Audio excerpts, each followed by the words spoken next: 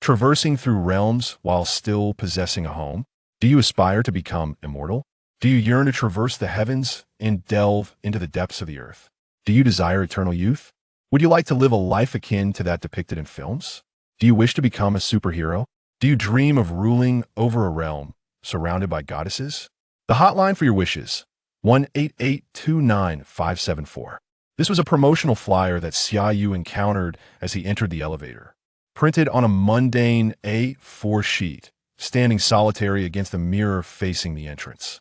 Goodness, those 6 questions are quite audacious. Are there truly so many scams nowadays? Does anyone actually fall for this? I must quickly take a photo and share it on social media. This advertisement is utterly ridiculous. Wait a moment. Why is my own phone number listed here? Who could it be? Xiaoyu swiftly tore the A4 paper down and promptly traversed the entirety of his apartment complex. Fortunately, it was the only flyer present. However, a question lingered: which friend was playing a prank on him? That didn't seem right either. If someone was indeed trying to be humorous, they would have placed it elsewhere and not written such nonsense. Surely, sticking a few flyers on random telephone poles would have been more effective, right? Returning home, filled with questions, Xiaoyu's phone rang the moment he stepped through the door. Upon checking, he found a text message from none other than his own number, containing merely a single line. Do you aspire to become immortal? Receiving a text from his own number was not entirely strange given the advancements in technology. There were numerous ways to achieve this. Yet, who could be playing such a trick on him? Xiaoyu's immediate reaction was to call back, but as expected, the line was busy. Sitting on the sofa, he lit a cigarette, turned on the television, and casually replied, "Who are you?" Xiaoyu was no longer anxious. It was apparent that someone was merely toying with him. A scammer would have no reason to go to such lengths, especially not right at his doorstep. The reply came almost instantaneously. Do you yearn to traverse the heavens and delve into the depths of the earth? For goodness sake, is this not over yet? Just reveal your identity already. Do you desire eternal youth? Is there no end to this? Would you like to live a life akin to that depicted in films? Get lost. Do you wish to become a superhero? I wish to become your mother. Just leave me alone. Do you dream of ruling over a realm surrounded by goddesses? Goodness, do you have a compulsion to complete all 6 questions? This time, there was no immediate response. A brief pause of 2 or 3 seconds ensued. Indeed, goodness, it's true. Xiaoyu chuckled, feeling amused by the absurdity. After all, it was quite dull. He was curious to discover who this was. Now that you have completed your questions, will you finally reveal who you are? I am Qing Feng. Qing Feng? I might as well be Mingyu. Could this be an acquaintance from my gaming days? Xiaoyu had played countless games from online to mobile and had met innumerable guild friends since his university days, exchanging contact information with many. However, the name Qing Feng, or any variation thereof, was far too common. It was difficult to ascertain who it could be. Not wanting to directly inquire, he decided to engage in a bit of conversation first. Oh, do you have something to discuss? Indeed. Pray tell. What is it? Do you aspire to become immortal? Goodness gracious. Xiaoyu nearly leapt from the sofa. This was undoubtedly a masterful trickster. I yearn, what now? Are you about to send me a secret manual? Or will transmit skills through the screen of my phone? This time, the other party did not follow up with questions, but sent a link instead. Xiaoyu scratched his head, pondering the nature of this trick. He felt compelled to click, yet the fear of encountering a scam or a malicious link loomed over him. Nevertheless, he decided to proceed. To be cautious, Xiaoyu uninstalled all financial applications on his phone, including Alipay, WeChat, and banking apps before clicking the link, which swiftly redirected him to a lengthy agreement filled with hieroglyphic symbols. Goodness, I can't understand a single word. What ancient script is this? This person is quite impressive. After flipping through the document several times and comprehending nothing, he internally admired the sender. Regardless of whether they were a scammer or a friend playing a prank, at least they had put in some effort. Deciding he was done, he opted to take a shower instead. As he casually tapped exit, his phone surprisingly remained unresponsive. Pressing the home button forcefully, the browser minimized, but instead of returning to the home screen, a bold phrase appeared. Contract successfully signed. What on earth? I know about fingerprint unlocks, but now there's fingerprint signing? Oh no, I must have been foolish. I'm definitely in trouble. Xiaoyu muttered to himself. A frown etched on his face, as the phone screen began to shift again. System loading 20. Watching the percentage climb rapidly on his phone, Xiaoyu hurried to press the power button, fearing what might occur if the loading completed. In this modern age, smartphones contained an overwhelming amount of personal information, and he pressed the power button desperately, hoping to shut it down before it reached completion. As the percentage approached 70, his attempts yielded no results, and he helplessly watched as it hit 100. Sighing in resignation, Xiaoyu tossed his phone onto the sofa, deciding to shower first. However, before he could turn away, the phone emitted a blinding white light, engulfing him entirely. In an instant, both the phone and Xiaoyu vanished, the entire episode transpiring so swiftly that he barely had time to utter a word. Goodness! Xiaoyu jolted upright in bed. Was it a dream? He slapped his face, still feeling a bit dazed. The dream had been far too vivid. Looking down, he noticed he was still covered by the blanket. Observing his hand, he sensed something was amiss. His mind was in disarray, and habitually, he reached for the cigarette box on the nightstand, retrieving a cigarette and a lighter, igniting it and taking a deep drag. Cough, cough, cough. Xiaoyu nearly choked, bewildered by this unfamiliar smoke. Glancing at the cigarette in his hand, he turned to inspect the box, which read, American Legend. What a curious brand. Although he smoked regularly, he never had a fixed preference, cycling through a dozen or so types, all of which were domestic. He found foreign blends harsh and lacking in strength, truly not to his liking. When had he even purchased this pack? He had no recollection whatsoever. Xiaoyu was inexplicably engulfed by a wave of panic, an overwhelming sense of unease washing over him.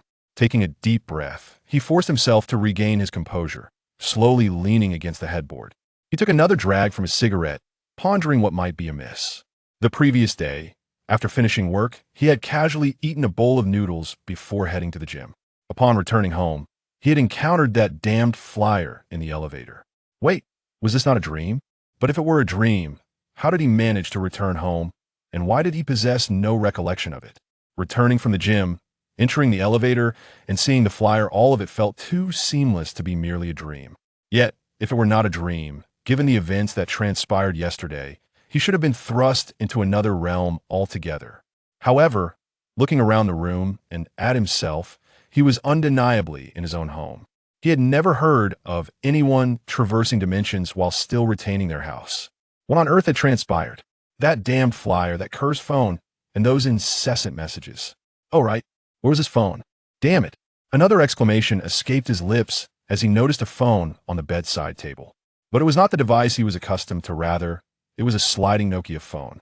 Indeed, it was a Nokia 5710. Xiaoyu instantly recognized the model. His mother had used that phone when he was in the 6th grade.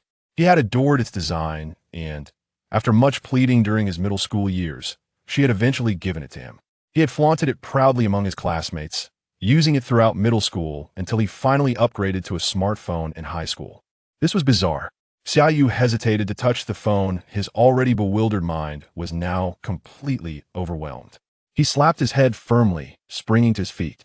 Taking a deep breath to bolster his resolve, he flung open the bedroom door and stepped outside. He nearly uttered another exclamation, but managed to stifle it this time. The living room remained unchanged, with the furniture exactly as it had always been. However, all the electronic devices had reverted to the era of the Nokia 5710. To be precise, the entire house appeared to have returned to that time, as the furniture had predominantly been solid wood and had not been replaced since his elementary school days. It was undeniable. He had crossed over from the age of 25 back to his elementary or middle school years. What was this? A case of Charlotte's troubles? Ironically, he shared the same surname. Damn it, this time he could no longer contain himself. Having drawn the curtains in the bedroom without paying attention, he now discovered that the view from the living room window was entirely different. Rushing to the window, he peered outside. He had originally lived in a residential complex on the 11th floor, yet now found himself on the 3rd floor, and this was clearly a commercial street.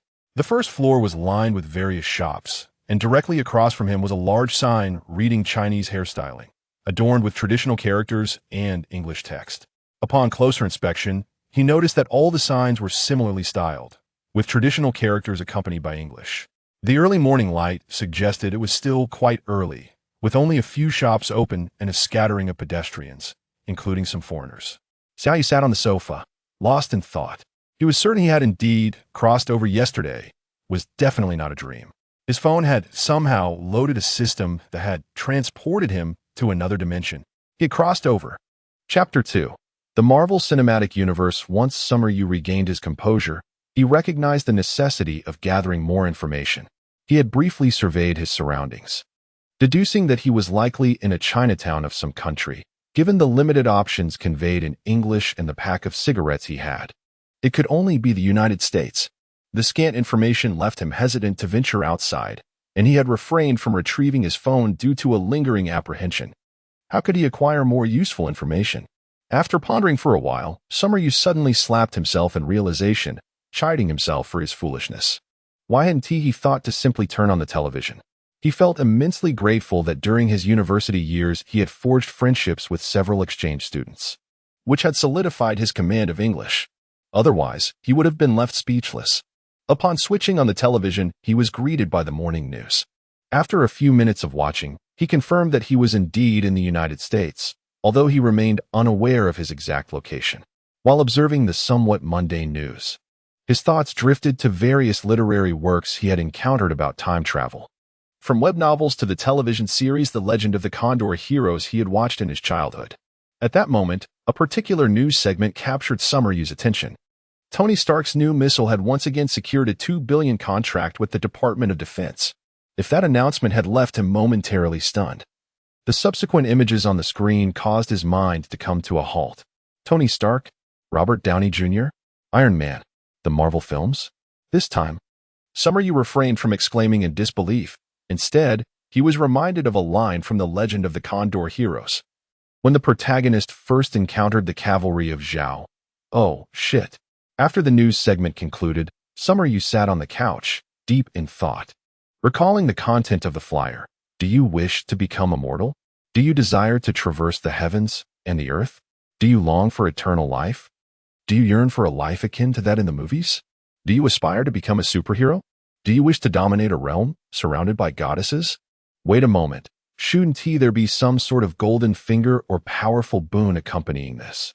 While not expecting to ascend to immortality or traverse the cosmos, it would be reasonable to expect some protective abilities, especially in the Marvel Universe. He was well versed in the plot and could potentially evade several catastrophic events. Yet he wondered if unforeseen circumstances might arise. Amidst his musings, a synthetic electronic voice suddenly echoed in his mind. System and host binding complete. The host may call upon the system at will.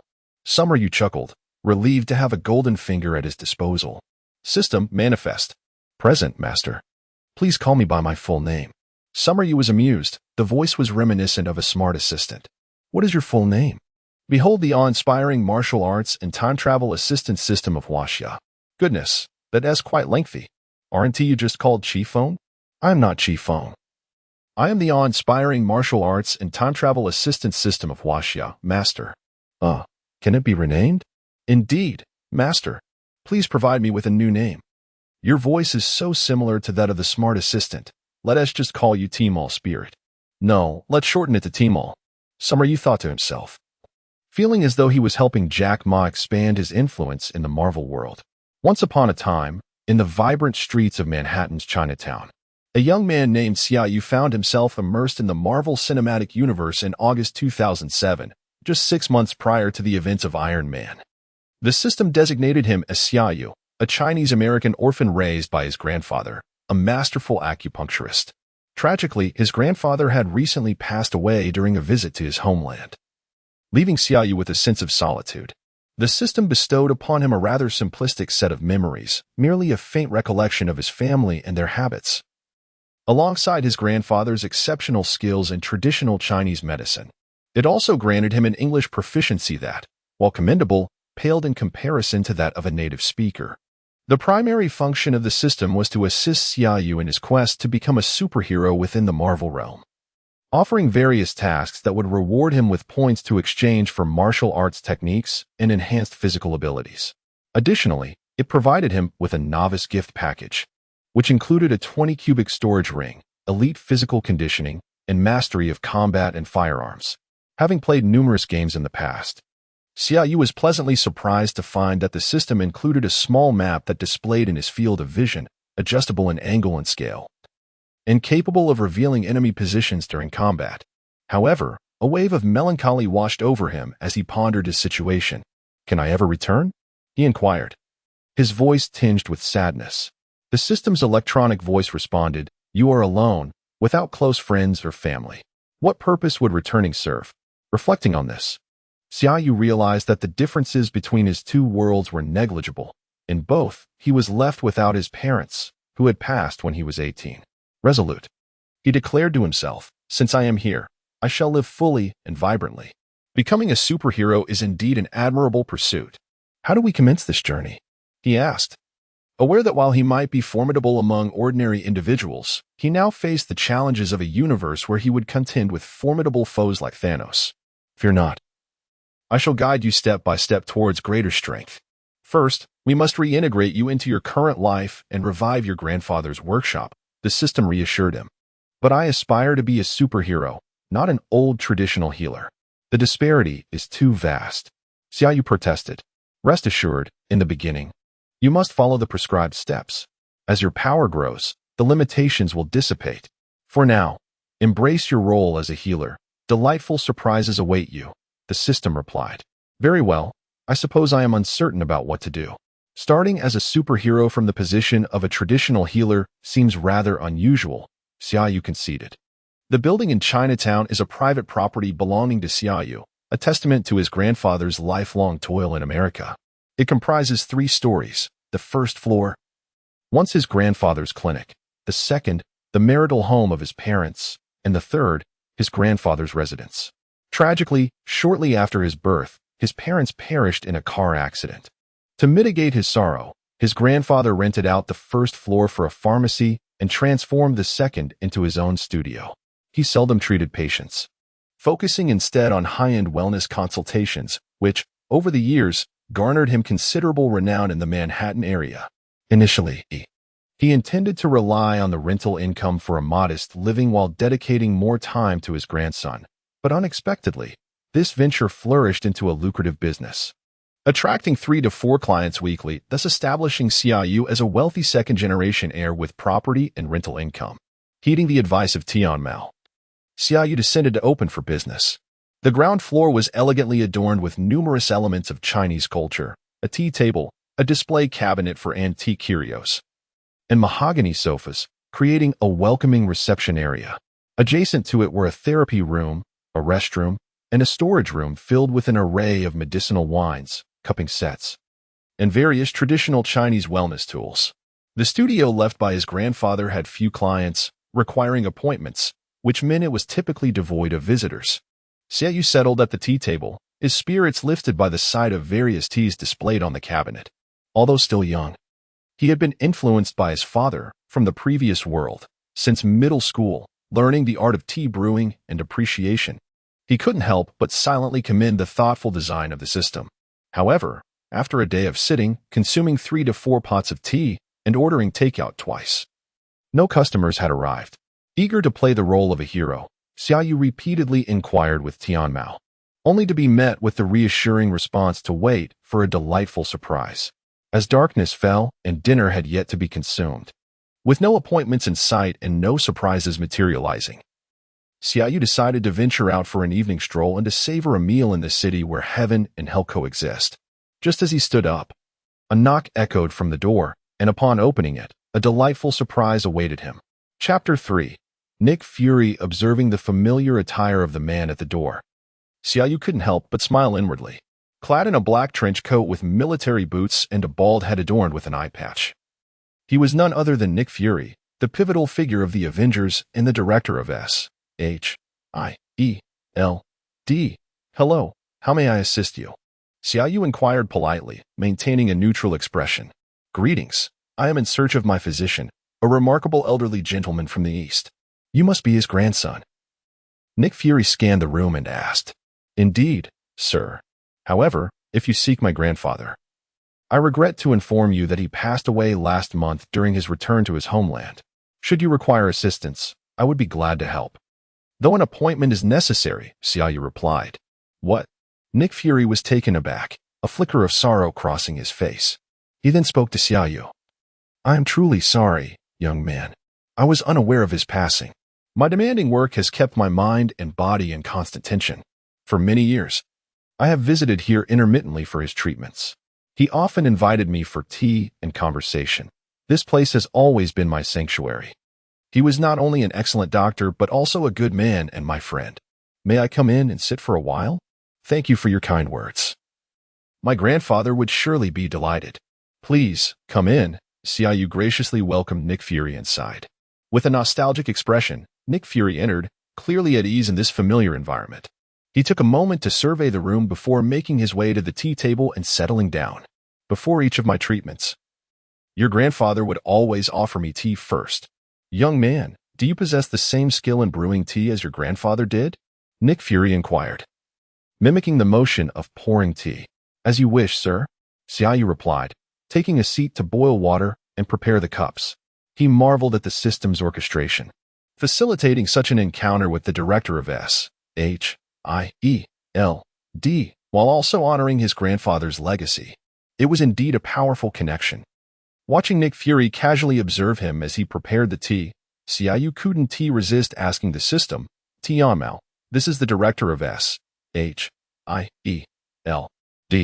While he may be a friend of my grandfather, his lack of wariness towards me seems quite unusual for a first meeting.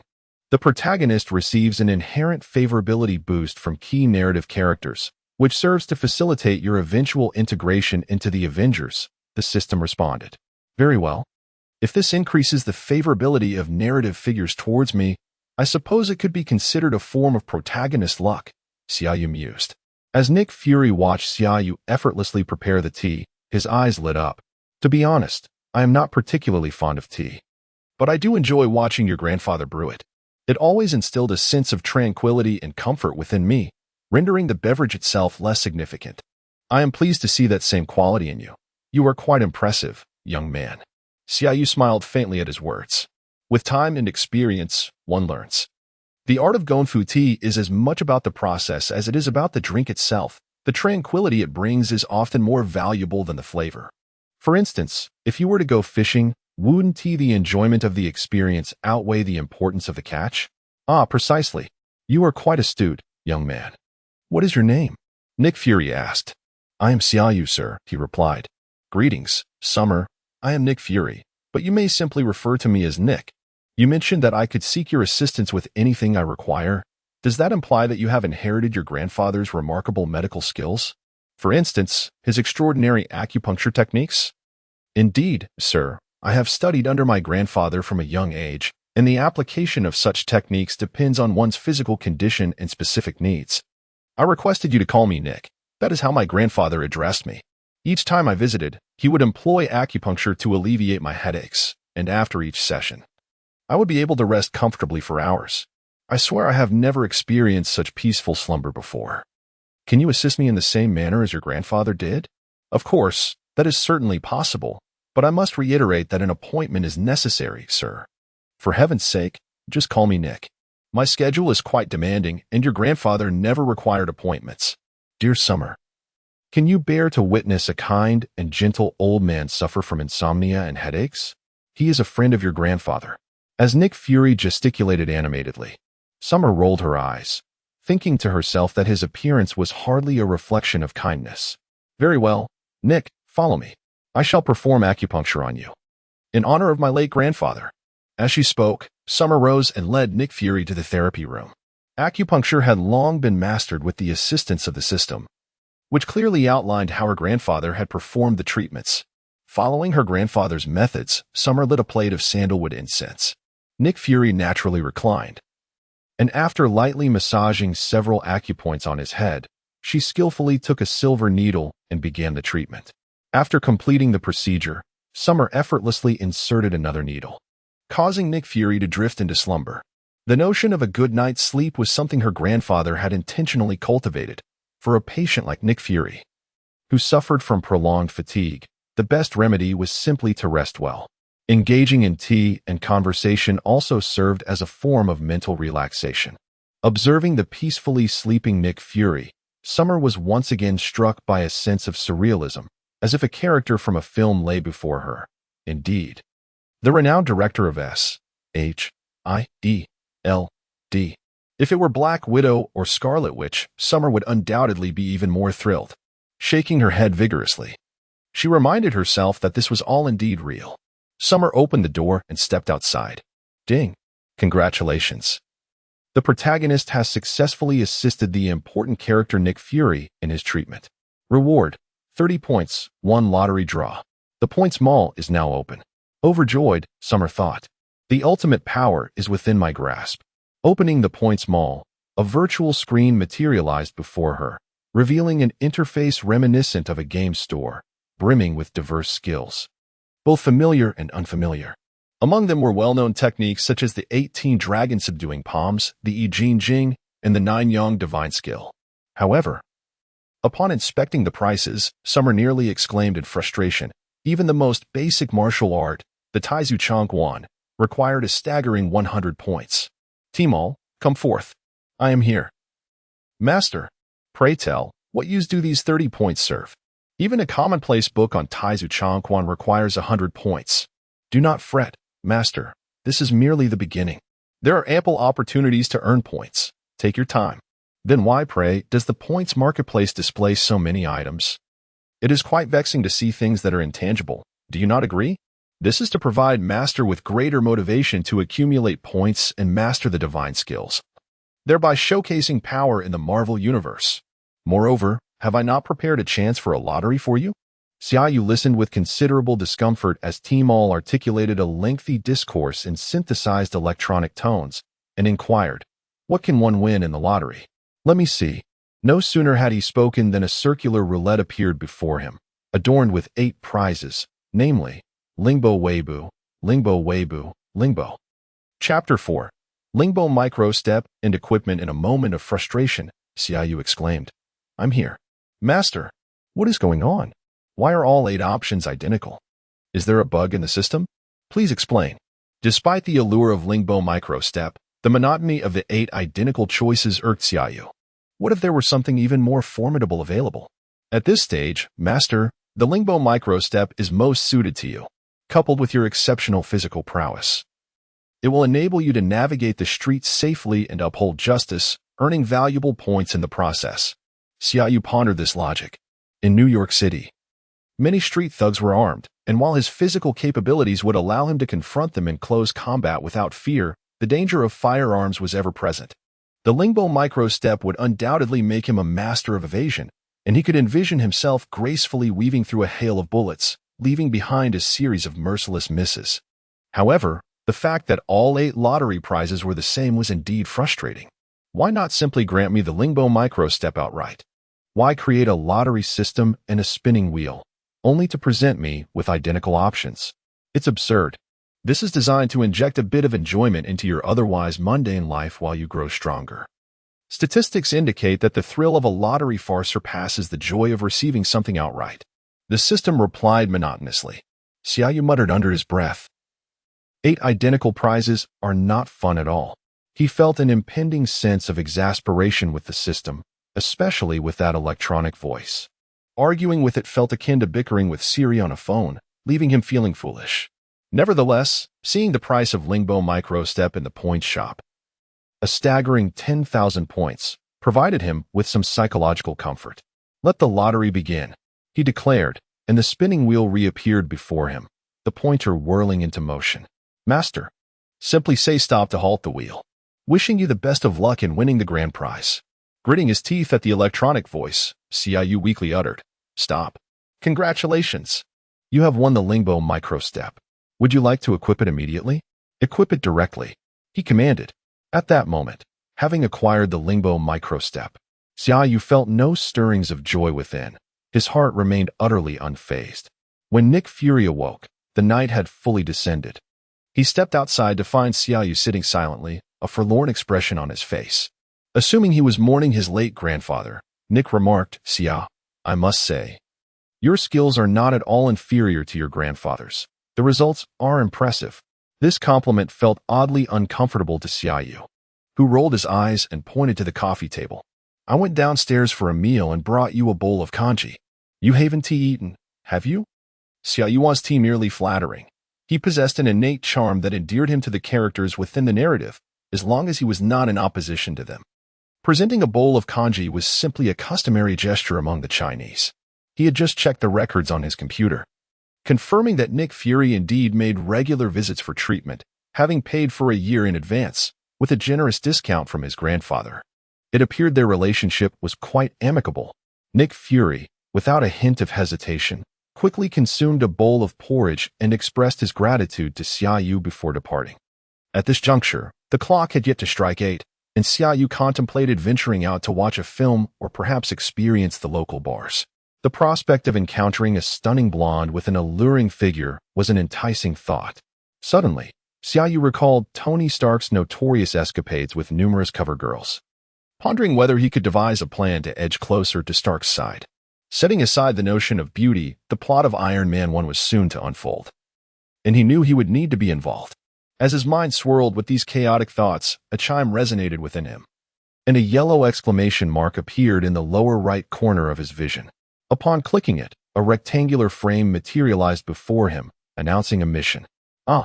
This method of task assignment is quite splendid, sparing him the tediousness of the system's monotonous verbal announcements. The mission read, "The birth of a superhero requires not only formidable abilities, but also a valiant heart and extraordinary combat awareness.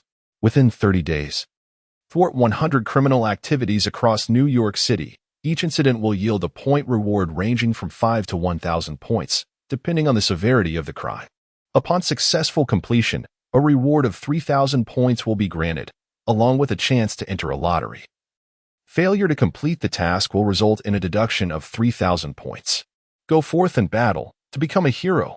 Let the ruffians of New York City witness the might of Chinese martial arts. Away you go, Pikachu." Xiaoyu felt as though his teeth were about to bleed from the absurdity of the language. "Tmall, Tmall," he called. "Yes, master," came the response. "Do you sell superhero costumes? I can't just go out like this." "Indeed, master, no points required for purchase. Here, I have a martial arts ensemble designed for your convenience in combating crime, complete with a one-click change feature within your storage ring. Why didn't you mention that sooner? Does it only become available when I ask?"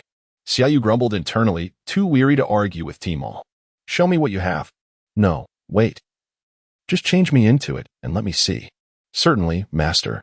The moment the words left Tmall's mouth, Xiaoyu's attire transformed into an ancient prairie outfit, complete with a fur vest, a bow, and a quiver slung across his back. He resembled Guijing from the Legend of the Condor Heroes, a classic representation of a hero's initial foray into the martial world. Do you have anything else?" "Indeed. Apache beggar's garb. That's the outfit of Qiaofeng, the leader of the beggar sect, symbolizing his audacious spirit. Is there something more conventional? How about the formidable swordsman, Shimen Chue Shui, clad in pristine white? Change me. The sun rises in the east, and I shall remain undefeated." Ah, ah, ah, ah, ah, ah, ah, ah, ah. Stop, stop, stop. This is New York in 2007. Do you have anything more normal? In order for you to showcase the prowess of Chinese martial arts in this world, these are all attires from various novels depicting great heroes. Do you not find them appealing? This isn't a matter of preference. Ugh, can I design something myself? That is permissible, master, but it must embody the characteristics of Chinese martial arts. Xiaoyu found himself in a quandary, lacking suitable attire. Perhaps he should just opt for the kind of night attire seen in television dramas? However, that seemed rather indecorous. After contemplating for quite some time, Xiaoyu suddenly struck himself sharply across the face, realizing that even Thanos donned his formidable armor. What was there to be concerned about when it came to exaggeration? Having played so many games, why not simply select an outfit from one of them? It should relate to martial arts, preferably with a high safety rating. The advantage of having a system was that any idea that emerged in his mind could be manifested. Otherwise, it would be truly difficult to articulate, especially since he lacked the ability to draw. As Xiaoyu reminisced and visualized, a sleek, black-fitted armor from the Songyun sect in the game Jian Wang Sen materialized around him. Standing at 183 meters tall, with a lithe and athletic physique. The black armor accentuated his formidable presence. Xiaoyu nodded slowly, silently commending himself. Deciding to fully embrace the flamboyance, he released his hair, neatly securing his medium-length locks while allowing a long, white faux ponytail to cascade down his back. Add in a black mask, and he was all set.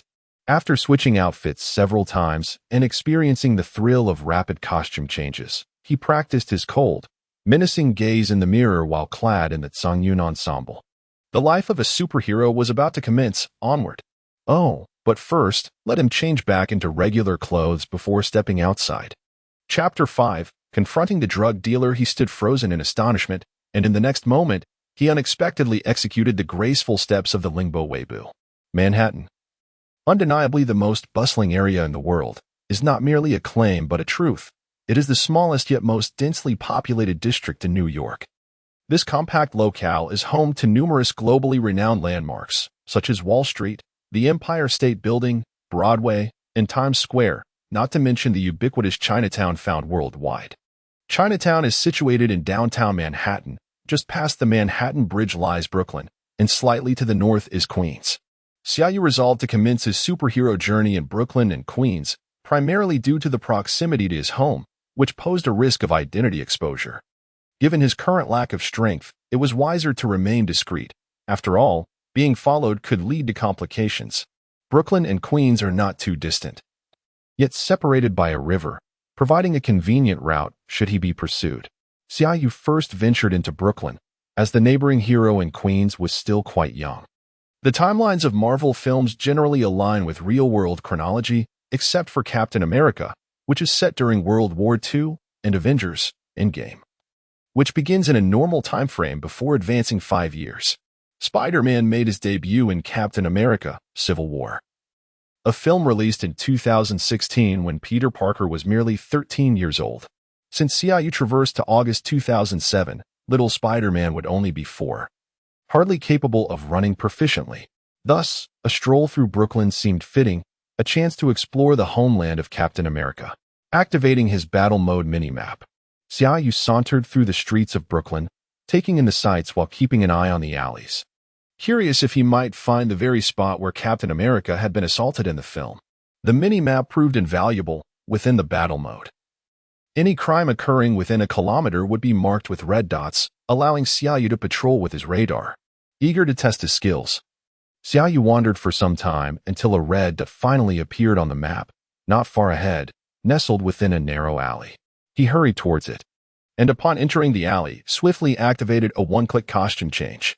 He was adorned in sleek black armor reminiscent of the Kanjiamen from Jian Wangsan, complete with a headpiece and mask, which lent him an air of mystery and authority in the dim light.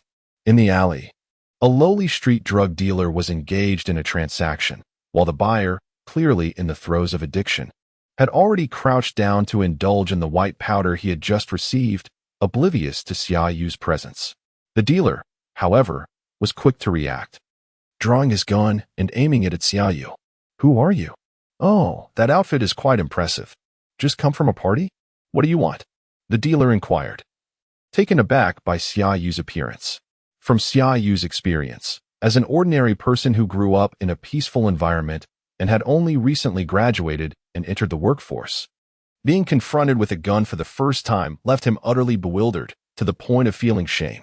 All notions of physical prowess, mastery of martial arts, and the bravado of a superhero evaporated from his mind. With a heart full of confidence, he had intended to confront a car thief or robber. Yet the moment the gun was drawn, he found himself paralyzed, unable even to hear the drug dealer's words. "Hey, buddy, didn't you hear me asking you a question? Get out of my way, or I'll shoot," the dealer warned again. Xiaoyu remained unresponsive, his mind a blank slate. From the perspective of the dealer, who was in the midst of a drug transaction at night, the sudden appearance of a seemingly formidable armored figure, standing silent and cold with a gun pointed at him, felt like an encroachment or a potential betrayal within the criminal underworld. "Brother, if you don't speak up, I really will pull the trigger." As the dealer uttered this threat, Xiaoyu began to regain his composure, yet he hadn't the time to react. Bang! The dealer shot without hesitation, aiming straight for Xiaoyu's head. In that fleeting instant, Xiaoyu's body sprang into action. he sidestepped the shot with remarkable agility, gracefully covering the 10 meters that separated him from the dealer in a fluid motion. Just as the dealer processed what was happening and prepared to fire again, Xiaoyu stepped forward, pivoting to find himself behind the dealer. With the second shot echoing in the air, Xiaoyu's right hand struck down fiercely at the base of the dealer's skull. Crack! The dealer collapsed to the ground. The entire sequence unfolded in less than 3 seconds. Exhaling heavily, Xiaoyu felt his back drenched in sweat. What had just transpired was purely a visceral instinct in the face of danger, akin to the instinctive flinch one might have when a knife is suddenly thrust towards them while watching television. However, for those trained in combat, such instinct might manifest as an immediate counterattack.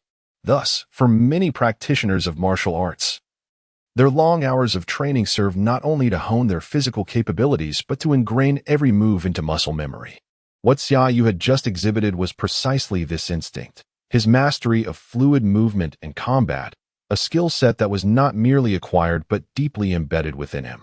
Congratulations, Master, you have apprehended a drug dealer. Reward, 20 points, echoed the voice of Tmall. Only 20 points? This was a drug dealer, armed and dangerous. I could have been shot dead. Xiaoyu felt a surge of indignation as he cast a wary glance at the unconscious dealer. He was merely a small-time street dealer, and that gun posed no threat to your agile movements. Such street crime is merely an opportunity for you to practice, and I hope you adapt swiftly. Tmall responded in its typically unemotional tone. Xiaoyu had come to realize that the low-point reward was indeed expected, and the early provision of fluid movement training seemed designed to help him hone his skills. In an instant, Xiaoyu comprehended 2 pivotal truths. Firstly, it became evident that his mindset was flawed, having inexplicably traversed into the realm of a cinematic universe. He had unwittingly begun to perceive this extraordinary gift as merely a game. Secondly, he recognized that this was indeed a filmic world where narratives unfolded at an exalted level, featuring heroic figures such as Iron Man, Captain America, S.H.I.E.L.D., and alien invasions. He had been overly immersed in the protagonist's perspective, simplifying the complexities of minor characters. This is a common phenomenon, much akin to how audiences engage with certain films or novels, where protagonists interact with royalty or high-ranking officials, and the sudden introduction of a mere county magistrate may seem unworthy of attention. Yet, from a different vantage point, these local officials are akin to the heads of contemporary counties or cities, figures so distant from the lives of ordinary citizens that they are seldom encountered. This was the mindset Xiaoyu found himself embodying, or perhaps a gamer's mentality. All of this shattered under the threat of the drug dealer's handgun. The cinematic illusions transformed into stark reality for Xiaoyu, without the skills provided by the system. A mere street drug dealer wielding a small pistol could have brought about his demise before he even comprehended the danger. Reflecting on the impending crises he would face, Xiaoyu finally rectified his attitude. Regaining his composure, he calmly inquired with the system, learning that law enforcement would soon arrive. Subsequently, he stowed the drug dealer's firearm and the cash into his storage ring, disregarding the drug addict sprawled on the ground, drooling. With a swift invocation of the Lingbo Weibo technique, he vanished into the shadows of the alley's opposite side. Chapter 6. The I Jin Jing and 9 Yang Divine Skills. Throughout a single night, Xiaoyu immersed himself in the streets of Brooklyn, engaging in car theft, convenience store robberies, and even flirting with girls. He successfully completed 10 minor tasks aimed at combating crime, of which 6 involved the use of firearms. However, Xiaoyu did not afford his adversaries any opportunity. He adeptly employed the Lingbo Weibo technique, swiftly incapacitating them before they could react. Upon inspecting his points, he found himself with a total of 160. Observing his own capabilities, he recognized that with the physical prowess of a special forces soldier and mastery of various skills, coupled with the Lingbo Weibo, he had no need for cheap tactics, nor could he afford extravagant ones. Thus, he resolved to continue diligently leveling up and acquiring equipment. After a long night of activity on the very first day of his arrival, Xiaoyu awoke late, only rising as the sun reached its zenith. He ventured downstairs to indulge in a rather unorthodox spicy hot pot, treating himself before returning to the path of a traditional healer. On his very first day, he encountered Nick Fury, leaving him to ponder how many more pivotal characters he might meet. The system had provided an excellent point of entry. He was determined not to squander it. That afternoon, he received 2 appointment calls. With few clients, he promptly arranged for them. It was no small feat that Xiaoyu's grandfather had managed to secure a building in the expensive Manhattan area, and his clients were elite professionals from Wall Street. Initially, they expressed skepticism towards Xiaoyu's techniques, yet after experiencing his skills, they were effusive in their praise, for the system's output was undoubtedly of superior quality. Interestingly, the 2 blonde-haired, blue-eyed foreigners sought cupping and gua sha treatments. Xiaoyu found himself reminded of his days performing blind massage back in his homeland.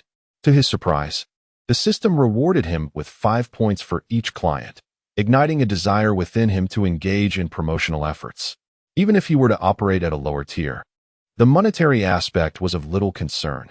After all, his account still held millions of dollars left by his grandfather, not to mention the 3-story building. Xiaoyu merely wished to amass more points to strengthen himself sooner, but he ultimately decided against it, recognizing the high cost of time involved. It became evident that the system was guiding Xiaoyu towards gradual growth, including the identity and clientele inherited from his grandfather. He was wary of jeopardizing these advantages for the sake of a few points. Having treated Nick Fury, he had even imparted a lesson in Lingbo Weibo, a skill crucial for his survival. Due to Xiaoyu's evolving mindset, he completed the system's tasks within a mere 10 days. Most assignments revolved around petty theft and street brawls, and he had yet to encounter any major criminal activity. Xiaoyu mused that he lacked the protagonist's fortuitous luck in such matters, or perhaps the system was deliberately orchestrating his experiences to facilitate a phased development. Each crime scene was indicated by the system, yet when he inquired about this with Tmall, he received no response. With no alternative, Xiaoyu felt compelled to expedite his task completion to grow stronger. Over the course of 10 days, he engaged in 100 crime-fighting endeavors. Despite New York's high crime rate, one could not deny Xiaoyu's industriousness. This diligence led to a newfound composure in the face of firearms. He had become intimately familiar with Brooklyn, as if the streets were etched into his mind, having traversed every alley and thoroughfare. As the task prompts were completed, Xiaoyu returned home before midnight, having accrued a total of 4,060 points. The rewarding 3,000 points for task completion filled Xiaoyu with immense joy, as he could finally acquire a formidable martial art. Yet, his greatest anticipation lay in the lottery. Although the prizes were identical, at least a win was assured. Wasn't he it? With a sense of frustration, he spun the lottery wheel, which bore 8 identical segments, all inscribed with the name of the Yi Jin Jing. Xiaoyu, feeling somewhat disenchanted, pressed the stop button. Amidst the mundane yet jubilant congratulatory messages from Tmall, he received the Yi Jin Jing. The system's description of the Yi Jin Jing was as follows: an unparalleled secret of the Shaolin Temple, capable of cleansing the marrow and enhancing martial arts potential, strengthening the body's muscles and bones, and transcending human limits. It purifies the marrow, increases hematopoietic function, enhances the strength of bones and fascia, fortifies meridians, and expands the width of channels. Essentially, the Yi Jin Jing is not merely a martial art. It is a technique that facilitates the evolution of life itself. The Yi Jin Jing is divided into 12 illustrations, commencing with physical training and gradually transforming the body from the outside in, empowering the corporeal form. Thus, the process of loading the Yi Jin Jing was excruciatingly different from that of the Lingbo Weibo. Xiaoyu, caught unprepared, was blissfully awaiting completion when a sudden, agonizing sensation akin to muscle tearing engulfed his entire being, followed by discomfort in his skeletal fascia, meridians, and marrow. The pain was profound, penetrating to the very core, causing Xiaoyu to repeatedly slam his head against the ground. It was unbearable. A sensation akin to an insatiable itch emanated from the depths of his soul, unreachable and impossible to scratch. Gritting his teeth, he felt as though he might shatter them, but eventually, the torment subsided. Xiaoyu resembled a battered doll, trampled in a muddy pit, as an abundance of impurities, blood, and sweat poured from him, mingling with the remnants of his inadvertently shredded garments. After what felt like an eternity, he finally uttered a weak curse. Tmall, provide an explanation. Why is this experience so different from the last? Xiaoyu felt as though even the thoughts in his mind were feeble. Master, the cultivation of the I Ching Jing can take a decade at best, or several decades at worst. Condensing decades of internal and external transformation into a mere 5 minutes is, naturally, somewhat painful. Somewhat painful, you say? Next time. Could you please give me a heads up? Certainly, Master. However, I would advise you to cleanse yourself first, although I lack a nose. I suspect the scent you carry is not much better than that of excrement. Get lost. How dare you speak to me like that? After recovering and taking a shower, Xiaoyu felt as though he might have scrubbed his skin off. He used soap and body wash countless times before feeling slightly better. The sensation of cultivating the I Ching Jing was akin to recovering from a severe cold. Everything became vividly clear.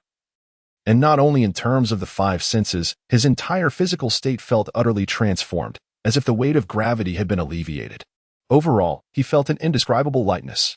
Having tidied everything up, Xiaoyu settled comfortably on the sofa, lit a cigarette, and began to browse the points mall. He still had several thousand points unspent. But the sheer chaos and abundance of items in the mall made his head spin, although he was reluctant to hear the sound of synthesis. He had no choice but to consult the system.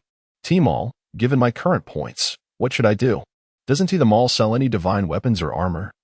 Xiaoyu inquired. Certainly, Master. T-Mall replied, word by word.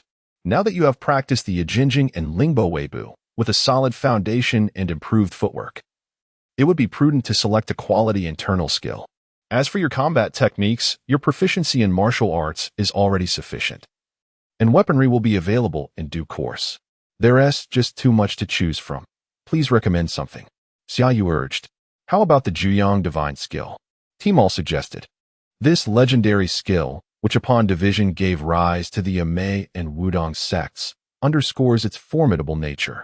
The original text describes the Jioyang divine skill as follows. Upon mastering this skill, one's internal energy surges at an astonishing rate, boundless and inexhaustible, enabling ordinary strikes to unleash tremendous power. Its defensive capabilities are unmatched, automatically repelling external attacks. Practitioners excel in agility, surpassing all experts in lightness skills. It is also a sacred text for healing, impervious to poisons, specializing in countering all cold and negative internal energies. The Juyang divine skill embodies the essence of martial arts. Once mastered, one can readily utilize the entirety of martial arts across the realm. Aside from its lack of specific techniques, it is essentially an all-encompassing internal skill, with rapid energy recovery and enhancements to both attack power and defensive agility. Indeed, the system has meticulously arranged the best for Xiaoyu, albeit at a steep price, 4,000 points. After the exchange, he was left with a mere 60 points, as if returning to square one. Xiaoyu found all his meridians thoroughly unblocked, allowing for effortless integration of the Jioyang divine skill, which soon began to operate autonomously within him. Meditating and attempting introspection, he soon understood why the Jioyang divine skill was so versatile. Unlike ordinary internal skills that generate energy stored in the dantian and circulate through the meridians to enhance specific functions, such as vision, agility, or strength, the Juyang divine skill not only houses energy in the dantian, but also permeates all major acupoints throughout the body. It operates continuously, functioning as a vast reservoir of energy, distributed across numerous smaller reserves, perpetually generating and circulating energy. How could it not be formidable? The system informed Xiaoyu that the Juyang divine skill could operate autonomously, and it would assist him in maximizing the daily increase in his power.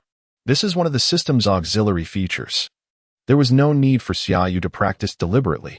He could focus on fulfilling his role as a neighborhood hero while awaiting the new mission to be issued in 3 days. For the time being, he could content himself with being an old traditional Chinese medicine practitioner and gradually acclimatize to the changes in his physical strength. Chapter 7. Little Chili and the Enhanced Life and Death Talisman. After a brief respite of 2 days, during which he acclimated to the functioning of his body and internal energy, Xiaoyu discerned yet another benefit of his internal cultivation. His senses had sharpened remarkably. Whenever someone directed their gaze towards him, he could feel it, an indescribable sensation that signaled he was being watched. For instance, at this moment, Xiaoyu found himself dining at a hot pot restaurant in Chinatown, where the cashier, a young woman, had been fixated on him for quite some time. Upon finishing his meal and rising to leave, he caught a glimpse of her flustered expression as she hastily averted her gaze. Pretending to be oblivious, he approached the counter to settle his bill, bestowing upon her a charming smile before turning away. He didn't need to glance back to know she was still watching him. He straightened his posture somewhat instinctively, silently adding a triumphant soundtrack to his thoughts, relishing the feeling of walking with purpose. Xia, come here for a moment.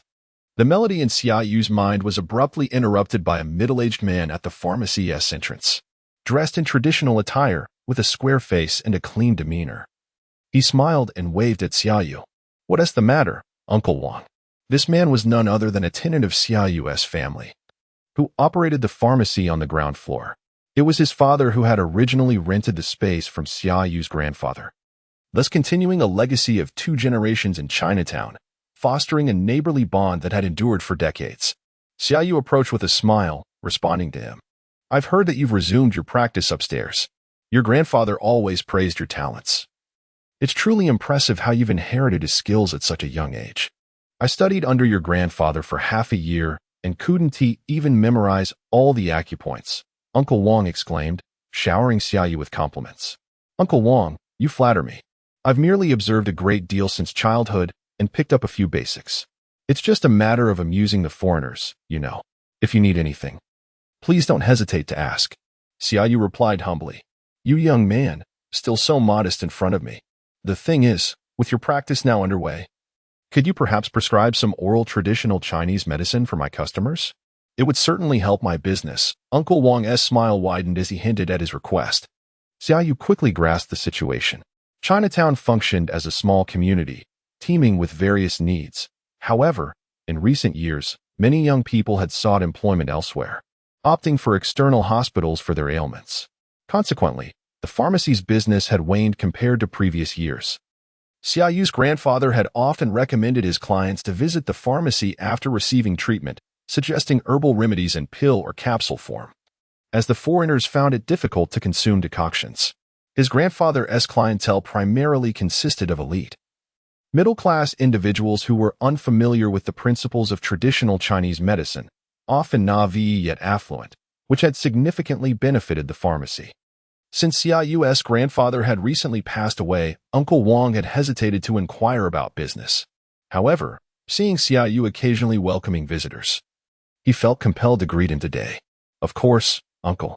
I must admit, I overlooked this matter. Rest assured that I will ensure every visitor is referred to you for their prescriptions from now on. As a landlord, Xiaoyu felt a responsibility to support the business of his tenants, and he readily agreed. Great. Uncle Wang chuckled. So you're going to rely on me for your meals? Huh. After exchanging pleasantries, Xiaoyu ascended the stairs to continue his lifelong journey as a traditional Chinese medicine practitioner. Having spent the afternoon watching films, he assumed that no one else would come by after 5 o'clock. Just then, he received a call from a new client, someone who had never visited before, inquiring if they could come today. Noticing there was still time, Xiaoyu readily agreed. After waiting for nearly an hour, a knock echoed through the room. Upon opening the door, Xiaoyu felt a surge of delight. Another surprise awaited him. It seemed this esteemed practitioner would indeed have to extend his working hours daily. Hello. Was it you who made the appointment earlier? How may I assist you? Xiaoyu inquired of the petite woman clad in a pristine white professional suit. Indeed, the visitor was none other than Pepper Potts, the future wife of Iron Man and currently his secretary. Hello, I'm looking for Dr. Xia. You wouldn't be him, would you? Pepper asked, somewhat perplexed. That must be my grandfather you're referring to. If you don't mind, may we continue our conversation inside? Xiaoyu gestured for her to enter. Pepper followed him into the room, where he invited her to sit at the tea table, a charming ritual that had become his signature, brewing tea and conversing before discussing any treatment. After surveying the surroundings, Pepper remarked, Your space is beautifully decorated and very elegant. I truly admire it. However, if I may be frank, I came to see your grandfather, Dr. Xia. Thank you for your kind words. My grandfather passed away last month. If you are seeking Dr. Xia, I am he now, he replied. Pepper, undeterred by his youth, acknowledged. A friend of mine has undergone several detox treatments here and has seen remarkable results. Her skin has improved significantly, far surpassing the effects of cosmetics. You know how irresistible that is for women. I would like to try it myself. Xiaoyu thoughtfully prepared a pot of red tea suitable for women. Pouring a cup for Pepper before responding, I suspect that your friend did not initially come here for beauty treatments. That is merely a beneficial side effect. Our practice focuses on holistic wellness, nurturing the body from within. When the body is well, the skin naturally improves. Pepper took a polite sip of the red tea. Her eyes brightening. Your tea is exceptional. I once tried tea from Huaxia and assumed all Huaxia tea was bitter and unpalatable. Xiaoyu smiled. Those unaccustomed to coffee often share the same sentiment. What do you think? If you don't mind, I would like to gain a comprehensive understanding of your condition. May we begin with your work? As a seasoned practitioner of traditional Chinese medicine, Xiaoyu possessed a systematic approach to his craft. They engaged in conversation about Pepper's lifestyle, work, eating habits, and rest. This dialogue not only allowed him to gauge her needs, particularly her desire for enhanced skin, but also served to bolster the narrative and his professional demeanor. After a display of feigned expertise, Xiaoyu casually pointed out to the little Pepper her constipation and minor cervical issues, leaving her, who had never encountered traditional Chinese medicine, utterly astonished. After all, the diagnostic method of observation, listening, inquiry, and palpation in Western medicine bears little distinction from that of a charlatan. Were it not for the system's arrangements or his grandfather's decades-long reputation, he would only be able to observe minor ailments like fevers and colds in Chinatown. The subsequent treatment was even more straightforward. Under Xiaoyu's deliberate charm, he even employed the recently acquired 9-yang divine skill during acupuncture, unblocking some of the little meridians that had been obstructed in the little Pepper, alleviating some common ailments associated with office workers. Of course, the effects would not be immediately apparent. Nevertheless, after the acupuncture session, the little Pepper felt an overwhelming sense of relaxation and exclaimed about the miraculous nature of acupuncture. Scheduling a weekly visit. Fearing she might not reach him by phone, Xiaoyu thoughtfully left his mobile number, suddenly recalling Uncle Wang's advice. He picked up a pen and paper, writing in Chinese 4 prominent characters: detoxification and beauty. He trusted that Uncle Wang would grasp the situation at a glance. After seeing the little Pepper out, Xiaoyu wiped the sweat from his brow, pondering how much internal energy he had expended to provide her with optimal results. He hoped for substantial rewards in return, ideally an opportunity to encounter Tony Stark. Xiaoyu understood that the system would facilitate his gradual empowerment and integration into the narrative. But who wouldn't he desire Iron Man's armor? It was the quintessential aspiration of a man, and the more familiar he became with it, the better. Having successfully assisted a narrative character with her treatment, he received a reward of 50 points and a chance to draw from the system's lottery. The alert sounded, and Xiaoyu was pleasantly surprised as the points had increased compared to before. Was this due to the enhanced effects of using internal energy? After all, he had only received 30 points for treating Nick Fury last time. Let us see what the lottery would yield. Upon checking, Xiaoyu was overjoyed. This was exceedingly useful. The Life and Death Talisman, Enhanced Version, a concealed weapon under the control of the Shaoao sect Eslingjiu Palace, upon being struck, induces an insatiable itch, leading to the slow deterioration and death of the internal organs over the course of 49 days. System Enhanced Version. Once affected by the Life and Death Talisman, the onset of symptoms is at the discretion of the creator and will not spontaneously manifest. Note: cannot be used on narrative characters. Chapter 8. New Task of Endless Slaughter. The significance of the Life and Death Talisman is truly immense. Capable of effortlessly manipulating an individual, Xiaoyu understood that the system would not bestow upon him something devoid of utility. After loading it, he experimented with its creation, discovering that it consumed very little inner strength. With the perpetual nature of the 9-yang divine skill, he was able to recover instantly. Xiaoyu vaguely recalled that the Life and Death Talisman required a special kind of inner strength for its crafting. However, considering the omnipotence of the system, he played around with some water, transforming it into ice in an instant, feeling akin to an ice-making machine. Indeed, the following day the system issued a new task, the details of which were as follows. After a period of rigorous training, you have preliminarily mastered several combat techniques. With an arsenal of martial arts at your disposal, the time for trifling skirmishes has passed. It is now necessary to engage with more formidable gangs to experience fiercer battles and cultivate the aura of a true master. Go forth, Pikachu. Within 90 days, thwart gang arms and drug transactions in the confines of New York City 15 times. You are required to eliminate all parties involved in each transaction. Rewards will vary based on the number of participants in the monetary stakes. Successfully completing the task will yield 5,000 points and 1 lottery draw. Failure will incur a deduction of 5,000 points. Indeed, skills are rendered useful upon assignment. With 15 gang transactions in sight, it seemed ill-advised to linger solely in Brooklyn. It was imperative to disperse a few street thugs in every area to gather intelligence. In a certain apartment near Chinatown in Lower Manhattan, 2 Caucasian men lay twitching upon the ground, their hands incessantly scratching at their bodies, their faces contorted beyond recognition.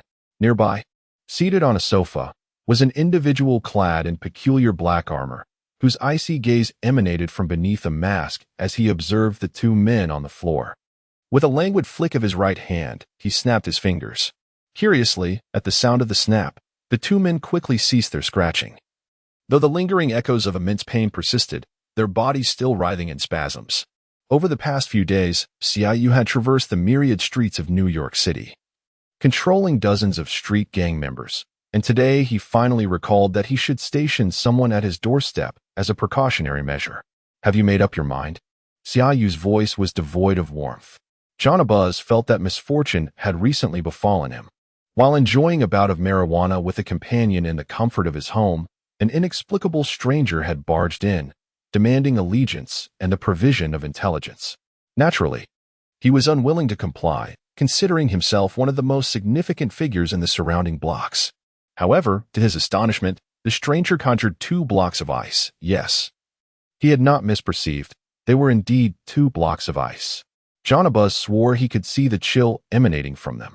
Yet, with a mere tremor of the stranger's hand, the ice blocks entered his body. Was this a scene from a film? What followed was a hellish torment. An endless cycle of pain and itching that felt like an assault on both flesh and soul.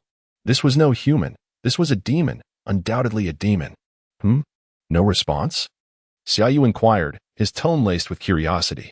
Jonabuz, with a sudden jolt, cast a glance at his dazed companion and, struggling to speak, implored, "We agree. Whatever you say, we will comply. Please, I beg you, do not treat us as you did moments ago." Fear gripped him profoundly. "Excellent," Summeryu replied.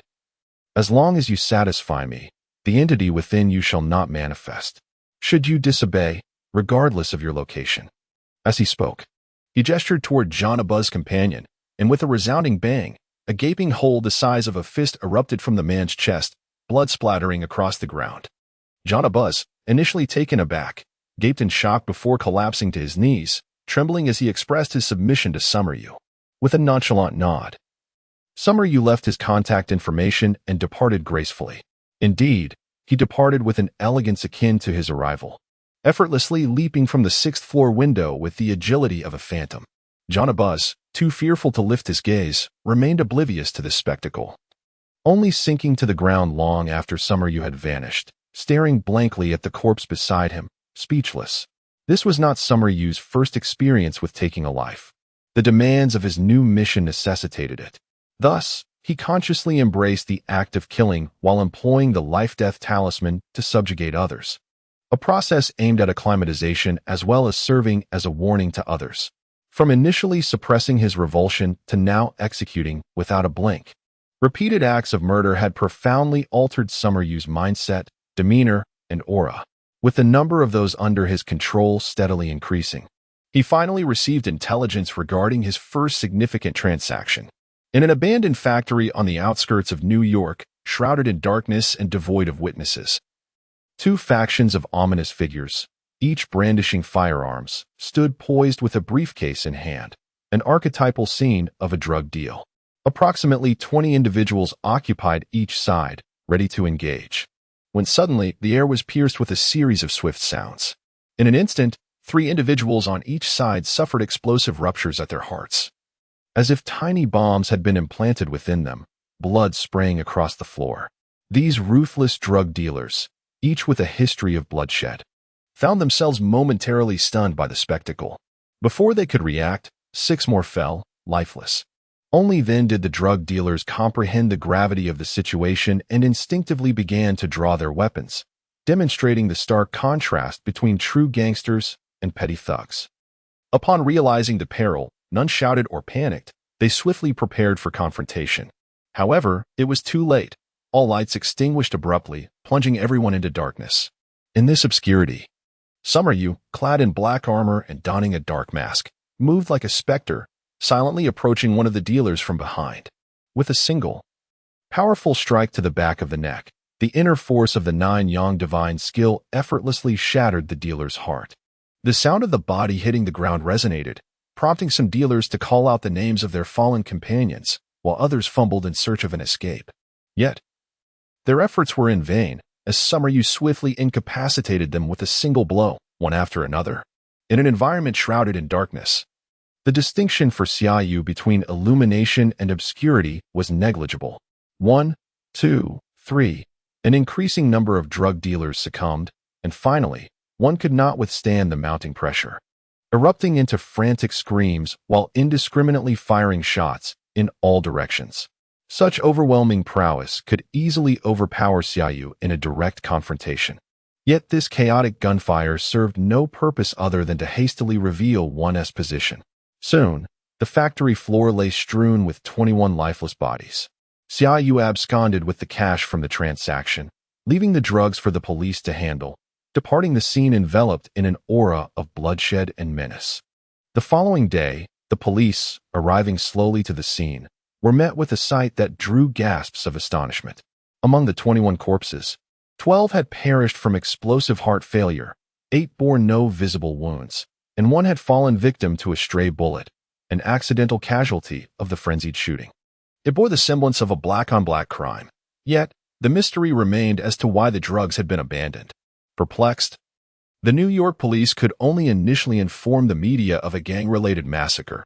However, the frequency of gang-related killings this month seemed excessive.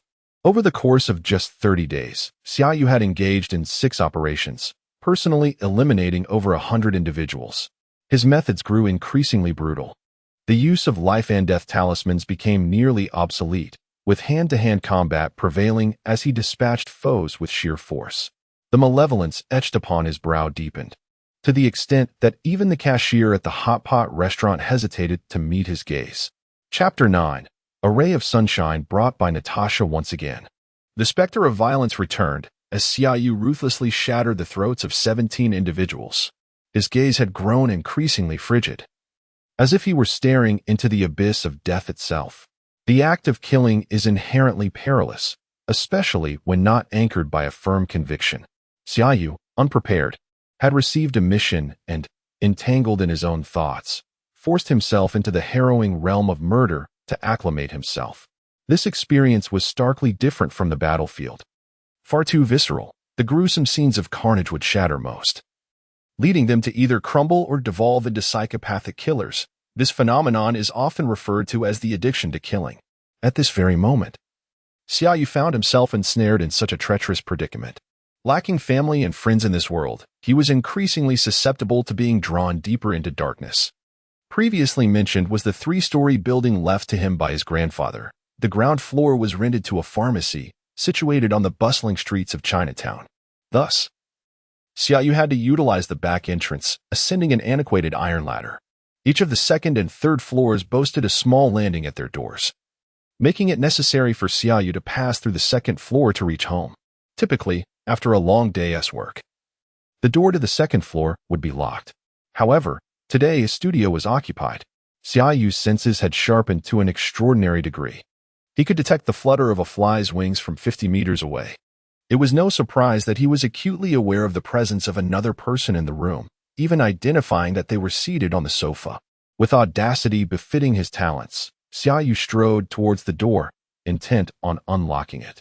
He made no effort to muffle his footsteps, feeling the tension rise as he approached. The individual on the sofa had already shifted to the entrance, suppressing their breath. Xiaoyu feigned ignorance, naturally retrieving his keys to unlock the door and step inside.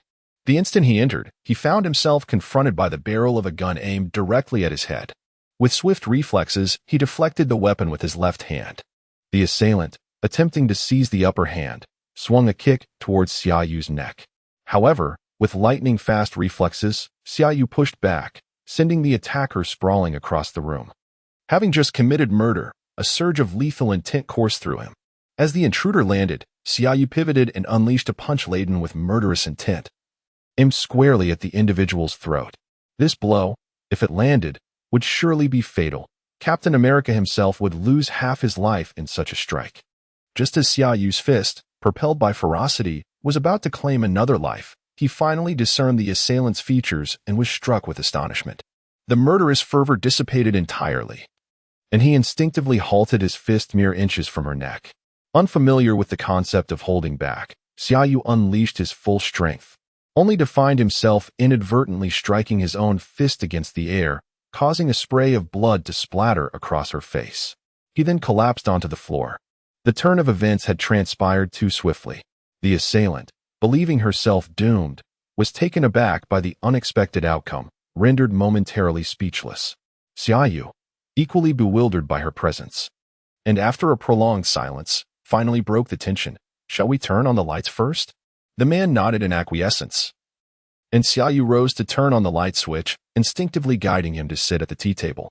At a loss for words, Xiaoyu silently began to brew tea.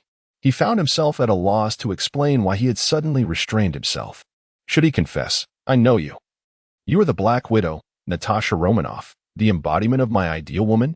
Natasha, equally uncertain, had initially come to execute a mission and gather intelligence. Who could have anticipated that she would end up being pursued? With no S-H-I-E-L-D outpost nearby, she could not call for support, as any assistance would expose her official identity. Thus, under Nick Fury's guidance, she sought refuge in this place. According to Fury, this location would be deserted at night, and it was normal for the owner to return late. Yet, his assertion that this young Eastern man posed no threat clashed with the evidence of his formidable skills and the aura of danger that surrounded him. Why was it that Fury could not discern this? Why, upon seeing her face, had he chosen to retreat despite his injuries? Did he recognize her? Both were reluctant to reveal their secrets, leading to an unusually tense silence. Eventually, Natasha broke the ice, cautiously inquiring, "Do you know me?" Xiaoyu's hand trembled as he brewed tea, momentarily unsure of how to respond. Instead, he diverted the conversation. "You're injured? One of your ribs is fractured. It could be perilous if left untreated. Allow me to assist you." Natasha, a master spy, was well aware that Xiaoyu recognized her, and it was evident that this familiarity had not arisen overnight. Despite her myriad questions, the sincerity in Xiaoyu's concerned gaze and the memory of him retracting his fist despite his injuries lingered in her mind, prompting her to nod silently in acknowledgement. Xiaoyu stood, gesturing for Natasha to remain seated, and gently supported her back. He used his internal energy to sense the location of her fractured rib, then with a delicate motion, realigned the bone. Following this, he channeled the energy of the Juyong divine skill into her injury, nurturing the fractured area. Since the truth was out, there was no need for concealment. Natasha, utterly astonished, could hardly comprehend the situation. Not only had he effortlessly repositioned her rib, but she also felt a continuous flow of energy emanating from his hand to her fractured bone. Within moments, her injury began to itch, indicating the initial stages of healing. What kind of extraordinary ability was this? Could it be the fabled, mysterious energy of the East? In just a few minutes, Xiaoyu withdrew his hand and spoke. "Your bone has been realigned, but it remains fragile and will require time to heal. If you have the opportunity, it would be best for you to stay here for a few days. I can assist in your recovery, and you will be completely healed in no time." Natasha did not respond to his offer, but suddenly interjected, "What about you? It seems you were injured as well. Are you all right?" With just a single caring remark, Xiaoyu found himself overwhelmed with an impulse to weep. The accumulated hostility he had harbored recently was abruptly shattered, and he stifled a sob, replying, I am fine, really. I will manage on my own by tomorrow. However, Natasha's subsequent inquiry plunged Xiaoyu into utter despair. Did you take a life tonight? You seem quite troubled. Would you share your thoughts with me? For context, Natasha is a character purely from the cinematic universe, born in 1984, and at this moment, she is 23 years old, devoid of the extensive romantic history depicted in the comics. Her words caused Xiaoyu to collapse onto the ground, exclaiming like a child, "Wow!" Before bursting into tears. Natasha turned to him and gently placed his head on her lap, prompting Xiaoyu to weep even more fervently. Their encounter that evening appeared particularly surreal.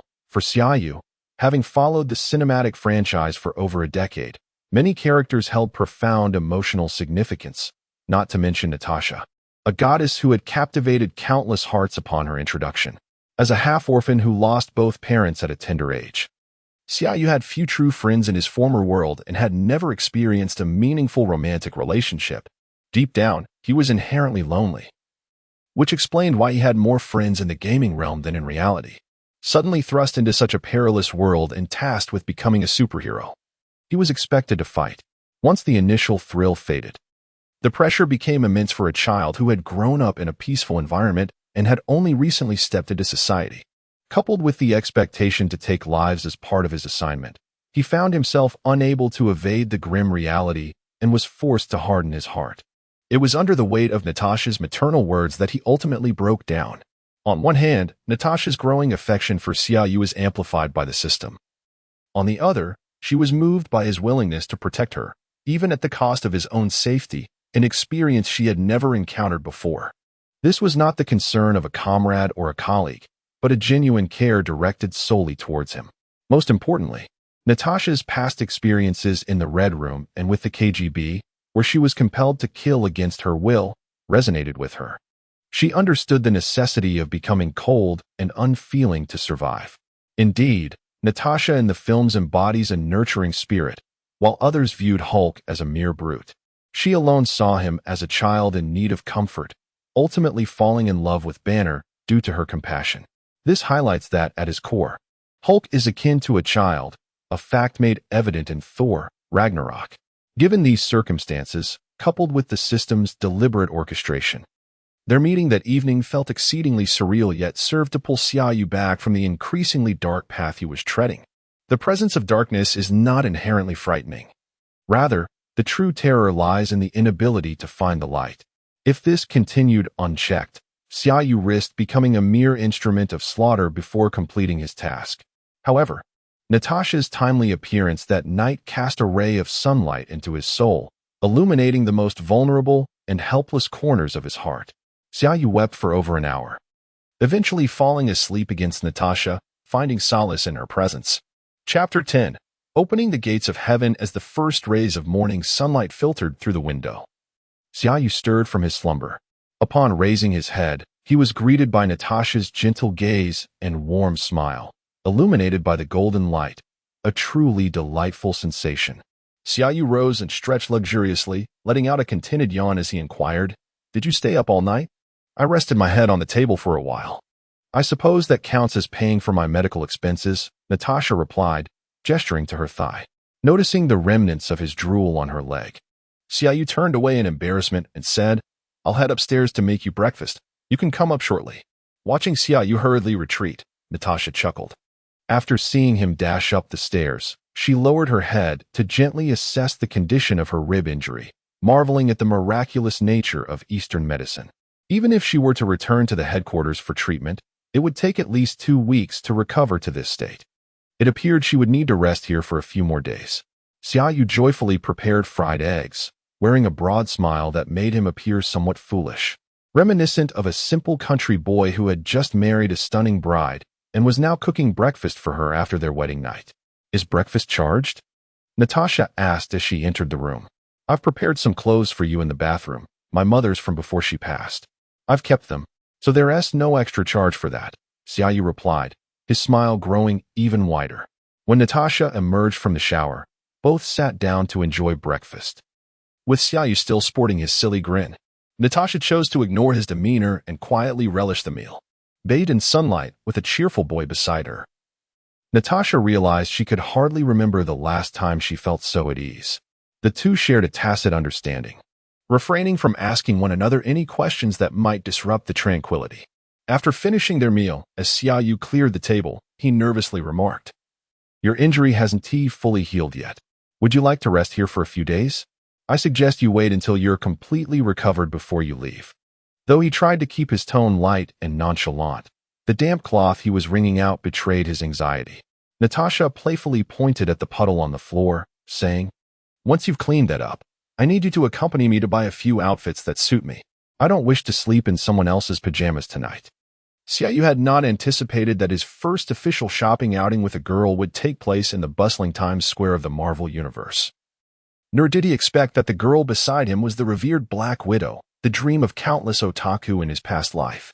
To be honest, he felt a bit nervous, unsure of how to walk, as he pondered whether to shove his hands into his pockets or swing them at his sides. Natasha naturally took his hand and softly whispered in his ear, "If you don't know where to place your hands, I think it's best if I hold onto them for you." With that, she burst into laughter at the sight of Xiaoyu's flushed face. Xiaoyu had never witnessed such a side of Natasha before. Yet, with every subtle expression and smile, she donned a simple pair of jeans and a white t-shirt, continuously draping garments over herself, pondering their aesthetic appeal as she vacillated between two colors. In Xiaoyu's mind, the image of the Black Widow began to meld with the girl before him, transforming into a figure imbued with flesh and spirit.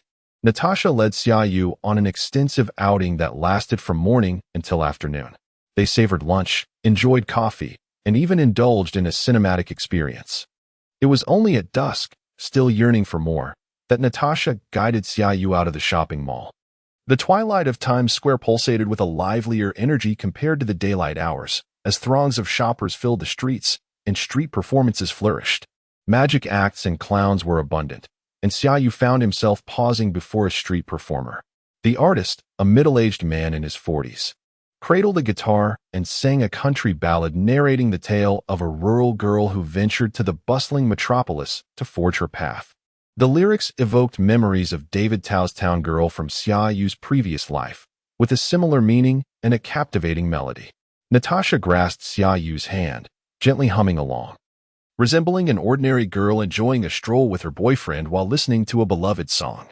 An inexplicable pang struck Xiaoyu's heart as he recalled the Black Widow from the films, who had been trained from a tender age as a spy and assassin. Devoid of a normal childhood or friendships, it was only upon joining S.H.I.E.L.D.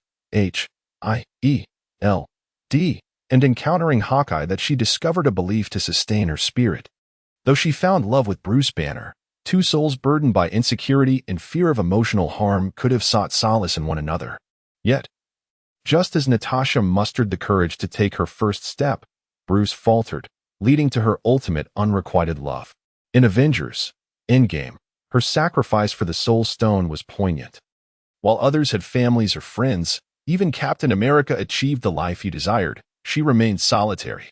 Contemplating this, Xiaoyu gazed at Natasha, who continued to hum softly beside him, his eyes now reflecting a mix of affection and a desire to protect her. Reminiscent of the way Natasha had looked at him the previous night. Gently releasing Natasha's hand, he approached the singer, inquiring if he might borrow the guitar. Xiaoyu remained silent, and amidst Natasha's astonished gaze, he gradually began to sing.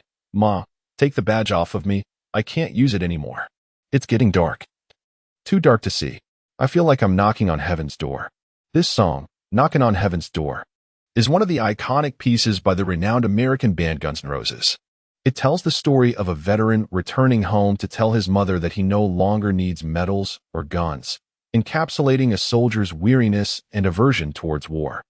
Although this song does not exist in this world, great music resonates universally, transcending boundaries. Moreover, Xiaoyu conveyed the essence of the lyrics almost flawlessly. As the crowd grew, many began to hum along, their eyes glistening with tears. When Xiaoyu glanced at Natasha again, he found her standing there, utterly overcome with emotion. Fortunately, in 2007, communication technology was not as advanced as it is today. Otherwise, many in the crowd might have taken out their phones to record videos, potentially causing Natasha significant discomfort. As the final note gently faded, the audience instinctively erupted into thunderous applause, fervently requesting Xiaoyu to sing again. although he initially intended to decline. He was suddenly presented with a temporary task by the system to sing a theme song from a martial arts television show or film from a past life, requiring it to embody the essence of Chinese culture and the spirit of martial arts, with the reward being a legendary weapon from that martial arts tale. Xiaoyu found himself in a dilemma, quickly recalling the martial arts films or series he had watched. The first song that sprang to mind was the difficult-to-interpret piece from Demigods and Semi-Devils, but it lacked any legendary weapons. Besides, he couldn't even remember the lyrics.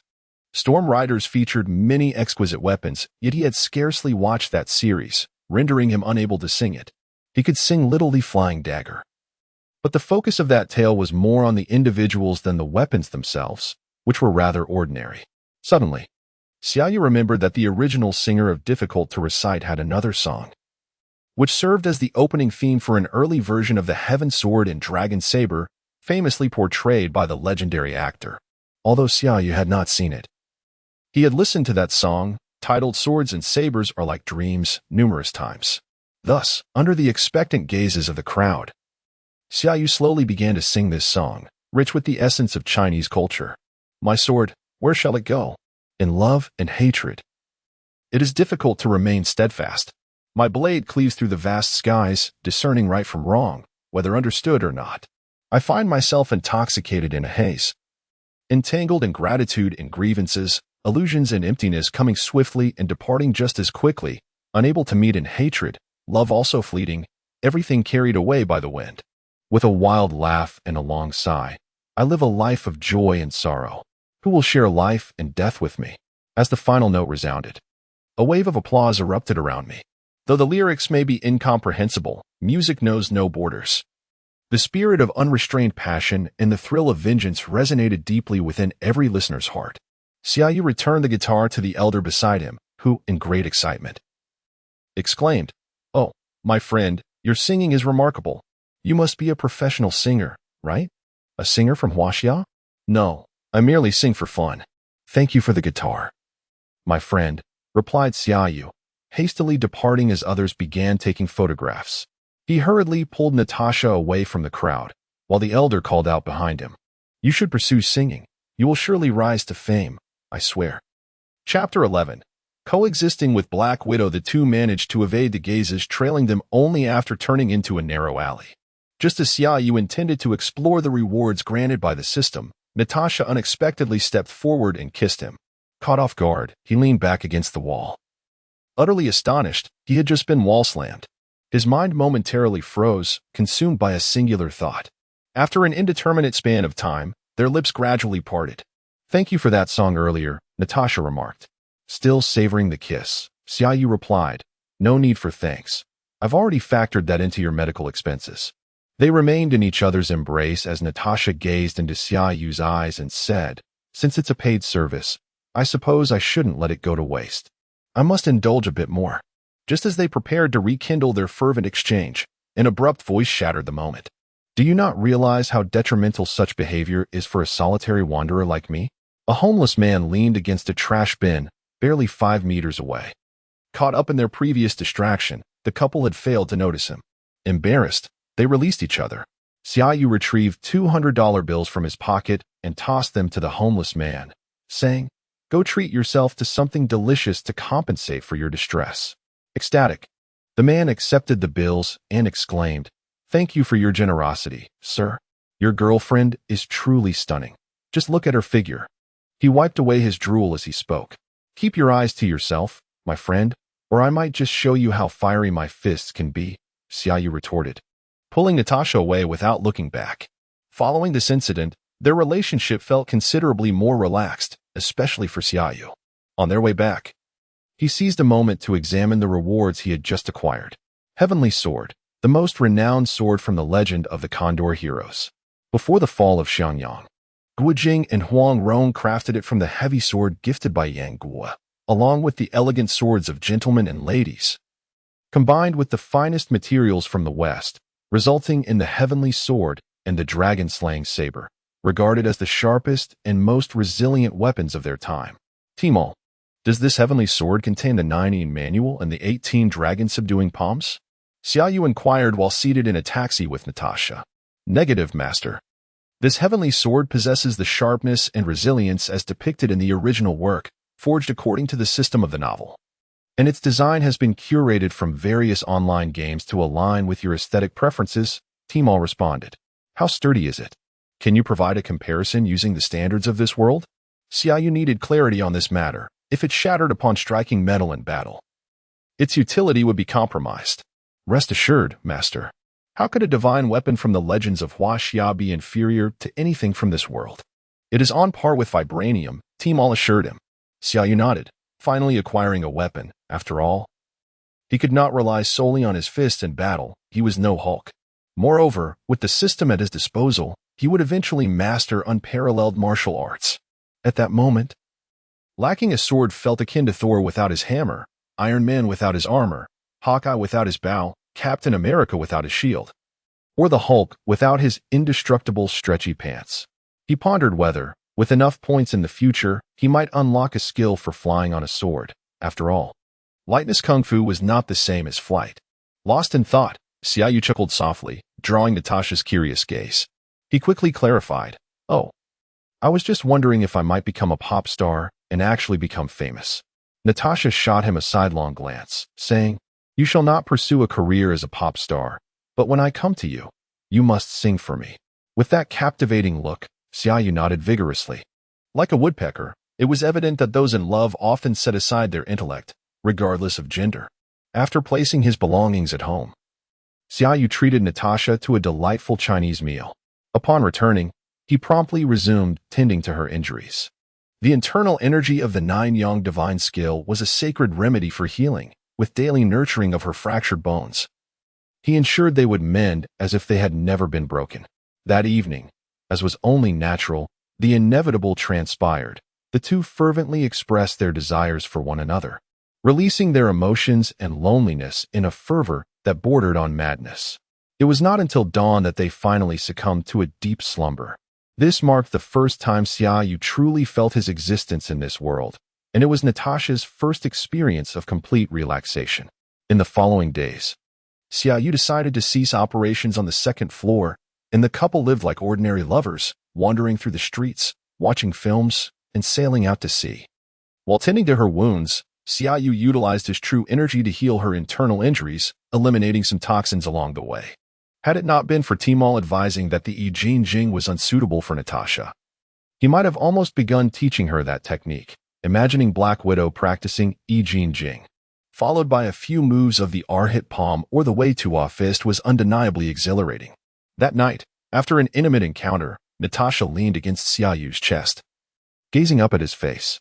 She relished this sensation, the tranquility that followed passion, simply observing her own Oriental boy. Although Natasha was not particularly old, as per movie lore, her experiences were profoundly intricate.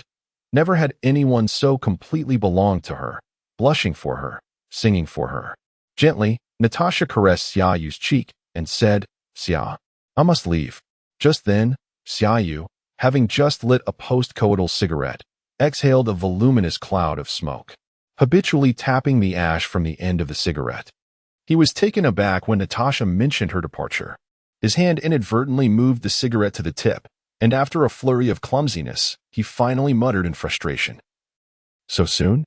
"No, in Chinese culture, we say that injuries to muscles and bones take 100 days to heal. It's barely been a week. This won't do. As a doctor, you must heed my advice. You are not yet well." Xiaoyu displayed a petulant demeanor reminiscent of a child, his lips protruding in a sulky pout. Natasha found this expression endearing and, feeling a pang of affection, pressed a tender kiss upon his lips, resignedly remarking, "Some tasks must inevitably be undertaken by someone.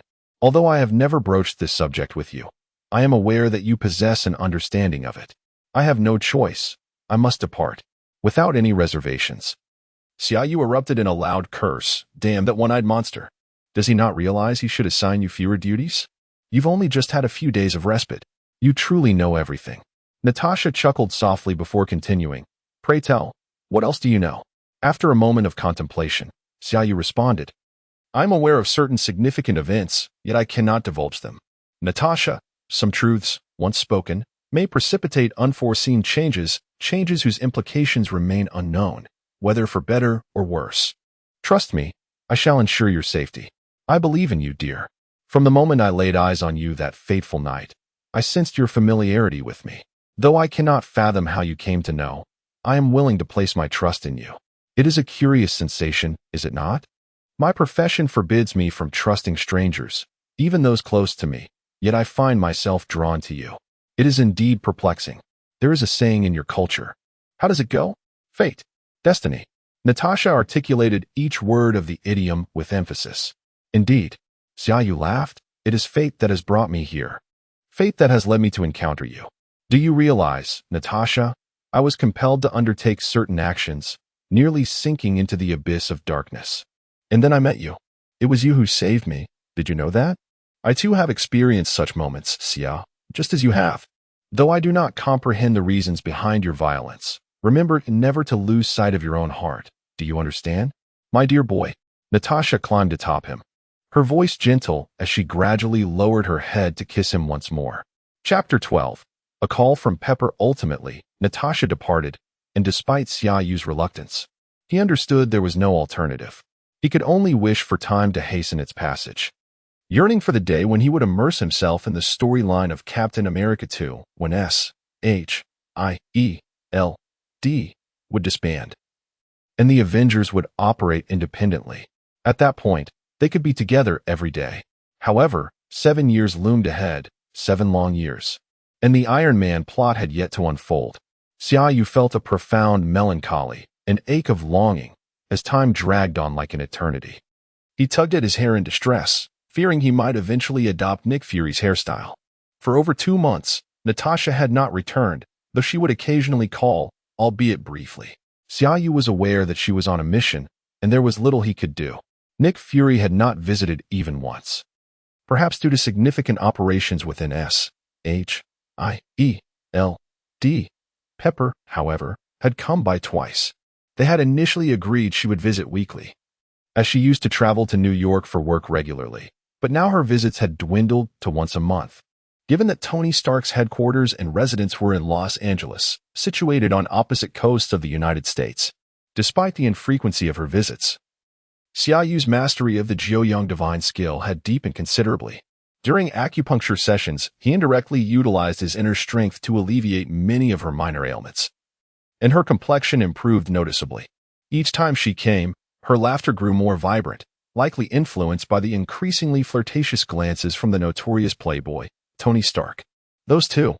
Xiaoyu muttered under his breath, feeling frustrated by his own unattainable desires. Mission accomplished. Reward points, 5,000. System lottery initiated. The team all voice chimed once more. Xiaoyu adeptly engaged in the predictable lottery.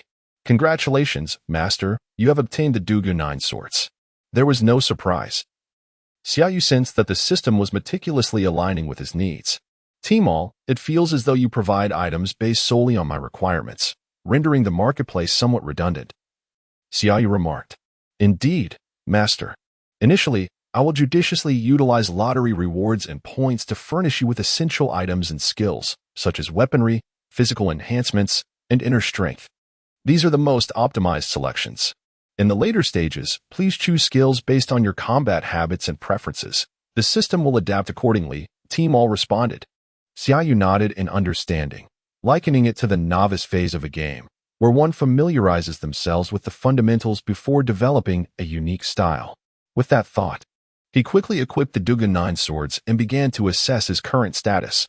Jiuyang Divine Skill. This is a comprehensive internal cultivation technique that enhances offense, defense, and agility, replenishes health and energy, and even provides a protective shield, akin to an extraordinarily powerful passive skill.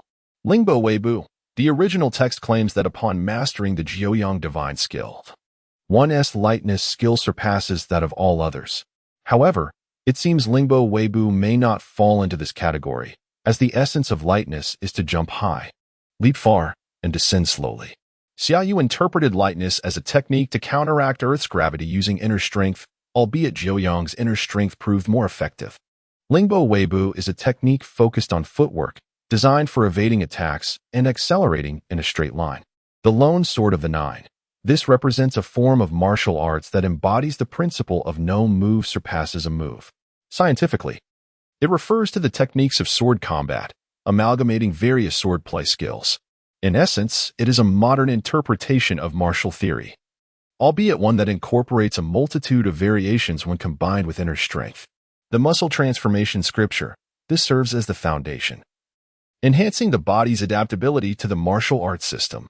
The life and death talisman, this is evidently a transitional task tool, incapable of controlling narrative characters, and is currently only used as a rudimentary long-range weapon. Timol, given my current circumstances and points, could you suggest something suitable for me? Xiaoyu remarked, observing his 455 points, an accumulation from task completion rewards, additional points gained during missions, and assistance provided to others in healing. Very well, Master, Timol responded. In light of your current situation, I recommend the Dragon Elephant Prajna skill.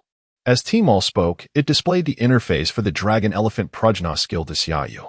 Dragon Elephant Prajna skill, System Enhanced Version. This is a supreme protective skill from the esoteric teachings of Tibetan Buddhism, divided into 13 levels. Its external power is formidable and fierce. Each level attained grants the strength of one dragon and one elephant. Upon mastering all 13 levels, one's physical body will possess the might of 13 dragons and 13 elephants, each capable of lifting 1,000 pounds. Price: 104,000 points. So, each level increases my strength by a ton? My goodness, mastering this would grant me 13 tons of power, Xiaoyu marveled. However, recalling that the small spider could effortlessly intercept a speeding bus upon debut, and that Iron Man in his Mark III suit could toss cars around, this magnitude of strength seemed less impressive in retrospect. Wait a moment, Timol, over 100,000 points? What am I supposed to learn with that? It's far too much. Is there an option for installment payments? Xiaoyu exclaimed upon seeing the zeros trailing his point total. Installment payments are not supported, but you may purchase in tiers. You can acquire the first 3 levels now and buy the remaining levels when you have sufficient points, Timol clarified. Then let us proceed. Xiaoyu decisively clicked, discovering the option for tiered purchases. He selected to buy levels 1 through 3 of the Dragon Elephant Prajna skill, deducting 24,000 points, leaving him with a mere 455 points. Confirm loading. Xiaoyu hastily pressed, but he overlooked the fact that this was an external skill requiring physical transformation. Once again, he experienced an excruciating pain that penetrated deep into his soul, as every muscle and bone in his body underwent relentless tearing and reformation. 20 minutes later, Xiaoyu lay on the ground like a defeated dog, the scene reminiscent of his previous ordeal. Timol kindly reminded him, Master, I suggest you clean yourself up. Although I lack, get lost. Xiaoyu retorted, collapsing back onto his bed to indulge in a post-practice smoke. This post referred to after practicing the Dragon Elephant Prajna skill. In his mind, he began to replay all the Marvel movies, one after another, crafting a narrative thread that would allow him to enhance his strength without significantly altering the plot.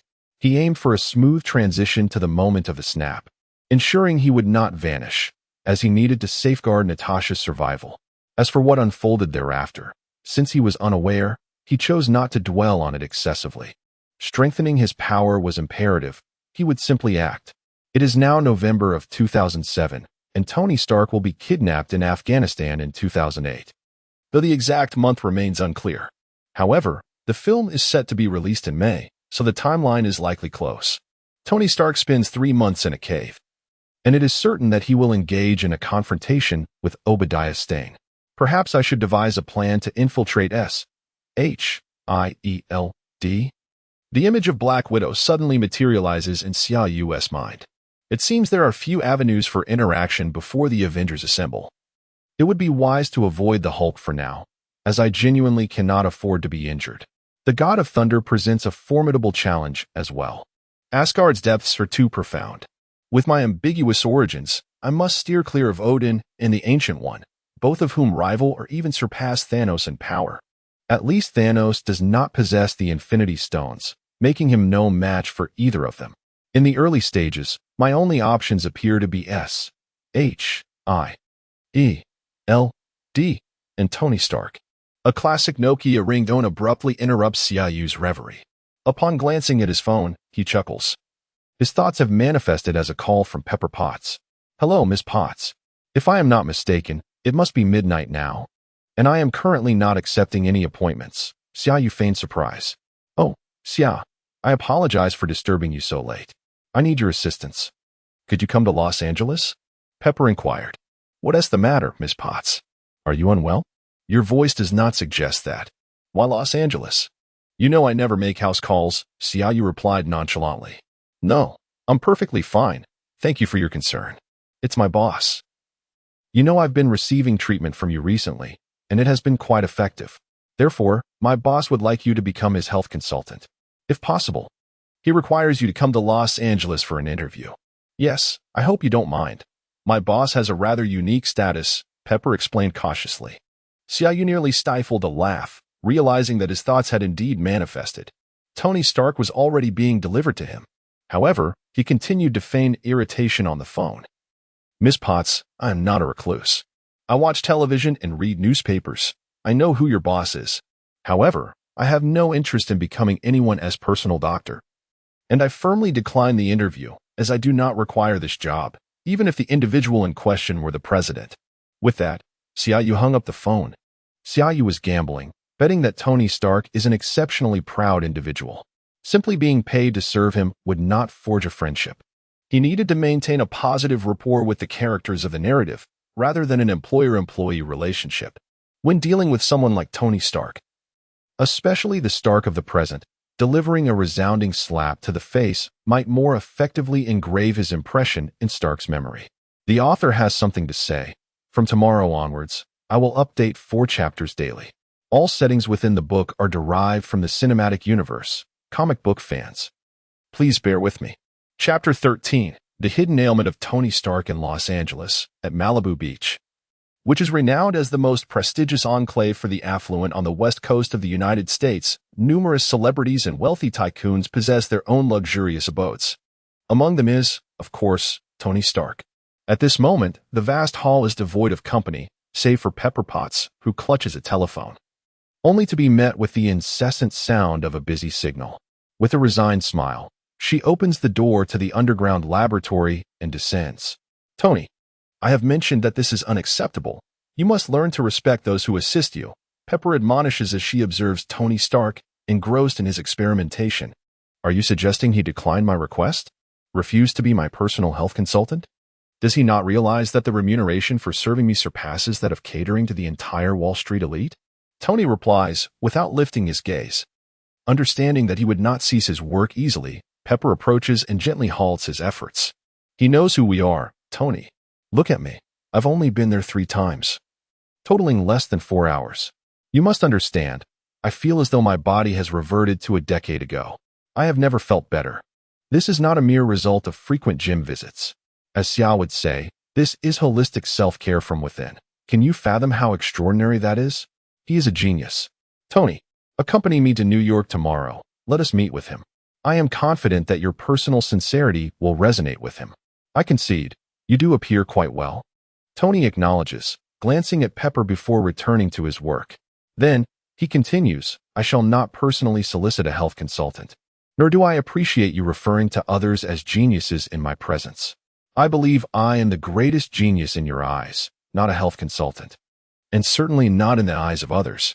I will arrange for a morning flight. I will come to fetch you tomorrow. Make sure to rest well and get a good night's sleep, boss. Pepper asserts firmly, turning to leave.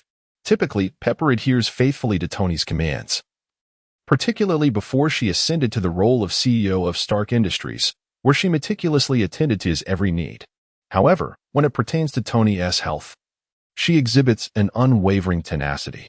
Just moments ago, Tony had shown a hint of discomfort in relation to his well-being, albeit not in a strictly medical sense. This prompted Pepper to recall Xia's theories on wellness, leading her to eagerly recommend him, disregarding the time to make the call. Rarely has Pepper been so insistent, and Tony, sensing her concern and noticing her recent transformation, shrugs and remains silent. When he had arranged to meet a magazine cover girl, his thoughts were entirely consumed by Pepper's image. With a sigh, Tony sets aside his work and obediently retires to rest. Xiaoyu's gamble paid off. The following afternoon, he encountered one of the pivotal figures of the Avengers, Iron Man Tony Stark, although the atmosphere was rather tense at the outset. Surely, the genius of mysterious Eastern medicine you mentioned cannot be this young lad. Pepper, are you certain you haven't mistaken him for someone else? Tony Stark remarked, his tongue sharp as he entered. Mr. Stark, Xia's clinic is the most renowned in New York, a legacy since his grandfather's time.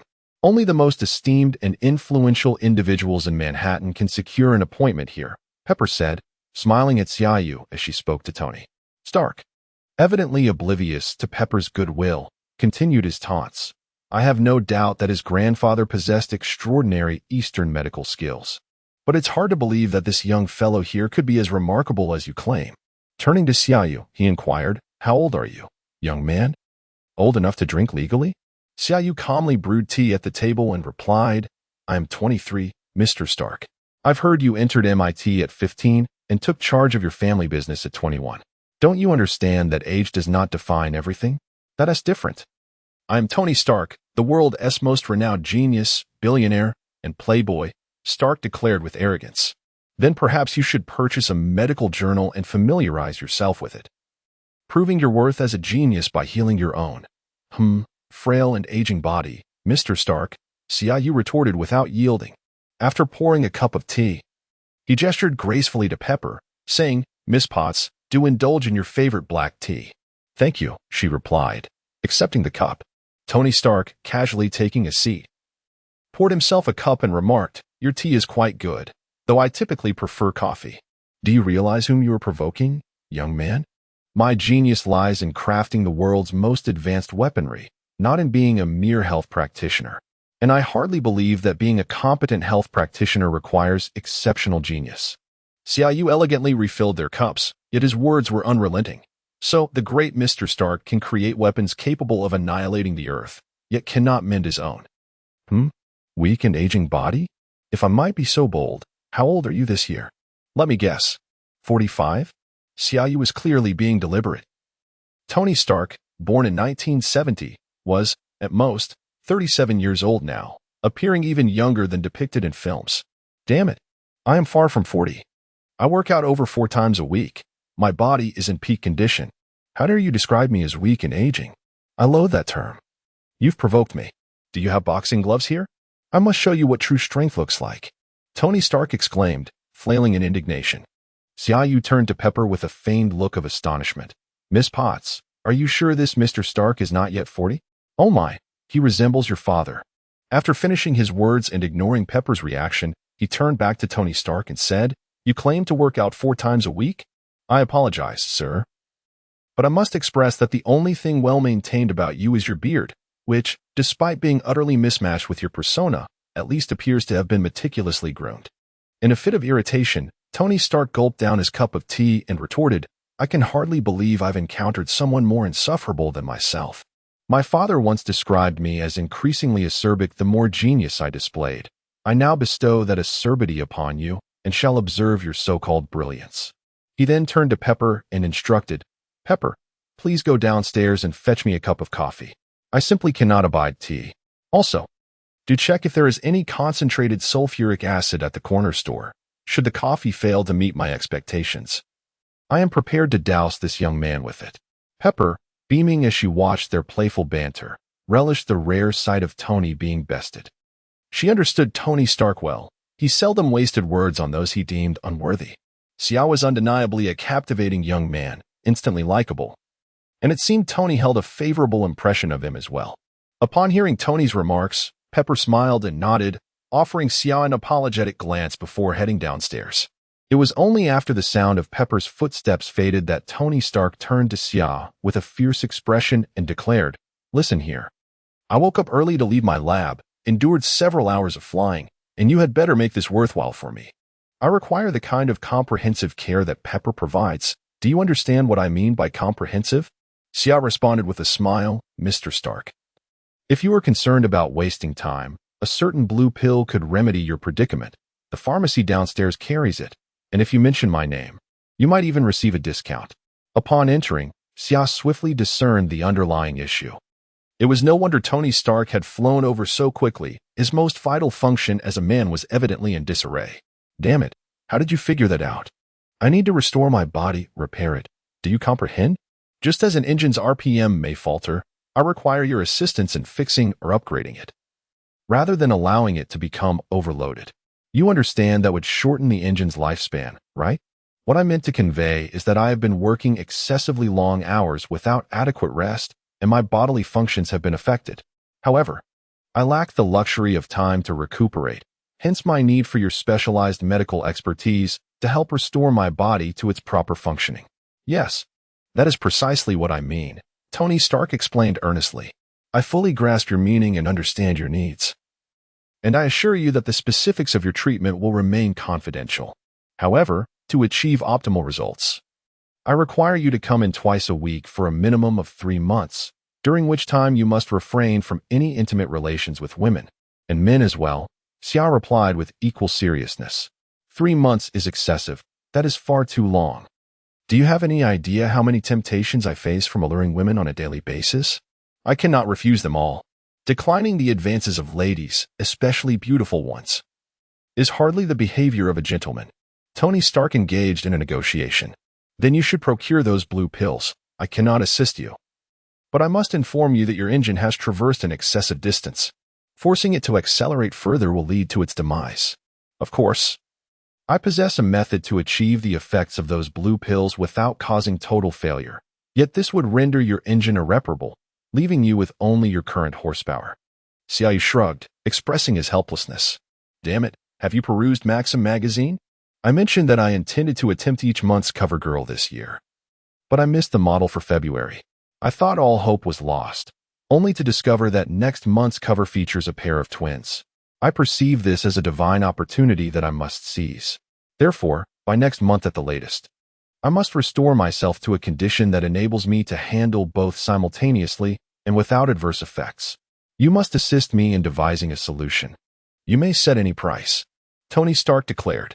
It is not a matter of money, but rather that it will require nearly a month of time. I will need to monitor your sleep and diet daily, providing treatment each day. Do you have the time to remain here for a month? Xiaoyu responded. Cohabit for a month? I cannot manage that. In fact, I wish for you to become my personal health consultant. Truth be told, I genuinely admire the transformation you have facilitated in Pepper. It appears so natural and radiant, does it not? So, should you be willing, accompany me to Los Angeles. And you may stipulate your terms. Tony Stark finally extended an invitation. Apologies, but I have no interest in becoming anyone's personal health consultant. In fact, I do not intend to pursue this profession any longer. I can assist you in resolving this particular issue, but you must promise me, Mr. Stark, that you will adhere strictly to my directives until your treatment is complete, Xiaoyu stated. The author wishes to convey, this is the first chapter, with a total of 4. Some reviewers have remarked that Black Widow is overly sentimental. Why is the protagonist involved with her? This is the cinematic universe, not the comics.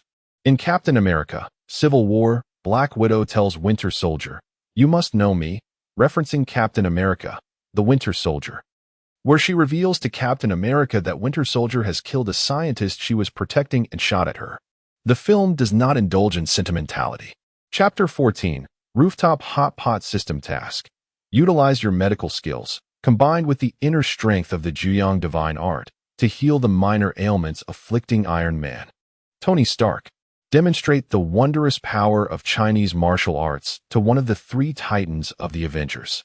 Task reward, 10,000 points. Without hesitation, Xiaoyu accepted the task and accompanied Tony Stark and Pepper to Los Angeles. JARVIS. Grant this young gentleman access. He will be residing with us for the next month, Tony stated as he entered the house. Indeed, Mr. Stark.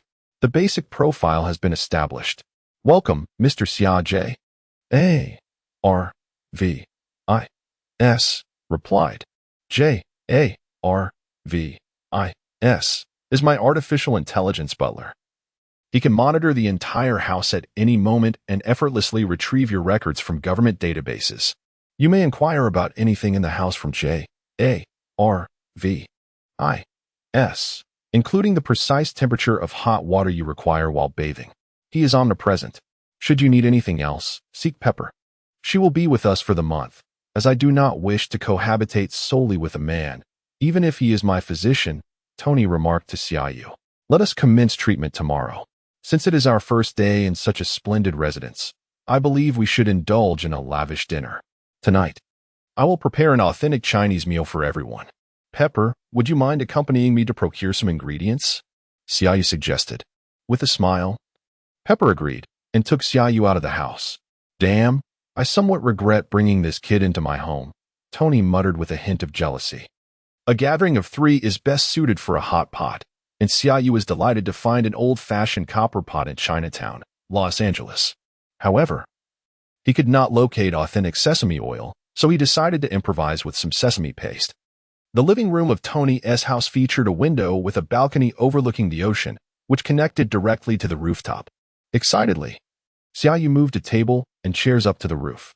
As he busily washed vegetables and sliced meat, Pepper beamed with joy, assisting him. She genuinely cherished this familial atmosphere. Tony's house often felt too desolate. No other nation possesses the unique talent of China, where a single meal can fill a home with warmth and vitality. After considerable effort, they finally prepared everything. Tony carried a small box filled with ice and beer. Xiaoyu lifted the lid, and a wave of steam infused with the aroma of chili wafted up. I am curious to see what makes your hot pot so remarkable after all this fuss. Isn't it merely boiling water to cook ingredients and serving it with dipping sauce? It pales in comparison to barbecue, Tony grumbled. Still irked from earlier when Xiaoyu and Pepper had been bustling about like a couple, which made him feel a tinge of jealousy. Those familiar with the films know that Tony has long harbored feelings for Pepper, though he himself remains oblivious, behaving like a big boy who is easily envious. Xiaoyu smiled in silence, aware that the allure of hot pot was irresistible to mere mortals.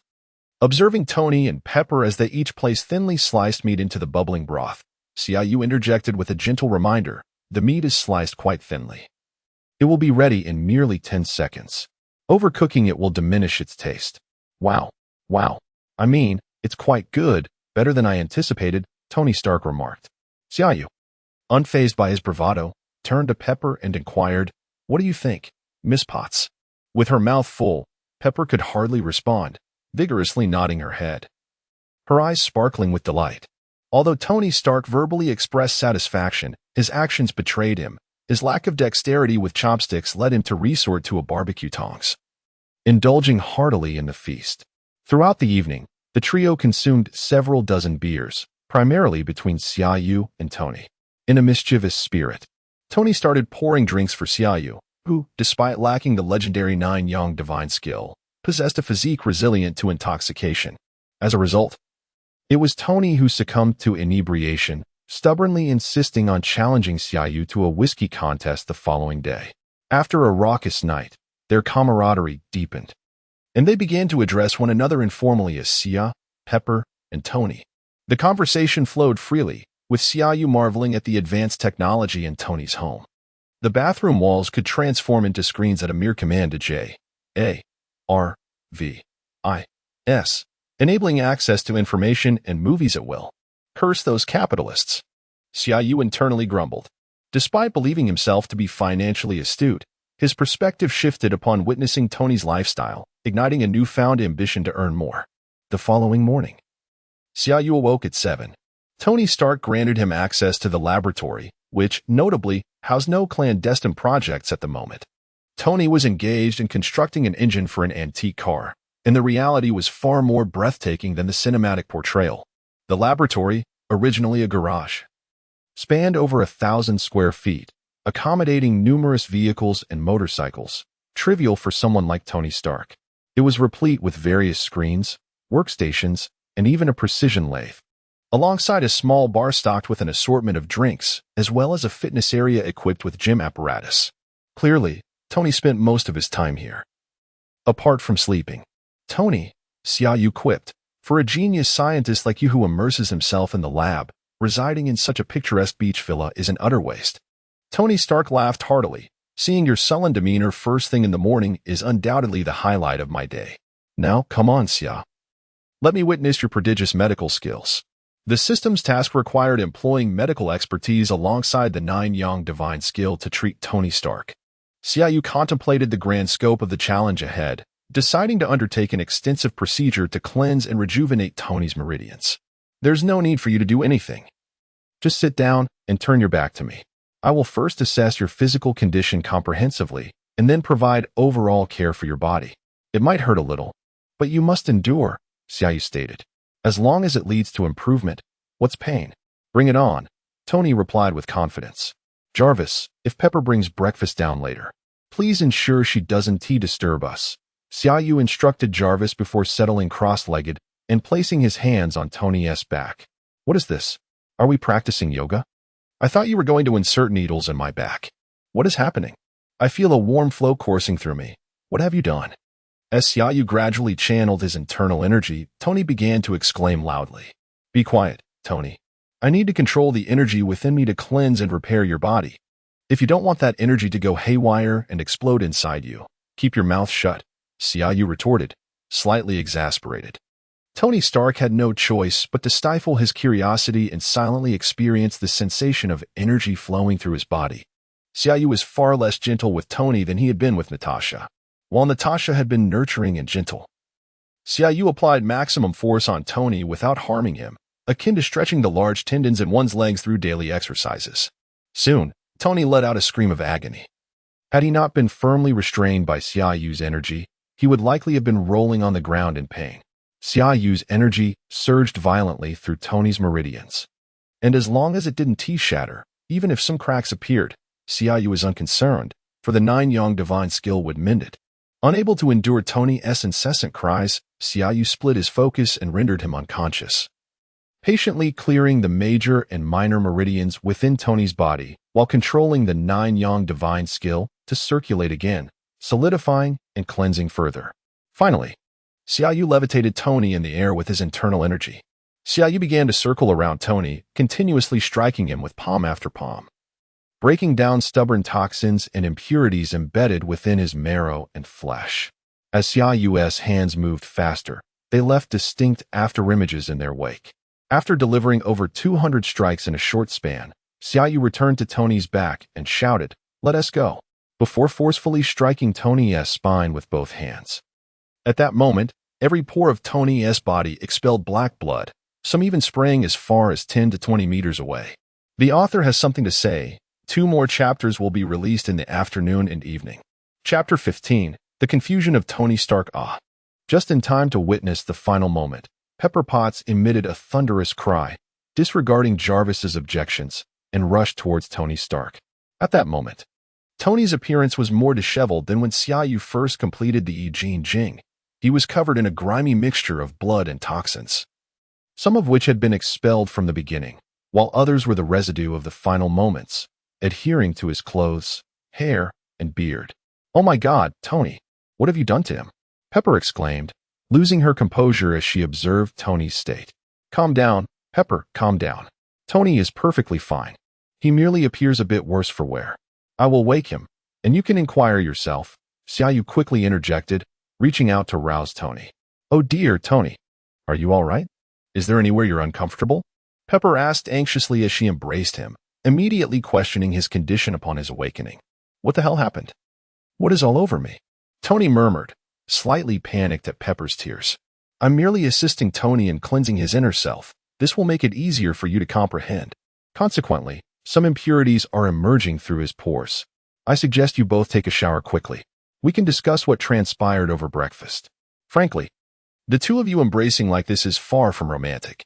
Pepper, can you not detect the odor emanating from Tony? He now resembles a disassembled sewer pipe," Xiaoyu remarked with a smile. It was then that Pepper realized the scent and noticed the mess on her own clothes. "Ah!" she shrieked again, fleeing in a panic. Tony, frowning, muttered, "Xia, I will settle this with you later," before hastily departing. As the wealthiest man in America, and indeed the ostensible richest person in the world, Tony Stark's bedroom was naturally equipped with a lavish bathroom. He had just spent a full half-hour showering, removing the grime, especially from his hair, and now found himself luxuriating in a circular bathtub measuring 4 to 5 square meters. Jarvis, play the footage from the laboratory, Tony commanded into the air. Yes, sir, came Jarvis's response. A transparent screen ascended at the end of the bathtub, displaying the earlier scenes of Xia Yu cleansing Tony's meridians. Wow, this is incredible. What is this? Some sort of superpower? Tony exclaimed dramatically as the footage played, particularly captivated by the moment when Xia Yu levitated him with his internal energy. Check my physical condition, Tony instructed once more. No sooner had he spoken than a beam of light swept through the bathtub from front to back, including beneath the water's surface. After a brief pause, Jarvis's distinctly human-like voice resumed. Sir, the scan results indicate that your body's strength remains unchanged. However, the condition of all your organs and muscles is remarkably perfect. To put it simply, your body is as pristine as that of a newborn. Tony Stark undoubtedly comprehended the implications of that statement. As one is born and gradually matures, the body succumbs to the inevitable process of oxidation. The act of inhaling air and consuming various foods engenders an array of impurities within the organs, blood vessels, and even the bone marrow. Jarvis asserted that his body was as pristine as that of a newborn, which was quite an exaggeration. Furthermore, sir, your metabolic rate is akin to that of an average 16 or 17-year-old, Jarvis added. Tony disregarded Jarvis's remark and inquired once more, has there been any assessment of Xia's physical condition? The laboratory lacks specialized detection equipment, sir. I can only ascertain that during Mr. Xia's treatment of you, there was a significant energy activity within his body, one that does not resemble any known form of energy. Jarvis replied. This situation starkly contrasted with Pepper's description, Tony Stark murmured. He held an unwavering trust in Pepper, yet for someone endowed with extraordinary abilities. The absence of any concealed powers during their initial treatment raised questions about his true intentions. Xia Yu, possessing a system, enjoys a remarkable 30 bonus to his affinity with narrative characters. This is not a mere percentage, it is a definitive 30. Perhaps even Xia Yu himself remains oblivious to the extraordinary nature of this function. To clarify, a maximum affinity score of 100 between two individuals is exceedingly rare, as it implies an absolute admiration for every aspect of the other. For individuals with relatively independent personalities, such a score is implausible. Typically, the affinity between infatuated couples ranges between 70 and 85, a threshold that becomes increasingly difficult to surpass, as one inevitably discovers aspects of the other that are less than agreeable. For instance, when two strangers meet and exchange a smile, their affinity might register at 10. Sharing a meal and engaging in stimulating conversation could elevate it to 30. However, even after dining together for a month and spending daily time in each other's company, their affinity may not exceed 50. This standard becomes increasingly challenging to achieve over time.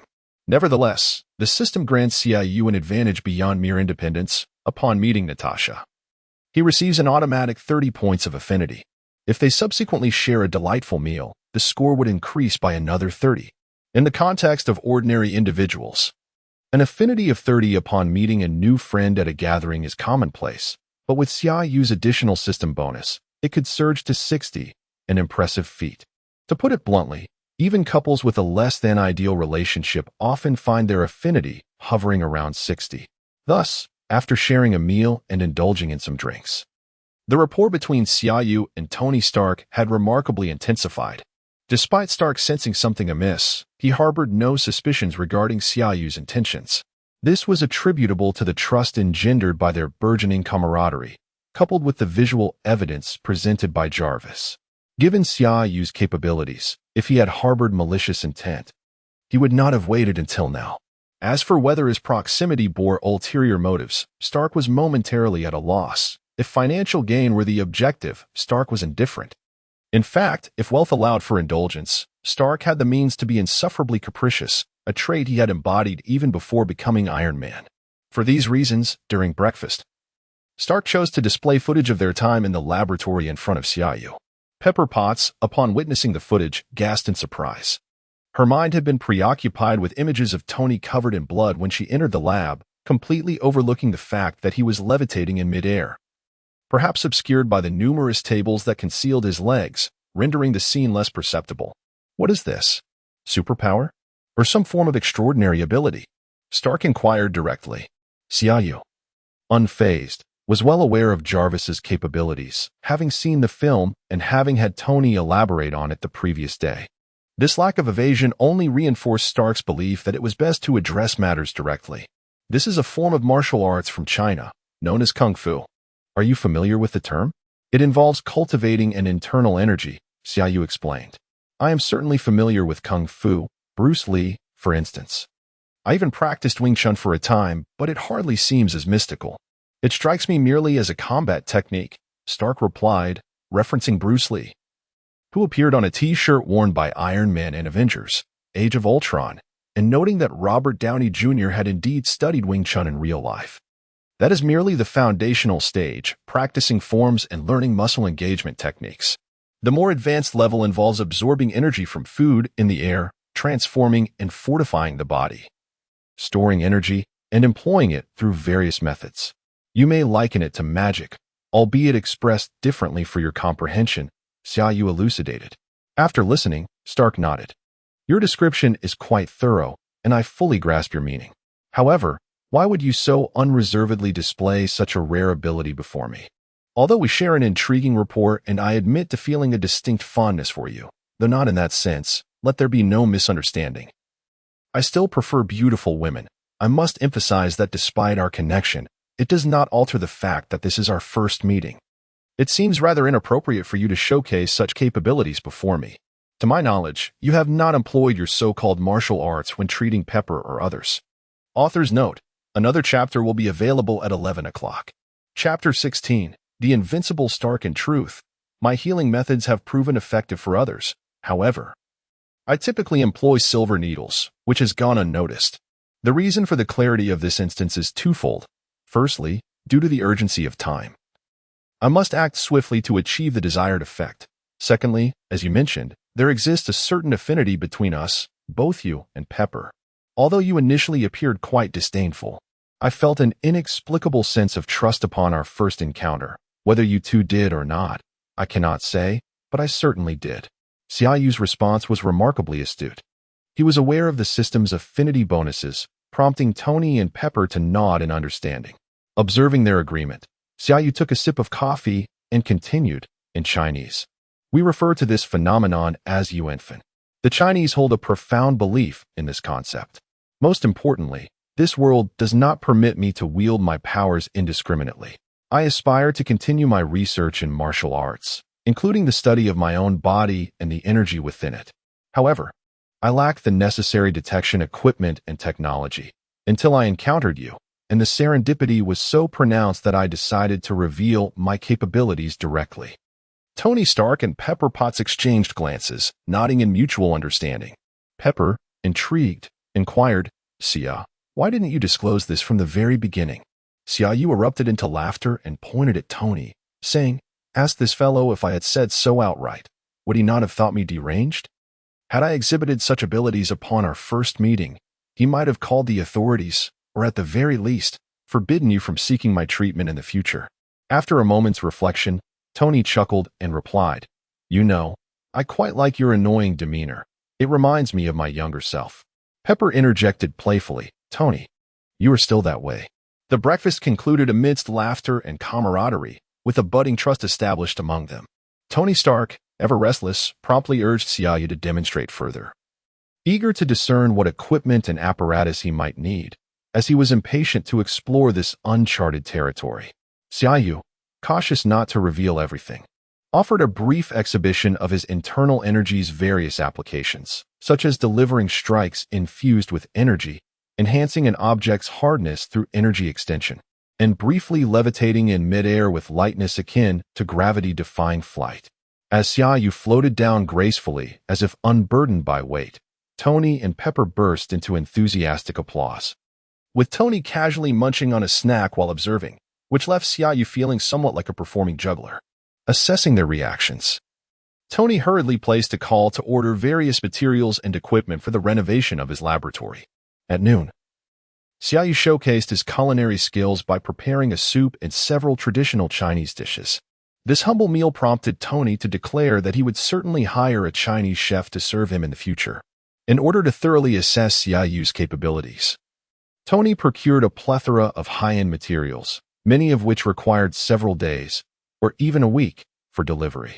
During this week, Xiaoyu ventured to acquire numerous medicinal herbs, concocting various medicinal dishes to gradually enhance the physical constitution of Tony Stark and Pepper Potts. Each day, he treated Tony's ailments, which he could not disclose to Pepper. Over the past few days, Tony developed a considerable interest in the martial arts of ancient China as demonstrated by Xiaoyu, although his pride prevented him from vocalizing this curiosity. Observing this, Xiaoyu decided to take the initiative and directly teach him. To be honest, even if Xiaoyu performed a cleansing of the marrow and channels, Tony, at his age, would not achieve remarkable results in martial arts training, especially without the aid of a system as a crutch. His aim was merely to strengthen his body. After much contemplation, Xiaoyu pondered what to impart to him, ultimately resulting in the system providing a simplified version of the I Ching Ching. Unlike the original, this version contained only 6 illustrations and was somewhat reminiscent of Hua Tuo's 5 animal frolics, albeit with slightly better efficacy, costing Xiaoyu 800 points. Tony, I am aware of your keen interest in my martial arts. To be frank, I would not mind teaching you. However, there are certain traditions in China that must be respected, and such knowledge is not typically shared indiscriminately. Therefore, after several days of contemplation, I devised a solution. You should join our sect, which would free you from these restrictions. This was a spontaneous suggestion from Xiaoyu, intended to appear mysterious and to establish a deeper connection between them. I understand. I have seen some movies depicting such scenarios, but are there any restrictions?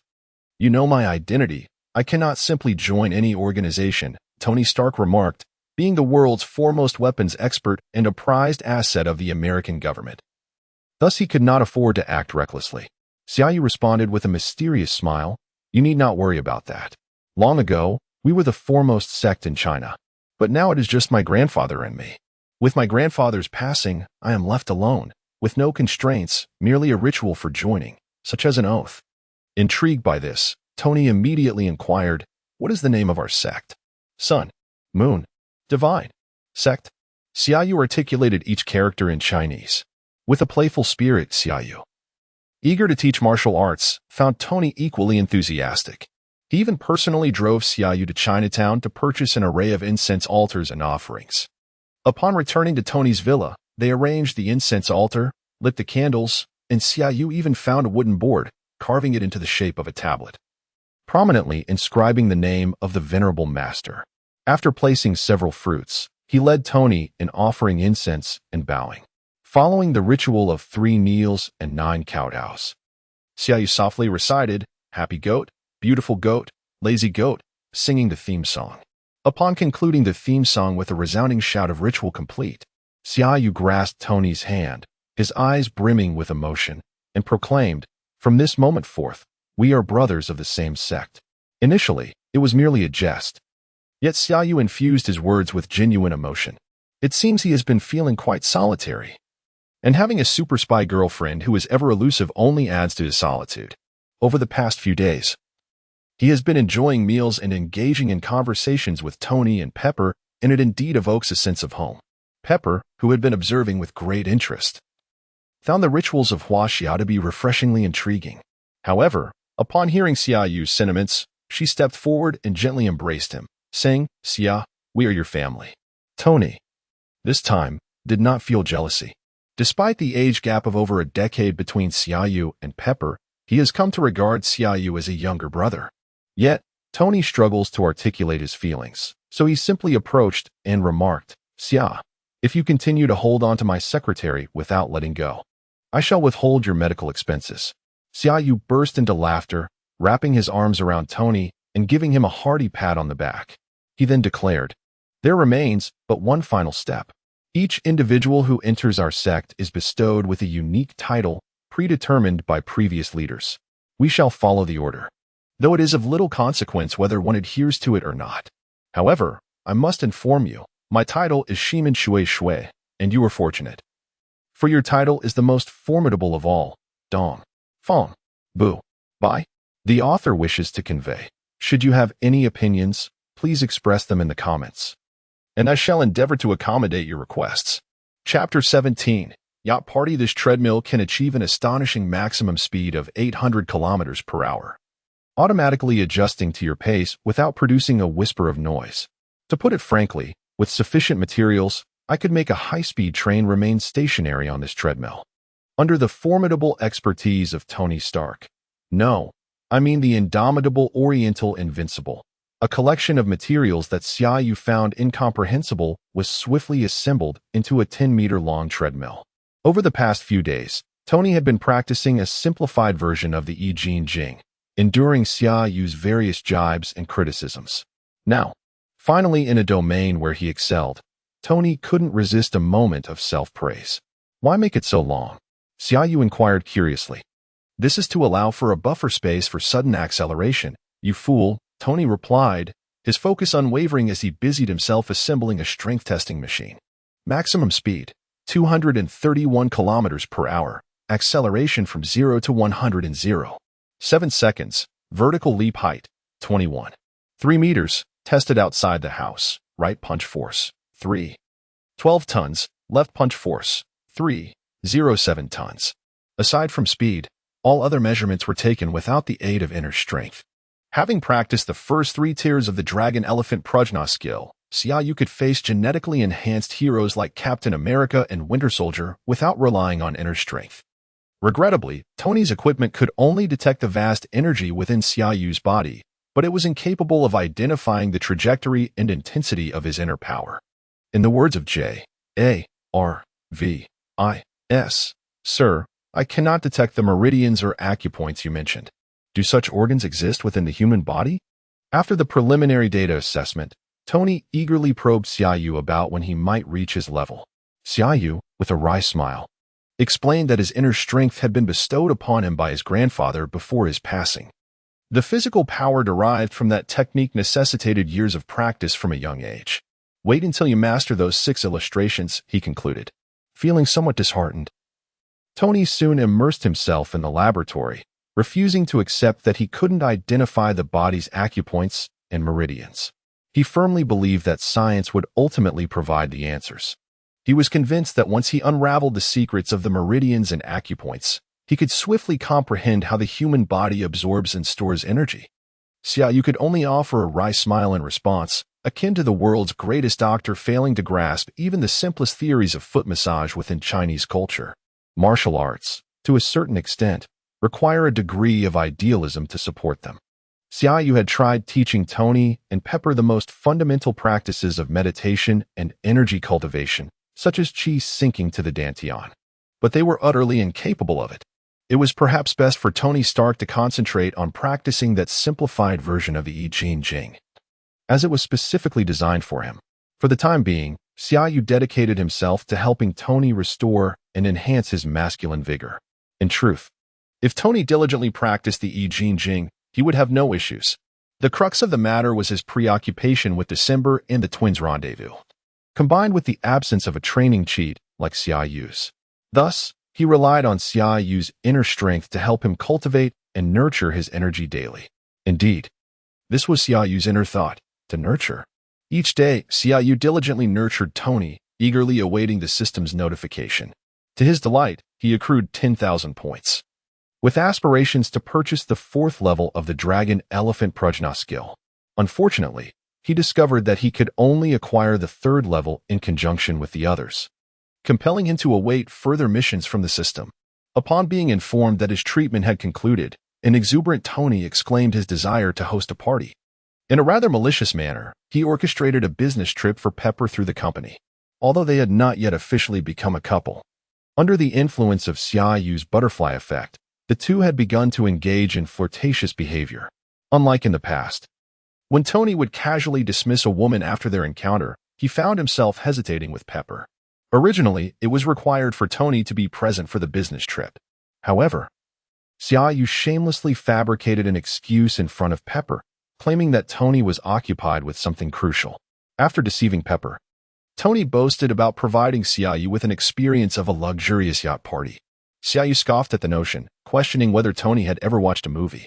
In his previous life, Xiaoyu had endured countless low-quality internet films, which invariably featured the trifecta of clichés, yachts, beautiful women, and voluptuous models. How mundane. Xiaoyu remarked dismissively to Tony, setting sail on a boat surrounded by a gaggle of bikini-clad beauties basking in the sun. What's so thrilling about that? It soon became evident that Xiaoyu's self-critique was more profound than Tony's affinity for hot pot. Is this a yacht? It resembles a floating villa. Xiaoyu exclaimed as he stood on the shore of a yacht club in Los Angeles, gazing at the 120-meter-long behemoth before him. Tony burst into laughter, wrapping an arm around Xiaoyu as they boarded the yacht. The sheer opulence of the vessel was astonishing. It boasted 3 decks, with 2 additional levels within the cabin, 5 suites, and 10 standard double rooms. The extravagance surpassed Xiaoyu's wildest imagination, featuring 3 swimming pools, a dance floor, a cinema, a gym, a restaurant, a medical room, and 5 lounges. Tony Stark instantly made Xiaoyu comprehend the sentiment of Lu Lala wandering through the Grandview Garden. With an air of smugness, Tony guided Xiaoyu on a comprehensive tour, eventually leading him to the upper deck. Pouring a glass of red wine, he presented it to Xiaoyu, saying, "My friend, the most significant part has yet to arrive. Once the ladies join us, we'll set sail." Xiaoyu, looking earnestly at Tony, replied, "Tony, I now understand why so many people despise you. In this moment, I have an overwhelming urge to strike you dead." Tony laughed heartily, relishing the sight of Xiaoyu's dismay. He further provoked Xiaoyu, stating, "This yacht was custom-made in Germany at the cost of $800 million. My original vision was to create a small island at sea, but the timeline was too lengthy for my patience. I am now even more inclined to end your life. You make me feel utterly impoverished," Xiaoyu lamented, glancing at the over $100 million within his spatial ring. Today, Tony Stark aimed to utterly dislocate Xiaoyu's jaw with his words. He gestured toward the shore, saying, "Stand up, my friend, and welcome the ladies." As Xiaoyu rose to his feet and peered toward the shore, he nearly dropped his wine glass on his own foot. 3 large tour buses came to a gradual halt beside the yacht, unmistakably the kind meant for tourists. As the doors swung open, an array of stunning women clad in bikinis of various hues descended from the vehicles. Indeed, that wretched capitalist, Tony Stark, had summoned these beauties en masse. 3 buses worth at once. Once the women boarded the yacht, the crew emerged to arrange the food and beverages. At the forefront of the deck, a DJ booth was set up, featuring one of the finest DJs from the American West. As darkness enveloped the sky, the yacht set sail. Moments later, an extravagant display of fireworks erupted from the stern, accompanied by the jubilant cheers of the women on board. Grasping the microphone at the DJ booth, Tony announced with exuberance, "The party commences, revel in joy, ladies." The DJ seamlessly transitioned into the music, and the yacht transformed into a euphoric sea of merriment. Author's note: there exists a slight inconsistency. It should be December, and while Los Angeles isn't particularly cold, bikinis seem a tad excessive. Nonetheless, such frivolity takes precedence. This is the first chapter. Chapter 18. Tony, your pool has been urinated and the party officially commenced. And a mischievous grin began to play at the corners of Tony's mouth. He beckoned Xiaoyu to the DJ booth, standing atop the highest deck of the yacht. Signaling for the DJ to silence the music, Tony seized the microphone and proclaimed loudly, "Allow me to introduce tonight's star, the handsome youth from the East, Xia. He is exceptionally talented and my dearest friend. As the main attraction of the evening, he wishes to express his gratitude to all the lovely ladies present by performing a song for you. Ladies, let us hear your cheers." "You scoundrel, Tony," Xiaoyu retorted, turning to face the rapidly retreating Tony Stark. "Do not be shy. Tonight you are the star, my friend." Tony laughed heartily before darting off to mingle with the charming ladies. Xiaoyu felt as if he had been thrust into the spotlight. Fortunately, having experienced numerous events since arriving in this world, and having taken the lives of more than 100 individuals, his state of mind had evolved considerably. Otherwise, he would surely feel embarrassed to be the center of attention with over 100 pairs of eyes upon him, making it difficult to even speak audibly, let alone sing. Yet, singing was now unavoidable. As he rapidly sifted through his mind for an appropriate song, he began, "Hello, ladies. As you all know, Tony Stark is quite the rogue.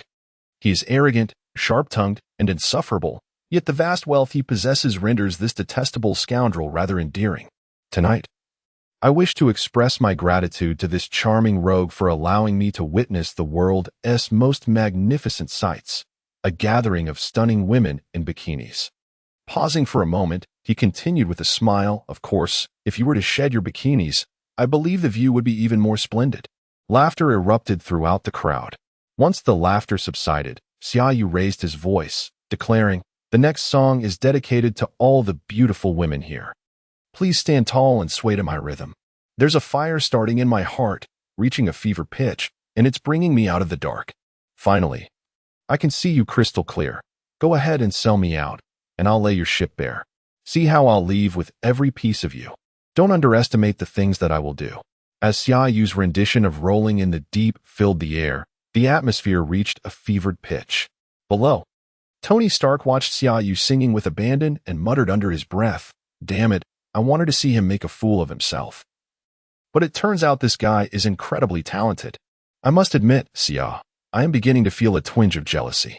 A song by Xiaoyu ignited the climax of the party, and he soon found himself completely immersed in a sea of beautiful women, each more enchanting than the last. With a variety of shapes and skin tones, each more alluring than the other. The yacht was vast, and the number of beauties was overwhelming. Throughout that night, Tony and Xiaoyu lost sight of each other, each ensconced in their own ocean of allure. The following morning, Xiaoyu was roused from his slumber by the shrill ring of a phone. He lay in the opulent suite of the yacht, on a super king-sized bed that could accommodate at least 7 or 8 naked beauties. Gently, he extricated himself from the limbs of an unknown woman, a somewhat disconcerting act, and hurried into the bathroom with his phone in hand. Upon answering the call, Tony's exuberant voice boomed through the receiver. "Xia, how many have you conquered? Yesterday was absolutely splendid. I feel as though I could go without sleep for an entire day and night. Ha ha ha. Damn it, Tony. Last night was the wildest of my life. I was once a pure-hearted youth, and if my grandfather knew I had a friend like you, he would rise from the grave to smite me." Xiaoyu retorted, "I see you've grown increasingly shameless, Xia. Hurry to the dining room for breakfast." Tony replied before abruptly ending the call. As Xiaoyu made his way there, he noticed the yacht had been tidied up impeccably. Not a single one of the women from last night remained. Inquiring with Tony revealed that apart from the 2 they had ushered into their rooms, others had been ferried away by a boat during the night, escorted back by designated personnel. Xiaoyu marveled at the exorbitant cost of Tony's parties and began to eat, feeling famished after the previous day's exertions. With little Chili away on a business trip for 5 days, the party spanned 3 continuous days. By midday, several boats arrived bearing a multitude of women, not as extravagant as the previous night, yet still numbering at least 30 or 40. Including the December cover girls from Maxim magazine, those striking twins. Eager to fulfill his 12-target objective, Tony seized the twins and whisked them into a room, not emerging until nightfall. Upon their return, he immediately pulled Xiaoyu into a small parlor, producing a cigar from a nearby temperature-controlled box and offering it to Xiaoyu. "Have you considered what you might do? I know you dislike being merely a health practitioner in Chinatown. What are your future plans?" "I'm not certain. In New York, I find myself seeking something to occupy my time. I truly don't know what I should pursue. The inheritance from my grandfather is sufficient to keep me comfortable," Xiaoyu replied, lifting his gaze to Tony. "Though, of course, my notion of comfort is not to be measured by your degenerate standards." Tony laughed heartily, encouraging Xiaoyu to continue. Taking a puff from the cigar, Xiaoyu let the smoke swirl about his mouth before exhaling a few rings. He resumed speaking with Tony. "Your sudden inquiry suggests you have something on your mind? Pepper once told me that she first visited you through a friend's introduction. That friend only visited your grandfather a few times, yet relied on the substances provided by him to maintain her figure and youthful complexion. Do you comprehend what this implies? It's the world's finest weight loss and beauty regimen, something women across the globe would go to great lengths for," Tony stated, his demeanor shifting to one of earnestness as he broached the matter at hand. Xiaoyu had watched the movie and had spent more than a month living with Tony. He knew the man quite well. Tony was typically engrossed in his laboratory work and rarely concerned himself with company affairs. He had little understanding of money, primarily due to his ample wealth. He was quite satisfied with his current material conditions, lacking any motivation to pursue further riches. By providing certain technologies to his Stark Industries, he ensured a steady influx of dollars. His indifference towards monetary ambitions meant that any effort to establish a new company was mostly for Xiaoyu's benefit, which genuinely touched Xiaoyu. After a moment's contemplation, Xiaoyu spoke. Are you suggesting that I should present my formula for commercial purposes? I am not particularly fond of trivial socializing and networking, Tony. No, my friend. What I require is simply for you to provide the formula. I will establish a separate company to produce the finished pharmaceuticals, hiring specialized personnel for management. I can allocate an office for you within the company. You may choose to occupy it or not. You will hold 70% of the shares. What do you think? Tony replied. Xiaoyu could not refuse such generosity, as he needed to earn more money to realize a modest goal of his, one that necessitated substantial financial backing. Thus, without hesitation, he agreed, suggesting a 50-50 split. After some negotiation, they reached a compromise where Xiaoyu would retain 60%, with both parties content not to seek more. Their discussion could be described as one of the most amicable business negotiations in history. Once the serious matters were concluded, Tony's demeanor shifted mischievously. He retrieved a holographic keyboard from the table and tapped a few keys. The ceiling above them gradually faded, ultimately becoming transparent, revealing the largest swimming pool on the deck above.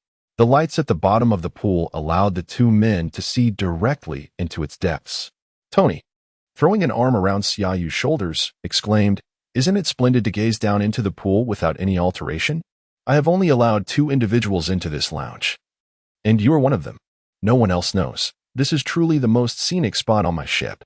Haha. Tony began to comment on the various beautiful women swimming in the pool. Look at those thighs, utterly perfect.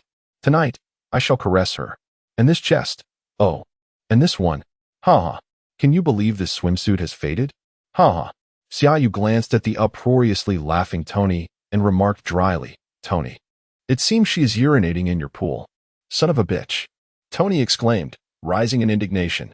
Chapter 2. There are also chapters for the afternoon and evening.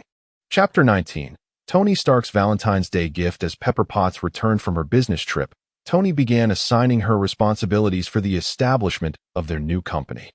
True to her future role as the head of Stark Industries, Pepper efficiently handled the selection of the location, renovations, and staffing arrangements. After a lengthy brainstorming session, the trio struggled to finalize a name for the company. Ultimately, Pepper decisively suggested herbal medicine, inspired by the herbal formulas crafted by Xiaoyu. Embracing his extravagant nature, Tony exuberantly purchased a 20-story office building under the new company's name, signifying that even before production commenced, Xiaoyu had already secured a significant asset.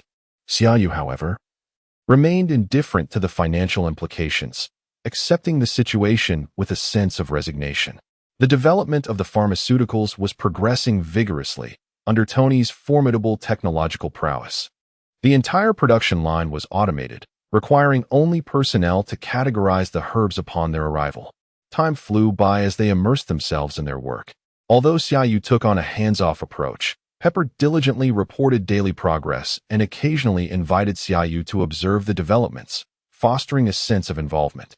For over a month, Xiaoyu practiced martial arts alongside Tony in the mornings, assisted him in the laboratory throughout the day, and served as a research subject for Tony's martial arts studies. After a month of diligent preparation, the company was finally ready to launch. Tony declared that the new product would serve as the ultimate Valentine's Day gift for women, setting the opening date for February 14th. Although products had already begun to be stocked, this date marked their official move into the office, allowing Tony and Xiaoyu, the co-founders, to greet the employees. Most of the key management personnel had met Xiaoyu previously, but many employees were seeing him for the first time. They were astonished to learn that this young Eastern gentleman was a major shareholder partnering with Tony Stark, paying little heed to their hushed conversations. Xiaoyu delivered a brief speech before Pepper thoughtfully presented each employee with a Valentine's Day gift. Following this, the trio departed, and after descending the stairs, Tony and Pepper mysteriously ushered Xiaoyu to the back of the building. What are you two up to? Xiaoyu wondered, their secretive demeanor reminiscent of matchmakers. Did they intend to introduce him to a romantic partner? Xiaoyu mused, I already have a goddess. The 20-story building, while not remarkable in Los Angeles, was ample for their company. The lower 16 floors had been fully leased, with the upper 4 reserved for their own use. At that moment, many of the tenant companies were beginning to move in, resulting in a bustling scene with workers and delivery trucks at the rear entrance. As they reached a corner at the back of the building, Pepper turned to Xiaoyu with a smile, saying, "This is Tony's Valentine's Day gift for you. I'm merely assisting. Now, let us take a look." As he spoke, he produced an access card and swiped it against the wall. At which point Xiaoyu noticed that there was a door in one corner of the building. Is this an emergency fire exit? Xiaoyu pondered. The two remained silent, opening the door and ushering Xiaoyu inside. What lay before them was a modest elevator lobby of about a dozen square meters, containing only a single elevator. Curiously, Xiaoyu followed them, only to discover that the elevator lacked buttons. Once again, the little Pepper retrieved the access card and swiped it to the right of the elevator, causing it to ascend. "What on earth are you doing?" Xiaoyu exclaimed loudly. "Do not speak. Now that we are in the elevator, there is no need to rush. You are the big boss now. You must learn to remain composed, my friend." Tony chided Xiaoyu with a shake of his head. Xiaoyu rolled his eyes, ignoring him. Soon, the elevator arrived, and as the doors opened, they were greeted by a living room, with a sofa facing away from the television. Behind the sofa stood a traditional Chinese wooden partition, leaving space on either side for passage. To the right, there were floor-to-ceiling glass windows, and to the left, more glass panels. Gazing outside revealed a grand swimming pool, opposite which was a wall adorned with lush greenery. "Is this the top floor?" Xiaoyu mused, hurriedly rushing to the right side window to peer outside. Indeed, it was the rooftop. As he made his way into the living room, he noted a Chinese tea table positioned near the right window, upon which sat numerous jars of tea leaves. A quick glance informed him that there were 7 or 8 different types. Further along, he encountered a restroom and a bedroom, which included an ensuite bathroom and a walk-in closet. Within the closet were several suits and casual outfits, along with shoes, belts, and ties. Even a few luxurious watches and sunglasses were displayed. Upon exiting the bedroom, Xiaoyu noticed a small loft directly opposite the elevator exit, featuring an open-plan kitchen and dining area. After taking a comprehensive tour, Xiaoyu returned to the living room, where the little Pepper finally spoke. "Happy Valentine's Day. Do you like this gift?" From the moment Tony purchased the building, he planned to create an apartment for you on the rooftop, truly a gift in the style of Tony Stark. Before Xiaoyu could respond, Tony interjected, "Actually, I was primarily concerned that this fellow would never leave my home." With tears welling in his eyes, Xiaoyu forced himself to remain calm and replied, "Tony Stark, if your words were not so abrasive, I would love you even more." "I do not require your affection," Tony retorted. "Come, let me introduce you to the coolest feature of this house, the home control system designed by yours truly." As Tony spoke, he casually tapped the coffee table twice, causing an interface to materialize on the glass surface. Every table in this house can serve as a computer, including the leisure table by the pool. I have installed a smart butler system for you, albeit not as advanced as Jarvis. Yet it allows you to input various voice commands to control all the appliances in the house. Remember, this includes everything, even the water change and temperature of the pool outside. The pool's drainage pipe is a substantial 50 centimeters wide, and I have equipped it with a filtration system.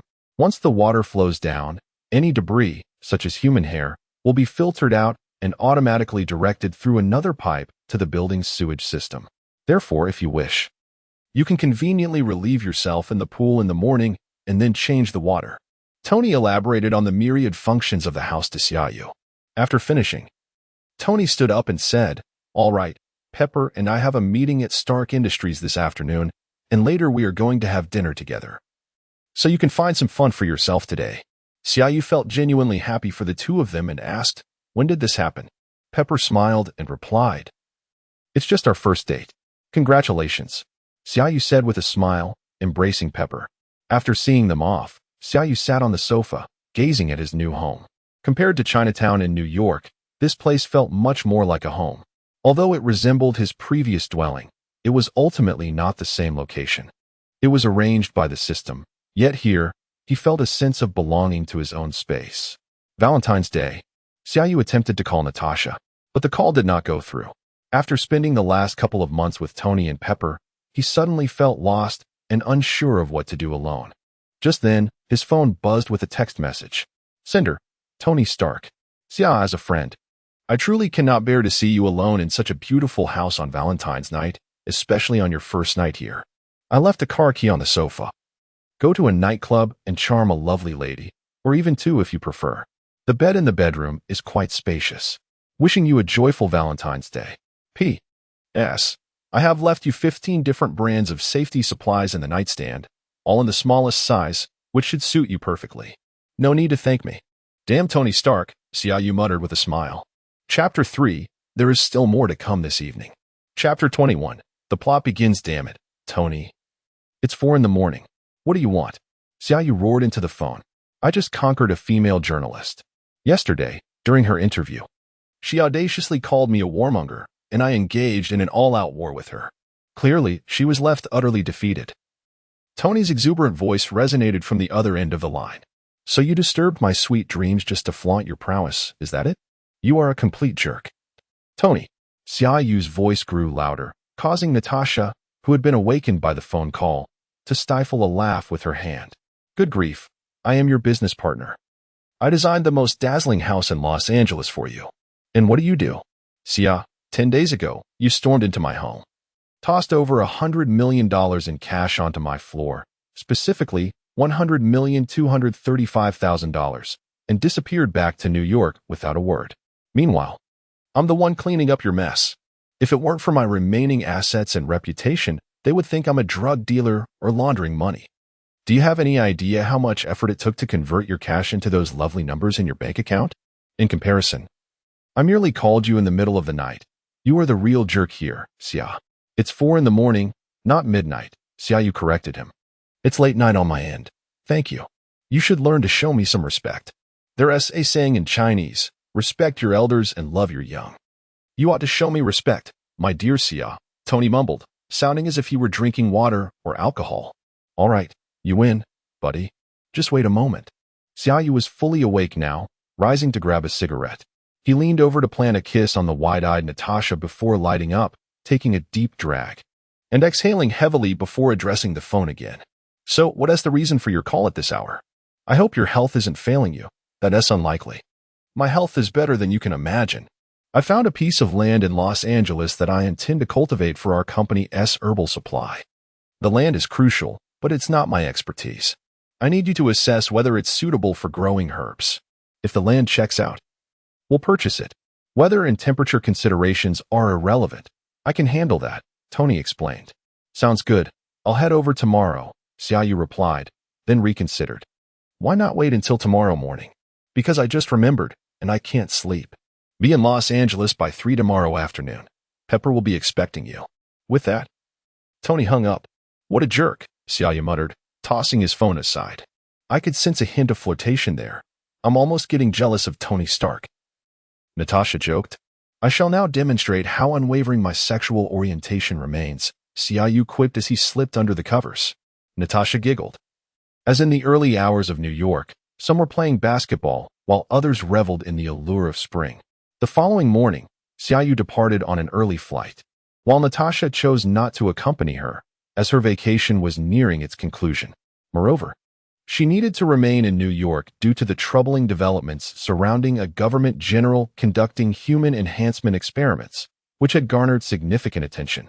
Xiaoyu was aware that the saga of the indomitable Hulk was unfolding. However, S.H.I.E.L.D. was merely assuming an observational role in this incident, which alleviated her concerns. Nonetheless, she cautioned Natasha to exercise caution. Upon disembarking, Pepper Potts was already waiting for Xiaoyu. Curiously, Xiaoyu had intended to contact Pepper after landing, but Pepper, with a smile, informed her that she had just dropped off Tony and, noticing the time, decided to wait at the airport. Although Tony Stark was no longer directly involved in the operations of Stark Industries, as the largest shareholder and the executive president, his schedule remained quite busy. Recently, he had spent considerable time at home due to personal health issues, so when Xiaoyu learned that he had gone out, she thought little of it. Following Pepper, they journeyed to a farm on the outskirts of Los Angeles, which Xiaoyu found quite suitable, and she decided to have the company send someone to discuss the pricing. After a busy afternoon, at Pepper's enthusiastic suggestion, they dined at a Mexican restaurant in Hollywood. Did you know that your company's products are primarily marketed to Hollywood celebrities? Selling to them not only yields excellent advertising benefits, but also allows for significantly elevated pricing. Pepper remarked. Is that so? The prices are quite high? Xiaoyu replied, somewhat bewildered. Indeed, you are undoubtedly the most oblivious owner of a company in existence. Goodness. You don't even know the pricing of your own products.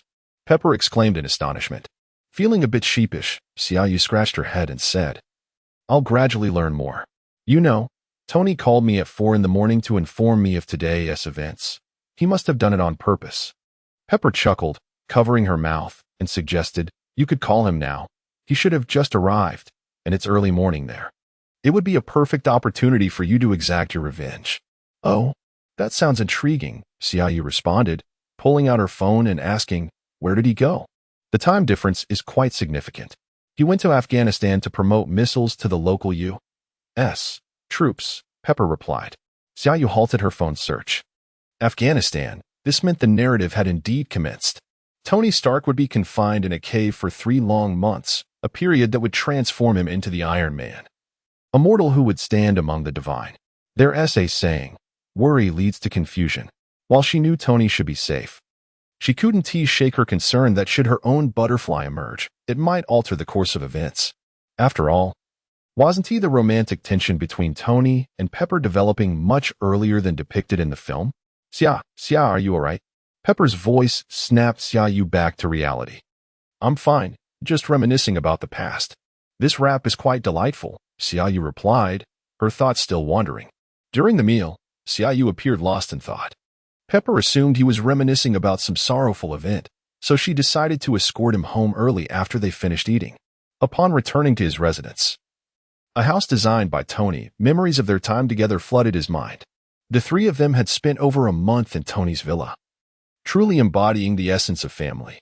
Having been in this world for just over 6 months, he had forged a brotherhood with Iron Man and entered into a romance with Black Widow. 2 heroes from the Avengers. Endgame had perished, and he mused darkly about his own choices, wondering how they would be rescued in due time. Xiaoyu found himself sitting alone at home, lost in thought until the late hours of the night. Suddenly, his phone rang. It was Natasha. Xia, something has happened to Tony Stark, she said. What happened? Although he had an inkling, his tone was still one of urgency. He was attacked by a missile in Afghanistan. The scene was littered with the bodies of soldiers, but there were traces of his blood. He must not have died then. But what his current situation is, I cannot say, Natasha replied, demonstrating her prowess as an agent of S.H.I.E.L.D. Is it terrorists? Xiaoyu inquired. The situation is quite chaotic over there, and it is uncertain which faction is involved. However, rest assured that his status is unique. Nearly all intelligence agencies are mobilized, and I believe we will have answers soon. Natasha assured him. I understand. Please inform me immediately of any developments, and take care of yourself over there, Xiaoyu said before ending the call. Plunging into a profound contemplation. The author has something to say. Chapter 1 presented Chapter 22, the rescue of Tony Stark's system task. After the creation of the Mark I armor, assist Tony Stark in his escape. Task reward, 30,000 points. Failure incurs a deduction of 30,000 points. Insufficient points will result in negative balance. With a principal interest of 50 annually, Tony Stark could have escaped on his own. Why then issue such a task with such a high reward? What changes have I brought to the narrative? Teamall, enlighten me. You may not fully grasp my intent, Master. You have not altered the storyline in any way as of yet. Even if you decline the task now, Tony Stark will still follow his predetermined path to escape. However, should you accept the task, the narrative will shift, increasing in difficulty, hence the reward of points, Teamall elucidated. Having understood, Xiaoyu replied, so, if I do nothing, it's fine. I can just earn points later. All future system tasks will be closely tied to the narrative, meaning the master must accept tasks to follow the story's progression and enhance his strength. Only with sufficient power can the master participate in the ultimate battle and rescue those destined to perish. Teamall's voice remained electronically synthesized, yet these words sent a chill down Xiaoyu's spine. Is everything predetermined, compelling me to alter the outcome? Explain why. Xiaoyu's frustration was palpable. Rest assured, master. The system exists to assist you. Some matters cannot be elucidated at present. After the internal conflict, all will become clear. Please engage in tasks to augment your strength. Tmall responded. Xiaoyu fell silent. Regardless of the nature of the system, one thing was clear: enhancing his strength was paramount. Akin to leveling up through main quests in a game. Next, he needed to thoroughly investigate the situation in Afghanistan, starting with its location. Recalling films from his previous life, he remembered key elements regarding Tony Stark's captivity: Gul Mira, the Ten Rings, an abandoned Soviet factory, and the desert. These clues made the task considerably simpler. Since Tony was assuredly safe, he had time to execute his original plan, leveraging Stark Industries' significant stock price drops to buy at the bottom. 10 days later, having arranged everything, Xiaoyu set foot in the Gul Mira region of Afghanistan. Many locations in the Marvel Cinematic Universe are fictional, such as Gul Mira and Sokovia. Xiaoyu had never visited Afghanistan in his previous life, only hearing of its chaos. Yet, upon arriving, he discovered that the reality was far beyond mere disorder. Especially in Gul Mira, where aside from a few small towns, the rest of the area had been largely overrun by the Ten Rings, reportedly conscripting the local populace. After several days of investigation, Xiaoyu selected a quaint town named Mino. The reason for his choice lay in the presence of a tavern. Reminiscent of his previous life in an Islamic nation where it is exceedingly rare to find such establishments, particularly in smaller locales. Even among those who are not adherents of Islam, the continuous state of war and the dire poverty that afflicts the populace leave few with the means to frequent taverns. Thus, Xiaoyu ventured inside, probing the atmosphere, and to his astonishment, he discovered a tattoo of the Ten Rings gang on the neck of the proprietor, who was also capable of speaking English, a crucial asset, as Xiaoyu required a translator.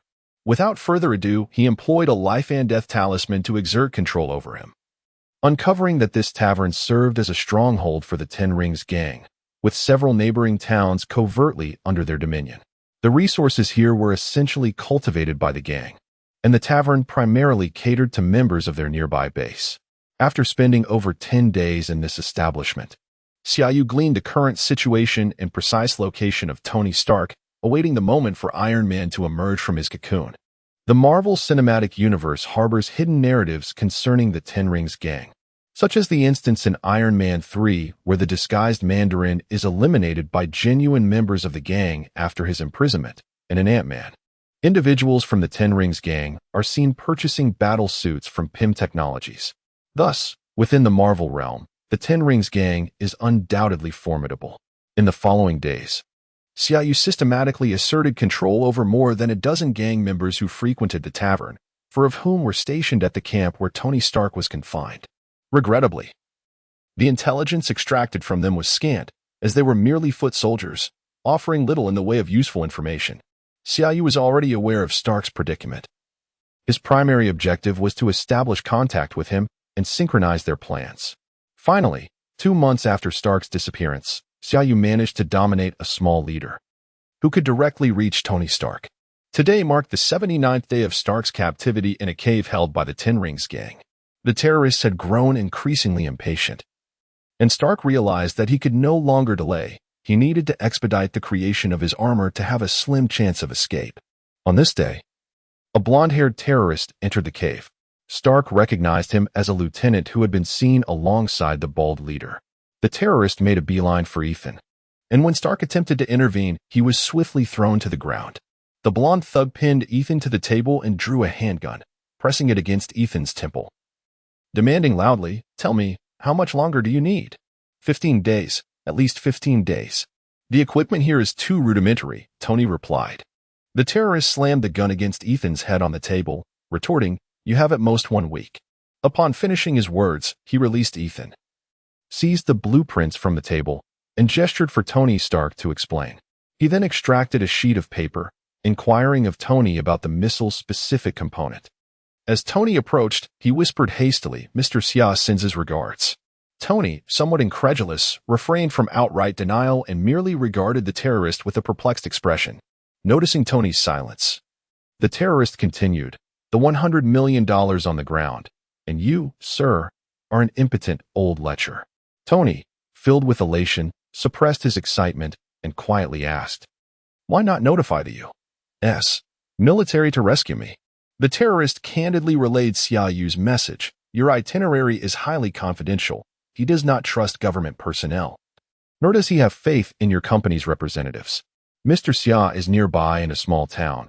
He proposes a meeting time, and I can offer assistance." After pondering, Tony replied, "A week. What assistance can you provide then?" "I must first meet with Mr. Xia. I cannot linger for too long. I will return in 3 days for further discussion." The terrorist, having delivered his message, hurried away. Tony turned to Ethan, stating, "This increases our chances significantly. Let us hasten our progress. Time is of the essence." Soon, the yellow-haired member of the Ten Rings encountered Xiaoyu. "I require that on the day of action, you escort me inside. Proximity to your leader is essential," Xiaoyu insisted. "Impossible," the yellow-haired one responded. "I am not among his closest confidants, and bringing you into the camp would prove exceedingly difficult. Sir, your face is too easily recognized." Xiaoyu's expression darkened.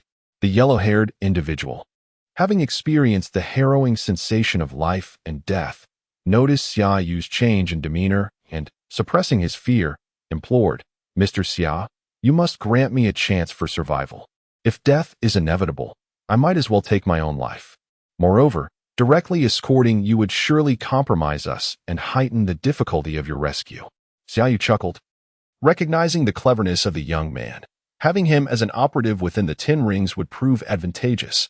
In truth, Xiaoyu harbored a general plan, but needed to ascertain the situation on Tony's end. Typically, those guarding Tony's cave were loyal subordinates of the bald leader, presenting a temporary obstacle. Therefore, Xiaoyu instructed the yellow-haired one to convey a single inquiry to Tony. Could he ensure his safety within the cave, or maintain a blockade at the entrance to prevent others from intruding? Xiaoyu was already aware of the answer. As long as Tony adhered to his strategy, he would succeed in breaking free. Over the next few days, Xiaoyu would rally the members of the Ten Rings under his control, ideally bringing additional personnel. Once secured, they would launch an attack on the camp, aiding Tony in holding back a significant number of enemies while he observed the battlefield, vigilant against unforeseen variables. Author's note: I am quite dissatisfied with this chapter. The narrative feels awkward and unnatural. I will strive to improve in the future. Chapter 23. Master Fan. The fateful day had finally arrived. Xiaoyu had already prepared his team, not far off, while Tony anxiously awaited the passage of time in the cave. It must be said that the narrative possessed a formidable inertia. The bald leader of the Ten Commandments gang sensed something amiss and dispatched his subordinates to investigate. In a scene reminiscent of a film, Tony urgently activated his armor, and the terrorists who forcibly breached the door were swiftly eliminated by the small explosives Tony had crafted. Meanwhile, Ethan dashed out with a gun to buy time. As Xiaoyu led around 20 members of the Ten Commandments gang under his control towards the camp, they were met with a sudden explosion followed by gunfire. With no other option, Xiaoyu resolved to take matters into his own hands. His original plan was to park a kilometer away, assault the camp with his men, and then have Tony intervene. However, just as they parked and had taken only a few steps, the sounds of conflict erupted in the distance. Without a moment's hesitation, Xiaoyu commanded the blonde to bring the vehicle, while he executed a swift, graceful approach towards the gang's encampment. The 20-odd men left behind stood in shock, bewildered by Xiaoyu's sudden disappearance as he vanished like a mirage across the desert. It was the blonde who quickly reacted, driving toward the camp. Upon arrival, Xiaoyu found the cave filled with gunfire as a group of gang members stood guard, weapons drawn, against the entrance, donning a long and used one-click armor change feature. He adorned himself with a sleek black suit, brandishing the heavenly sword. This time, however, Xiaoyu chose not to wear a mask. With only 20 to 30 men outside, they could not withstand even a minute against Xiaoyu, who wielded the heavenly sword and moved with an ethereal grace. He swiftly dispatched all the adversaries outside, collecting a significant portion of their munitions in haste before charging into the cave. There, he found Tony, clad in his Mark I armor, crouched beside Ethan, who appeared to have met his untimely end. "Tony, we need to leave," Xiaoyu urged, fearing any unforeseen developments. "Xia, can we take him with us?" Tony gestured toward Ethan's lifeless body. "Of course. You're hindered in that armor. Stay still while I assist you, Xiaoyu replied, deftly using the heavenly sword to help Tony unfasten the armor, which was largely secured with belts and could be easily removed. With Ethan's body tucked under one arm, Xiaoyu grasped Tony Stark's pulse point with the other, channeling a continuous flow of internal energy into him. As they emerged, the blonde was leading a convoy of 5 vehicles toward them. A group that had initially viewed Xiaoyu as a devil due to the life and death talismans, but now regarded him with even greater trepidation after witnessing his prowess. Xiaoyu and Tony climbed into the vehicle driven by the blonde, and they journeyed into the heart of the desert. The area remained perilous, but Xiaoyu possessed a GPS and a satellite phone. Before departing for Afghanistan, Pepper had provided him with Colonel Rhodes' contact number, and he planned to call for assistance once they had put a safe distance between themselves and the chaos. As Xiaoyu boarded the vehicle, he noticed a red dot on the minimap, which reminded him of the bald man who should have been lying nearby when they entered the cave. In the original narrative, the man had not perished. Instead, he was later slain by Obadiah Stane. Xiaoyu pondered this and concluded that without the bald man, Obadiah could not have transformed into Ironmonger. Thank you, Xia, Tony remarked. Let us set aside the conversation for now and find a safe place to leave. You managed to create such an armor in the cave. You truly are remarkable, Tony, though the armor is rather unsightly, Xiaoyu replied. Earlier, Xiaoyu had transferred a bit of his vital energy to Tony, which had noticeably improved Tony's spirits, though the death of Ethan weighed heavily on him, leaving him with little desire to converse.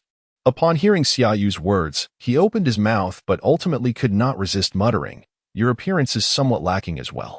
Xiaoyu, wishing to avoid a verbal spar at this moment, noticed Tony's lack of vitality and felt a pang of discomfort in his heart, prompting him to engage in conversation. Observing Tony's demeanor, Xiaoyu lost his inclination for jest and produced a GPS and a satellite phone. When I arrived, Pepper informed me that if anything arose, I could seek assistance from Colonel Rhodes. I understand he is your good friend. I trust him, though I harbor reservations about the U.S. military here. However, once we are safe, I believe he will come to our aid. You should make the call, Xiaoyu urged. Yet, a sense of unease lingered within Xiaoyu, as the system had not signaled the completion of his mission. Just as he feared, 2 vehicles ahead were suddenly pierced by a colossal surge of electricity, erupting into fireballs. The occupants were surely doomed. The 3 vehicles behind came to an abrupt halt, with everyone, including Xiaoyu, staring in shock at the inferno of twisted metal. Where could such lightning originate in this desert? Then, from ahead, a figure clad in a black robe descended slowly, only their hands visible. Xiaoyu, keen-eyed, quickly noticed that each finger bore a ring. Masterman. This is not the imposter from Iron Man 3. This is the true mastermind behind the 10 rings. Now I understand why completing the mission requires 30,000 points. Xiaoyu realized. Tony, call Rhodes immediately. Do not stop the vehicle. Huang Mao, when I exit, you must drive away swiftly. Remember, if Tony dies, you will not survive either, Xiaoyu whispered urgently. What are you planning? We should leave together, Tony exclaimed. Tony, I cannot win. If we remain, we will surely perish. If you leave, I may still have a chance to escape. So stop being so sentimental, Xiaoyu replied earnestly. Before Tony could respond, Masterman had descended further, glancing at their vehicle before declaring, Tony Stark is to remain. The rest shall die. With that, he waved his right hand, and the ring adorned with a yellow gemstone glowed ominously.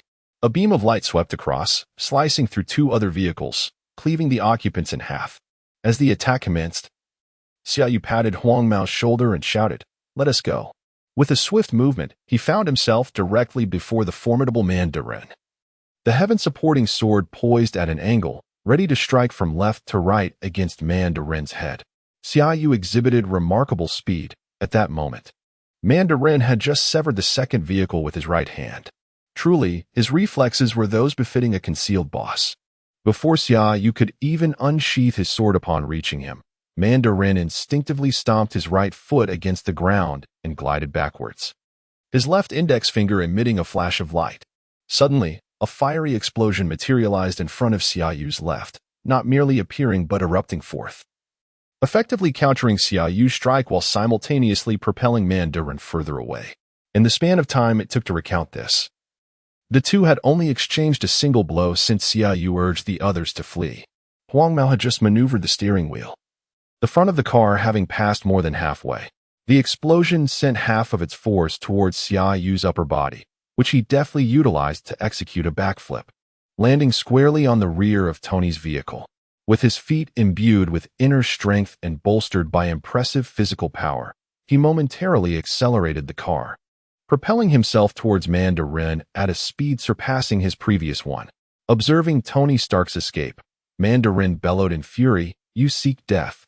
This time, it was his left pinky finger that unleashed a radiant beam directed at Xiaoyu. In midair, Xiaoyu found no means of evasion and could only raise the heaven-supporting sword to withstand the onslaught. A chilling force surged along the blade and began to creep up his arm. Before it could reach his forearm, the 9-yang true qi within Xiaoyu erupted, effectively dissolving the icy energy. The 9-yang divine art is renowned for its immunity to all frigid forces, rendering it a nemesis to such chilling energies. Regrettably, Mandarin possessed an abundance of rings. A flash from the ring on his right middle finger conjured a whirlwind more than 2 meters wide before Xiaoyu. The fierce gust produced a deafening sound, the concentrated wind force tangible enough to disturb only a few grains of sand on the ground. The advantage of the system's martial arts upload lies in the fact that once completed, each technique becomes instinctively ingrained in Xiaoyu's very bones. In this scenario, he instinctively employed the most advantageous countermeasure. Suddenly, the heaven-supporting sword in his right hand emitted a resonant hum, vibrating at a high frequency due to Xiaoyu's inner strength. With an outstretched hand, the vibrating sword pierced through the whirlwind, tracing a horizontal U-shaped trajectory that effectively interrupted the tempest. This was the Dugun 9 Swords method to disrupt energy. Author's note: another chapter will follow tonight. Chapter 24, The Gatling Gun. Who exactly are you, kid? Masterman seethed as he watched Tony Stark depart into the distance. Shimen Shui Shui, Xiaoyu replied. Only a fool would reveal their true name. Who knows what kind of cursed abilities he might possess?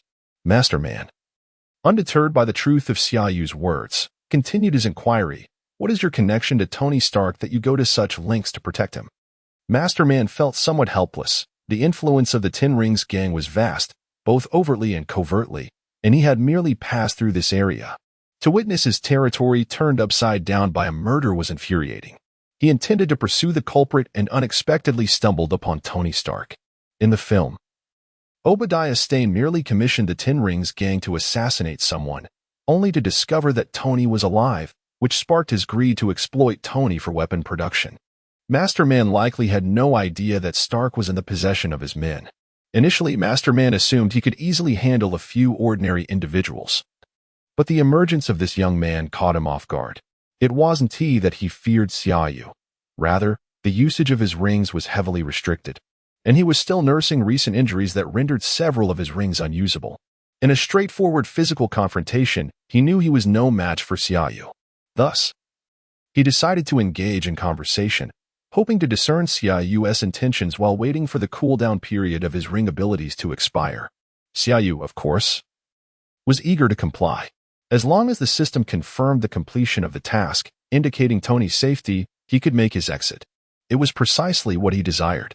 With a casual gesture, he plunged his sword into the ground and announced, "It's nothing personal. I'm merely being compensated for my services.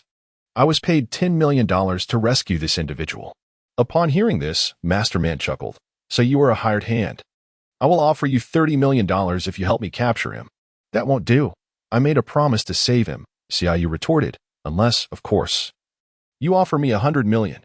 My master always taught me that one must fulfill their obligations unless a client is willing to pay 10 times the original price." He adopted an air of proud defiance.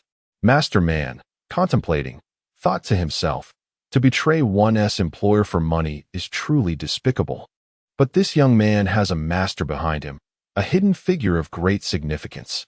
Perhaps it is best to avoid confrontation. Very well, $100 million it is.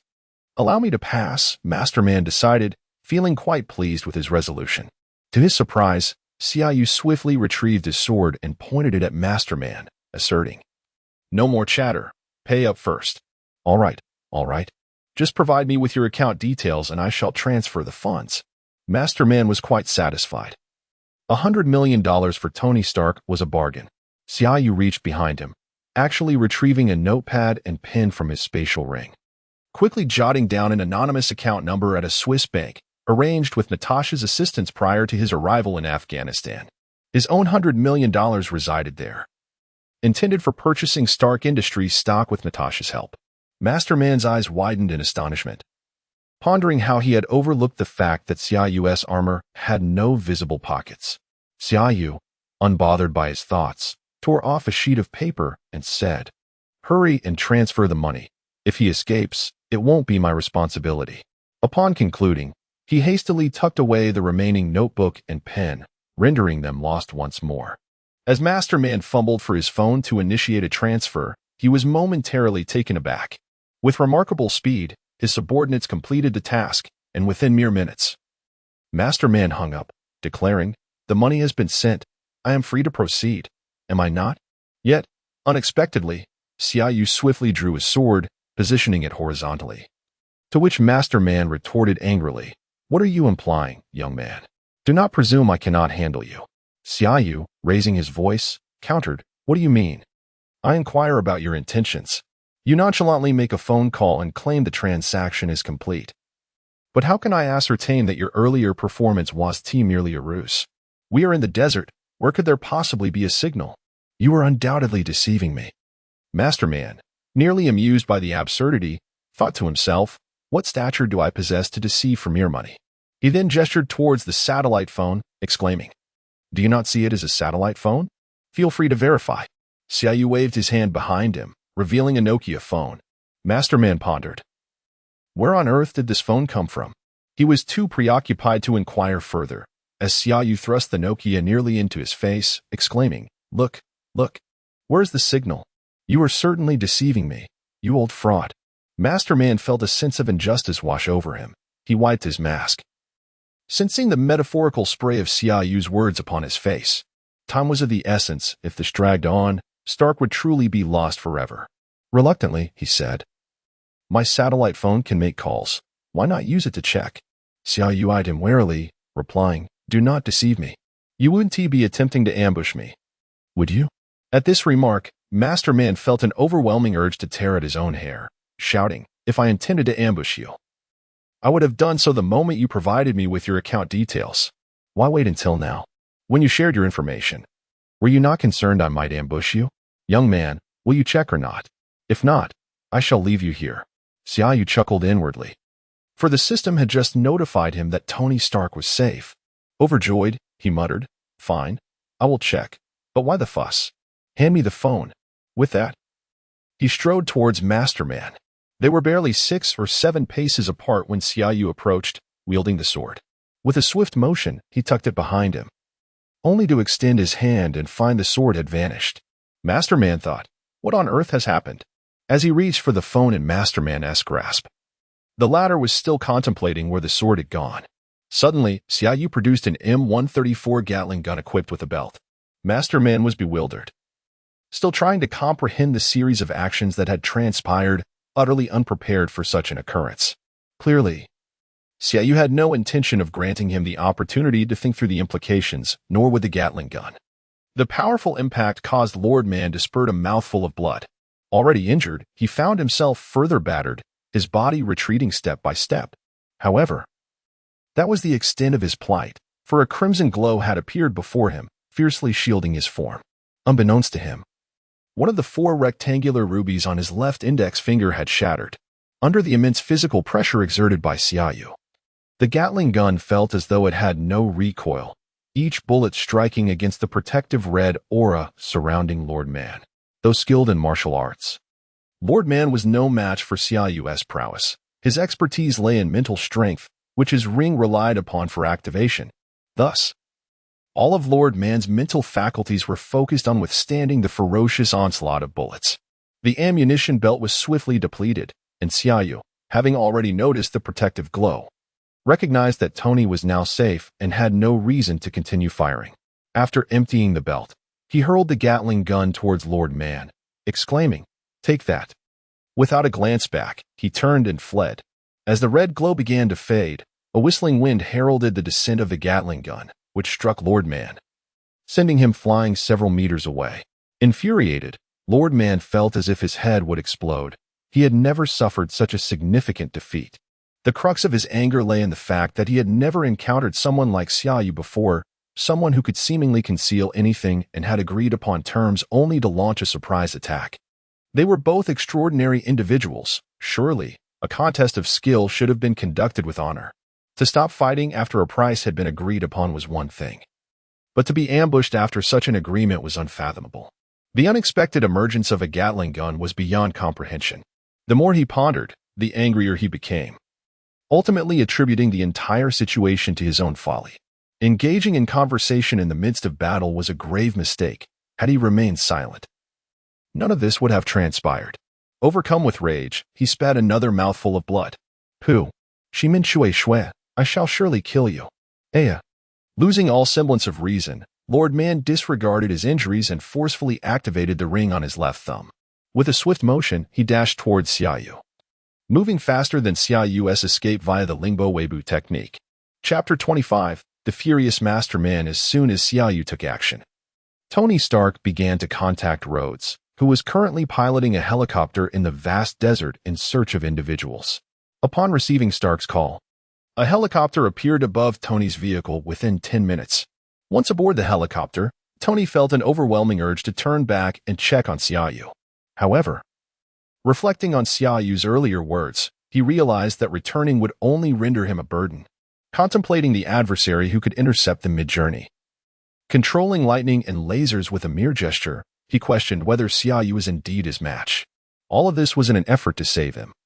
And thoughts of Xiaoyu, who was still stalling for time on his behalf, alongside the lifeless form of Ethan, plunged Tony Stark into profound remorse. News of Tony Stark's return rapidly reached the mainland United States. Leaders from several intelligence agencies swiftly convened at the military base. Under Tony's insistence to locate Xiaoyu before his return, heads of various departments and local military officials exhibited an unprecedented level of efficient collaboration, forcibly sending Tony back. Who would dare leave this esteemed figure behind? Should anything go awry, they would be condemned to a lifetime of sifting through sand.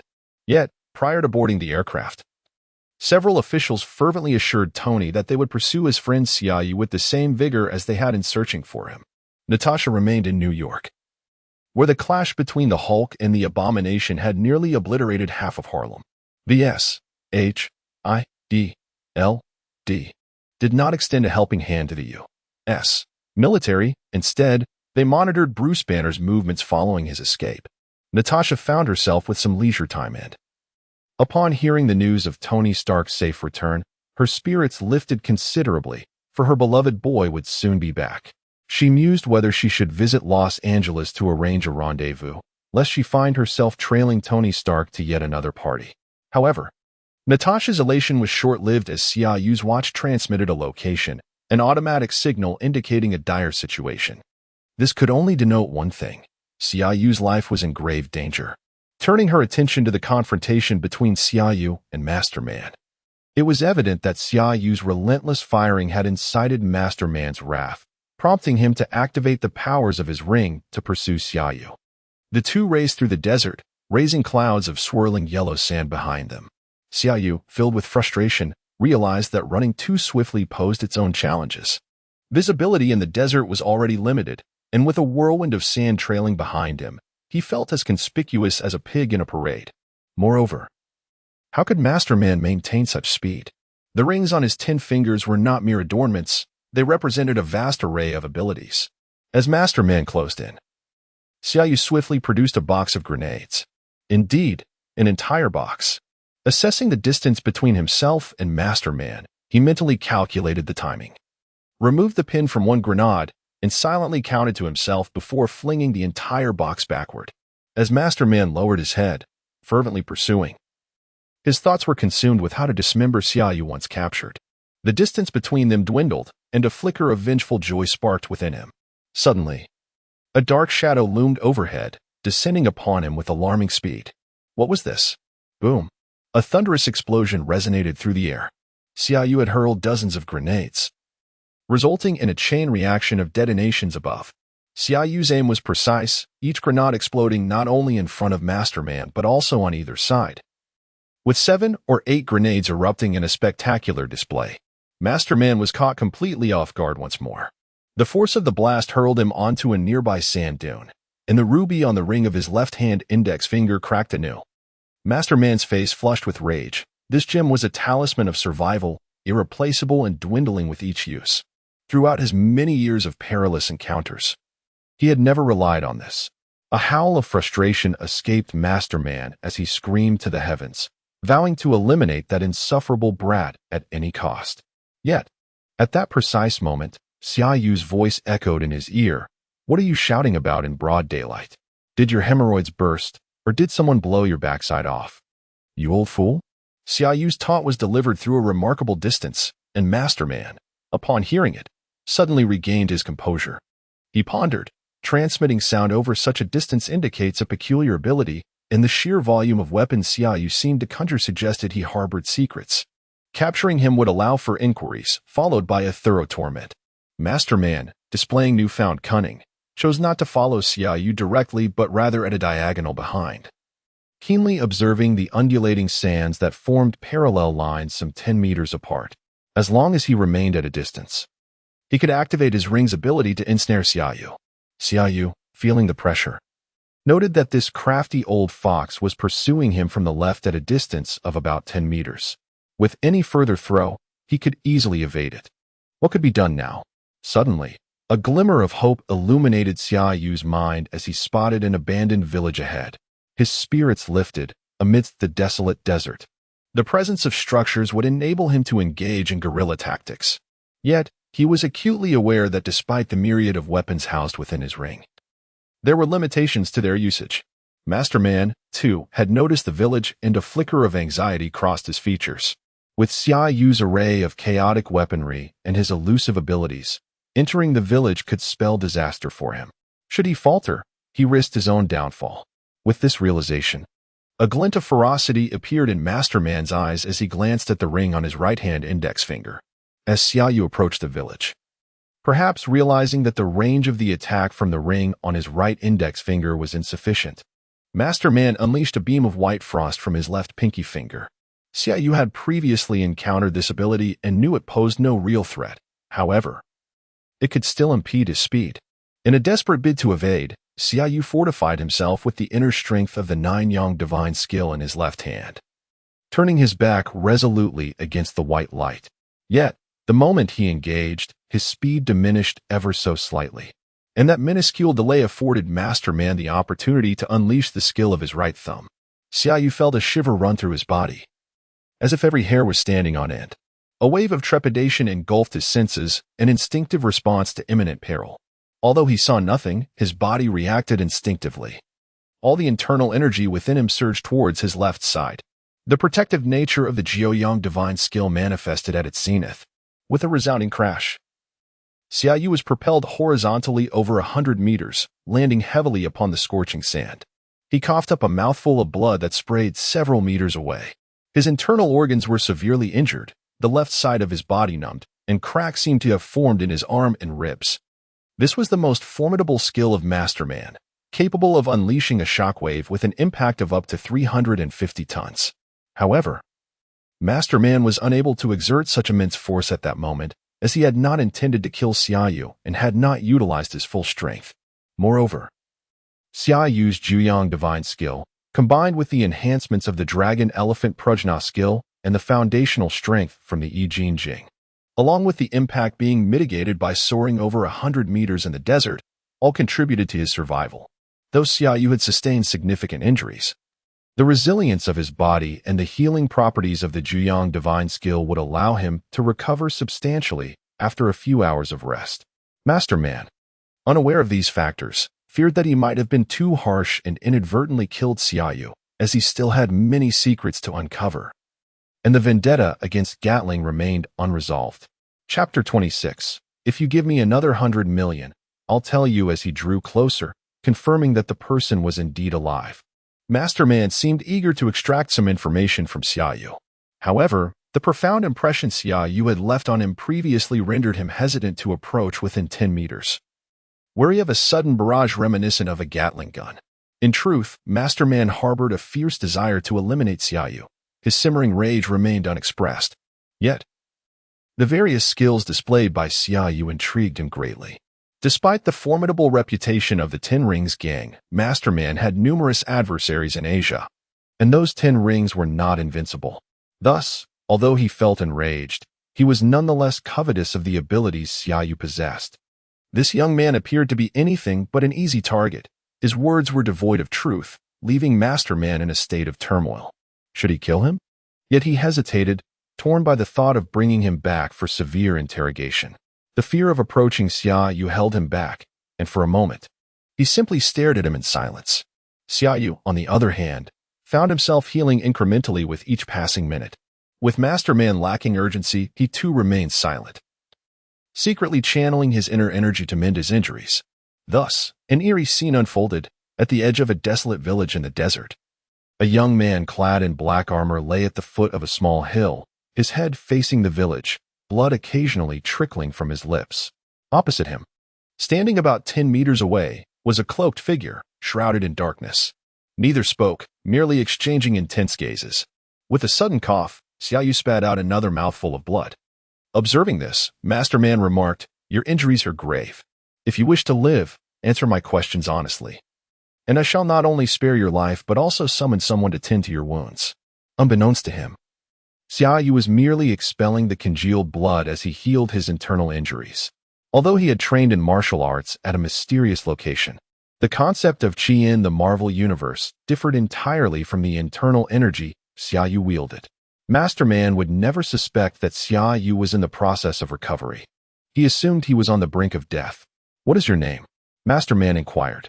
"Nan Gong Fei Yun," Xiaoyu replied without hesitation. "Isn Tiachi Menchue Shui?" Masterman felt his temper flaring once more. "Ah, I was just teasing you earlier. Now that my life is in your hands, I shall naturally be honest," Xiaoyu responded with earnest sincerity. Masterman remained noncommittal and pressed on. "I ask again, where did that sword go? What was the deal with the Gatling gun that appeared in your hand?" "Actually, I have a large pouch behind me where the sword is stored, and I pulled out the Gatling gun from there as well. It was just too quick for you to notice," Xiaoyu fabricated. "You're talking nonsense. Do you take me for a fool? Where's the pouch on your armor?" Masterman was nearly driven to madness. "There is no pouch. Where could it be? If I tell you, you won't believe me. Come over and see for yourself. I'm not deceiving you." Xiaoyu beckoned to Masterman, inviting him to approach. Masterman, in a fit of rage, unleashed a fiery explosion beside Xiaoyu, bellowing, "Do not presume I cannot kill you. Cease your incessant chatter, or I shall relish the thought of tearing you limb from limb. I believe. Spare me your threats of violence. Do you not merely wish to uncover the source of my possessions?" Xiaoyu replied, his tone casual as he plunged his right hand into the sand, retrieving a pack of cigarettes. He lit one and continued, "In truth, everything I possess is drawn from the very sands. The desert harbors all manner of treasures. Care to test that theory?" At the sight of Xiaoyu pulling out a cigarette, Masterman felt a surge of anxiety, fearing that a weapon might emerge instead. Once Xiaoyu finished speaking, he suppressed his burgeoning fury and gravely addressed him. "Nangong Feiyin, I offer you one final chance. My patience is wearing thin. Do you see this ring on my thumb? It possesses a small function that can unleash a toxin, leaving you in a state of torment, unable to escape or find peace. When the toxin manifests, it will bring unbearable itching and cause your body to rot and fester. Would you care to experience it?" Upon hearing the description of excruciating itching and rotting flesh, a flicker of surprise crossed Xiaoyu's eyes as he spoke with Masterman. "If I divulge everything, will you truly let me go?" He was stalling for time, communicating with the system. "Of course, I am a man of my word," Masterman replied. "I have one modest request," Xiaoyu interjected. "Speak." Masterman gestured nonchalantly. "Could you perhaps wire me another 100 million? Xiaoyu burst into laughter, unable to contain himself. "You dare mock me?" Masterman, infuriated, unleashed a toxic ray from his thumb, a minor skill of his. In an instant, it struck Xiaoyu, who began to tremble violently, gritting his teeth and letting out muffled groans, his face contorted in agony, as black fluid began to seep from his body. This manifestation was notably different from previous instances of this skill. Others had experienced immediate skin festering. However, the confusion was fleeting. Master Man's confidence in his ring was unwavering. And it was evident that Xia Yu was in extreme pain, with the veins on his neck threatening to burst. The absence of immediate festering could be attributed to physical condition or internal energy. Aya! Xia Yu uttered incoherent cries, saliva dripping from his lips, genuinely suffering. Having completed a task that earned him 30,000 points, he was currently loading the 456th layer of the Dragon Elephant Prajna skill. Moments ago, the information system had revealed two critical insights. First, that the invulnerability characteristic of the Nine-Yang Divine skill was applicable here, and second, that loading the Dragon Elephant Prajna skill not only strengthened the body, but also facilitated healing. The process involved repeatedly shattering and reconstituting the muscles and bones.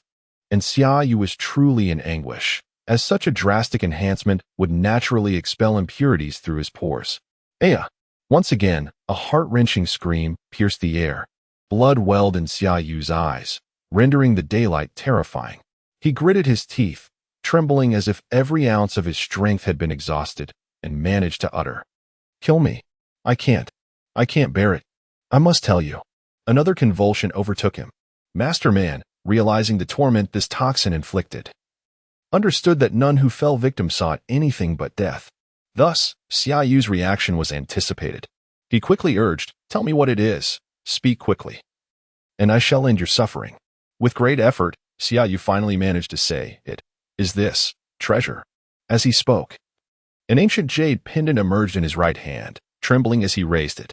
Master Man, having fortuitously acquired 10 rings, was more inclined to believe in such artifacts, especially given Xia Yu's ghastly state. When Xia Yu revealed the jade pendant, Master Man's gaze became fixated. He was convinced that this divine object possessed further capabilities, perhaps yet undiscovered by Xia Yu, a conclusion drawn from his years of experience with the rings. His eyes followed the jade pendant as Xia Yu hurled it with all his might, landing just short of Master Man hastily. Master Man stepped forward to retrieve it. In that moment, a large box materialized in Xia Yu's right hand, which he hurled fiercely towards Master Man instantly. A riot shield appeared in his right hand, while an AK rifle manifested in his left. Xia Yu had arrived in Afghanistan primarily to procure various Chinese foodstuffs for transport in the rings. The jade pendant purchased at a Chinese airport, and the riot shield obtained from a drug dealer's trunk during a mission in New York. As for why a drug dealer possessed a riot shield, one might refer to Lucy for answers. No further inquiries, please. The box had been packed when rescuing Tony, containing 3 small missiles, and the AK rifle requires no elaboration. Let us pause for clarity. Xia Yu sat on the ground, the riot shield shielding his entire body. While the AK was aimed directly at his adversary, the backdrop an abandoned village. Dust swirled in the air beneath the blazing sun.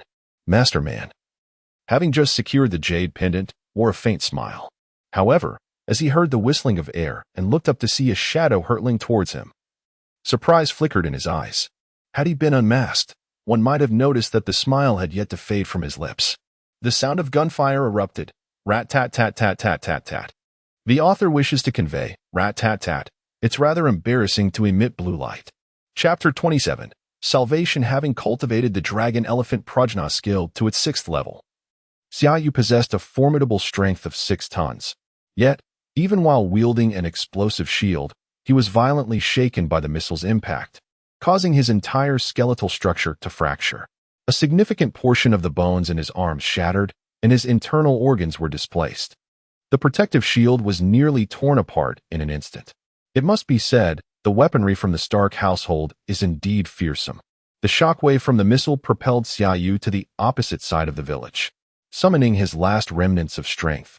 He stumbled into a family cellar, a common refuge in a war-torn region, where he collapsed, immobilized. Only the preservation of his vital energy prevented his demise, and he could do nothing but lie there, waiting for the internal power of his Nine-Yang Divine skill to restore him. The severity of his injuries left him uncertain of how long it would take, but Xia Yu felt no urgency. After being blasted away, he had executed a swift change of attire, discarding his tattered armor and donning the watch gifted to him by Natasha. The reason Xia Yu summoned his final reserves to reach the cellar was his fear of being pursued by Mr. Man. He was acutely aware that Mr. Man would not have perished.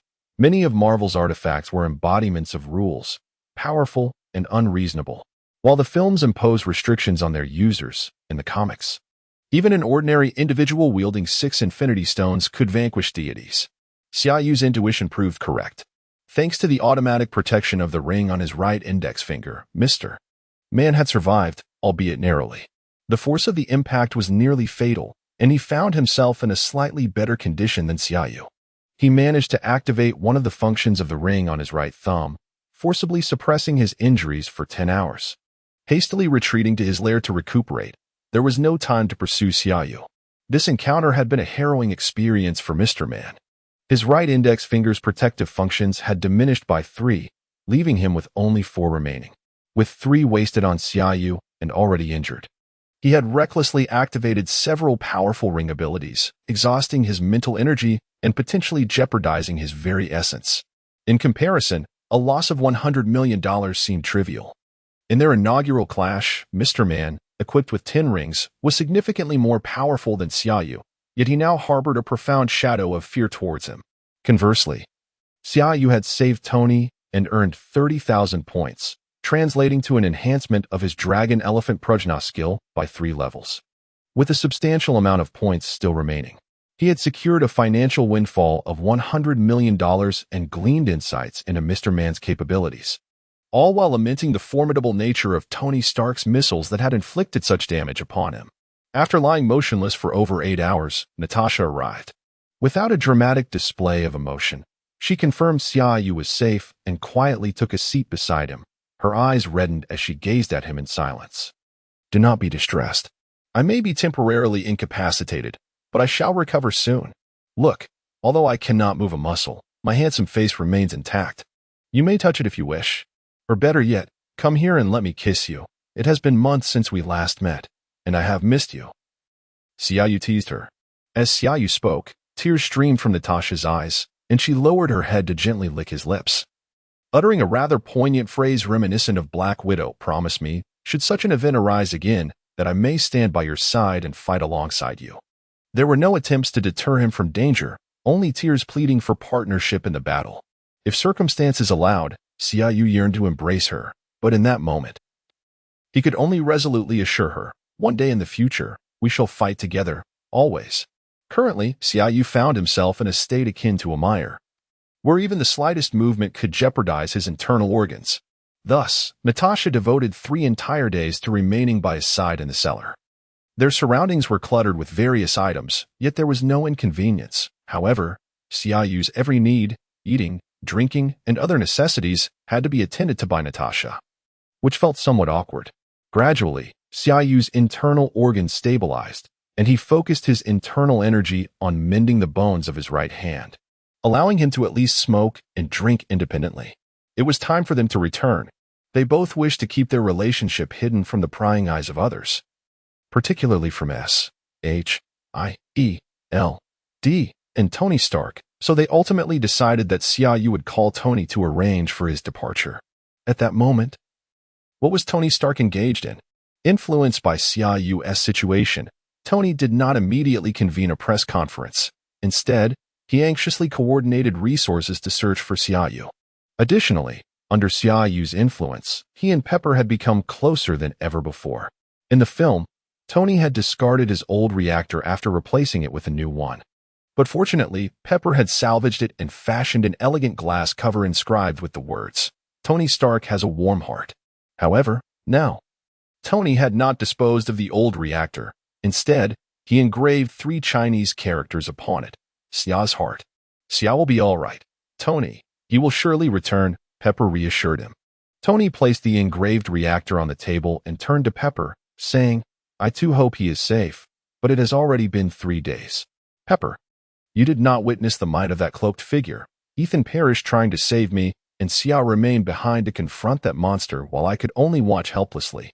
All of this is a consequence of the weapon I invented to protect us." As he spoke, Tony cradled his head in his hands. Pepper rose and enveloped Tony in her embrace, sharing in the hope for Xia Yu's safe return. Yet, 3 days had passed, and truthfully, despair had begun to settle in their hearts. Otherwise, Tony would not have inscribed Xia's heart on the reactor, which carried an almost tombstone-like connotation.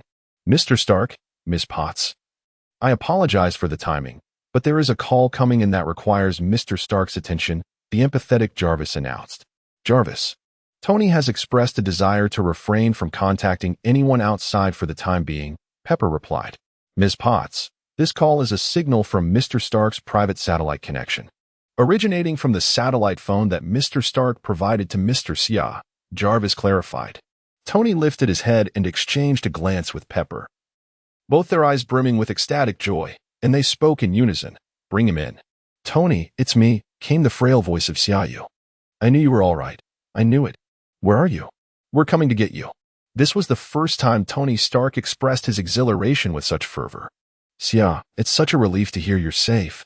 You have no idea how worried Tony was. He intended to remain in Afghanistan to wait for you. But the government forcibly brought him back, Pepper interjected. Hey, Pepper, you're here too. Tony returning was the right choice. Don't take it to heart. Xiaoyu greeted Pepper and continued, I don't know. I only brought a GPS and have already sent it to you. I'm in the cellar of an abandoned village, not far from where we parted. Oh, by the way, there was a missile explosion here 3 days ago. While Xiaoyu was speaking, Tony Stark was already using his computer to pinpoint the location. As soon as Xiaoyu finished, Tony interjected, No need. I've already locked onto your position. I'll send Rhodes to retrieve you. No, Tony, I'm completely broken. I lay here for 3 days before I could call you. I can manage my own recovery. I don't need a doctor, especially not military doctors examining me. Do you understand? You'd best have Rhodes bring a stretcher to carry me back, Xiaoyu hastily insisted. Upon hearing that Xiaoyu's bones were all broken and that he had lain for 3 days before managing to call, both Tony and Pepper felt their eyes well up with tears. Tony, suppressing his voice, stated, I understand. You will return as swiftly as possible. I have a hot pot ready for you. After hanging up, Pepper could no longer hold back her tears and choked out, Oh my God, Tony. What could poor Xia have endured? He said he is completely broken, lying alone in a dark cellar for 3 days, unable to move. Oh my God. Tony's eyes glistened with tears as well. They both involuntarily imagined Xiaoyu lying alone in the darkness for 3 days and nights, unable to move, unable to eat or drink, enduring unimaginable pain and despair. What they did not know was that during those 3 days, Xiaoyu had someone attending to his every need. Given Xiaoyu's immobility, Natasha had even. Chapter 28. The birth of Mark II. Xiaoyu lay in bed for a full 3 days upon his return, using this time to focus on rehabilitating his left arm. He could no longer endure the indignity of others tending to his bodily needs. Tony Stark fashioned a wheelchair for him, enabling him to at least care for himself. Since his arrival, he had been residing at Tony's home, sharing with him everything that had transpired after their separation. Save for Natasha and the system, he merely referred to the spatial ring as a family heirloom. Eagerly, Tony took the ring to study it, yet, unsurprisingly, he found no results. After all, it was a tool provided by the system. Despite employing countless methods to detect any energy fluctuations, Stark could not analyze the material of the ring. This setback greatly disheartened him. But he soon buried himself in the design of his Iron Man suit. Are you certain you do not need my assistance in designing your own suit? Look, I've even prepared a reactor for you. Tony gestured to the heart of Xia on the table. Focus on your own suit first. This is your path. I have my own way of fighting. For now, let me leave the heart of Xia with you. It's safe here, and losing it would be a considerable inconvenience. Xiaoyu replied. If the narrative followed its usual course, this heart of Xia could very well save Tony's life. Tony smirked when it's completed. Don't come asking me for it. By the way, you should accompany me to the press conference tomorrow. I've decided to hold it. The media thinks I'm still in the hospital recovering due to your situation. Xiaoyu shook his head in refusal. What purpose would it serve for me to join you in a wheelchair? I will not attend. Tony inquired. Do you truly support my decision to shut down Stark Industries' weapons division? Why would I not? You are choosing to do the right thing, Tony. I am genuinely pleased that you have discovered your own path, Xiaoyu responded. Tony Stark was moved. Thank you, Xia. You should know that Pepper believes I am being too hasty and advises me to take my time. You are the only one who fully supports me. Xiaoyu shrugged. When you went missing, Stark Industries stock plummeted. I invested my entire fortune in your company as shares. I'll sell them all shortly. And once you conclude the press conference, I will reinvest. My wealth has multiplied several times over this time. Thank you, Tony. Tony Stark simply stared in astonishment. The press conference indeed caused a global sensation as the world's largest arms manufacturer declared it would cease selling weapons. This announcement was deemed ludicrous by many, with some television programs openly mocking the situation, suggesting that if Stark Industries stopped selling arms, its closure would not be far off, regardless of external opinions. Tony was wholly engrossed in his home, working on the Mark II armor. Jarvis. You handle the data calculations, dummy. You are responsible for extinguishing any fires resulting from failed experiments. Yeah, well, just sit in your wheelchair. Tony Stark donned only the arm and leg armor and commenced initial testing. Power adjusted to 10, beginning now, he announced, and immediately, an overwhelming force surged through his legs, toppling Tony over, his head colliding against the wall. The clumsy robotic arm, affectionately dubbed Bun Bun, hurriedly sprayed fire-extinguishing foam at Tony, who was not actually on fire. Ha. Tony, were you putting on a show for my amusement? Summer, you jested. I should have recorded that. Damn it, Jarvis. Would you mind sending a copy to my computer later? With a merciless laugh, Summer mocked Tony. Having witnessed this scene before in the film, it was even more amusing in person. Yet, amidst the laughter, Summer began to grasp why Iron Man appeared so formidable on screen. Tony Stark's ability to create and manipulate technology was simply extraordinary. Virtually any concept he envisioned, he could bring to life. Observing Tony as he meticulously refined his armor in the lab was a profoundly unique experience, evoking a sense of witnessing history in the making. With the Marvel Cinematic Universe officially unfolding, Summer eagerly anticipated being part of the Avengers' initial assembly, a prospect that stirred his blood with excitement. Before leaving his wheelchair, Summer had resided in Tony Stark's home, seemingly destined to witness the birth of Iron Man in its entirety. On the day Summer finally stood unaided, Tony achieved a breakthrough. And as he donned the unpainted Mark II with mechanical assistance, Summer felt a twinge of regret. No man could resist the allure of such an armored suit. With a swift whoosh, Tony soared into the sky before returning after a lengthy absence. As Summer contemplated returning home, he realized he lacked transportation and began to peruse Tony's collection of sports cars in the garage. After careful consideration, he settled on a classic 1967 Shelby Cobra. Its design strikingly beautiful and aesthetic he greatly admired. Satisfied, he patted the hood and prepared to drive away. Suddenly, a loud crash reverberated as Tony, clad in his armor, plummeted from the sky, narrowly missing Summer, who instinctively retracted his foot. Unfortunately, the Shelby Cobra was crushed beneath Tony's descent. Bun rushed over, spraying foam once more, while Summer cautiously approached Tony, gazing at the gaping hole above. Goodness, it pierced through 2 layers, Summer exclaimed. He nudged the fallen Iron Man with his foot and remarked, I believe your impact is more damaging than your weaponry.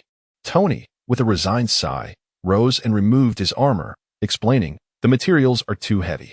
I'm considering switching to a titanium alloy used in the Seraphim combat satellites for the shell. What do you think? Summer, in a swift motion, drew the sword of heaven from his ring and pointed it at Tony, retorting, What about this sword? Never mind, Tony continued, addressing Jarvis. Order the materials. We also need to choose a color. I think gold would be splendid, symbolizing Mr. Stark's wealth. What do you think, Mr. Summer? Jarvis inquired.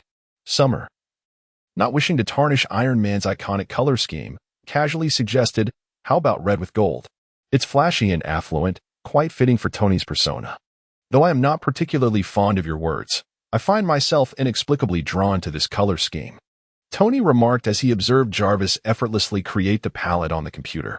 At that moment, the television aired a charity gala for the families of firefighters, funded by Stark, piquing Tony's interest. He turned to Xiaoyu and inquired, There's a gala I am sponsoring tonight. Shall we indulge in a drink? Afterward, I might consider escorting you home. I have no invitation, big boss. Xiaoyu jested. Jarvis, have we received an invitation? Tony asked. We have not received any form of invitation, sir, Jarvis replied. You see, I lack an invitation as well. Come along, my friend, Tony declared as he rose. Since they were attending the gala, the two changed into more formal attire. This was Tony's first glimpse of Xiaoyu in a tailored suit. Standing at 6 feet tall, he was not considered short among those of European descent. His tall and slender figure, complemented by his increasingly striking brows, rendered even the notoriously sharp-tongued Tony Stark momentarily speechless. He could only mutter, "Damn, aren't people of Huaxia generally shorter?" Xiaoyu laughed heartily. "You should thank me. You've grown at least 3 centimeters since you began training. It's much better now." As Xiaoyu attended such an event for the first time, they had barely exited the car when Tony Stark naturally became the target of the reporters. Xiaoyu's demeanor and appearance, coupled with his association with Tony Stark, attracted the attention of the journalists who eagerly snapped photographs. Some even contemplated headlining tomorrow's news with Tony Stark brings male companion to gala. The author has something to say. It seems that forging the Iron Tyrant presents no significant challenge. Chapter 29. The Gaze of Stan Lee upon entering. The two men were greeted by the sight of an elderly gentleman with snow-white hair engaged in conversation with 3 beautiful women. Tony approached and playfully tapped the old man's shoulder, remarking, "You certainly have a lively spirit," before making his way deeper inside, seemingly quite familiar with the scene. The elderly man turned slowly, and as his gaze fell upon the newcomer, Xiaoyu, he appeared momentarily taken aback, as if struggling to comprehend the situation. Suddenly, his expression shifted to one of intense depth and piercing scrutiny. Xiaoyu felt as though he was confronted by an immovable mountain. Paralyzed not only in movement, but even in breath, a cold sweat instantly enveloping him. To his astonishment, the venerable figure was none other than Stan Lee, the iconic cameo artist from the films. After a few lingering seconds of such overwhelming presence, the pressure gradually dissipated. Xiaoyu sensed that an eternity had passed. Yet, as the weight lifted, Stan Lee's gaze transformed into a complex tapestry of emotions. Joy, disappointment, and contentment intertwined. Xiaoyu had never encountered such a multifaceted expression and stood frozen, hesitant to utter a word. Stan Lee took a couple of steps closer to Xiaoyu, gently patting his shoulder as he spoke. "This is quite good, very commendable. Remember, do not overthink. Follow your heart, young man." With that, he disregarded the surrounding women and ambled toward the exit, still slightly unsteady on his feet. Regaining his composure, Xiaoyu questioned internally, "Tian Mao, what just transpired? Is that really Stan Lee? Isn't he merely a cameo character?" "I currently lack the authority to provide an answer. But rest assured, it is not a negative occurrence," Tian Mao replied, ceasing communication thereafter. Feeling a tumult of emotions, Xiaoyu hurried to the bar, ordering a full glass of beer which he downed in one gulp, finding some solace in the act. "Hey, relax, Xia. We're here to enjoy ourselves, not to drown our sorrows. Waitstaff, please bring my friend something with a smoother palate," Tony interjected. "Tony, who was that old man you greeted at the door?" Xiaoyu inquired. "What old man? What is bothering you, Xia?" "I might greet a few beauties, though," Tony replied nonchalantly. "When we entered, you acknowledged an elderly fellow with white hair, a cigar in hand, dressed in a robe, surrounded by 3 lovely ladies." Xiaoyu gestured animatedly. "You must be mistaken, Xia," Tony insisted earnestly. A chill coursed through Xiaoyu, leaving him to ponder the true identity of the person he had encountered. What role did this individual play in this world, and what significance lay behind their exchange?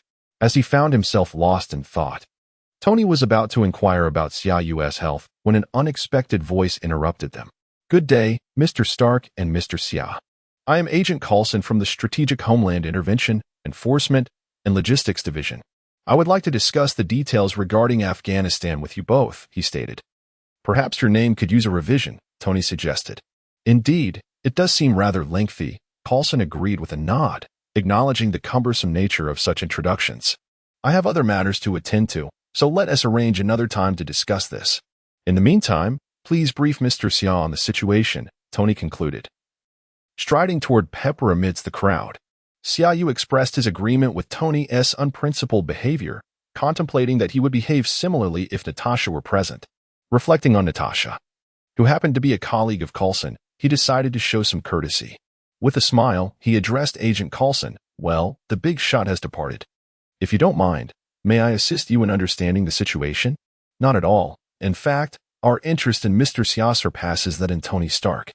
I hope Mr. Xia does not mind my interrupting your soiree this evening, Coulson replied sincerely, observing Coulson's honest demeanor, which was among the most trustworthy in the Marvel universe. Xia mused that his sincere appearance was indeed advantageous, as it seldom left a negative impression when one spoke. I have no objections. Truth be told, aside from Tony and Pepper, I know no one here. If you hadn't come to chat with me, I would certainly have been dreadfully bored, Xia remarked with a shrug. That is for the best. However, this place is not conducive to conversation. If you don't mind, shall we change venues? Coulson suggested.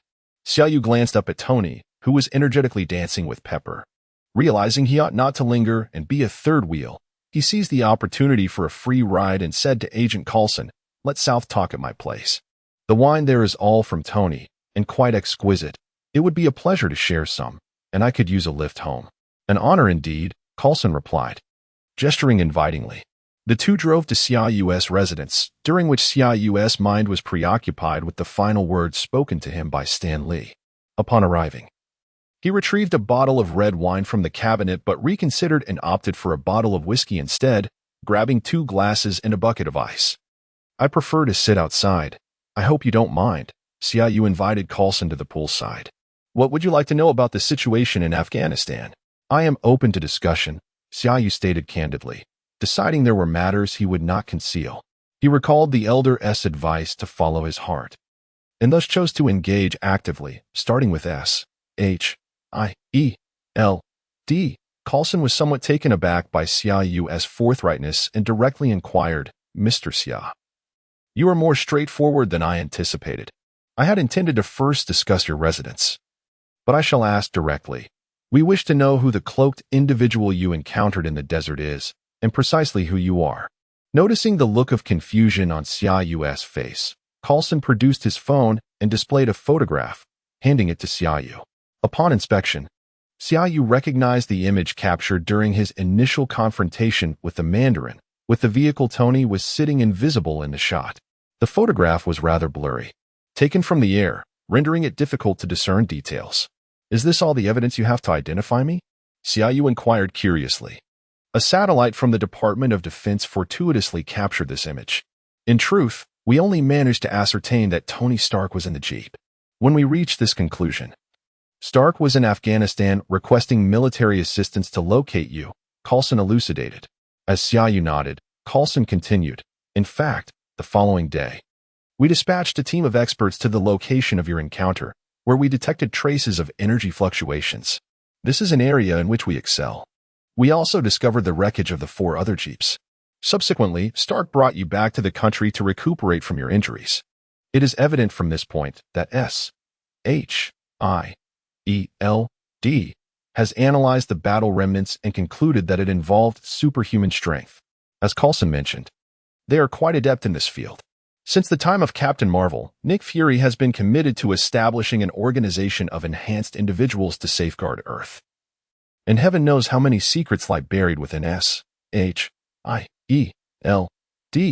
Xiao recalled watching the Iron Man film, where at the end, there was a post-credit scene featuring Nick Fury visiting Tony's home, informing him that he was not the only superhero. The emergence of the Hulk and Tony Stark likely prompted him to swiftly prepare for the Avengers initiative. It seemed that he had also caught S-H-I-E-L-D's attention, which was fortuitous as he had been contemplating revealing himself. "I do not know who that cloaked figure was. He appeared suddenly. I merely sought to rescue Tony. As for my identity, you will find it elusive," Xiao stated. "We are certainly aware of your name, social security number, and even your academic performance throughout your life, including the girls you had crushes on. However, it is clear that we do not know you well enough," Coulson replied. Xiao shrugged. Rising to his feet and addressing Coulson, "People tend to believe in what they can see with their own eyes, do they not?" With that, he sauntered to the edge of the pool and struck the surface with an open palm.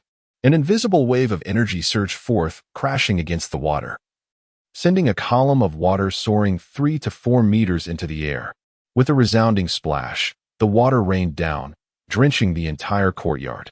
Xiao crossed his arms behind his back as the falling droplets were deftly repelled by his carefully controlled internal energy.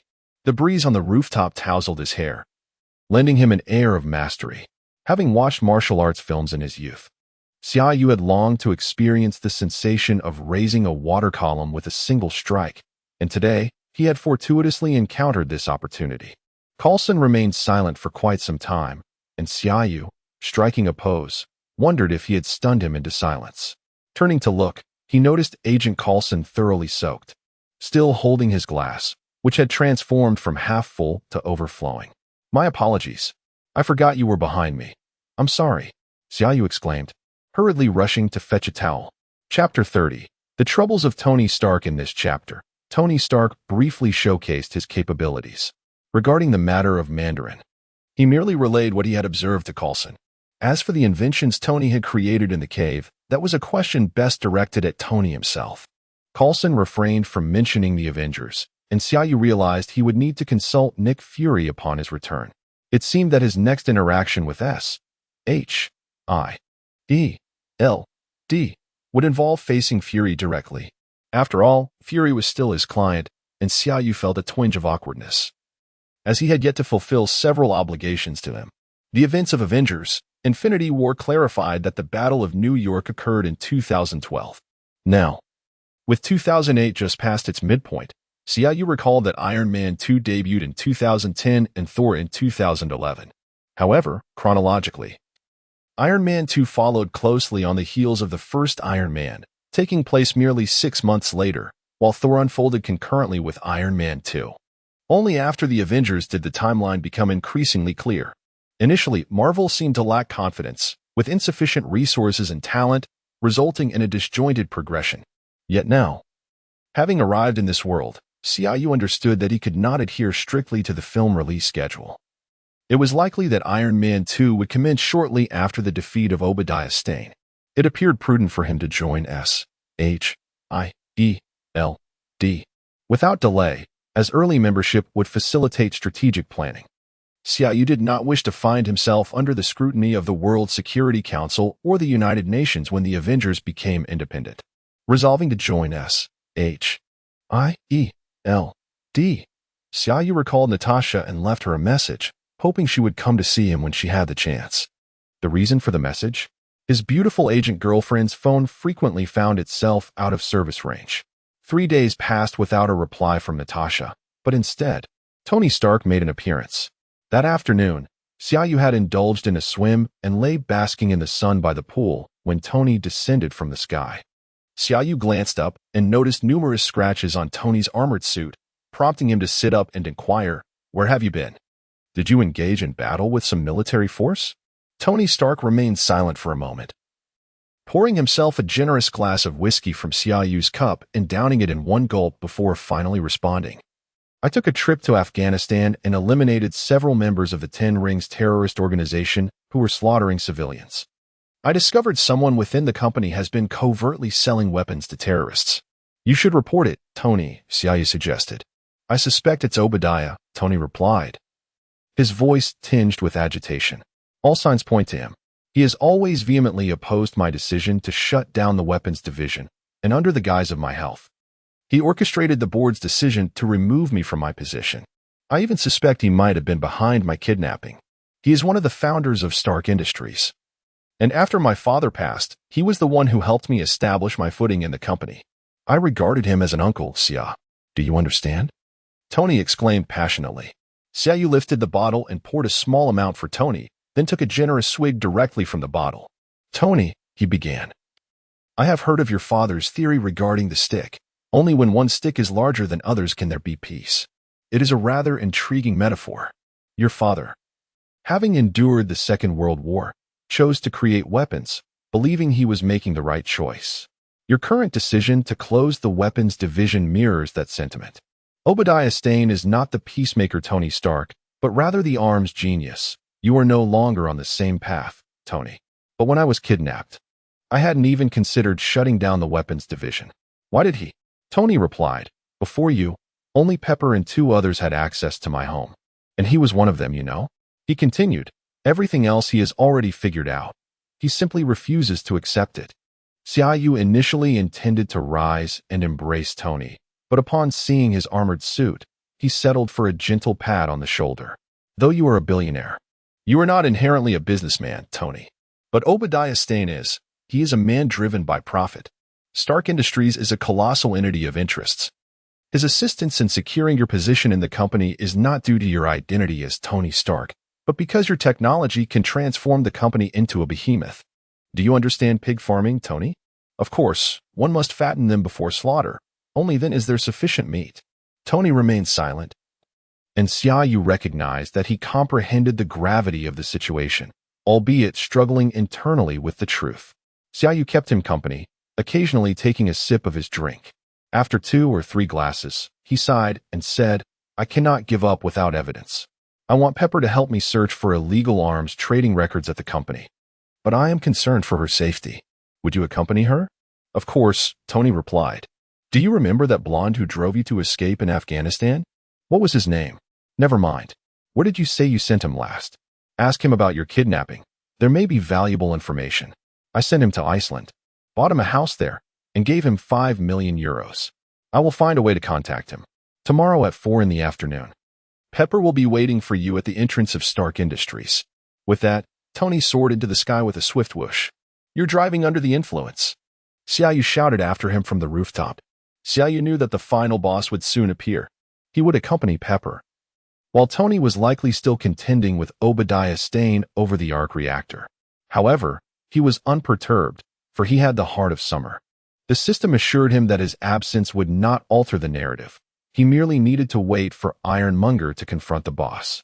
The following day, Xiaoyu arrived punctually at Stark Industries, and indeed, Pepper was already waiting for him at the entrance. Upon seeing Xiaoyu approach, Pepper smiled and embraced him, saying, I initially wanted Happy to accompany me, but Tony insisted that Happy was too handsome and he couldn't trust him with me. He claimed he found me the ugliest bodyguard in all of North America. I suspect he was referring to you. Xiaoyu felt a rush of indignation. Sister, what does your guess imply about me? With a hint of irritation, he remarked, Tony has been envious for quite some time, as you must know. Allow me to accompany you. Henceforth, I shall serve as your personal bodyguard. After you, Miss Potts. Leading the way was Potts, clad in a professional outfit complemented by high heels, exuding an undeniable presence, truly the future CEO. Today, Xiaoyu had donned a black suit and sunglasses, adopting an impassive demeanor as he followed closely behind the fiery Pepper. Pepper held the position of executive assistant at Stark Industries, though her predominant role revolved around managing Tony Stark's personal affairs. It was well known throughout Stark Industries how significant she was in Tony's eyes, which prompted a series of nods and greetings from the employees as Xiaoyu trailed her. Pepper remained focused, acknowledging their greetings with a subtle nod, which inadvertently compelled Xiaoyu to straighten his posture, striving to match the formidable aura of the tenacious woman beside him. Navigating unobstructed to Tony Stark's office, Xiaoyu dutifully stepped ahead to open the door for her. Upon entering, Pepper approached Tony's desk directly, utilizing a USB drive provided by Tony to infiltrate the company server. Within, she discovered a clandestine drive. The first 2 folders contained documents pertaining to weapons development and transactions, while the third folder was ominously labeled Zone 16. Upon delving inside, she was met with blueprints detailing the transformation of Stark's Mark I into the Ironmonger. Additionally, she stumbled upon a video, and as she played it, she was taken aback to find footage of terrorists who had kidnapped Tony, presenting it to Obadiah. Chapter 31. Obadiah Stain's Summer. Come over here and take a look at this, Pepper called, beckoning to Summer. Summer had already anticipated what it was and, upon glancing at it, exclaimed, My goodness. Tony's suspicions were indeed correct. It truly is him. I need to preserve the evidence. I must make copies of all the documents. Summer, could you please keep an eye on the door for a moment? Pepper urged. Before Summer could respond, Obadiah Stane had already forcefully pushed the door open and entered. Pepper was clearly startled, while Summer resumed his impassive demeanor and stepped forward to block Obadiah, coldly stating, Leave.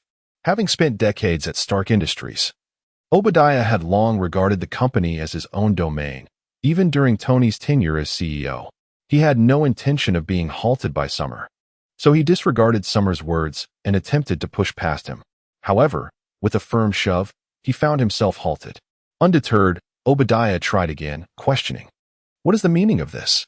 Is there a part of this company I am forbidden to enter? This is Mr. Stark's office, sir.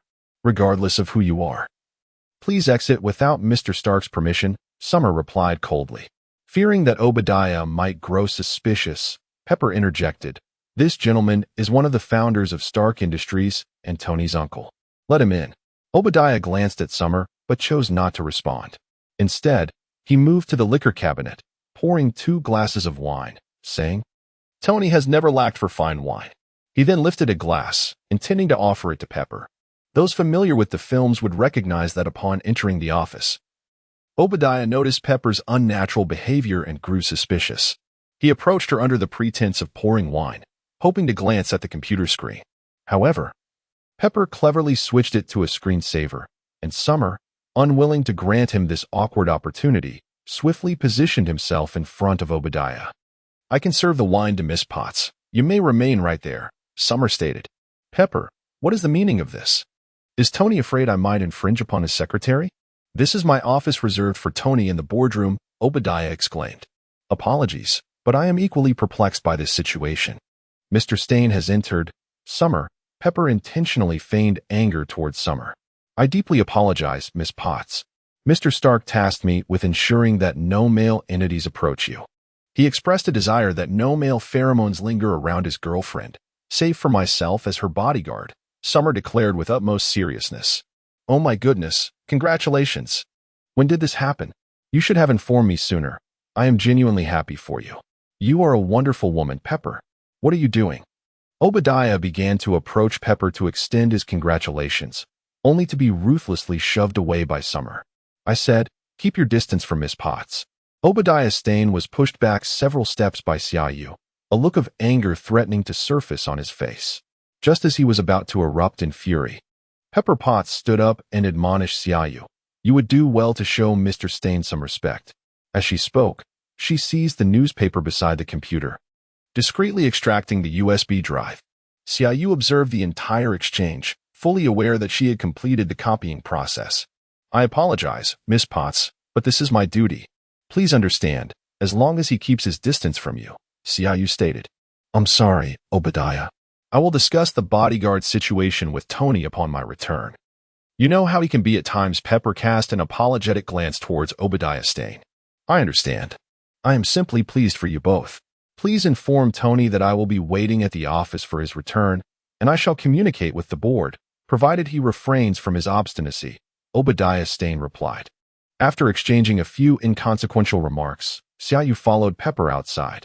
He realized that, akin to the film, she had successfully copied the data and removed the USB drive. Obadiah Stain had undoubtedly witnessed the successful copying interface.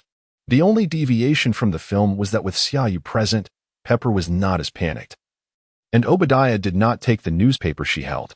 Now, they awaited the impending confrontation with the boss, and indeed, the system task arrived. System task, assist Pepper Potts and ensure her safety.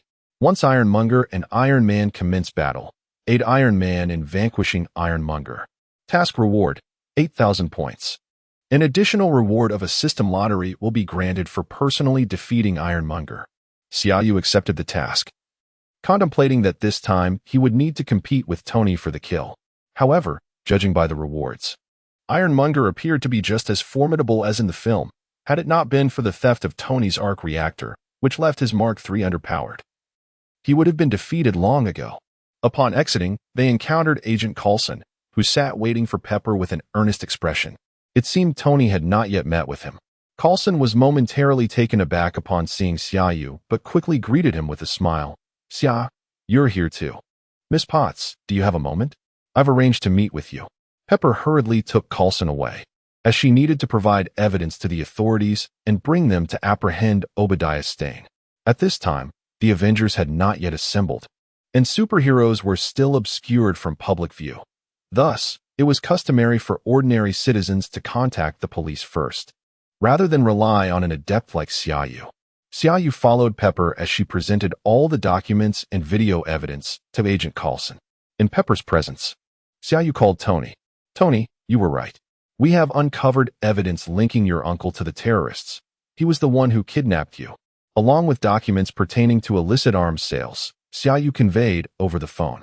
I'm already aware. That blonde fellow does not recognize Obadiah. But upon showing him a photo, he identified the individual as having visited their base multiple times, providing them with weapons. Are you all preparing to come to my location? Tony responded. No, Tony, we encountered Agent Coulson, and Pepper is currently handing over the evidence to him. Someone will apprehend him shortly. It would be prudent for you to remain at home, as I know you do not wish to face him, Xiaoyu concluded before ending the call. Obadiah was no mere figure.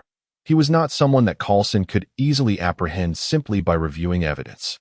The matter was escalated to the Bureau, involving several departments, and even a government heavyweight was notified to successfully obtain the arrest warrant. Even if he were to be captured, as long as he possessed the technology for a miniature arc reactor, it was likely he would be exonerated. In such high-stakes conflicts, the charge itself often becomes a trivial matter.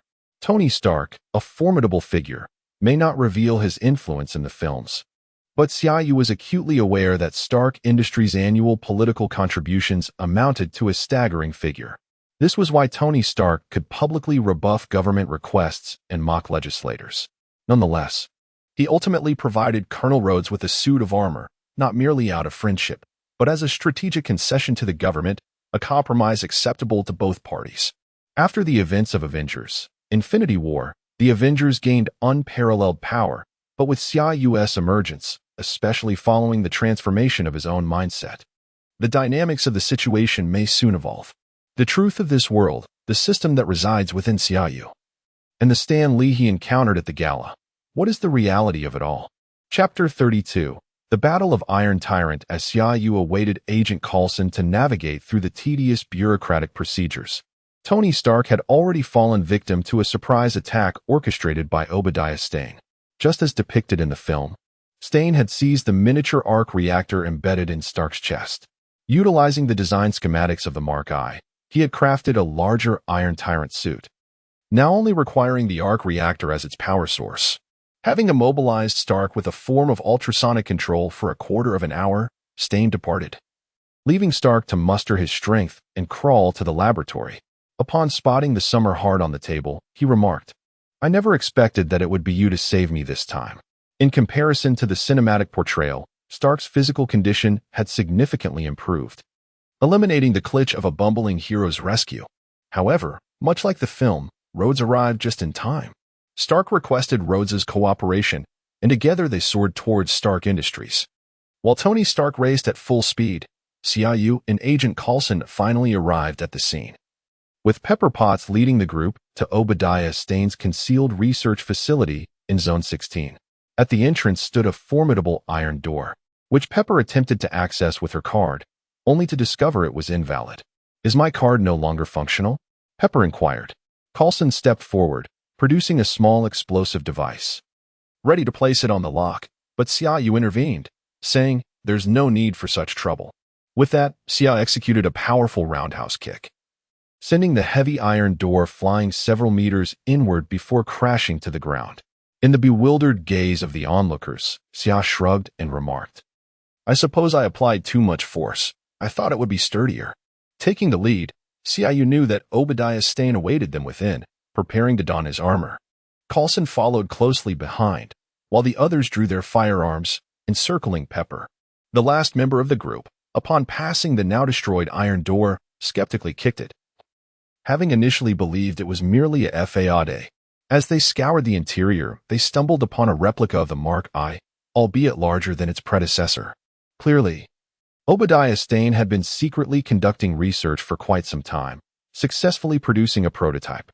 Suddenly, two beams of light, reminiscent of automobile headlights, illuminated the darkness ahead. Xiaoyu recognized them as the Iron Tyrant suit worn by Stane and shouted, Be careful, as he shoved the dazed Pepper aside. Just as he pushed Pepper out of harm's way, a colossal iron fist struck down between them, narrowly missing its target. Emerging from the shadows, Obadiah Stane piloted the Iron Tyrant, a towering behemoth standing over 4 meters tall. From within the suit, Stane's voice emerged, twisted with malice. I recognize you, Stark's bodyguard. Didn't you say to keep away from Pepper? Let us see you try to stop me now. No sooner had he spoken than the massive fist of the Iron Tyrant descended towards Xiaoyu. Standing resolute, Xia chose to test the might of the Iron Tyrant. Watching as the gargantuan fist, nearly the size of his torso, plummeted towards him. Ah! Little Pepper screamed in terror. The sound echoed, da-da-da-da-da. Coulson and his subordinates were futilely shooting at the Iron Tyrant's head. Bang! There was no loud explosion, nor a gruesome scene, as Xiaoyu calmly caught the punch. Apart from Little Pepper and Coulson, the others stared incredulously at the unfolding spectacle. Even having witnessed Xiaoyu kick the iron door away moments earlier, they remained in disbelief, as the disparity in size was utterly astonishing. Had it not been for the ground cracking beneath Xiaoyu's feet, they might have thought the Iron Tyrant was merely a hollow shell. I stopped it, what now? Xiaoyu said nonchalantly, looking up at Obadiah Stane. Impossible. This is a lie. It's fake. You shall die. Obadiah Stane, unable to accept that his meticulously crafted Iron Tyrant had been so effortlessly caught by Xiaoyu, went berserk, throwing punch after punch at him, fearing that a brawl might injure Little Pepper and the others. Xiaoyu used his graceful footwork to evade the Iron Tyrant's strikes while gesturing for Little Pepper and the others to flee. The graceful footwork was inherently elusive, and given the Iron Tyrant's cumbersome nature, each punch fell short. Xiaoyu strolled leisurely within a few meters, exuding an air of calmness. Before leaving, Coulson glanced back at Xiaoyu, recalling the day when Xiaoyu's palm had exploded the water in the pool, and a Chinese idiom suddenly surged into his mind. Extraordinary demeanor. Unbeknownst to Xiaoyu, his display of bravado had garnered high praise in Coulson's eyes. As he dodged the punches, he taunted the Iron Tyrant. Do you feel an overwhelming sense of rage? Is it akin to a fierce tiger believing itself to be a mighty beast, only to discover it is a cute little kitten? Forgive me. My description may have been too polite. Let me rephrase. Do you feel the humiliation of thinking you stand 2 meters tall, only to realize you're merely a toothpick? Xiaoyu continued, spitting on the ground to express his disdain. Hey, I'm talking to you. Can you respond? Rude. And you dare call yourself a major shareholder of a public company? Bah. Obadiah Stane, completely enraged, raised the right arm of the Iron Tyrant, which transformed into a heavy machine gun, beginning to fire at Xiaoyu. Xiaoyu swiftly dodged, the bullets narrowly missing him. Da-da-da-da-da-da. Obadiah Stane was beside himself with fury, exclaiming, how can a technological marvel engage in a fistfight? I will kill you. Amidst the gunfire, Obadiah's furious roar echoed. Let us see if you can hit me first. You're doing just fine, then suddenly resort to machine guns? You can't play fair.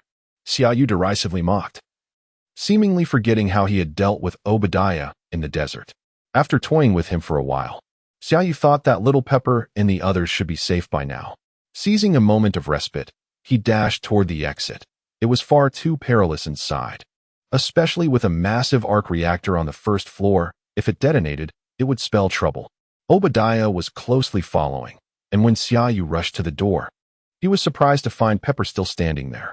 Despite their good relationship, Xiaoyu felt a surge of frustration. After all, he had been stalling inside for quite some time, and she was still lingering. What was she thinking? Was she hoping to gain some advantage by remaining? Fortunately, at that moment, Tony Stark arrived and said to Xiaoyu, leave this to me. You take Pepper and go. With that, he soared towards Ironmonger. Xiaoyu swiftly picked up Pepper and, using his agility, flew out of the building. It took them 4 or 5 blocks before he set Pepper down and said, I'm going to help, just be careful and don't run off recklessly. Without waiting for a response, he dashed towards the battlefield with utmost urgency. Just as he was about to reach the location, he saw Tony Stark soaring into the sky with Ironmonger. Xiaoyu smacked his forehead in exasperation. Flying was beyond his capabilities. It seemed he too would need to acquire a suit of armor. What to do? Perhaps he should wait atop Stark Industries, as it seemed fitting that if the plot involved ascending, it would surely also involve descending. With that thought, Xiaoyu hurried back to Stark Industries. The author has something to say. Just snatching your sofa. La la la la la. Chapter 33. The Demise of the Iron Tyrant.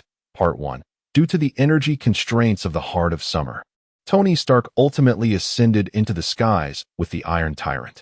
2 long trails of flames streaked across the air, witnessed by countless onlookers as the 2 suits of armor soared.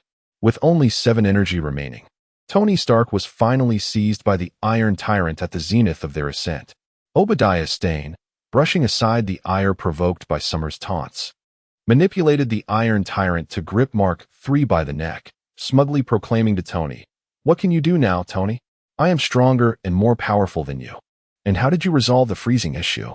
Tony calmly retorted. "The freezing issue?" It dawned on Obadiah Stane that due to their altitude, ice had begun to form on the Iron Tyrant. The propulsion system faltered, and even the lights at its eyes extinguished. "Let me assist you."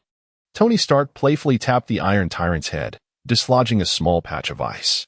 Consequently, the Iron Tyrant released Tony, beginning its descent. Meanwhile, Tony's Mark III had depleted all its energy, relying solely on a fraction of its reserve power to intermittently fire its limb thrusters, attempting to slow its rapid fall. After several precarious bursts, he finally landed on the rooftop of Stark Industries, just as Summer entered the elevator. "Tony, are you all right?" Tony connected the call with Pepper as he touched down. "I'm fine." Before he could finish, the Iron Tyrant, having regained its power during the fall, seized him with a sudden grip. "Tony, are you okay? Tony?" Pepper's anxious voice called out from the phone. At that moment, Tony Stark found himself firmly held in the Iron Tyrant's grasp. The powerless Mark III was treated like a mere toy, its exterior being crushed under the tyrant's hands. If this continued, Tony would likely be reduced to a mere pulp. "Launch incendiary missiles," Tony commanded Jarvis, unable to break free. Countless small incendiary missiles erupted from Mark III, raining down upon the Iron Tyrant's head, effectively damaging its targeting system and finally prompting it to release its hold. Seizing the opportunity, Tony ducked behind a stairwell exit on the rooftop, whispering into the phone to the still-connected Pepper, "Pepper, I need assistance." "Where's Summer?" "He went looking for you." "I don't know where he is." "I'll call him now." Pepper panicked, hastily hanging up to contact Summer. However, Summer's phone had shattered earlier in District 16, rendering it unreachable. As the Iron Tyrant closed in with relentless determination, the rooftop, limited in space, left Tony Stark with nowhere to hide. With no other recourse, Tony Stark seized the moment when Ironmonger was momentarily distracted and dashed forth. Much like in the cinematic portrayal, he capitalized on his diminutive stature to ascend to the top of Ironmonger's head, striving to inflict as much damage as possible on the armor and circuitry nestled behind it. Yet, ultimately, he was ensnared by Ironmonger's swift grasp, forcefully hurled onto the skylight of his Stark Industries building. This structure was encircled by tempered glass, directly overlooking the expansive arc reactor on the first floor, a collaborative creation of his father, Howard Stark, and Anton Vanko. In the original narrative of the film, Tony Stark, alongside Pepper Potts, had utilized this reactor to vanquish Ironmonger. However, this time, Pepper was several blocks away, leaving Tony bereft of any opportunity. Chapter 34. The Demise of the Iron Tyrant. Part 2. The Iron Tyrant unleashed a barrage from the machine gun mounted on his arm, shattering all the glass in the courtyard. Tony Stark clung desperately to a beam, enduring a harsh lesson as he had only recently embraced his identity as Iron Man. Standing in opposition, there was no room for mercy. As the Iron Tyrant raised his left arm to reveal a miniature missile launcher, Tony closed his eyes in despair. Ironically, that miniature missile was a product of his own ingenuity. "Excuse me, I don't mean to interrupt, but might I suggest that your company consider installing an elevator directly to the rooftop? Do you have any idea how long I searched for a way up? Just because the 2 major shareholders have donned flying suits, must everyone else be disregarded?" Xiaoyu's voice resonated from behind the Iron Tyrant. "Ah, it's you again," Obadiah Stane retorted, maneuvering the Iron Tyrant to face Xiaoyu, who glared back with clenched teeth. Ignoring Stane's words, Xiaoyu addressed Tony, "For your own safety, you'd best design a suit of armor for me too, at the very least one that can fly." "Listen here, I'm talking to you." "You do well to pay attention," Stane seethed, his anger palpable as he aimed the missile launcher at Xiaoyu. "It's quite impolite to interrupt others. You coward hiding in your cumbersome shell. Had I not been concerned about collateral damage, do you think you would have had the chance to stand atop this building and bully your pitiful nephew?" Xiaoyu said, casting a pitying glance at Tony. Tony felt his face flush, about to retort, when Stane could no longer contain himself. "Go to hell," he shouted, launching a missile. Xiaoyu feared the long-range strike. Should the Iron Tyrant take to the skies and unleash a barrage of modern weaponry, he would be forced to flee. However, at close range, this unwieldy armor was merely a target.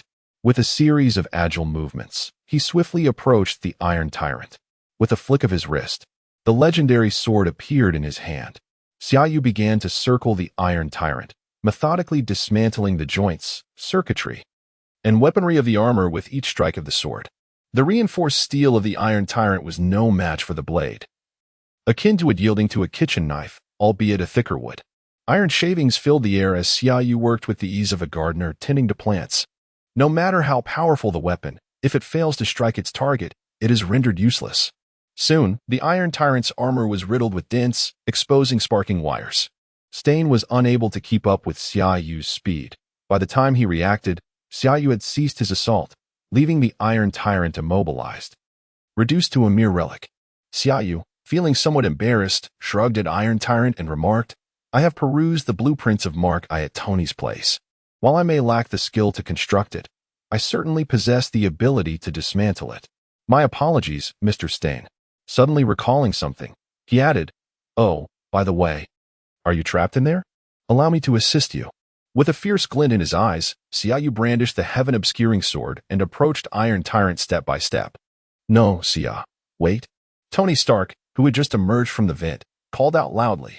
In the cinematic realm, such a situation would be impossible. Now, he found it emotionally challenging to witness Xiaoyu slay Stain.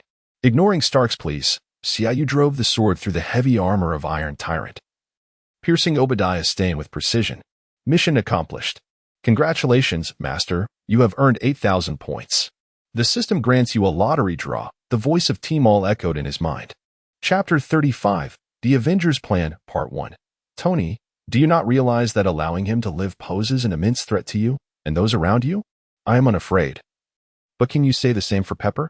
This is war, Tony, not a mere business game, Xiaoyu remarked, drawing his sword. Tony Stark remained silent, his head bowed. Xiaoyu sheathed his sword and sat beside him in contemplation. After a few minutes of silence, Xiaoyu suddenly exclaimed, "At this moment, the protagonist should have emerged victorious, and the heroine should be bestowing a passionate kiss. Why, after finally vanquishing the villain, must I sit with you, this old man, on the rooftop in silence? That is because you flung Pepper several blocks away. It should have been a fervent embrace between us. I am the true protagonist," Tony replied. "Indeed. Capitalists are the most ungrateful creatures. It was I who defeated this scoundrel, me," Xiaoyu retorted, pointing at the beam above. "When I arrived, you were trembling with that iron rod, like a pitiful little rabbit. That was because I was burdened with this inferior summer heart. That was my true equipment," Tony replied, moving to detach the miniature arc reactor from Ironmonger. "I never asked you to carry the summer heart.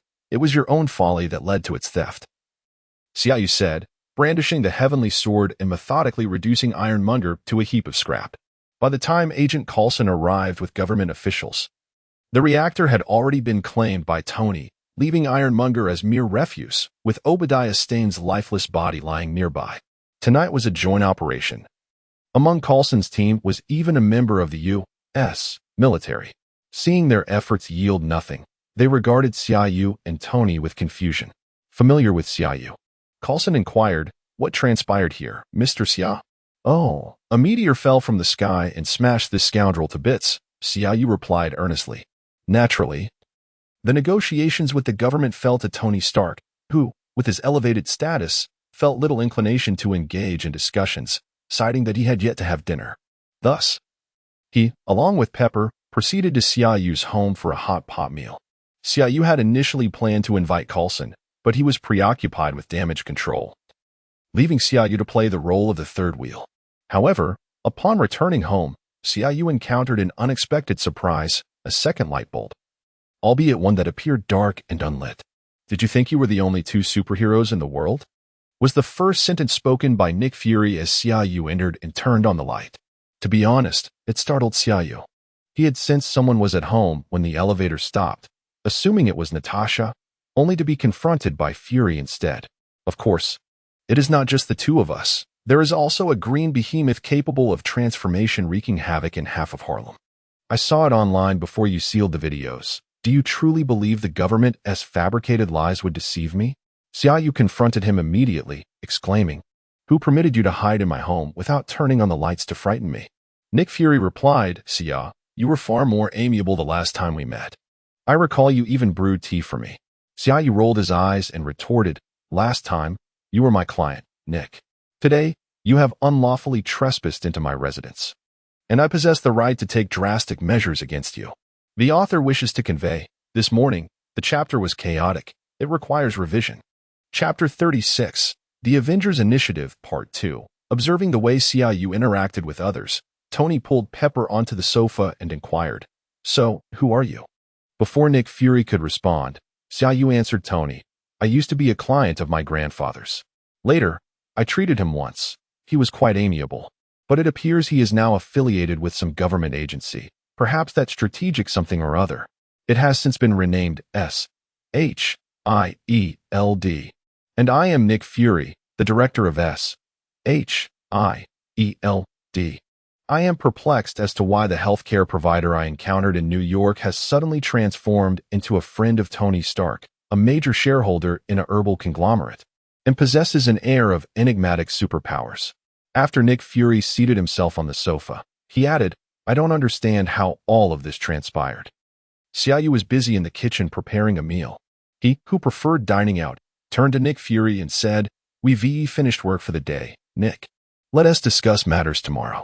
Also, I wouldn't categorize my abilities as superpowers.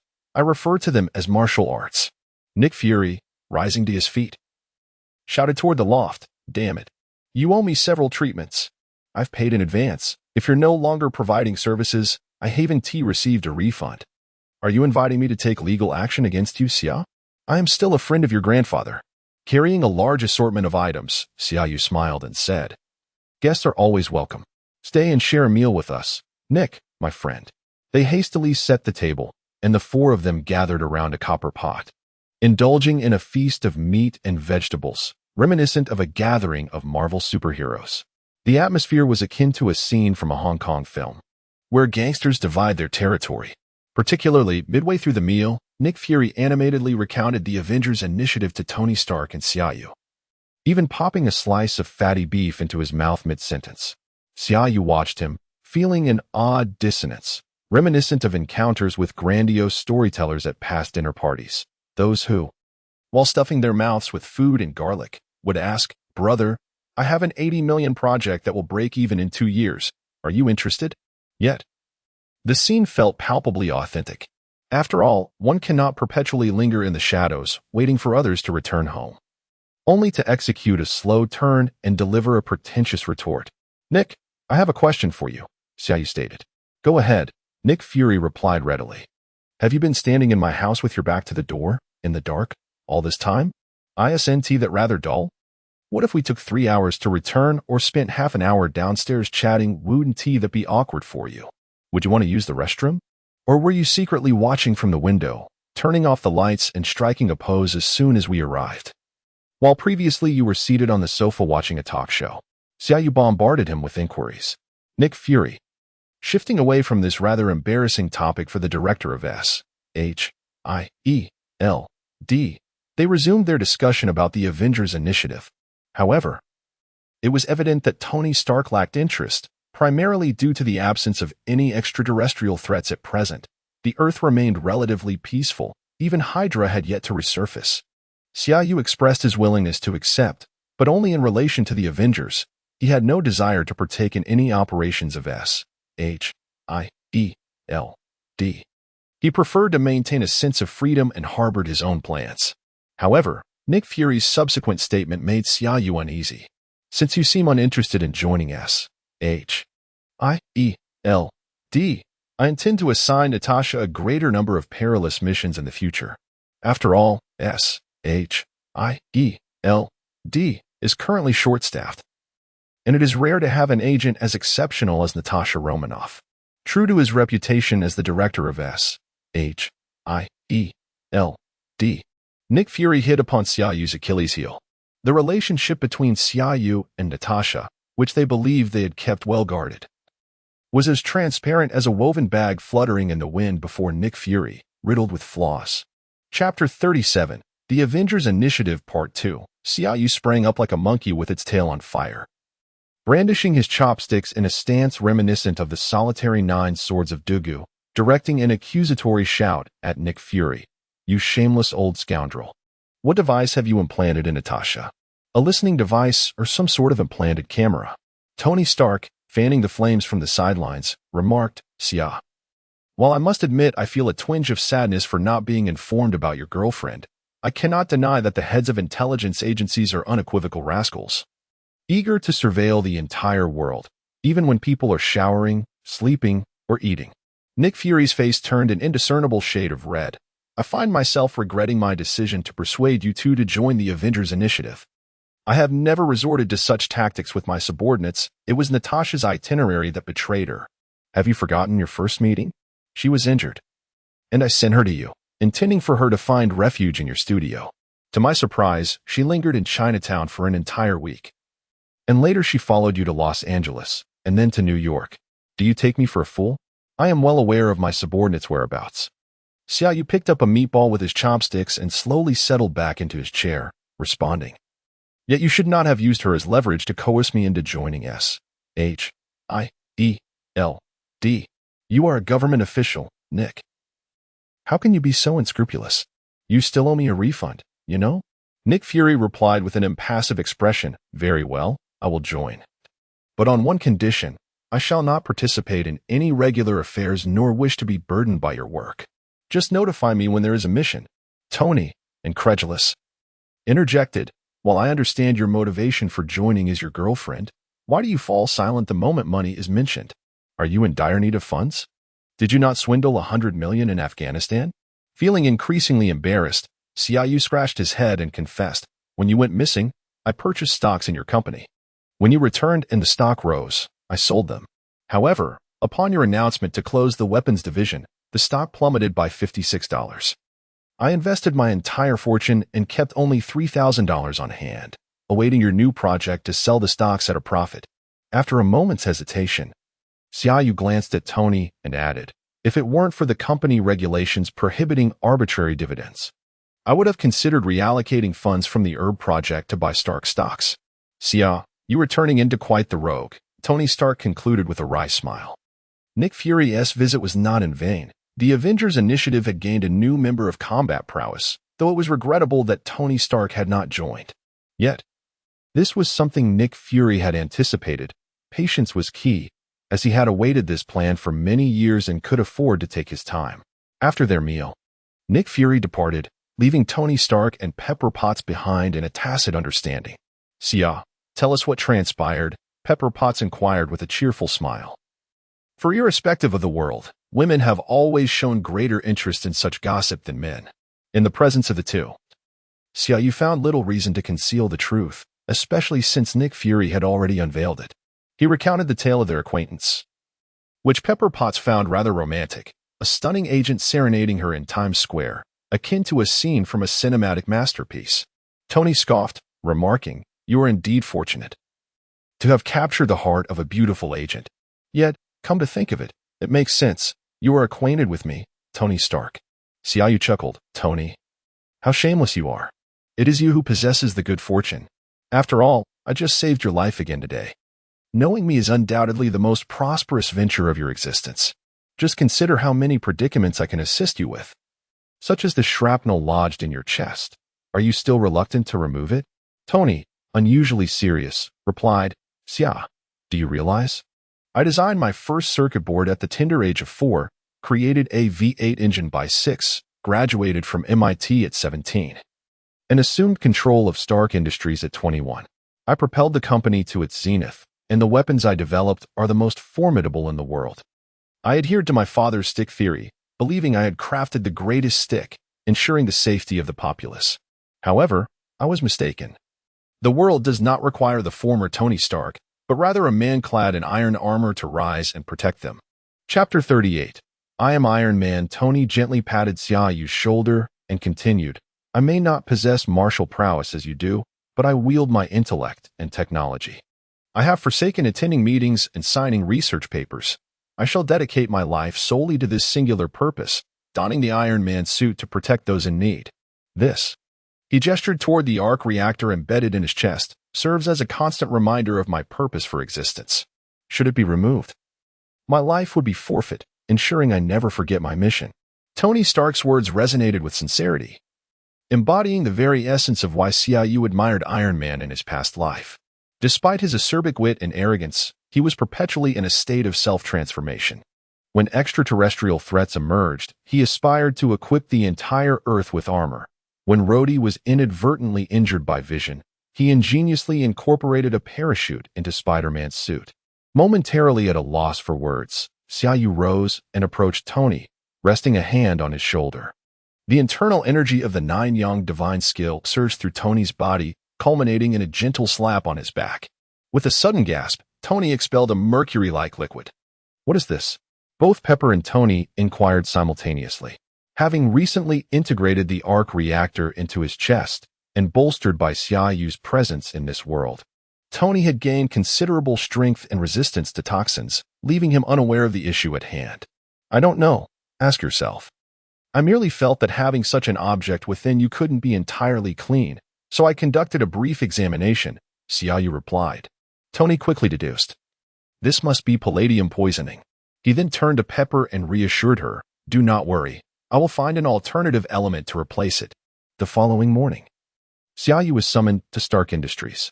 Today, Tony was to hold a press conference addressing the events of the previous night. Coulson and Rhodes had meticulously prepared Tony's remarks, weaving a lengthy narrative of fabrications. Coulson also handed Xiaoyu a mobile phone and ASHIELD identification badge. As Xiaoyu observed the designation of Level 1 agent emblazoned on the badge, he grumbled, if it's merely a badge, couldn't it be a touch more prestigious? Coulson chuckled. Director Nick said that unless you're willing to accept SHIELD's full authority, you shall remain a Level 1 agent for life. Xiaoyu huffed. A Level 1 agent it is. It's not like I'll receive discounts at the supermarket. Coulson comfortingly patted his shoulder. I, for one, envy you. You managed to win over Natasha, known as the Black Widow. Xiaoyu was tempted to inform him that a person with a receding hairline would never grasp the essence of personal charm. However, he decided against teasing the earnest man and instead asked, will you require my personal account for salary disbursement? Nick mentioned you are a capitalist and do not require a salary. Moreover, you owe him a debt, Coulson replied. Damn it. Xiaoyu wished to articulate more. Yet at that moment, Tony was already preparing to take the stage, leaving him no choice but to follow suit and join the crowd.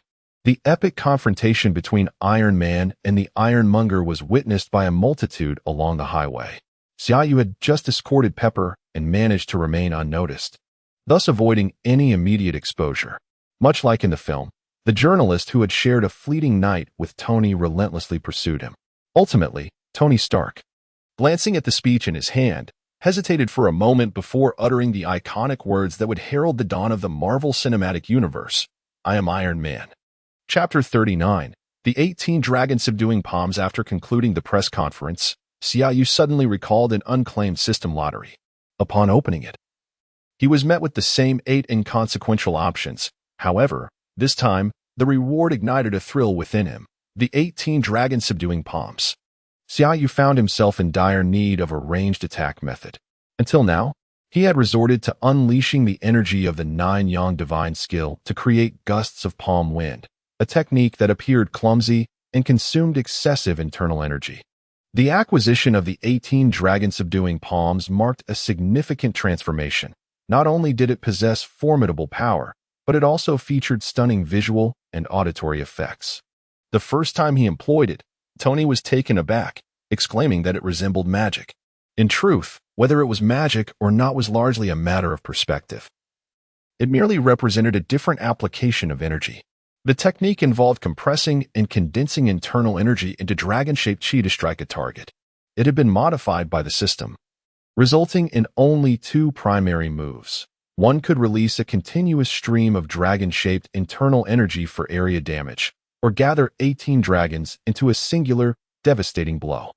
Although it was more suited for widespread damage, when it came to pinpoint strikes, it paled in comparison to the concentrated energy density of Tony's arc reactor. Nevertheless, Xiaoyu was content. With the 18 dragon-subduing palms at his disposal, he anticipated the eventual arrival of the 6 Meridian's divine sword. There was no rush. After joining S.H.I.E.L.D.,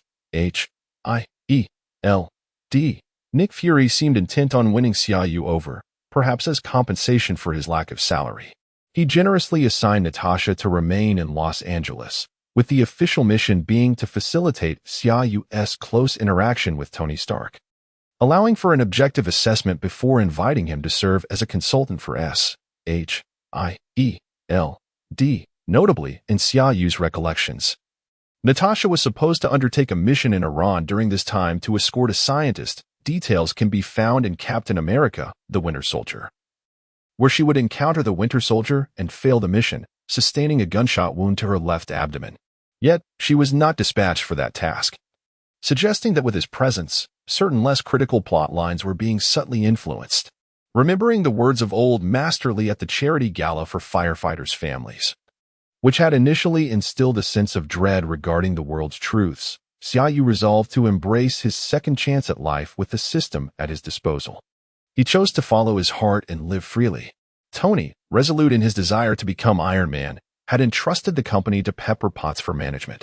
Each day, Xiaoyu accompanied Natasha to Malibu Beach to seek out Tony, guiding him through a simplified version of the I Ching Jing, while also providing Natasha with regular health treatments.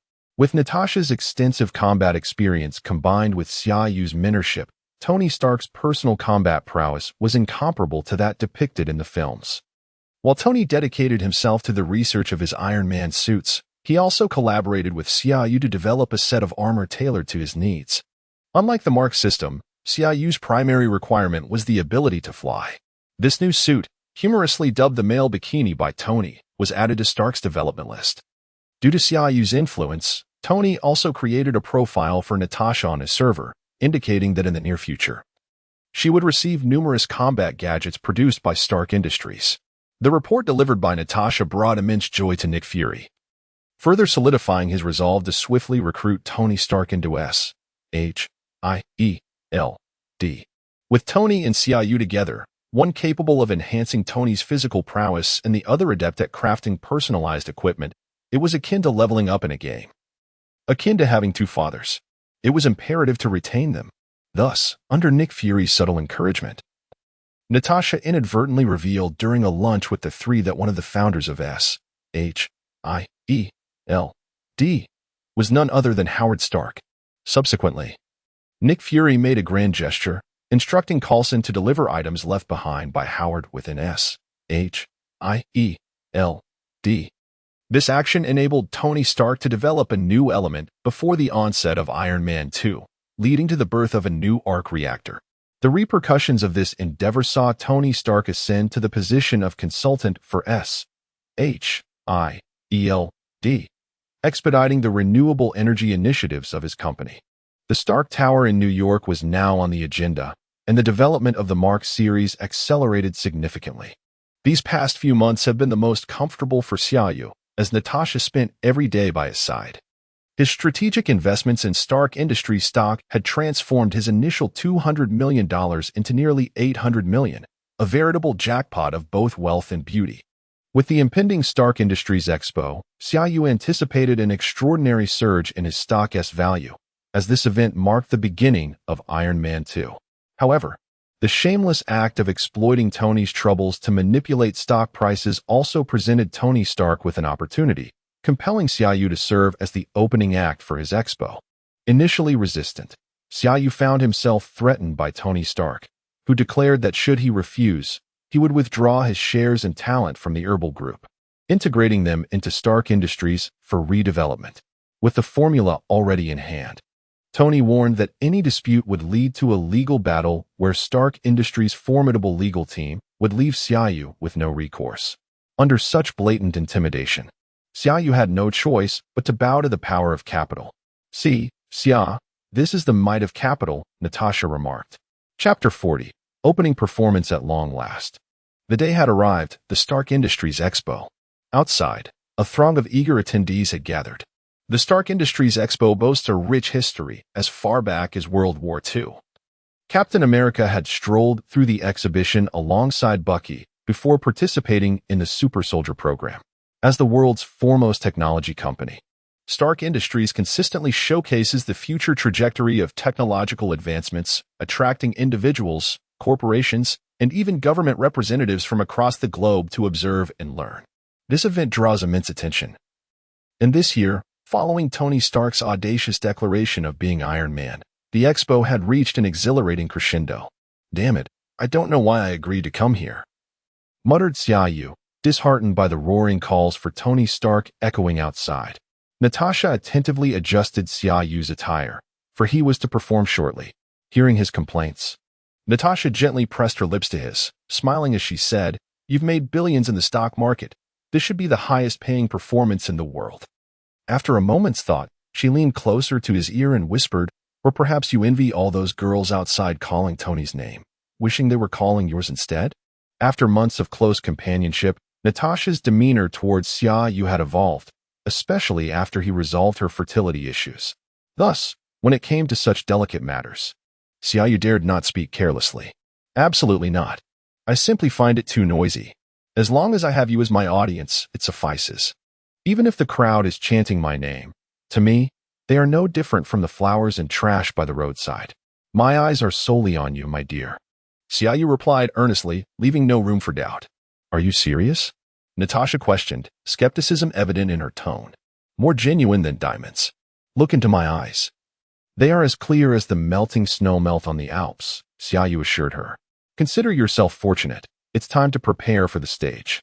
"I'll be down below cheering for you," Natasha said. Before Xiaoyu could respond, Tony Stark's call came through. "How's it going, Xia? Are you ready? Are they calling my name out there? Don't be nervous. Just sing casually. Your role is to energize the atmosphere before the main act. So there's no need to feel anxious, all right?"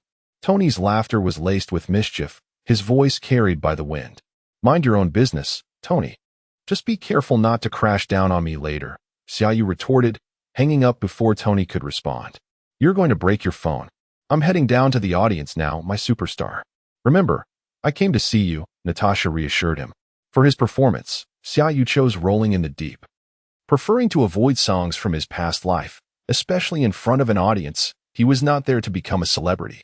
Indeed, as he stepped onto the stage and the prelude began, the crowd erupted in boos. "Go away, kid. We want to see Tony Stark. Down you go. We did not come here to listen to music. We came to see Iron Man." The crowd erupted in curses. Natasha, seated among them, couldn't help but laugh at Xiaoyu's comically constipated expression on stage. Her big boy was simply adorable. However, Xiaoyu's mood was anything but charming. "Damn Tony Stark." Taking a few deep breaths, Xiaoyu forced a smile and addressed the audience. "I understand that everyone is eager to see Tony Stark. After all, he is Iron Man. Isn't he? Yet, the entrance of such a prominent figure requires a bit of time, especially for someone of Tony's stature. He needs a moment to adjust the height of his elevator shoes. Therefore, allow me to serenade you with a song first. The title is Rolling in the Deep." The author added, "It seems we have finally normalized things. There are many chapters today, yet the word count remains the same." Chapter 41. Senate hearing. Upon finishing his remarks, Xiaoyu, undeterred by the increasing chorus of boos from the audience, began to sing a song. Despite the audience's unwavering enthusiasm for Iron Man, the impact of this classic tune was considerable. The jeers gradually subsided, and some individuals began to hum along softly to the rhythm. Natasha, observing Xiaoyu's captivating performance, reminisced about their first encounter at Times Square when he serenaded her. From that moment on, her life transformed into something akin to that of an ordinary person, filled with a genuine home, an abode for two, rather than merely tasks and battles. As Natasha's thoughts wandered, Xiaoyu's song drew to a close, culminating in his final note just as Tony Stark made his striking entrance amid a throng of eager onlookers. A dazzling suit of red and gold armor soared through the air, and Tony Stark, clad in the pre-released Mark VI, descended gracefully onto the designated platform, eliciting an eruption of cheers and screams from the crowd. Xiaoyu cast a disapproving glance at the flamboyant Tony and silently made his way off the stage. Yet, Tony was not inclined to let Xiaoyu slip away easily. He gestured for the audience to quiet down and proclaimed loudly, "Thank you to this unknown singer for his heartfelt performance. I must say, it served quite well as my entrance music." Xiaoyu rolled his eyes and continued his descent, while Tony, after engaging in a brief dance with a group of backup dancers, formally commenced the exposition with his opening speech. Following the conclusion of the opening segment, the group encountered a beautiful enforcement officer delivering a subpoena reminiscent of a scene from a film. The officer, intrigued by Xiaoyu, remarked, "Your song on stage was delightful. I've never heard it before. Did you compose it yourself? Are you a friend of Tony Stark?" "He is my boyfriend, madam," Natasha interjected, pulling Xiaoyu into the car, offering him no opportunity to respond to the officer's inquiries. "But you aren't married yet," the officer called out to the departing vehicle. Unlike the cinematic portrayals, this time Tony did not drive off in a sports car, but rather in a luxurious limousine. Given that the exposition took place in New York, and considering Xiaoyu's considerable worth, he still found himself among the car-less elite, for the vehicles in Los Angeles belonged to Tony. "Haha, Natasha, are you feeling jealous? Didn't you say you would never restrict Xia?" Tony teased as they settled into the car. "Congratulations, Xia, on stepping into marital life ahead of schedule. Why not get married? I would be delighted to host the most dazzling wedding in the world for you too." Natasha shot Tony an annoyed glance and clarified, "I indeed do not impose restrictions, but enticing my man in my presence is a challenge. In truth, I detest when others dare to challenge me." Xiaoyu shifted the topic, saying, "Let us discuss tomorrow's hearing. The military and Congress are eagerly awaiting your surrender of the Iron Man technology. The media is in a frenzy, reporting daily on the matter. If you were anyone else but Tony Stark, the government would have seized it long ago. I will not relinquish it. The government and military cannot take my personal property. Natasha, I am now an advisor to SHIELD. You all should help alleviate some of this pressure," Tony replied. "The hearing tomorrow poses no real threat to you, Tony. The government will not push you unless absolutely necessary. SHIELD will provide the necessary support at the appropriate moment, and then you will understand," Natasha responded. Author's note: that will be all for today. Tomorrow, each chapter will return to its regular length. This book is nearing 50 chapters and 100,000 words. I kindly ask my brothers to encourage more comments and collections in the coming days, as Iron Man 2 and Thor serve as a transition before we usher in the era of the Avengers. Chapter 42. The heated debate in the Senate the following day. At 9 o'clock in the morning in Washington, D.C., Tony arrived at the Senate almost precisely on time. This hearing had been meticulously orchestrated, as the last-minute notice afforded Tony little time to prepare. The government and military sought to seize the technology directly, for without Tony Stark's formidable influence, it was uncertain how long the negotiations would drag on. Thus, none of the senators present at this hearing were allies of the Stark family. The hearing commenced much like a scene from a film, with the Senate questioning Tony Stark about the creation of a formidable weapon and demanding the surrender of the weapon's technology. However, Tony deftly and humorously deflected the accusations and subsequently summoned Justin Hammer to testify, followed by Colonel James Rhodes, who read a brief excerpt from his report. "Iron Man does not belong to any governmental entity and therefore does not pose a threat to national security or interests," remarked Colonel Rhodes. It is noted that in the earlier text, he was mistakenly referred to as a lieutenant colonel. He remains a mere colonel for this context. The dynamic shifted at this juncture, as SHIELD began to assert its influence. An adjacent senator interrupted Rhodes, stating, "No, Colonel Rhodes, you are mistaken. Iron Man is not devoid of governmental affiliation. He serves as an advisor to SHIELD and is a combat operative within its special task force. We now invite a representative from SHIELD to the stand, a close associate of Tony Stark and a member of SHIELD, who possesses ample authority to speak on this matter." The abrupt change took everyone by surprise, and when Sia strode in, impeccably dressed, Tony Stark wore an expression of astonishment. "You didn't mention you would also be here last night," Tony said as he stepped forward to embrace Suya, whispering softly. Indeed, Tony, quite the surprise. Isn't it? Suya responded. I stand here on behalf of S.H.I.D.L.D.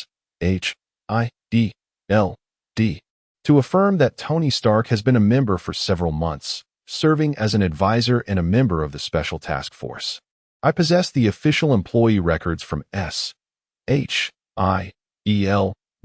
Tony Stark's identification, and the payroll documents from these past months, which I believe sufficiently validate the legality of Tony Stark's status as a government employee. Suya continued, seemingly unperturbed. Seated at the center of the dais was a senator, one of the Hydra members whom Suya recognized, having previously appeared in Captain America 2. He was engaged in a hushed argument with a neighboring senator, caught off guard by the unexpected turn of events. Justin Hammer, observing the unfolding situation, was the first to pose a question. Excuse me, Mr. Sue. While we may revisit the issue of whether Tony Stark is a government employee, my purpose today is to establish that Iron Man constitutes a formidable weapon. As the current largest supplier of weaponry to the Department of Defense, I am undoubtedly qualified to attest to the nature of any object as a weapon. This unfortunate antagonist from Iron Man 2, a perennial second in the realm of weapon development, had long aspired to surpass Tony Stark. Now, with Tony having shuttered his weapon division and Justin becoming the Department of Defense's primary supplier, the emergence of Tony's armored suit left him feeling utterly humiliated. Xiaoyu smiled faintly and remarked, Is it true that, in your eyes, everything can be perceived as a weapon? Given that the largest arms supplier is the Department of Defense, I'm contemplating whether to surrender the kitchen knife from my home to the government. Xiaoyu first delivered a subtle mockery at Justin Hammer, then continued to address the assembly as a friend and colleague of Tony Stark. I have witnessed the Iron Man suit up close and have even gained insight into his combat methods. Indeed, Tony's armor is equipped with a plethora of weapons, including mini-missiles and incendiary bombs. These are the true sources of Iron Man's formidable combat prowess, rather than the armor itself. You are conflating concepts, Mr. Xia. From my observations, Tony Stark's Iron Man suit can indeed fire high-energy density energy cannons, which is a weapon, Justin Hammer insisted. The one engaging in conceptual conflation is you, Mr. Hammer. That is merely a propulsion system. For instance, if you were placed beneath a rocket launcher, hypothetically speaking, you would be instantly transformed into a roasted duck. Or perhaps only bones would remain. I apologize for not being an expert, but that does not constitute a weapon. It is a propulsion system, akin to the vehicle you arrived in. I could easily obliterate your fuel tank with 3 shots, but can you claim that is a bomb? Clearly, that is merely a fuel tank. If your expertise merely lies in categorizing everything that can inflict harm on the human body as a weapon, then I too can claim to be a weapons expert. This explains why, after Tony Stark announced the closure of Stark Industries' weapons division, you became the Department of Defense's largest arms supplier. Xiaoyu delivered this scathing critique without hesitation. You are distorting the concepts. We all know what Iron Man represents. He is invulnerable, Justin Hammer retorted, angered and flustered by Xiaoyu's incisive points. My armored vehicle is also impervious to blades. In fact, I could provide you with a set of impenetrable steel armor, Mr. Hammer. However, that alone does not justify it as a weapon. The correct understanding is that Iron Man is equipped with weapons, rather than being a weapon himself. Should you believe that weapons ought to be surrendered, I am certain Tony would willingly share the missile and incendiary bomb technology from his armor, provided you send representatives to engage in specialized discussions with S.H.I.E.L.D.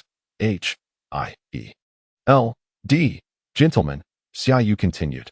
At this point, the Hydra senator also realized the tide was turning against Justin Hammer and interjected, We appreciate Mr. Xia's remarks, but seeing is believing.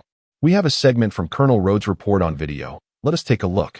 As in the movies, the footage began with Tony Stark having replaced it with a video of Hammer conducting human armor experiments with the military. Today's hearing left the Senate and the military humiliated and exposed in front of the media, while Tony unabashedly approached Xiaoyu and delivered a hearty high five. The Hydra senator seated at the hearing was nearly green with rage. I possess the capability to avert the looming threat of nuclear warfare. Iron Man proves to be exceedingly beneficial, particularly the version equipped with weaponry. We are secure, and the United States remains safeguarded. Should you desire my products, my assets? Such thoughts are futile. Nonetheless, I have rendered you a significant service, for I alone can uphold global peace. Tony's characteristic flamboyance undoubtedly prompted him to utter these words. The enraged senator on the stage unleashed a torrent of profanities, while Tony Stark casually strolled out, arm in arm with Summer Yu. Before departing, Summer cast a mysterious glance back at the senator, his gaze akin to that of one surveying the deceased, instilling an involuntary shiver in the senator due to Summer's formidable inner strength emanating an unintentional pressure. Chapter 43. The origins of the Avengers Initiative. As soon as the two stepped outside, they were intercepted by agents from SHIELD, who escorted them to the headquarters in New York. Within a modest conference room at the New York SHIELD headquarters, Xiaoyu and Tony Stark convened with Natasha, who entered shortly thereafter. I knew there was no such thing as a free lunch. Your government departments are all the same. Look, Xia, I arrived just in time to settle the bill, Tony Stark remarked, glancing at the ever-patient Nick Fury. Mind your words, Tony. You are now part of SHIELD. We just offended the Senate and the military on your behalf. Could you not utter a simple thank you? Nick Fury replied. If I am to be considered a part of SHIELD, then assistance rendered is merely expected. If you wish for me to express gratitude for that, I must decline. I never say thank you for services rendered when I've already paid for them, Tony countered. Stark, what I am about to discuss pertains to the safety of billions of lives worldwide, and I expect each of you to treat it with the seriousness it deserves. Nick Fury stated earnestly, surveying each individual present. All right, I'm listening, Tony conceded, with Xiaoyu and Natasha nodding in agreement. This matter dates back to 1995. At that time, I was merely a level 3 agent in SHIELD, and Coulson was a novice just entering the agency. I was responsible for mentoring him. Nick Fury began to reminisce. He was promptly interrupted by Xiaoyu. Excuse me, but was Coulson's hairline already that high back then? Hey, I'm discussing something important here, Nick Fury retorted. Actually, I was curious about that too. Please continue, Tony interjected. One day, I received a mission involving a woman who fell from the sky, crashing through the roof of a blockbuster video store. I took Coulson with me to find this woman. She was clad in a green bodysuit, resembling a character from a video game. She claimed to be from the Star Force and went by the name of Vare. Nick Fury gradually unfolded the tale of Captain Marvel, detailing the genetically altering Skrulls from the distant constellation of Andromeda, the formidable Kree warriors born for battle, the Project Pegasus, and the Tesseract. He spoke with great detail, unveiling a grand narrative of the cosmos before the audience, with Natasha and Tony captivated, while Xiaoyu feigned interest. So, you had already conceived the Avengers Initiative to prevent extraterrestrial invasions of Earth? Xiaoyu inquired. Indeed. Those lofty politicians would only consider such a plan if aliens were already upon us. They fear losing control over such power. In truth, the initiative had yet to find suitable candidates, Nick Fury continued, casting a glance at Tony and Xiaoyu. Until Tony was kidnapped in Afghanistan, and Xiaoyu went to rescue him. With Tony transformed into Iron Man, I saw hope for the realization of this initiative, especially with the emergence of the Hulk, who evaded military scrutiny. Because of your appearances, I intensified my surveillance on him. Even if Bruce Banner ventured into the most desolate regions of Greenland, we possessed a satellite that consistently monitored his movements. In that remote area, Bruce took his own life, yet upon his demise, he transformed into the Hulk, expelling the bullet and subsequently triggering an avalanche in Greenland, which we later discovered. Nick Fury displayed a photograph from his phone for everyone to see. Is that Captain America? Natasha exclaimed in astonishment. Tony Stark interjected. Are you certain this isn't a circus performer? Nick Fury cast a sidelong glance at Tony and replied, We've located him. He remains unconscious, and it is merely a matter of time before he awakens. First and foremost, we must address personnel concerns. We have Tony Stark, Summer, Captain America, and two of SHIELD's finest agents, Black Widow and Hawkeye. Although Hawkeye is currently on a mission and not present. We also have a formidable green giant who can transform at any moment. While this presents a risk, I believe we will find a way to manage it. Wouldn't you agree, Summer?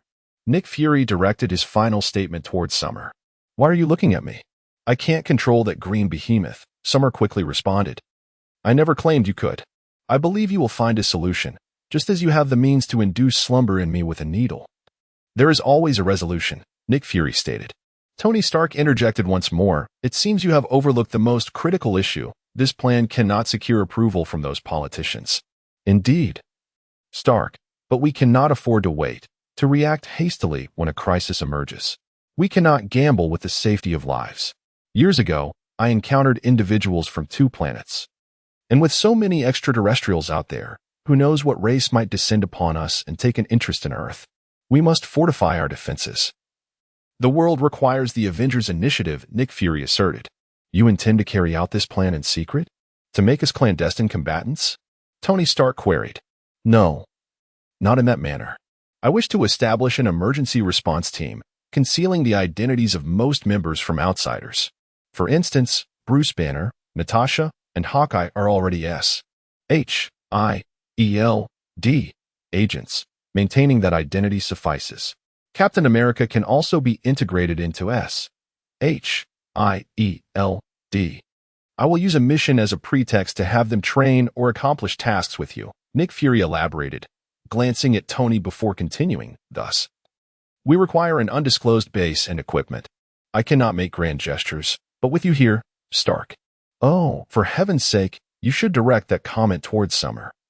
He has recently amassed considerable wealth and has become quite the stock market mogul," Tony retorted, passing the ball to Summer. "I do not possess an $800 million luxury yacht." Summer rolled his eyes in response. Ultimately, Nick Fury did not press for formal declarations from the group, recognizing the gravity of the matter necessitated time for contemplation.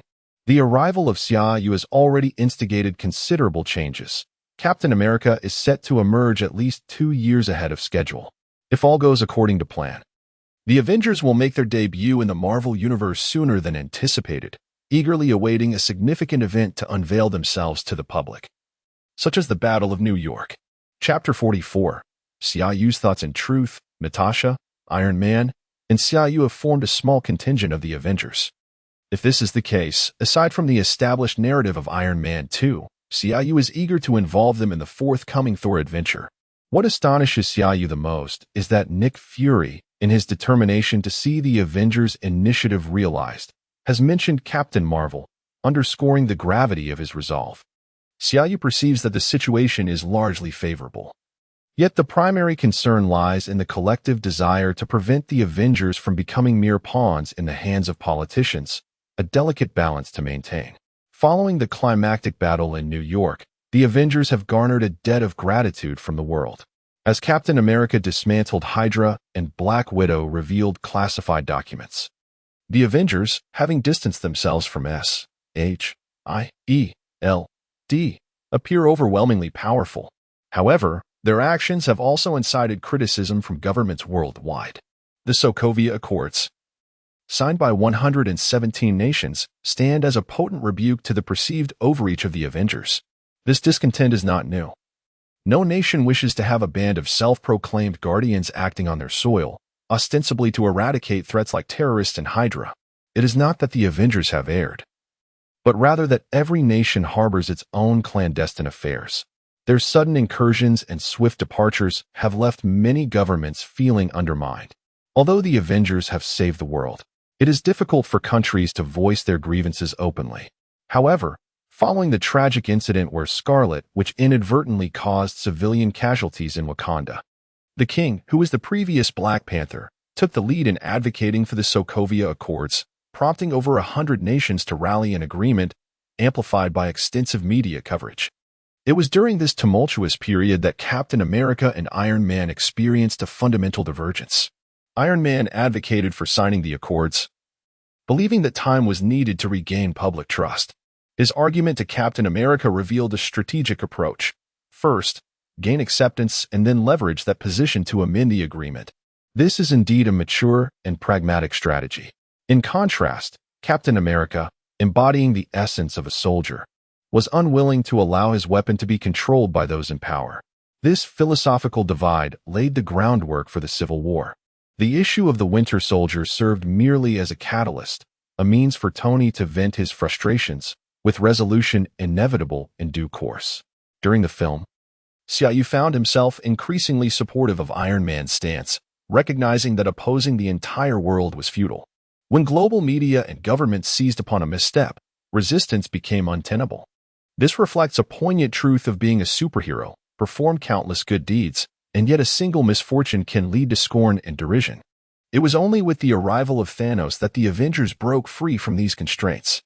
This liberation stemmed not only from the impending disaster, but also from Wakanda's formidable entrance into the fray. With its wealth, territory, and advanced technology, Wakanda, as a sovereign nation, eclipses even Tony Stark's resources. To put it bluntly, the combined might of Wakanda and the Avengers is unparalleled globally. Thus, in order to establish the Avengers ahead of time, and considering that Xiaoyu does not wish to be overly constrained, he must ensure that the Avengers possess an unparalleled might, not merely on an individual level, but as a collective force, encompassing technological prowess as well. Given that an alliance with Wakanda is currently impractical, Xiaoyu finds himself with but one path to pursue, leading the Avengers beyond the confines of Earth. By broadening their horizons and enhancing their strength, they may ascend above all else. Xiaoyu's preliminary plan involves leveraging the narrative of Thor to initiate contact with Asgard, or at least to tentatively explore the realms beyond Earth. However, this endeavor hinges on the outcome of the Battle of New York, as the Avengers must cultivate a significant reputation on Earth. Without such renown, even the power to annihilate the planet would not elevate them above all. The Avengers are champions of justice, not tyrants or overlords. With a clear understanding of these dynamics, Xiaoyu begins to prepare for the early formation of the Avengers. Yet, the immediate priority lies in the unfolding narratives of Iron Man 2 and Thor, as the story is on the verge of commencing. This urgency arises from the fact that Tony Stark has received an invitation from the Monaco Racing Club to attend an upcoming race. Chapter 45. You were always unattractive before embarking on their journey to Monaco. Tony Stark finally completed the suit designed for Xiaoyu. Its exterior closely resembled Xiaoyu's original armor, enveloped entirely in a sleek black hue. The capability of flight was Xiaoyu's foremost desire. However, due to the armored gauntlets he donned, he could not accommodate thrusters on his hands.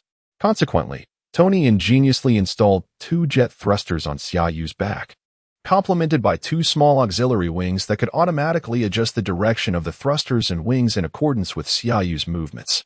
Additionally, each outer side of his calves was equipped with a thruster that would also modulate its angle for enhanced flight assistance.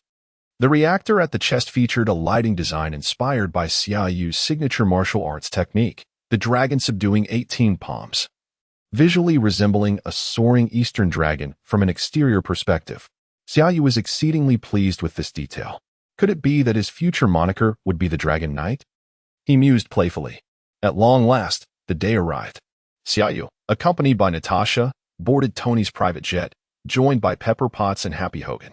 After such an extended period, Happy and Xiaoyu had grown quite familiar with each other. Xiaoyu reminisced about the film Iron Man 2, recalling how Natasha had appeared in Morocco as Pepper's assistant, preparing for the event. However, now she was present as Xiaoyu's girlfriend. As he contemplated this, a smile crept across Xiaoyu's face as he observed Natasha engaging in light-hearted conversation with Pepper, expressing her excitement for the upcoming adventure with him. Due to his influence, Natasha had begun to exhibit more of the behaviors typical of an ordinary girl, a development that brought Xiaoyu great comfort. On board the plane, Tony discreetly informed Xiaoyu of his intention to personally participate in the race. Xiaoyu was astonished by the narrative's compelling momentum. It was unexpected that the unencumbered Iron Man would still engage in such reckless behavior. Yet, upon reflection, this was the quintessential Tony Stark, was it not? It seemed destined that Tony Stark would confront Whiplash, but with Xiaoyu's presence, it was certain that Whiplash would meet a swifter downfall than depicted in the film. Furthermore, with Tony's upgraded reactor free from palladium poisoning, it was likely that Ivan Vanko, the man behind Whiplash, would find himself in utter despair. Upon entering the club, before encountering Whiplash, they were greeted by Justin Hammer, a man who aspired to surpass Tony Stark, perpetually attempting to emulate him. In some respects, Tony was his idol. Ah, who do we have here? Is that the sharp-tongued S.H. S-H-I-E-L-D agent, Mr. Xia? What brings you here? Did S-H-I-E-L-D assign you as Mr. Stark's bodyguard? Please, Iron Man hardly requires a bodyguard, Justin Hammer remarked, irritation evident in his tone upon seeing Xiaoyu. He could accept losing to Tony Stark, but he could not bear being rendered speechless at a hearing by an obscure young man from the East. Before Xiaoyu could respond, Tony interjected, in fact, Xia is my good friend and a business partner. The Herbal Group is a collaborative venture between us, and he is, in fact, the primary owner. Justin Hammer initially perceived Xiaoyu as merely a minor character, an assistant dispatched by S-H-I-E-L-D to Tony Stark. However, he was taken aback to discover that Xiaoyu was, in fact, the proprietor of a prominent corporation. The Herbal Group had recently soared to remarkable heights. With its health and beauty products demonstrating astonishing efficacy, coupled with the undeniable allure of youth and charm that left Justin Hammer feeling inexplicably uncomfortable. To his surprise, he encountered the enigmatic head of the Herbal Group here. I have long desired to interview you. Good day, Mr. Xia. I am Christine, a reporter from the glamorous world, she declared, her gaze fervently fixed on Xiaoyu. Oh, Xia, she is indeed an exceptional journalist. We had an in-depth discussion last year. Do you recall the late-night call I made to you? Her report was quite impressive, and I recommend you accept her interview, Tony remarked to Xiaoyu. That lecture. Xiaoyu thought inwardly, yet donned a facade of warmth and politeness as he replied, I appreciate your invitation, beautiful journalist, but perhaps we should schedule a time to meet. As your companion, the arms expert, seems rather impatient. He gestured toward Justin Hammer behind them. With that, he turned and departed alongside Tony. I will reach out to you at the earliest opportunity, Christine called after them. Hey, shouldn't you interview me first? Justin Hammer muttered softly from behind. At that moment, Xiaoyu, having walked several paces away, turned back to address Justin Hammer. Do you know, Mr. Hammer, if you aspire to transcend legend or become a legend yourself, you must carve your own path rather than merely imitate others. Such imitation will only render you a jester. Though, I must say, you already resemble one. I suggest you consider purchasing our company's beauty products. They might at least help you appear a tad younger. Come, Xia. Let us not intrude on her rare opportunity for an interview, Tony interjected, following up with a sharp remark before leading Xiaoyu away, affording Justin Hammer no chance to retort. Chapter 46. The first public appearance. Disregarding the fuming Justin Hammer, the two made their way to where Natasha and Pepper sat. The four of them occupied a table by the window, perfectly positioned to observe the race cars on the track outside. After a brief moment, Tony excused himself to the restroom. But Xiaoyu knew he intended to sneak off to the racetrack. Sure enough, moments later, he spotted Tony Stark clad in racing attire being interviewed on the television mounted on the wall. Oh no, Pepper exclaimed, her voice rising in indignation. After a sharp gasp, she turned to Xiaoyu and asked, Xia, are you aware of this? Xiaoyu, unwilling to shoulder the blame, replied earnestly, I had no idea. I'm just as astonished. I cannot allow him to act recklessly. It's far too dangerous, Pepper insisted. Pepper, he is already in the arena. Let him be. I'm here, and no harm will come to him, Xiaoyu assured her confidently. Indeed, Tony had entered the venue, and with Xiaoyu's reassurance, Pepper reluctantly acquiesced. Yet, her anxious demeanor betrayed her deep concern. At last, the race commenced, with dozens of cars roaring around the circular track. Suddenly, a worker clad in an orange jumpsuit leaped onto the track, eliciting screams and shouts of warning from onlookers. This was perilous.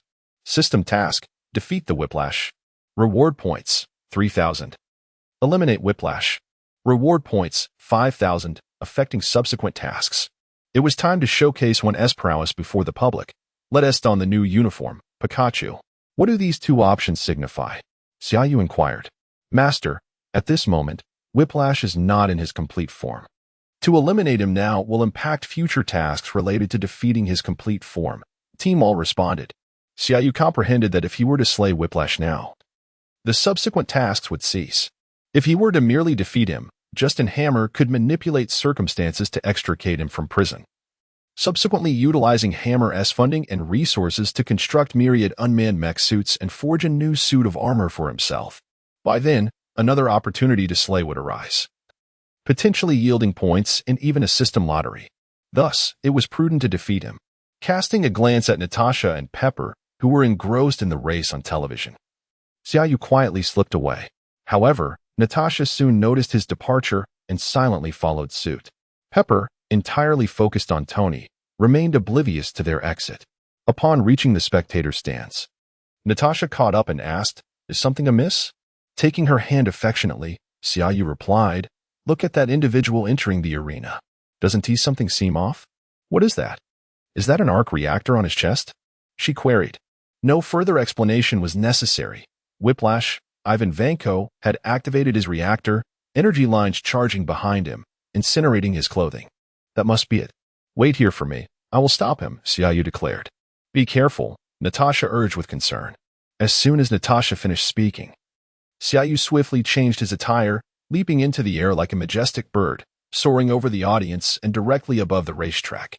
In this short distance, Xiaoyu did not utilize the flight capabilities of his battle armor. Instead, he ascended to the skies above the track and began to descend gracefully, employing his internal energy. Meanwhile, the whip of despair had already severed a racing car in twain. Enveloped in high-pressure energy, the whip instantly sliced through the entire chassis, leaving behind remnants of the vehicle's body, melted by intense heat. The surrounding spectators erupted in screams, though some maintained a facade of calm, merely spectators to the unfolding drama. Little Pepper and Justin Hammer, observing from above, were keenly aware of the scene.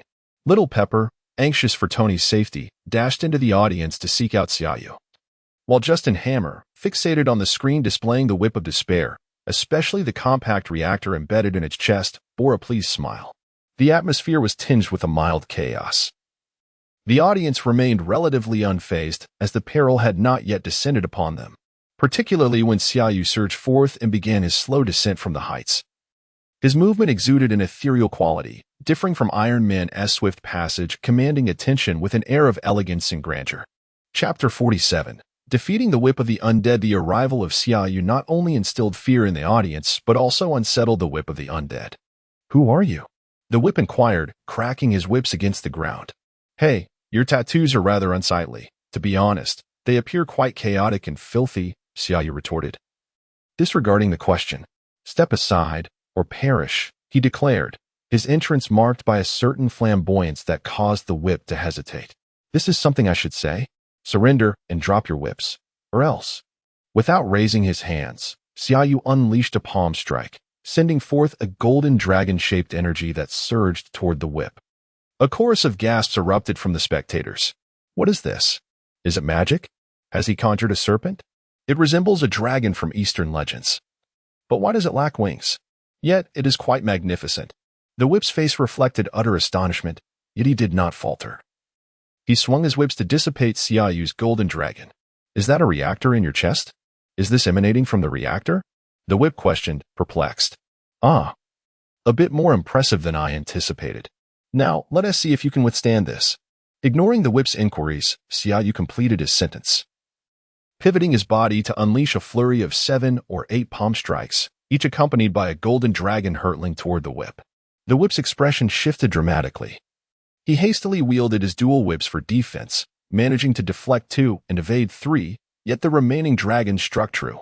Those familiar with cinematic portrayals recognized that the whip, possessing a physique akin to that of a beast, endured several impacts without injury. Xiaoyu, however, showed restraint, as he could not slay him due to the nature of his mission. Consequently, the whip coughed blood and collapsed, unable to rise. As the hero made his entrance and the villain fell, the audience reveled in the spectacle, especially with the splendid visual and auditory effects, rising to cheer in exultation. At that moment, Tony's vehicle arrived, and Xiaoyu unhesitatingly approached, forcefully halting Tony's racing car with his bare hands until the engine began to smoke and the rear wheels spun in place. Only then did Tony react. Swiftly bringing the car to a stop, his gaze fixated on the reactor embedded in the whip's chest, leaving him speechless in shock. Xiaoyu retrieved a suitcase like Mark V from his ring and tossed it at Tony's feet. "Put this on and confront him." Tony began equipping the armor, prompting another wave of cheers from the crowd. Today, both reporters and spectators felt their presence was fortuitous. The day's events far surpassed the allure of a mere race.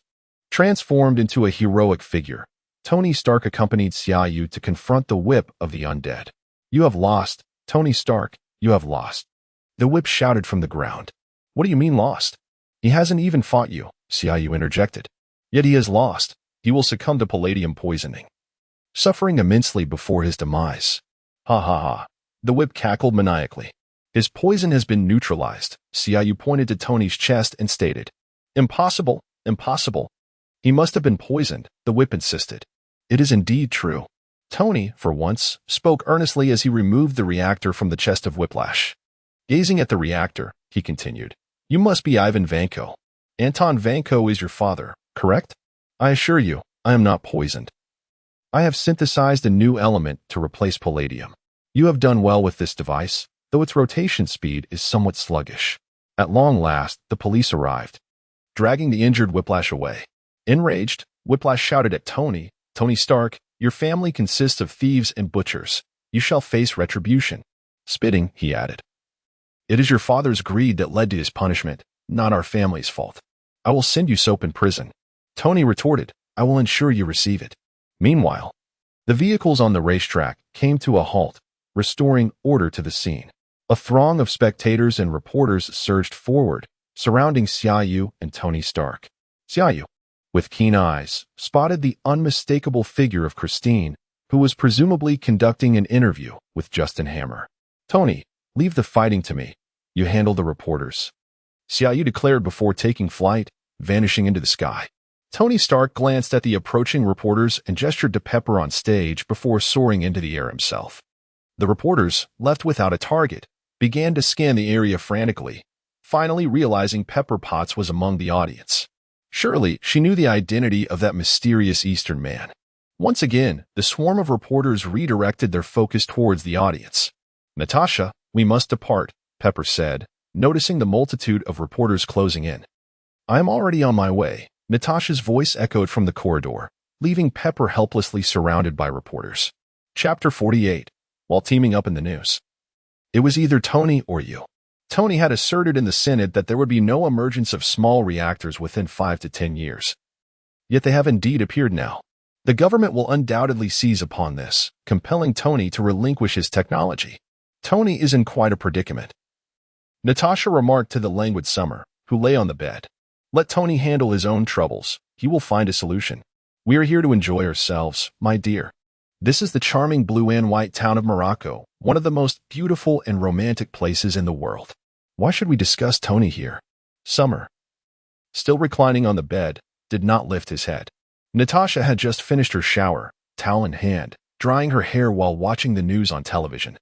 When she heard Summer's languorous voice, Natasha pressed on, "What about you? The journalist who promised to give Justin Hammer an exclusive interview has written a heartfelt piece about you, saying that when people find themselves in crisis, you descend from the heavens to save them, dubbing you the Dragon Knight who protects their safety." "Dragon Knight? For heaven's sake, I am neither Yonggwa nor Inchiping." Summer retorted. "What did you say?" Natasha inquired. "I said I will be your knight. I have no desire to ride a dragon. I want to ride you," Summer declared as he pulled Natasha into his embrace. Let the children not imagine. Regardless of the immense pressure Tony Stark bore, Summer joyfully reveled in Morocco with Natasha. Over the span of a week, the couple explored the wonders of Morocco, and just as Summer contemplated taking Natasha to South Africa, a phone call from Nick Fury summoned him back to Los Angeles. Interestingly, while Nick Fury was eager to recall both him and Natasha, he arranged to meet at Tony's residence. "Our Dragon Knight has returned, accompanied by his princess. We have a plethora of troubles, yet he chose to frolic away," Tony Stark sarcastically remarked upon their meeting. "Do not call me Dragon Knight, Tony. I detest that moniker, utterly. Compared to your Iron Man persona, I feel like an NPC from an antiquated video game," Summer replied. "Summer, we indeed have a multitude of issues that require resolution," Nick Fury stated gravely. "We?" Summer glanced at Tony and then at Fury, continuing, "We all know that our affiliation with SHIELD is merely a jest. Are you saying that Tony has officially consented to your Avengers initiative?" "Yes, I agree to this plan. If what this fellow says about aliens is indeed true, I concur. However, I have one condition. I can attempt to trust this masked man, but I do not trust the director of S.H.I.E.L.D. Tony Stark asserted. Since the principal financier has spoken, I have no objections. Now, let us discuss our troubles, Summer said, pouring himself a glass of wine and gesturing for them to continue. Nick Fury began to enumerate the issues. The first is the matter of Stark's armors. The government can no longer suppress it, yet Stark has devised a mutually agreeable solution to this dilemma. Colonel Rhodes? Natasha inquired. Indeed. James Rhodes is a close companion of Stark, serving as a colonel in the Air Force. Stark entrusted him with a suit of armor, but withheld the technical knowledge, thus providing a plausible explanation to the government. At a later time, Colonel Rhodes will don the suit and take flight, further satisfying public curiosity. Nick Fury remarked. Moreover, there is another matter of concern. Steve Rogers has awakened.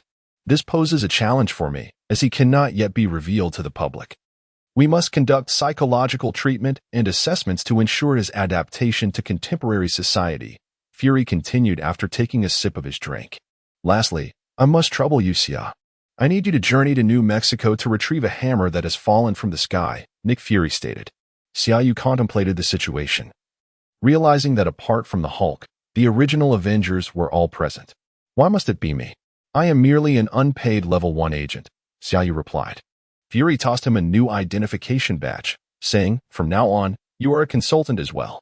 Regarding the hammer, Coulson has already gone there. You may seek him out and establish some rapport with your future teammate, Hawkeye. Is that all? I was led to believe there would be a multitude of complications. Tony has dealt with his issues, and the captain's burdens are assigned to you. I am off to court a hammer. Is there anything else? Xia Yu inquired. Natasha is temporarily in charge of selecting a location for the Avengers headquarters, but there is nothing further for now, Nick Fury replied. Xia Yu expressed his frustration. You speak with such gravity about a host of troubles, yet this is all there is? Do you comprehend what the Avengers represent? Why must I conceal this from everyone? You collectively embody a cache of nuclear warheads, and I hold a potential nuclear warhead that may escape my control. I must approach this matter with utmost seriousness. Nick Fury asserted earnestly. Seriousness does not necessarily require solemnity, Nick. The world has changed. Look at Tony Stark. Before he became Iron Man, he was always impeccably dressed, mingling with high society. Has he ever truly acted for the greater good? Xia Yu countered. Very well, you have swayed my perspective, Nick Fury conceded. Tony Stark. Chapter 49. Aladdin's hammer. In a quaint town situated on the outskirts of New Mexico, several men clad in dark suits were busily loading an array of electronic devices, laptops, photographs, and blueprints into a vehicle. Jane Foster attempted to impede their actions, declaring, I will sue you for invasion of privacy. Coulson, with a sense of resignation, explained, we are merely retrieving items. We are the good guys. As tensions escalated between the two parties, a shadowy figure descended from the sky. Xia Yu had arrived. Without waiting for anyone to speak, Xia Yu asserted, I concur with this young lady. These government agents are far from benevolent. They abuse their power and oppress the people, truly a band of rascals. Oh, Coulson, you are committing robbery, you scoundrels. At this point, a girl named Daisy, standing beside Jane Foster, inquired, Who are you? Are you Iron Man? Xia Yu glanced at her in surprise and, with exaggerated flair, replied, I am not that old man. Tony Stark. I am just one of these rascals. Come on, Coulson. I fail to understand why I was summoned. I am no blacksmith. Xia Yu questioned Coulson as they approached the location of the hammer. Coulson responded, the director stated that when two S.H.I.E.L.D. consultants encounter technological dilemmas, they should consult Tony Stark, and if technology fails, turn to Xia. Sounds like I am being treated as a mystic, Coulson, Xia Yu remarked with exasperation. Upon arriving at the site of the hammer, they found S.H.I.E.L.D. Personnel had erected an enormous canopy over the hammer to facilitate the use of electronic equipment. Surrounding the canopy were 4 plastic passageways for entry and exit. Earlier, Xia Yu had even exchanged a nod with Hawkeye, though he was somewhat reserved and merely acknowledged Xia Yu's presence. Standing beside the hammer, Coulson began recounting its origin. A few days ago, this hammer seemingly fell from the heavens like a meteor, creating a massive crater upon impact. Local residents flocked to witness the spectacle. Curiously, no one could lift the hammer. As Carlson spoke, he pointed to the mound of sand beneath the hammer, stating, "Notice how the sand remains undisturbed. It cannot be a matter of weight. Even a heavy-duty truck would be of no avail." Carlson then moved to the edge of the canopy and continued, "Based on the impact force of the hammer's descent, we can roughly estimate the height from which it fell. However, since we are unaware of the hammer's weight, oh my, Xia, how did you manage to lift it?" Xia Yu swore he merely sought to satisfy his curiosity. He never anticipated he could actually lift the hammer. Given that it was said only those with the purest of hearts could do so, akin to the virtuous nature of Captain America. Initially, Xia Yu felt a sense of pride, thinking, "I knew I was pure of heart." Yet, in the next moment, he found himself in a chaotic realm, surrounded by tumultuous lightning and dancing silver serpents. What is this place? Where is the hammer of the thunder god? Xia Yu pondered. Suddenly, a voice echoed, "Young man. Who are you? Who is speaking?" Xia Yu turned, searching for the source. As Xia Yu turned around, he suddenly realized that a figure stood behind him, a venerable old man, with flowing white hair, adorned in golden armor, possessing a single eye, and wielding the eternal spear. A cold sweat broke out on Xia Yu's brow. How had he unexpectedly found himself beside Odin? Indeed, the artifacts of Asgard should not be trifled with, especially while Odin still drew breath. "Young man, answer my question. Who are you?" "Oh, I should rather inquire, from whence do you come?" Odin said with a serene smile. Xia Yu, drenched in perspiration, dared not respond to Odin's inquiry. Instead, he feigned innocence, retorting, "Who are you? Where's this place? And what has become of the hammer in my hand?" Odin maintained his benevolent countenance and replied, "This is the inner realm of Mjolnir." "Oh, Mjolnir is the name of the hammer you hold." Xia Yu, utterly perplexed, exclaimed, "Am I within the body of a hammer? Are you the god of the hammer?" Suddenly, a glimmer of excitement danced in his eyes as he asked, "Can I make 3 wishes? You must be the Aladdin of hammers, right?" "You surely are." Odin, bemused, found himself at a loss for words. Taking a deep breath, he declared, "I am Odin, the All-Father, hailing from the divine realm of Asgard. The weapon you grasp is Thor's hammer, a tool of our domain. I have cast a spell upon it, ensuring that the vast majority cannot lift it, like yourself. This is the power of the rules. However, you have managed to wield it. Thus, I ask you again, young man, from where do you come?" In that moment, Xia Yu was thoroughly unsettled. Chapter 50, a conversation with Odin Tianao come out. "Someone is in trouble," Xia Yu called out in his mind. "There is no need to panic, my master. This is merely a phantom, and it poses no threat," Tianao replied. "A phantom, you say? This is Odin. I cannot bear even a phantom." Xia Yu grumbled internally, but Tianao fell silent. Noticing Xia Yu's prolonged silence, Odin smiled and spoke. "It's all right, young man. Your silence speaks volumes. I can tell you are not of this world. I am not particularly interested in where you hail from. I am merely a father concerned for his children. Since our paths have crossed, let us converse. I find myself quite bored while my true self slumbers." As Xia Yu engaged in conversation with Odin within the confines of the hammer, outside, Carlson was thoroughly alarmed. Xia Yu suddenly became motionless, unresponsive to calls. Carlson even resorted to slapping him forcefully, yet there was still no reaction. He summoned several medical personnel, all confirming that Xia Yu's breathing and heartbeat were stable. Carlson, in a state of urgency, cordoned off the area once more, leaving only Hawkeye and himself. After reporting to Nick Fury, he was advised to wait and see.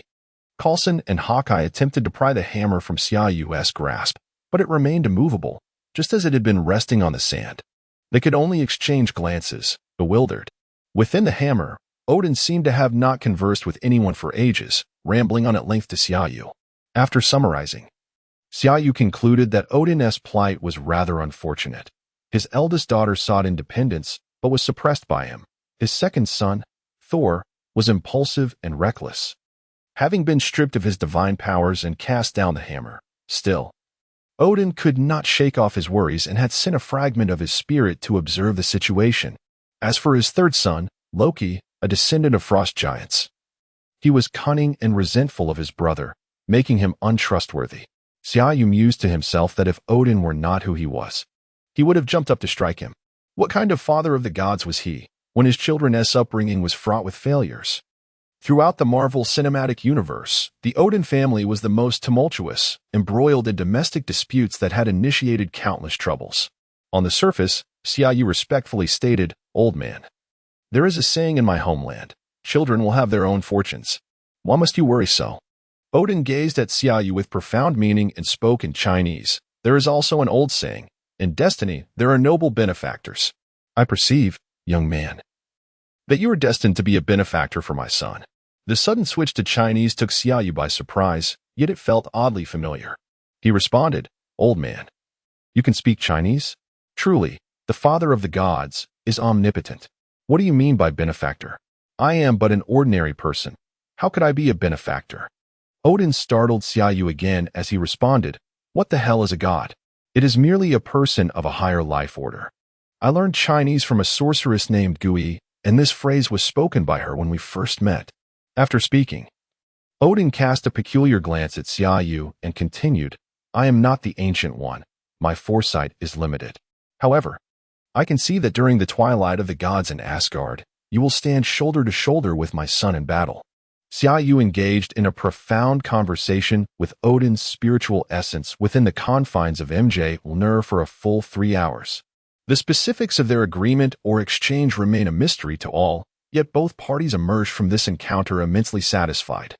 This meeting with Odin significantly deepened Xiaoyu's understanding of the world. For instance, beings of great power like Odin and the Ancient One possess the ability to perceive fragments of destiny and glimpse certain aspects of the future. Most importantly, Xiaoyu received an invitation from Odin to visit Asgard in the future. Within the shelter, Xiaoyu slowly opened his eyes. Coulson, filled with excitement, leaped up and exclaimed, "Xia, you have finally awakened. Tell me what transpired, how you were able to lift the hammer, and why you suddenly became immobile. What exactly happened?" Xiaoyu scratched his head and replied, "It's nothing. I was just extremely tired and took a nap." Noticing Coulson's forlorn expression, Xiaoyu chuckled, "I'll tell you shortly. First, I need to report to Nick." Upon saying this, Xiaoyu retrieved his phone to make a call, suddenly recalling something as he turned to Coulson and asked, "When I was motionless earlier, did you slap my face?" Coulson. Chapter 51. The Thunder Goddess beating Xiaoyu stepped outside to call Nick Fury, candidly discussing matters concerning the hammer and Thor. He merely stated that he coincidentally met the criteria to lift the hammer, which allowed him to communicate with Odin, the All-Father. Nick Fury listened with a skeptical ear. He had never truly trusted anything or anyone, burdened as he was with countless secrets. With Coulson and the others present, he decided to observe the situation closely. After some contemplation, Xiaoyu reached out to Natasha, reminding her to inform him ahead of time about the weapon exhibition at Hammer Tech. He had not forgotten about the opportunity to redeem his points for the Death Whip. As for Thor, his role was primarily to spectate and, if necessary, to educate Odin's muscle-bound son. He had no intention of getting involved in the fray, especially considering that he might not stand a chance against the Destroyer, which Thor ultimately vanquished with a strike fueled by Odin's power. Truth be told, Xiaoyu felt quite exhilarated.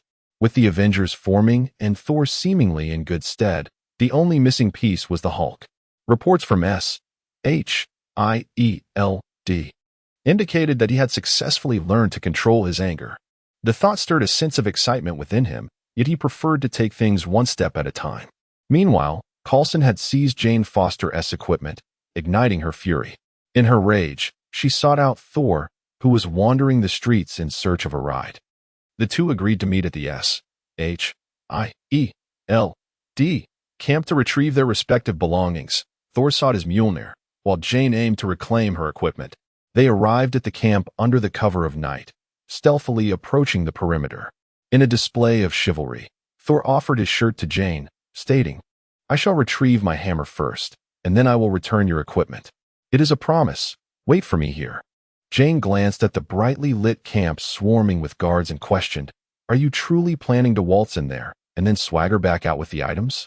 Thor, in his characteristic pride, replied, "No, I shall fly out." With that, he crouched low and stealthily made his way into the camp. Jane found herself inexplicably drawn to the man before her, Their connection felt like love at first sight, despite their seemingly absurd boasts. A flicker of belief ignited within her. Even with the guards stationed all around, she obediently remained in her spot, watching as Thor approached the camp with determination.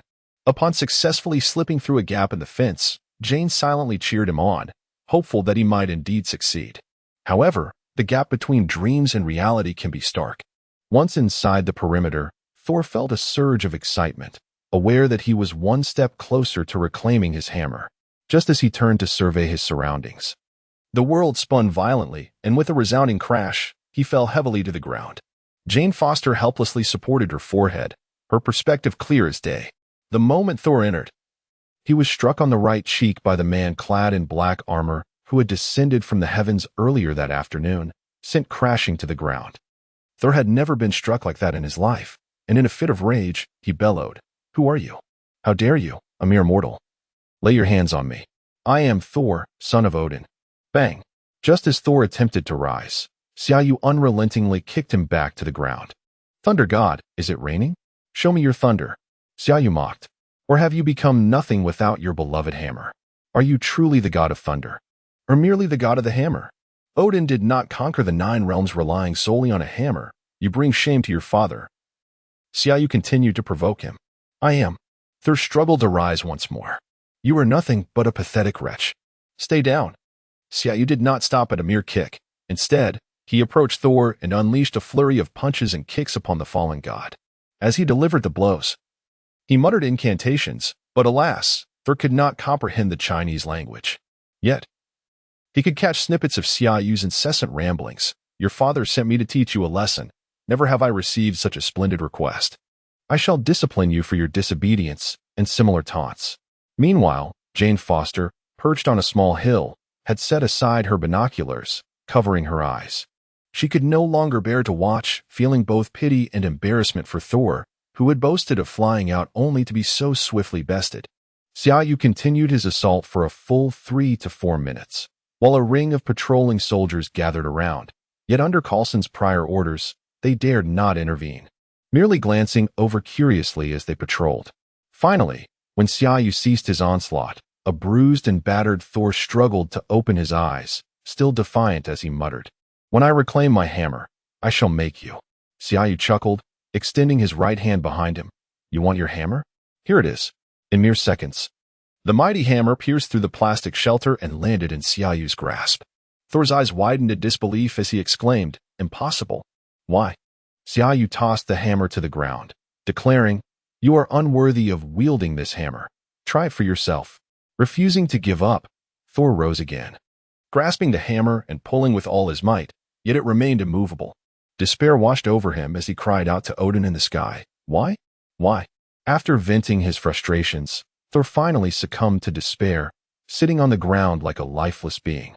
Xiaoyu turned to see, to his surprise, that nearly everyone had emerged from within, including Coulson. They had followed the hammer's emergence. When Xiaoyu finished his call, Nick had instructed Coulson to oversee this matter, ensuring Thor was closely watched. Thus, when the hammer appeared, Coulson had followed suit, remaining still upon spotting Xiaoyu in the camp. Xiaoyu had just thoroughly enjoyed his encounter with Thor, completely oblivious to the numerous onlookers who were watching him from a distance. At this moment, he felt a twinge of embarrassment, regardless of whether others understood the situation. He mumbled, "I am merely teaching him a lesson on behalf of his father." After speaking, he approached Coulson and said, "Take him inside. He will surely not resist any longer. Just let him go as soon as someone comes looking for him." Merely observing from afar, upon seeing Coulson nod in agreement, Xiaoyu turned and entered, having been drenched in the rain for quite some time. "Hey, don't forget to take the hammer inside," Coulson called out. Author's note: Chapter 1, 11 o'clock. Chapter 2, 3 o'clock. Chapter 5, 5 o'clock. Chapter 52. The Call of the Whip of Death. Loki paid a visit to Thor, and his magical deception was remarkably potent. Had it not been for Xiaoyu's awareness of his return and his particular attention to Thor's words, it would have been quite challenging to notice Loki's presence with the naked eye. It was not a complete invisibility, rather. It instilled a subconscious tendency to overlook him, a truly wondrous form of magic. Much like in a cinematic tale, Loki informed Thor of Odin's demise, attributing it to Thor's reckless actions and the threat posed by the frost giants. Their mother, the goddess Frigga, chose to condemn Thor to eternal exile on Earth. Deceived and despondent, Thor found himself in utter despair, while Jane Foster returned to plead with her father to rescue Thor. In an unexpected display of naivety, she brought along forged documents to facilitate Thor's escape, oblivious to the fact that not only was her identification counterfeit, but the majority of the townsfolk had transformed into agents of S.H.I.E.L.D. After securing Thor's release, he embraced his mortal identity and embarked on a scandalous life with Jane, even learning to prepare breakfast for them. Xiaoyu, who was covertly observing, remarked to Coulson, "Do you see? This is life. It can elevate your hairline and compel proud deities to bow down and cook breakfast." Were it not for the fact that he could not match Xiaoyu's strength, Coulson would have relished the opportunity to give him a good thrashing. After all, it was rather inappropriate to mention hairlines. At last, after witnessing Thor's public display of affection for over a week, Natasha's call arrived. Tonight, Justin Hammer would showcase his drone technology and weaponry at the Stark Expo.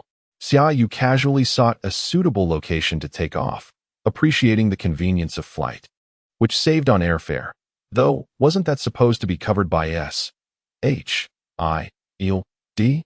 He headed to Tony's residence, storming into the basement. The scene was rather shocking, for Tony Stark, the illustrious Iron Man, was practicing yoga in the nude, a simplified version of an ancient technique. "Tony, do you believe that this practice will help you achieve a sense of harmony with the universe?" Xiaoyu chuckled as he leaned against a table near the entrance. Observing Tony, startled, Tony quickly resumed his routine upon recognizing Xiaoyu. "Xia, what brings you back? Did your date with the hammer conclude? Is it well proportioned? Does it have a generous chest?" He inquired while continuing his exercises. The matter of the hammer was intricate. It belonged to the god of thunder, specifically the one from Norse mythology, who had been cast down to earth by his father, Odin, the All-Father. Xiaoyu provided a brief explanation. "Are there truly gods from Norse mythology?" Tony asked, curiosity evident in his voice. "I'll discuss that with you shortly. But first, enlighten me as to why you are practicing in such a manner. Do you find yourself particularly alluring?" Xiaoyu inquired with a smile. Tony, looking somewhat aggrieved, replied, "It's precisely these movements you taught me. Practicing periodically helps to purge impurities from my body. It's simply more convenient this way." "Then I kindly urge you to cease this practice, or I may have to expel you from our solar sect," Xiaoyu said, circling around Tony Stark as he prepared to retrieve his phone. Tony hastily donned his clothing upon witnessing Xiaoyu's actions, simultaneously remarking, "This simply won't do. Although I may not possess your extraordinary prowess, I still wield a punch with the force of several hundred pounds. And have you not noticed how much younger I appear? Enough about me. Do share the details regarding that hammer-wielding Thor." Xiaoyu, unreserved, recounted his experience with the hammer, along with the tales of Thor and Odin. Tony Stark scoffed, deriding the so-called realm of these deities, asserting that their societal structures had remained stagnant for millennia. He lamented that their inherent abilities were predetermined at birth, establishing an unyielding ceiling for their potential. Such a race, he concluded, was destined to decline with each generation, merely deceiving primitive beings while claiming divinity. "I share your sentiments. However, the power of the All-Father is indeed formidable. I find myself yearning for an opportunity to visit Asgard. Additionally, Tony, they are natural allies of Earth," Xiaoyu remarked. Tony rose and poured 2 glasses of juice, addressing Xiaoyu. "I merely intended to express my disdain. In truth, I find the primitive monarchy quite intriguing. Were I their king, I would establish a law concerning the first night, granting all newlywed brides to the monarch. Such a notion is quintessentially Iron Man," Xiaoyu jested. "You've already caused enough mischief in the lives of countless women, Tony. The first night law, how on earth did you conceive that? By the way, Justin Hammer has a weapons exhibition today at your Stark Expo. Aren't you tempted to attend? His weaponry is hardly worth my attention. Trust me, brother. I could fashion missiles more potent than his with my bare hands. The military has dispatched Rhodes, clad in the armor I provided, to cheer him on. But I have no desire to witness his arrogance. J.A.R.V.I.S. Sir, An incoming call. Connected. J. A. R. V. I. S. Is that you, Pepper? I don't plan on attending today. Tony began, only to be interrupted, as the voice on the other end was not that of his beloved. Hey, Tony, how are you? I've doubled the RPMs. The voice belonged to Ivan Vanko, the Whiplash. What did you say? Tony responded, silencing the call to allow J. A. R. V. I. S. to trace the source. You suggested I accelerate the rotation to generate more energy output. Brilliant advice, the deep voice of Whiplash echoed. You sound rather lively for a dead man, Tony retorted, buying time. And you too, Stark. The history of your family will be rewritten. What your father did to mine 40 years ago, I shall repay you in 40 minutes. Whiplash's tone brimmed with pride. Xiaoyu recognized that he had completed his armor. I hope you are prepared, Whiplash concluded before abruptly ending the call. J. A. R. V. I. S. traced the signal to Manhattan. Justin Hammer. Both Xiaoyu and Tony stated in unison. Damn it. I just flew from the southernmost point of America to the west coast, and now I must head to the east coast, Xiaoyu complained. Having genuinely overlooked the location of the events, Tony retrieved a diminutive metallic object and handed it to Xiaoyu, saying, a miniature earpiece. Place it in your ear. It will adhere automatically. Now, let us move swiftly. Time is of the essence. The system task and Tony's voice resonated almost simultaneously. System task, eliminate the complete entity. The undead whip Ivan Vanko. Task reward, 15,000 points, along with one opportunity for a system lottery. Chapter 53. The Hammer Iron Warrior. The straight line distance from Los Angeles to New York is less than 4,000 kilometers. With the formidable speed of their armors reaching Mach 3, the journey took approximately an hour. In truth, Xiaoyu's armor could attain a maximum speed of Mach 4, as it was devoid of any weaponry and considerably lighter than Iron Man's current Mark 6 suit. At the Stark Industries Expo, Justin Hammer's exhibition had commenced. Much like a character from a film, Hammer made a flamboyant entrance, dancing exuberantly. As Xiaoyu had noted, this individual harbored envy, jealousy, and even a hint of admiration for Tony Stark. He aspired to surpass Stark, but could only mimic his achievements, embodying the essence of a jester. After his dance, Hammer first derided Tony Stark for withholding his technological innovations from the public, then proudly showcased his latest creation, the Hammer Iron Warrior, categorizing it into 4 divisions: Air Force, Army, Navy, and Marine Corps. The final reveal was the Mark II, which Tony had entrusted to Rhodes, now shamelessly rebranded as a product of Hammer's company after modifications. Just as he prepared for an extravagant introduction, a piercing sound sliced through the air, prompting the audience to turn in unison. Xiaoyu and Tony Stark had arrived. Tony made a dramatic entrance, landing on one knee, eliciting a wave of ecstatic cheers from the crowd. Following him, Xiaoyu descended gracefully from the sky, his martial prowess on full display, inciting an even louder roar of applause. His performance in Monaco had been widely reported by global media, and as one of the only 2 superheroes alongside Tony, his popularity was undeniable.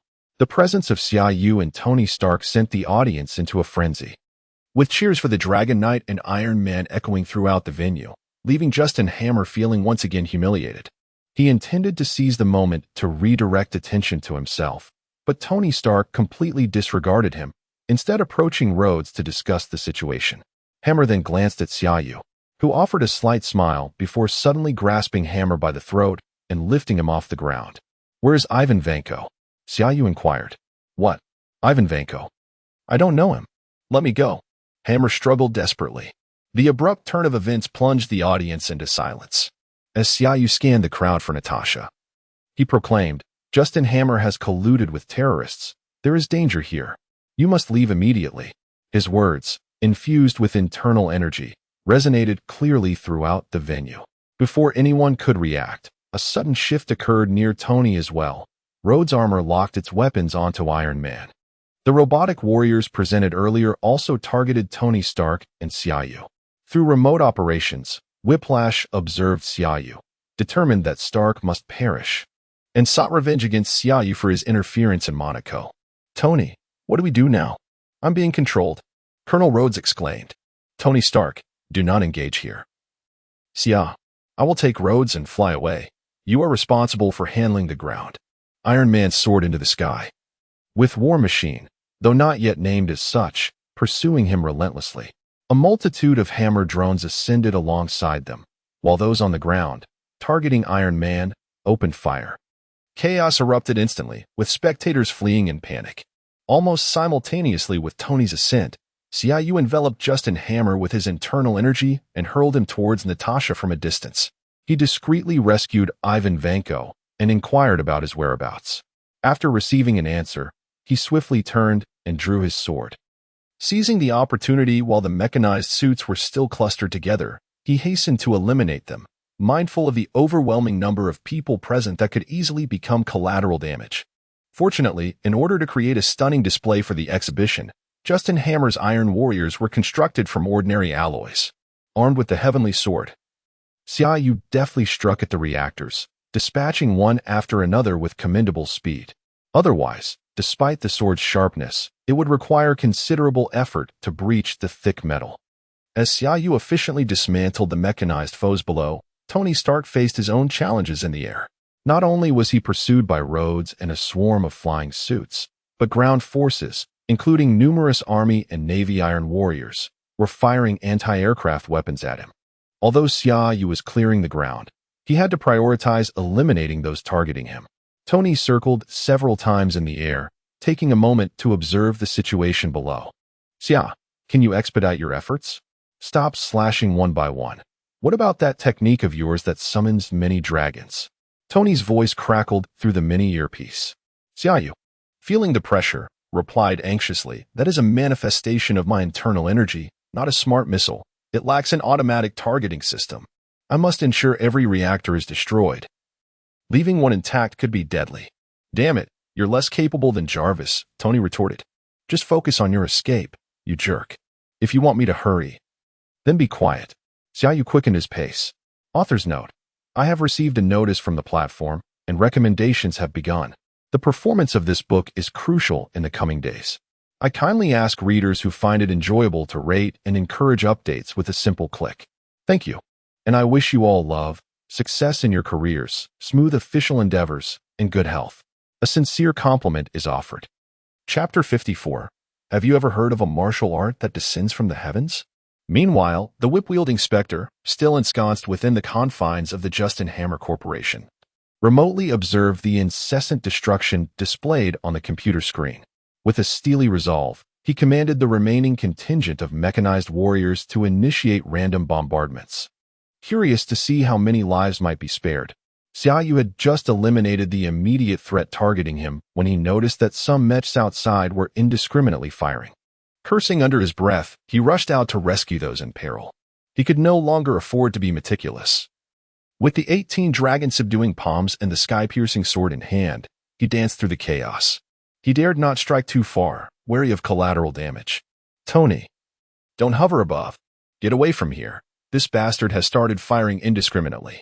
Don't add to the confusion, he shouted, exasperated with Vank. Just then, Xiaoyu spotted a small boy donning an Iron Man mask. A mech had halted before him, locking onto the child. Instead of fear, the boy mimicked Iron Man's stance. Raising his left hand, where a laser cannon fashioned from LED lights gleamed, Xiaoyu dashed to the boy's side, lifting his own left hand, channeling a golden dragon towards the mech's reactor. Before departing, Xiaoyu posed a question he had long pondered. Are you Peter Parker, young one? How do you know my name, Dragon Knight? The boy inquired, intrigued. I have a connection with your Aunt May. Now, hurry away from here. You are quite brave. Perhaps consider raising a venomous spider as a pet. Xiaoyu's voice echoed as he retreated. Peter Parker stood bewildered, attempting to decipher the meaning behind Xiaoyu's words. Xia. A squad of mechs has abandoned formation and is returning to the exhibition hall, came Rhodes' voice through the earpiece. Jarvis has connected with several of us. I understand. The ground has been mostly secured, Xiaoyu replied as he ascended into the air, retrieving a Gatling gun after a prolonged absence. Sometimes, firearms proved invaluable. Meanwhile, Natasha had infiltrated Hammer's company, deftly incapacitating a corridor full of guards, only to discover that Ivan Vank had already departed. Thankfully, the computer control remained intact. and she hastily worked to disable the war machine's controls. Tony, give me a minute to sever Rhodes' control. Ivan Vank has vanished. Stay vigilant. Sia, how are things on your end? Natasha inquired. All is well, Natasha. Hurry, I fear I may lose control and harm Rhodes, Tony replied. Xiaoyu interjected. I have managed to stabilize the situation here. He dispatched another returning squad of mechs, meticulously checking his mini-map for surrounding red dots, eliminating any remaining threats that had not been thoroughly destroyed by his earlier palm strikes. Tony, has Vank made his way to you? Xiaoyu asked. Indeed. He has crafted himself a suit of armor, not particularly formidable. You may wish to come take a look, Tony Stark replied, feigning nonchalance. Previously mentioned, the inertia of the plot is immense. Tony and Rhodes had expended a considerable amount of ammunition and resources in a display of bravado before Rhodes. Tony eliminated the pursuing mechs with his most potent yet singular laser, leaving them nearly defenseless against the onslaught of the Reaper's whips. The presence of Xiaoyu, akin to a butterfly's wing, disrupted the anticipated confrontation between Rhodes, clad in his armor, and Tony, resulting in their failure to notice the explosive retaliation. Consequently, when Xiaoyu arrived, one was kneeling while the other stood ensnared by the Reaper's whips, the armor's condition suggesting it would not endure much longer. The Reaper unveiled his head armor and addressed Tony, stating, Tony Stark, I warned you that your family would pay for all that your father has done to mine. Today, no one can save you. What of that boy from Monaco? They call him the Dragon Knight? I shall go forth to eliminate him shortly. Suddenly, Xiaoyu's voice resonated. Van Ke, have you ever heard of a descending palm technique? At that moment, a colossal golden energy dragon descended from the heavens. The thunderous explosion reverberated, casting the three individuals several meters away from the blast. Thus, Tony and Rhodes were saved, with Xiaoyu landing where the Reaper had previously stood. Before any words could be exchanged, a massive whip charged towards Xiaoyu, crackling with concentrated electrical energy. Xiaoyu deftly dodged. The Reaper, having been propelled some distance away, slowly rose and provocatively declared, with this armor, your attacks are akin to mere tickles. You and Tony Stark shall perish today. Tony, you and Rhodes merely observe. I shall handle this, Xiaoyu proclaimed while evading another whip strike. Hearing Xiaoyu's words, the Reaper relentlessly assaulted him with his dual whips, taunting. Your attacks are ineffective against me. Let us see how you contend with my prowess. The Reaper's weaponry proved formidable, particularly when paired with the full suit of armor. Exhibiting great power and speed, the whips danced with ferocity, making it exceptionally challenging to close the distance. The author has a message. If I receive 500 requests for updates, I shall release an additional chapter at 7 o'clock. What do you think? Chapter 55. Striking the bull across the mountain, the relentless strikes of the two whips wielded by the Reaper were utterly terrifying. Rhodos, trembling with fear, turned to Tony and inquired, Are you sure we shouldn't assist? Not at all. Look how joyfully Xia is skipping, Tony replied. Indeed, it was challenging for Xiaoyu, who possessed the skill of the wave step, to be hit by such attacks. Yet, the Reaper's whips had an extensive reach and could be adjusted in length, making it difficult for Xiaoyu to close the distance despite several attempts. Growing increasingly anxious, Xiaoyu suddenly darted backward, evading the whip's range. The Reaper, rather audaciously, taunted. Is that all you can do? Come on, let us see how long you can dodge. Instead of focusing on evasion, Xiaoyu surged forward with remarkable speed towards the Reaper. Startled by this sudden acceleration, the Reaper hastily swung his whip in an attempt to strike. However, this time, Xiaoyu did not evade. Instead, a sword materialized in his hand, meeting the descending whip head-on. The sky-high sword, bestowed upon Xiaoyu by the system, was exceptionally sharp. Its material as resilient as vibranium. With a surge of internal energy, Xiaoyu swung the sword with ferocity. The whip collided with his blade, yet there was no sound. No impact. The sword sliced through effortlessly, cleaving the whip into two segments. As the severed pieces fell, one flickered with residual energy before dimming into oblivion. Impossible. What weapon is that? The Reaper bellowed, swinging his remaining whip in desperation. Like a chef's knife slicing through a cucumber, the segments fell to the ground one after another. Not only can he skip rope, but he can also sever it, Rhodos remarked to Tony. With the whips now lying in pieces, Xiaoyu approached the Reaper's armor. Did you not claim my attacks were ineffective? He stated, sheathing the sky-high sword. Pressing his palm against the Reaper's neck, he intoned clearly in Chinese, strike. Across. The mountain. To. Hit. The bull. A surge of internal energy penetrated the thick exterior of the mech, shattering the Reaper's internal organs, rendering him irrevocably lifeless. Congratulations, Master. Task completed. Reward, 15,000 points. One lottery draw available, the system's voice announced. Without pausing for the lottery, Xiaoyu turned to Tony and Rodaz and declared, it's over. He.S. dead. Curiously, Rodaz asked, the last phrase you uttered was in Chinese, right? Was it some kind of incantation? A summoning spell? Not at all. I was merely wishing him to find a good tattoo artist in hell, Xiaoyu replied. Rodaz was left speechless. Beep, beep, beep, beep, beep. All mechs, including the Reapers, emitted a series of beeping sounds, their chests flashing red. Bomb. Both Xiaoyu and Rodaz shouted, while Tony expressed concern for Pepper. In unison, they soared into the sky.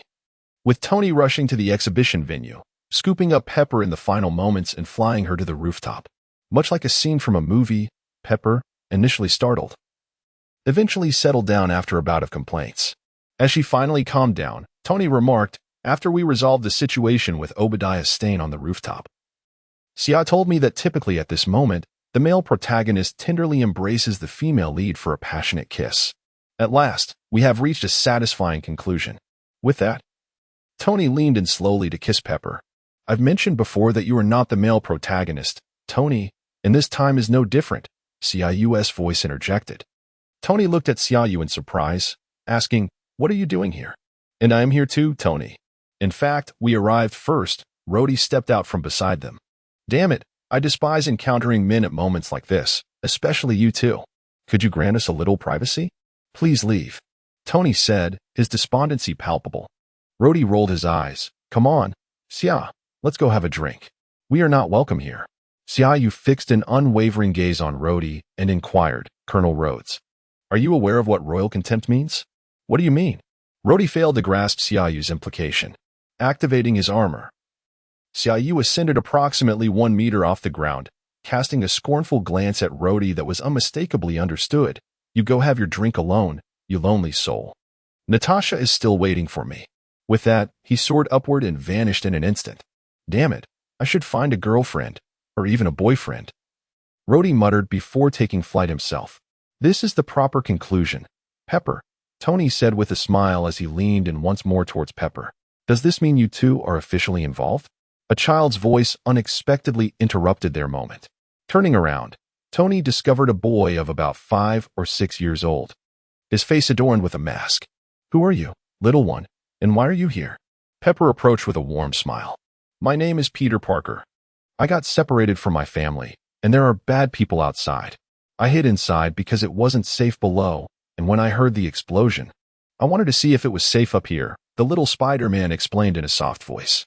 Pepper comforted the child, while Tony shouted towards the sky, Rhodey, come back. There's a little boy who needs you to take him home. Author's note. Actually, this chapter was set to post automatically long ago, haha. There is another chapter at 8 o'clock. Are you surprised? Chapter 56. The journey to Asgard confirmed on his way, Xiaoyu impulsively activated the system's lottery, which yielded a particularly extraordinary reward, a tenfold expansion of his spatial ring's capacity, now boasting an impressive 200 cubic meters. Xiaoyu mused that he could potentially procure 2 nuclear warheads to stow away, contemplating who would dare to defy him. His points had once again reached 29,000, allowing for the Dragon Elephant Prajnat technique to ascend to the 9th level. However, he felt no urgency to utilize this newfound power just yet. He was to spend the evening with Natasha, and the commotion this technique caused was too great to risk drawing attention. Upon arriving at Hammer Industries, he picked up Natasha, who was clad in her combat attire, alongside Happy. Xiaoyu quickly changed his clothes, instructing Happy to drive them both home, as he did not wish to alarm the residents of Chinatown with an unexpected flight. As they sat in the car, Xiaoyu gazed at Natasha and suddenly recalled something. Inquiring, did you just change your clothes in the car? Natasha candidly nodded, her eyes sparkling with amusement as she refrained from speaking. Happy, overhearing this exchange, felt a chill creeping down his spine and promptly assured Xiaoyu, "I was focused on driving when we arrived. I saw nothing, I swear." His unease prompted him to add, "I promise." Xiaoyu, exasperated, turned his head away and silently wished, "Happy, may you remain impotent for a lifetime." Upon returning to the long-missed Chinatown, as they ascended half the staircase, Xiaoyu's expression shifted dramatically. "Damn it. I despise late-night visitors, especially when you're around." "Who is it?" he exclaimed. "Who else could it be but your boss?" He replied curtly. "He is now also your boss," Natasha pointed out as she opened the door. Indeed, there sat Nick Fury, the notorious black egg, illuminated by the television that broadcasted the late-night news covering their recent escapades.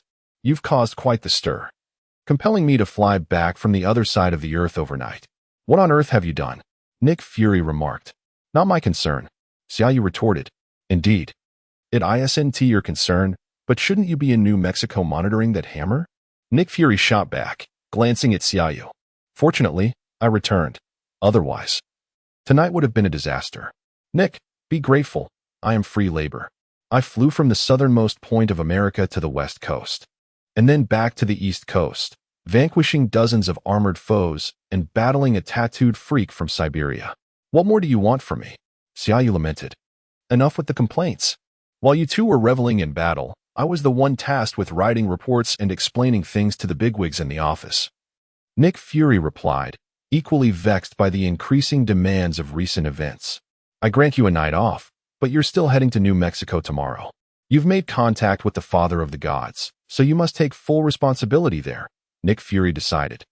Knowing Xiaoyu would not venture out tonight and opting to go with the flow. "Then what brings you here tonight?" Xiaoyu inquired. "Are you not serving as Captain America's caretaker? Or has Steve Rogers finally weaned off?" Xiaoyu inquired. "I took him to the UK for a rendezvous that was arranged over 60 years ago. Now that there is a situation here, I've come to clean up the mess. Moreover, I wish to discuss matters concerning Asgard with you in person. Such topics are best addressed face-to-face," Nick Fury replied.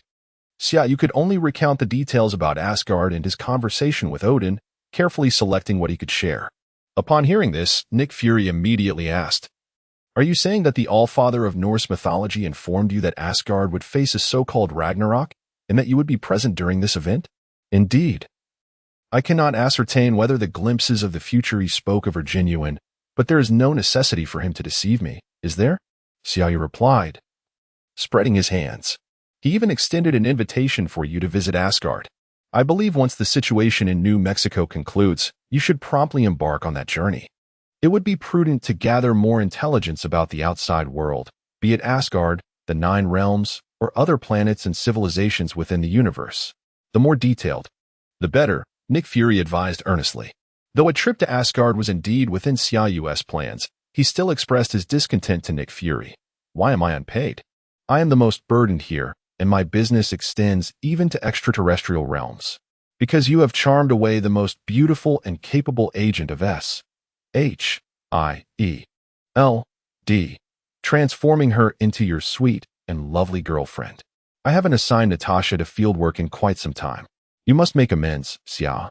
Nick Fury's reasoning was impeccable. Xiaoyu nodded in resignation. He could not dispute this point. Nick Fury then took a moment to clarify some details regarding the evening's events before preparing to depart. Xiaoyu, ever considerate, accompanied Nick Fury to his doorstep.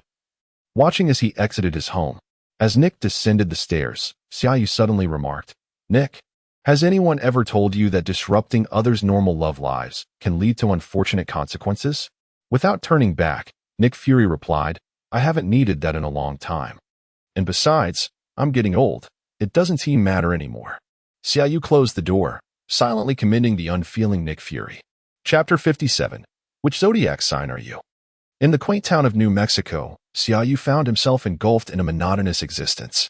SHIELD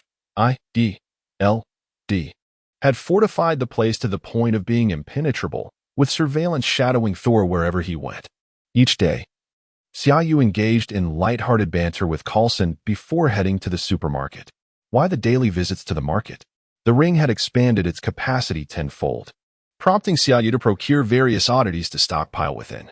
Driven by a peculiar sense of humor, he purchased an eclectic assortment of items, from food and beverages to feminine products, children's toys, and health supplements. Consequently, a significant portion of the ring's space was filled with a hodgepodge of goods, resembling a miniature supermarket warehouse. As days passed, he observed the burgeoning affection between Jane Foster and Thor, while his conversations with Coulson grew increasingly frequent. On this particular day, Xiaoyu was enthusiastically recommending a hair growth shampoo to Coulson, extolling its origins from an enigmatic Eastern formula and its remarkable efficacy. He had gone through considerable effort to procure it for Coulson, who was growing increasingly exasperated, well aware that the product had only cost Xiaoyu $15 at the supermarket. Moreover, he couldn't fathom why their discussions often revolved around his receding hairline.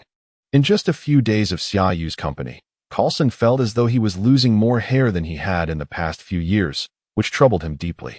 Suddenly, a voice crackled over the radio, reporting an unusual surge of energy waves 15 miles northwest.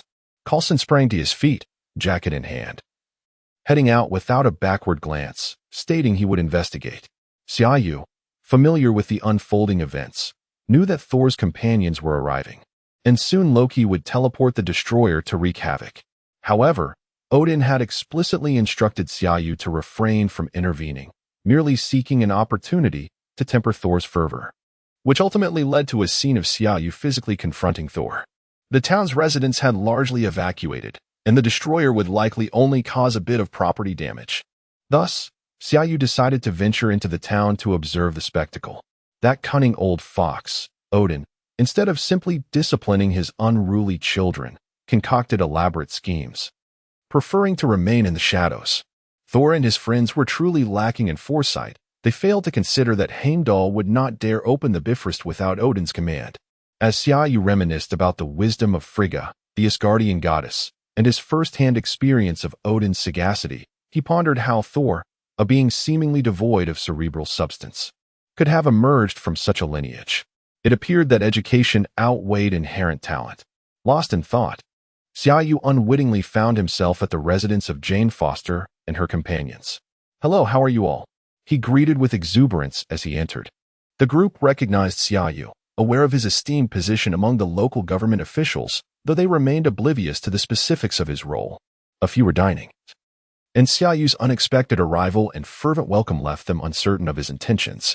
Thor was the first to break the silence. "What brings you here? Are you here to ridicule me? I am now but a mere mortal, devoid of any divine power. If your intention was to humiliate me, you have succeeded. However, allow me to inform you, one day, smack." Thor's words were abruptly interrupted by a swift slap from Xiaoyu. Initially, Xiaoyu believed this young man had undergone a transformation, yet his subsequent remark clearly revealed his lingering defiance. Although Xiaoyu exerted only a modicum of force, he nonetheless sent Thor flying, rotating through the air. "Let me make this clear. Do not provoke me. What do you intend to do?" "I will sue you," Jane Foster boldly declared, standing resolutely before Xiaoyu. Her father and Daisy hurried to assist Thor in rising. Xiaoyu, unfazed by Jane's words, shifted his gaze beyond her to Thor and remarked, "Do you feel a profound sense of humiliation? If you still consider yourself a deity and feel humiliated by a mere mortal's actions, you have truly disappointed your father. Regardless of who you are, do not mention my father. I am the one responsible for his death. He is gone." Thor shouted in anguish, while Jane's father desperately restrained him, fearing further conflict with Xiaoyu. "Have you lost your senses, Thor? Do you believe everything Loki says?" "Your father is not dead," Xiaoyu asserted. "What do you mean? How do you know this? Why should I trust you?" Thor, now completely unhinged, seized Xiaoyu by the collar. "Calm down and listen to me. Do you not find it curious that I am able to wield Mjolnir? Your father personally placed the restrictions upon it. Why am I able to lift it? He wishes for you to use your intellect." Xiaoyu began to console Thor. "My actions were also in accordance with your father's wishes. Now sit down. Does your face still hurt? Did I strike too hard? Alas, I forgot you no longer possess divine power. We are only looking out for your well-being. Please sit down," Xiaoyu said with a concerned expression. Meanwhile, Jane Foster and the others wore expressions of utter disbelief, astonished by the rapid change in demeanor. What a curious spectacle indeed. Chapter 58. Waiting to lick the box, Thor appeared utterly bewildered as he allowed Xiaoyu to gently caress his face, behaving like a child being soothed, and obediently took a seat. Everything is orchestrated by your father. Why exile you only to cast the hammer beside you? Is it not his hope that one day you shall grow? Xiaoyu remarked, embodying the demeanor of a mentor. Is my father truly alive? Thor still found it hard to believe. I understand your skepticism, but soon Sif and the others will come looking for you. And you will discern the truth of my words, Xiaoyu assured him, having already spotted the eclectic quartet sauntering down the street. Your friends have arrived. Perhaps you should inquire with them, he added before turning and exiting. Stepping outside, Xiaoyu contacted Coulson, urging him to swiftly evacuate S.H.I.E.L.D. personnel as the destroyer was about to teleport in. Coulson was remarkably efficient.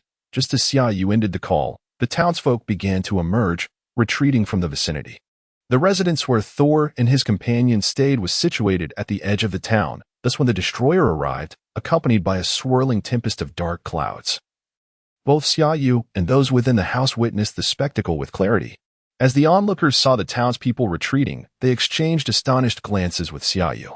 Jane Foster's friend, Daisy, gazed at the distant sky and inquired, "Are there more of you coming?" "It is the destroyer." Sif, with keen eyesight, was the first to notice. Through his exchange with Sif and the others, Thor grasped the situation and turned to Xiaoyu, asking, "Who exactly are you? How could my father, who is in slumber, possibly contact you?" Xiaoyu directed his gaze toward the approaching destroyer and replied, "Once you reclaim your powers, I shall accompany you to Asgard, and you will understand then.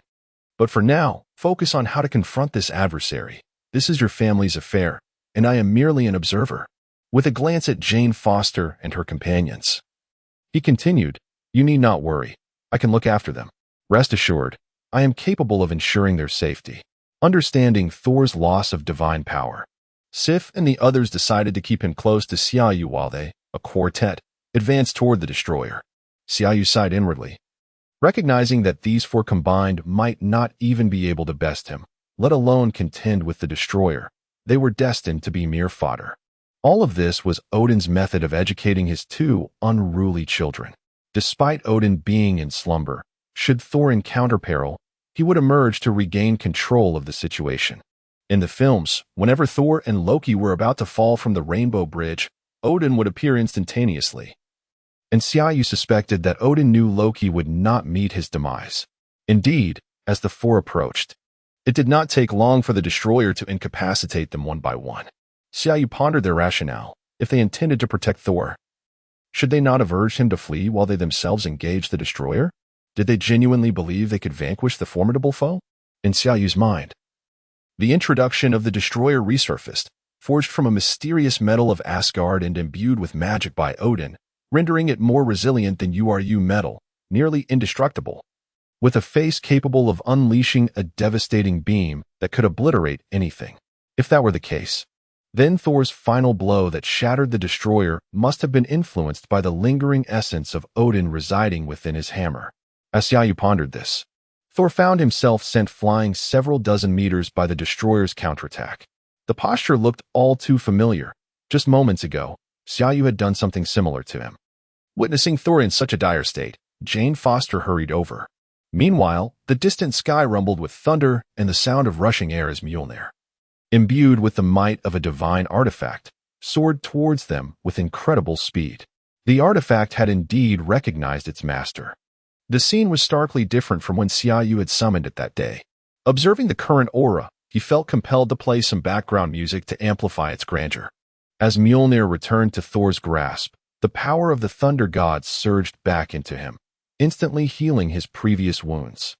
He donned the iconic armor and cape of the thunder god. Even his hair was perfectly styled, a feat Xiaoyu greatly admired, surpassing even his own one-click outfit changes. Looking at Sif and the others, their faces were filled with astonishment, while Jane Foster's eyes sparkled with pride, as if to proclaim, "I knew he was lying. My boyfriend truly is the thunder god. Just wait until you see Thor from the timeline of Avengers. In-game, let us see if he can strike you down."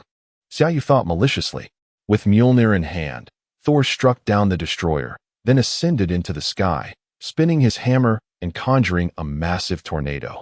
The destroyer, just recovering from its fall, was caught in the whirlwind and lifted into the air.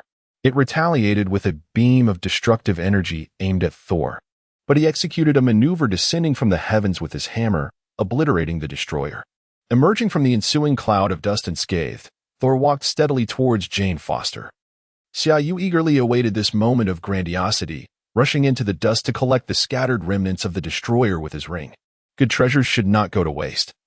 Having Tony forge armor from them would be splendid. Chapter 59. Departure. As Xiaoyu emerged from the swirling dust after licking the box of the destroyer, he observed Thor engaged in a passionate kiss with Jane Foster, only to have his gaze fixed upon Xiaoyu moments later. This felt somewhat ominous.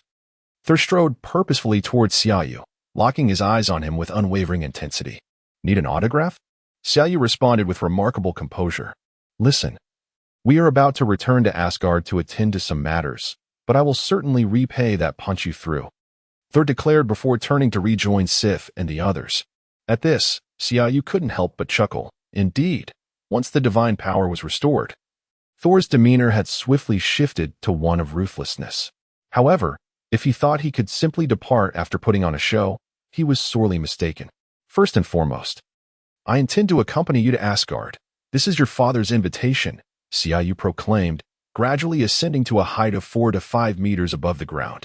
Furthermore, you would do well to temper that unwarranted pride of the Asgardian race. With your powers regained, you are not invincible here on Earth. As he spoke, a colossal golden dragon erupted from his form, soaring into the sky with a resounding roar, employing a technique from the famed dragon-subduing palm. When Xiaoyu first acquired this martial art, he had tested its might against Tony Stark.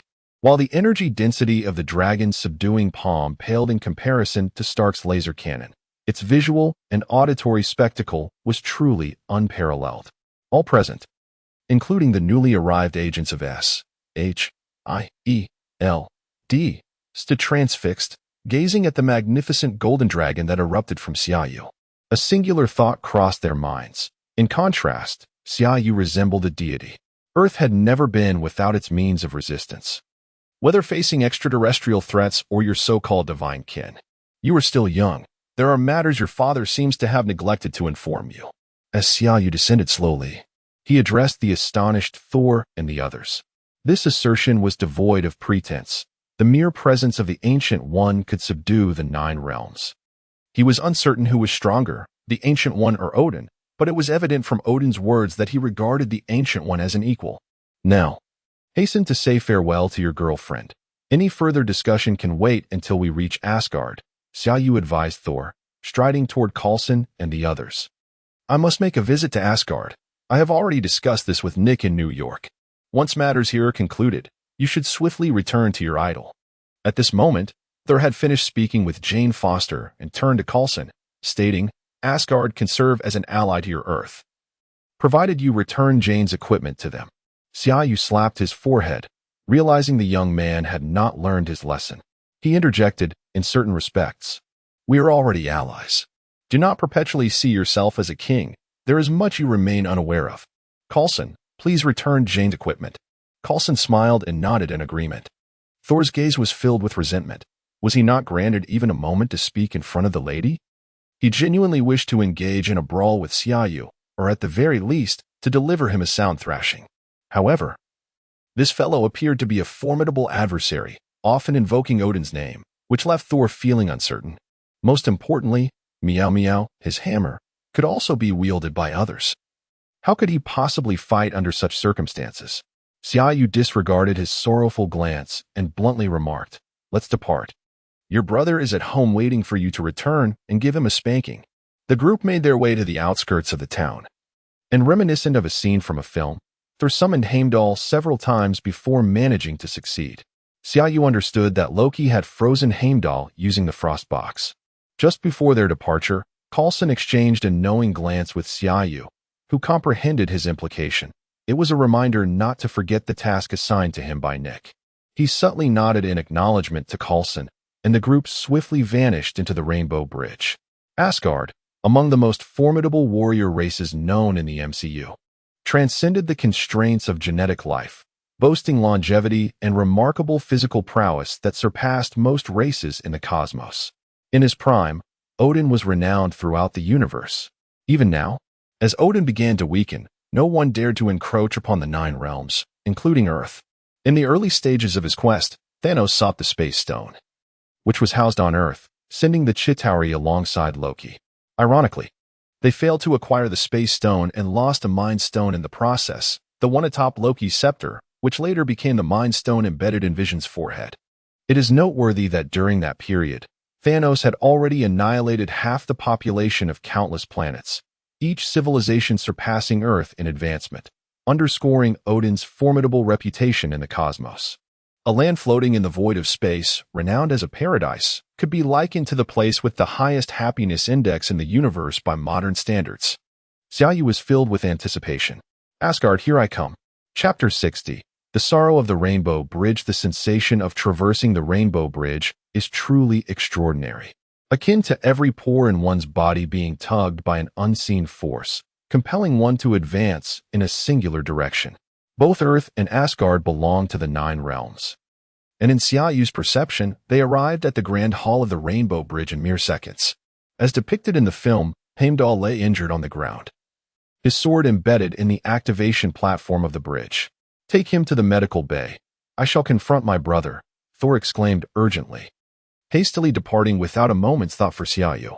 Naturally, Xiaoyu followed Thor, eager to witness the unfolding events, activating his armor and soaring after him toward the Golden Palace. The scene mirrored that of the film, as Loki, exploiting his identity as a frost giant, colluded with them and led them through a secret passage to Asgard. Seizing the moment when Laufey sought to slay Odin, Loki ambushed and killed Laufey. Subsequently, Loki rushed to activate the Rainbow Bridge, not as a means of transportation, but to keep it perpetually open. This characteristic of the bridge transformed it into a formidable energy weapon, capable of obliterating a planet. Xiaoyu was left dumbfounded by this series of events. Firstly, Odin's eldest son is none other than Thor, the god of thunder and the future heir to the throne, proud, arrogant, and lacking in wisdom. The frost giants had invaded the Golden Palace to reclaim their ancestral artifact, the Casket of Ancient Winners. Thor, accompanied by a handful of companions, sought to retaliate against them on their own territory, a venture that nearly ended in disaster. Then, Odin intervened, descending like a divine warrior to save them, while the frost giants threatened war. To punish Thor, primarily to encourage him to think more critically, Odin stripped him of his divine powers and exiled him to Earth. This situation bears resemblance to a wealthy father freezing his son's credit card and casting him into the countryside, proclaiming, "Only when you learn to manage your finances responsibly shall I restore your access." The eldest son is devoid of wisdom, while the second son, though not of his bloodline, possesses a cunning intellect. Odin revealed to the second son that he is, in fact, a descendant of the frost giants whom Odin had taken in. Under the guise of feigned slumber, Odin observed as his second son allied with the frost giants and ultimately murdered Laufey. Indeed, Loki is Laufey's son, and in a bid to prove himself superior to his brother before his adoptive father, he orchestrated the death of his own biological father. Meanwhile, Odin, the great father of the gods, effortlessly vanquished the frost giants who posed a threat of war, employing the very son of their leader in his stratagem, a testament to his cunning prowess. In stark contrast, Loki, the god of mischief and deceit, appeared innocent as cream. Thor rushed frantically to Odin's resting place, only to be flung aside by Loki. In haste, Loki made his way to the Rainbow Bridge, intent on annihilating the frost giants. So preoccupied that he scarcely spared a glance at Xiaoyu. He sought to eliminate the frost giants and prove himself superior to his brother in Odin's eyes. As Xiaoyu had anticipated, the moment Loki departed, Frigga, who had earlier displayed a visage of panic, instantly regained her noble and graceful composure. With a smile, she addressed Xiaoyu. "You must be Xia, correct? Odin mentioned that you would arrive. I apologize for the spectacle. They are still quite young and must experience certain trials to mature, wouldn't you agree?" Xiaoyu pondered what he could possibly say in response. He could retort that the two boys combined were nearly 3,000 years old, while he, in the bloom of youth, was not yet 25 and considered himself the true infant in this scenario. Instead, he simply offered a knowing smile and replied, "You must be the mother of Thor, I presume."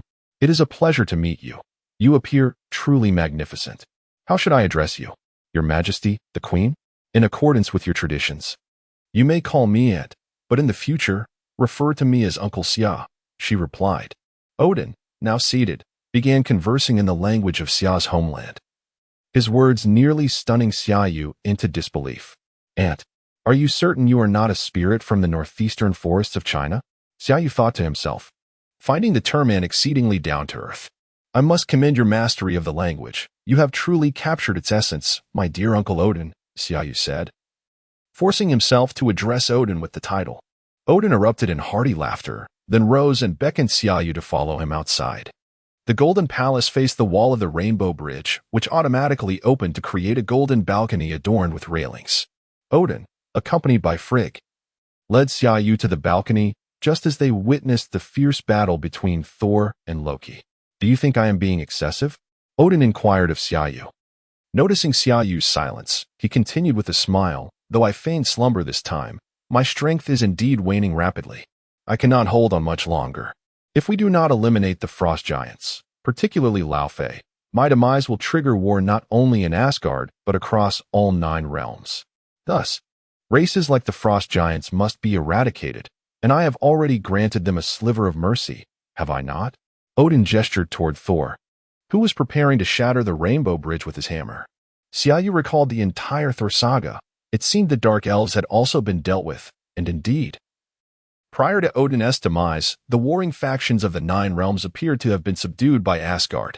Just as Xiaoyu contemplated speaking, a thunderous crash echoed as Thor completely demolished the rainbow bridge. In an instant, Odin flickered to the side, catching both Thor and Loki, who were on the brink of falling.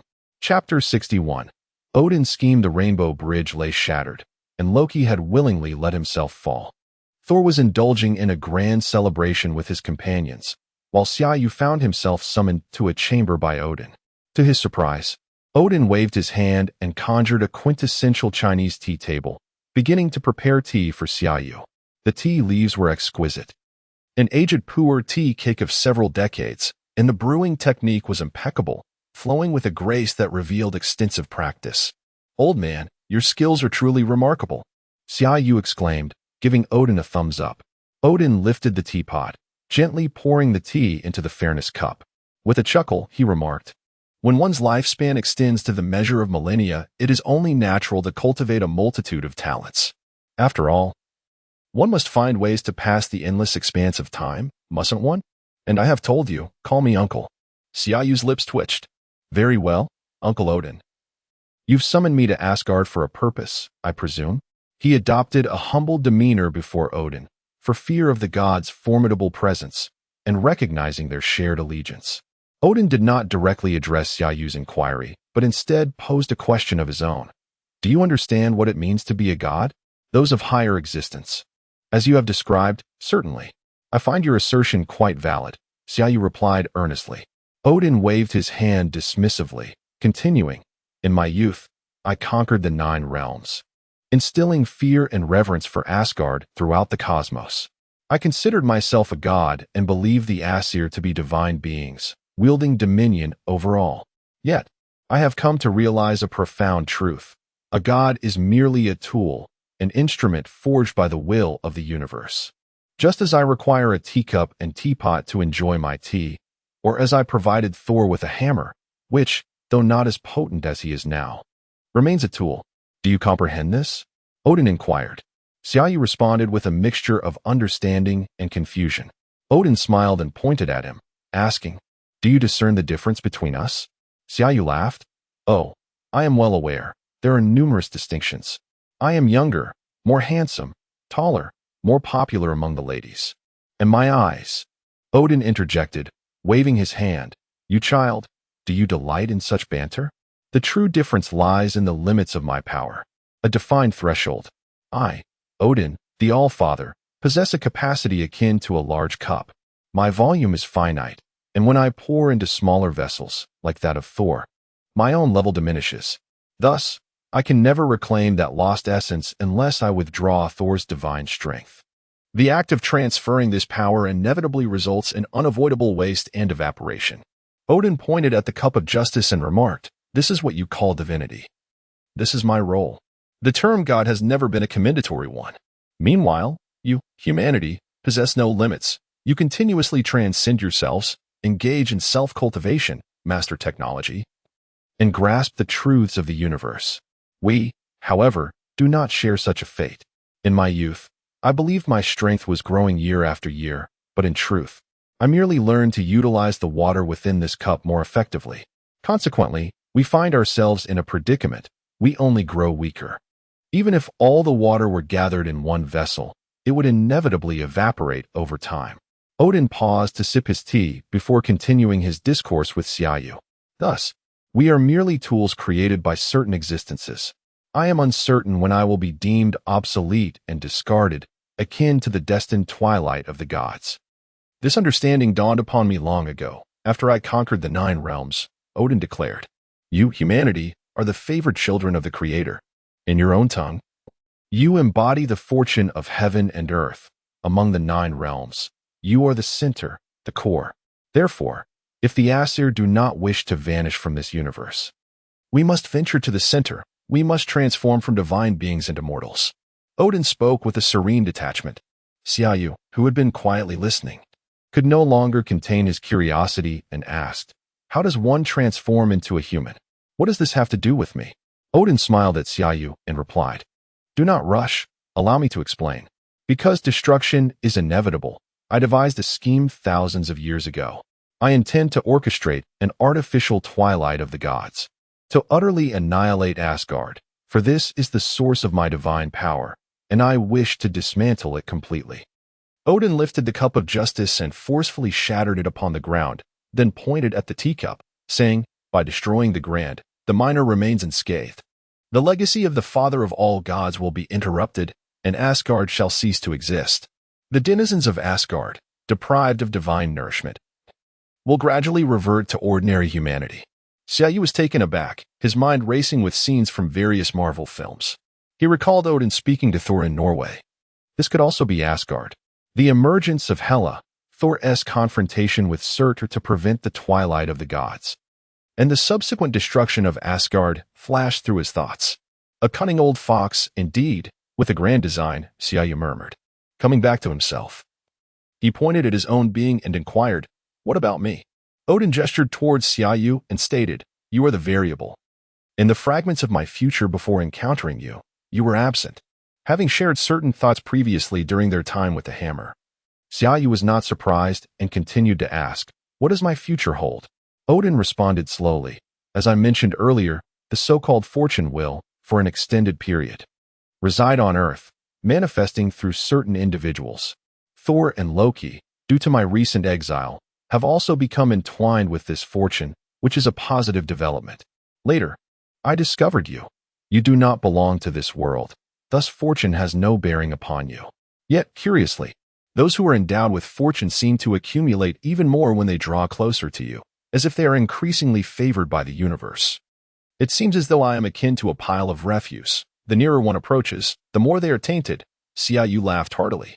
The author wishes to convey, this is the final chapter for today, and I find myself quite dissatisfied with this portion.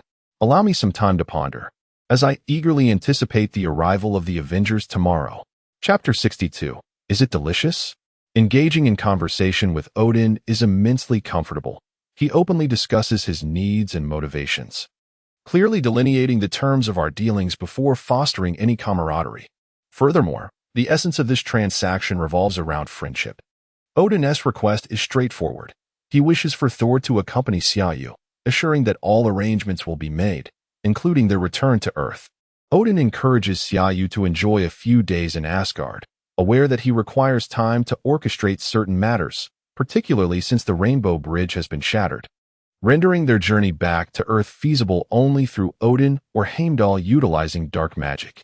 Odin mentions he will present Xiaoyu with a gift, the nature of which remains a mystery to Xiaoyu.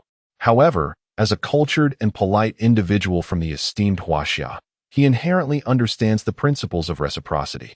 Uncle, I see that you are in good health, and Auntie appears quite youthful. It is truly commendable how diligently you both work for your child. Oh, being a parent is no easy task, and even more so for a deity's parent. I have a fine item that may alleviate your future concerns in this regard. Consider it a token of goodwill for my visit. With sincerity, Xiaoyu places a small box, encased in plastic, before Odin, and then follows the attendant who has been arranged to oversee his stay in Asgard. Although Odin possesses the ability to glimpse fragments of the future, he has never encountered certain earthly curiosities. Curiosity piqued, he opens the box, discovering a dozen packaged square bags within. Upon opening one and blowing on it, he wonders why it appears so oily. The Father of the Gods is perplexed by its purpose until he comes across the instruction manual. Odin's furious roar reverberates throughout half of Asgard, leading many to believe it is due to the loss of Loki. Only Xiaoyu harbors a faint suspicion of the truth. Surely, that old fellow does not think it is a balloon meant for blowing up and playing with, Xiaoyu muses, standing at the edge of the fractured rainbow bridge. Taking in the scenery, Xiaoyu receives a gift sent by Odin. It is a golden rune, a legacy of Asgard's god of war. According to Odin's philosophy, he has poured a cup of tea from his own chalice for Xiaoyu. This rune represents the most formidable divine position of physical strength in Asgard, a title Odin has not bestowed in millennia, unexpectedly granting it to Xiaoyu. Master, energy absorption detected. Shall I proceed with immediate absorption? The voice of Timal chimes in. Xiaoyu hastily returns to his chamber and opts for absorption. Congratulations, Master. The Dragon Elephant Prajna skill has been elevated to the 10th tier. Congratulations, Master. The Dragon Elephant Prajna skill has been elevated to the 11th tier. Congratulations, Master. The Dragon Elephant Prajna skill has been elevated to the 12th tier. Congratulations, Master. The Dragon Elephant Prajna skill has reached its pinnacle. The energy absorbed exceeds the limits of the Dragon Elephant Prajna skill, resulting in an automatic advancement to the Xuanwu Golden Body Technique. Congratulations, Master. The Xuanwu Golden Body Technique has been elevated to the 1st tier. Congratulations, Master. The Xuanwu Golden Body Technique has been elevated to the 2nd tier. Congratulations, Master. The Xuanwu Golden Body Technique has been elevated to the 3rd tier. At long last, the energy of the war goddess legacy was completely absorbed by Xiaoyu. Compared to previous experiences, this felt as if he were being relentlessly hammered by an enormous cat-shaped mallet, causing him to weep with pain. The Dragon Elephant Prajna technique had evolved into the Xuanwu Golden Body Technique, and after a brief trial, Xiaoyu realized that his physical strength had approximately tripled, meaning he now possessed a formidable force of about 30 tons. This was indeed impressive, surpassing the current might of Thor, though one could not be certain against the raging Hulk. However, the enhancement points required for the Xuanwu Golden Body Technique were staggering. Each layer demanded 100,000 points. Moreover, upon fully absorbing the war goddess energy, a new task was issued by the system to absorb a portion of the eternal flame and refine the 9-yang divine power's inner strength. This task was stated simply, devoid of rewards or penalties. In essence, the task itself was a reward, serving more as a prompt. Curious, Xiaoyu inquired of Tianmao. Why didn't Tiu suggest I absorb the eternal flame when we arrived at Asgard? Because your body could not previously withstand the eternal flame, Tianmao replied. Should it require complete absorption of the eternal flame, Xiaoyu would indeed feel somewhat hesitant to ask. However, a partial absorption seemed inconsequential to him. Thus, he sought out Odin and expressed his desire to tour Asgard's treasury. Odin not only accepted with enthusiasm, assigning Thor to guide Xiaoyu, but also generously offered that if Xiaoyu found anything of interest within the treasury, it would be given to him. Xiaoyu expressed profound gratitude for Odin's generosity and proposed gifting Odin some small specialties from Earth, which Odin categorically declined. Were it not for Thor's presence, Odin might have considered expelling Xiaoyu from the Golden Palace altogether. Aside from various weapons and equipment, Odin's treasury contained little of true value: replica infinity gauntlets, the Frost Giant's icebox, and the Space Stone, which was still the Tesseract. Not yet returned to Asgard since Thor and Loki would bring it back after the events of the Avengers. The Rainbow Bridge was repaired with the aid of the Tesseract. Thor, what is this? Xiaoyu inquired, pointing to a bowl of flames. Is it also part of your collection? This is the Eternal Flame. Hailing from the realm of fire ruled by Surt, the Fire Giant.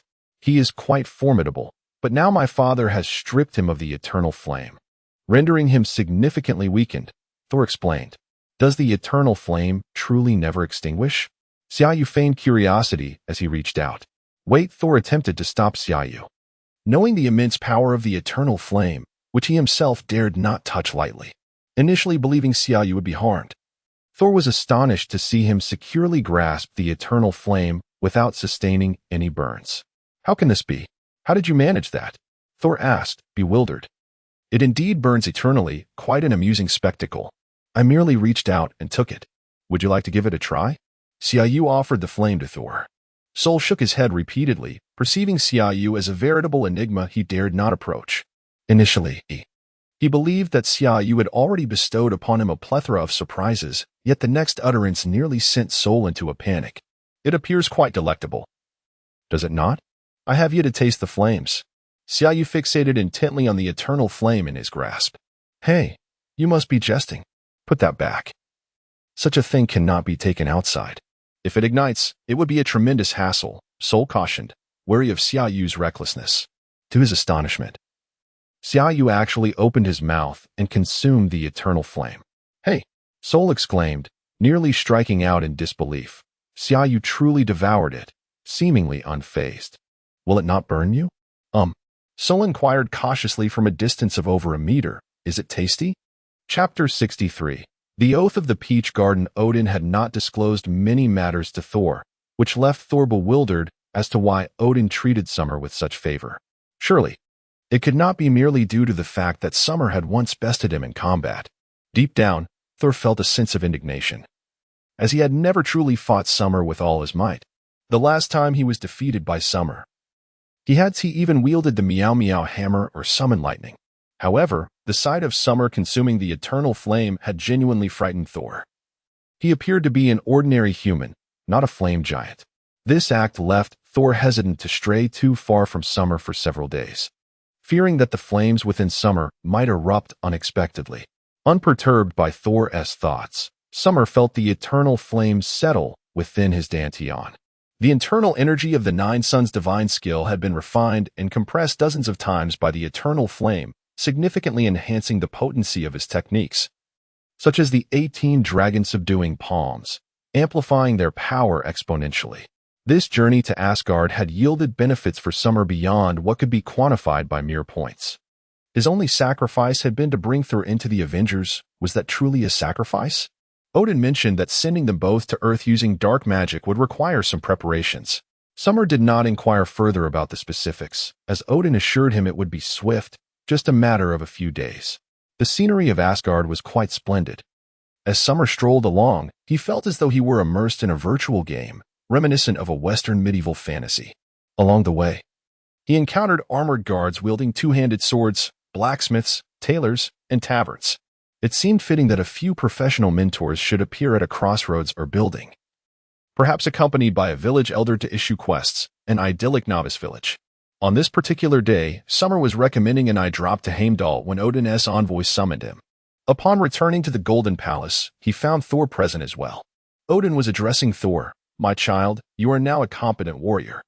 Your exile to Earth has taught you to temper your arrogance and embrace compassion. However, the path to becoming a worthy king remains long. I have decided to send you back to Earth for further training. At this moment, Summer entered, and Odin smiled slightly at him before continuing with Thor. This time, Summer will arrange everything for your journey to Earth, but you must adhere strictly to his guidance. Thor, having recently begun a relationship with Jane Foster, felt elated at the prospect of returning to Earth, yet he bristled at the notion of being beholden to Summer as plans. Why should I follow his directives? He is a monster. I witnessed him consume an orb of eternal flame. Summer had already provided Odin with a general explanation of the incident involving the eternal flame. Odin's right hand, gripping the eternal spear, struck the ground forcefully as he exclaimed in anger. What monster? He is merely harnessing the eternal flame for his training. If you refuse to heed his guidance, what purpose do you have in going to Earth? How will you survive? Do you possess the ability to live independently? Is it my son's fate to resort to robbery for sustenance on Earth? I can seek out Jane, Thor retorted. Silence. Do you mean to say that the god of thunder from Asgard must rely on a woman for support on Earth? Odin chastised. However, father, Thor remained obstinate. There is no however. Otherwise, I shall once again strip you of your divine powers and permanently forbid your return to Earth, Odin declared. Understanding a father knows his son best, Thor, consumed by thoughts of Jane Foster, could only nod in acquiescence. To prevent any disobedience on your part while on Earth, I shall establish a contract. Follow me. And you as well, Sia, Odin instructed, holding a subtle advantage. Xiaoyu and Thor followed Odin into a small chamber, where Xiaoyu was astonished by the room's decor, a fragrant altar, incense burner, offerings, and candles lit on either side. Though the stark white of the candles was rather jarring, behind the altar hung a portrait, unmistakably that of Odin himself.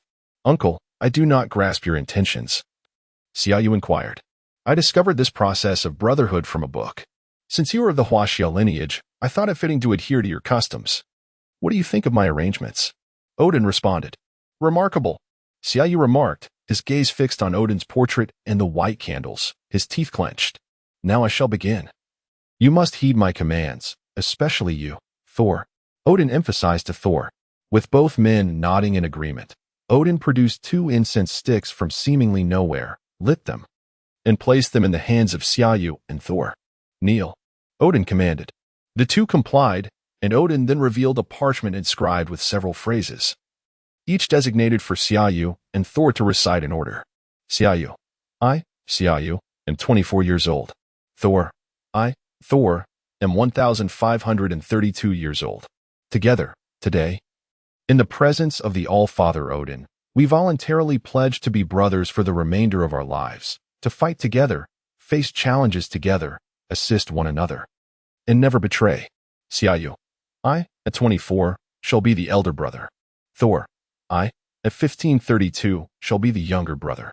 Odin then produced a small dagger and lightly made a cut on each of their arms, collecting their blood in a wooden cup, which he subsequently filled with beer. Xiaoyu nearly burst out laughing. Observing the 2 share the cup of beer, Odin laughed heartily and addressed Thor. From now on, Sia shall be your elder brother. Thor. You are still young and do not comprehend many truths. Remember to heed your brother's words. Tears nearly welled in Thor's eyes as he nodded in agreement. Odin turned to Xiaoyu, speaking with utmost sincerity. Sia, you must take care of Thor. Xiaoyu, fully understanding the gravity of his words, solemnly nodded, assuring, rest assured. I shall do my utmost to look after my brother. The 2 inserted the incense sticks, completing the ceremony. Thor swore an oath in Odin's name, a matter of significant weight. Xiaoyu had already consented to Odin's wishes and reaped the benefits, thus solidifying this absurd brotherhood. They then prepared to embark for Earth. But just before departing, Xiaoyu could not contain his curiosity and asked Odin, from which Huaxia book did you derive this brotherhood process? Is there something amiss? Odin inquired. Xiaoyu quickly waved his hand. No, I merely found it amusing and wanted to take a look. He couldn't recall the name of the book, but he remembered a brief segment titled The Oath of the Peach Garden. Odin reminisced.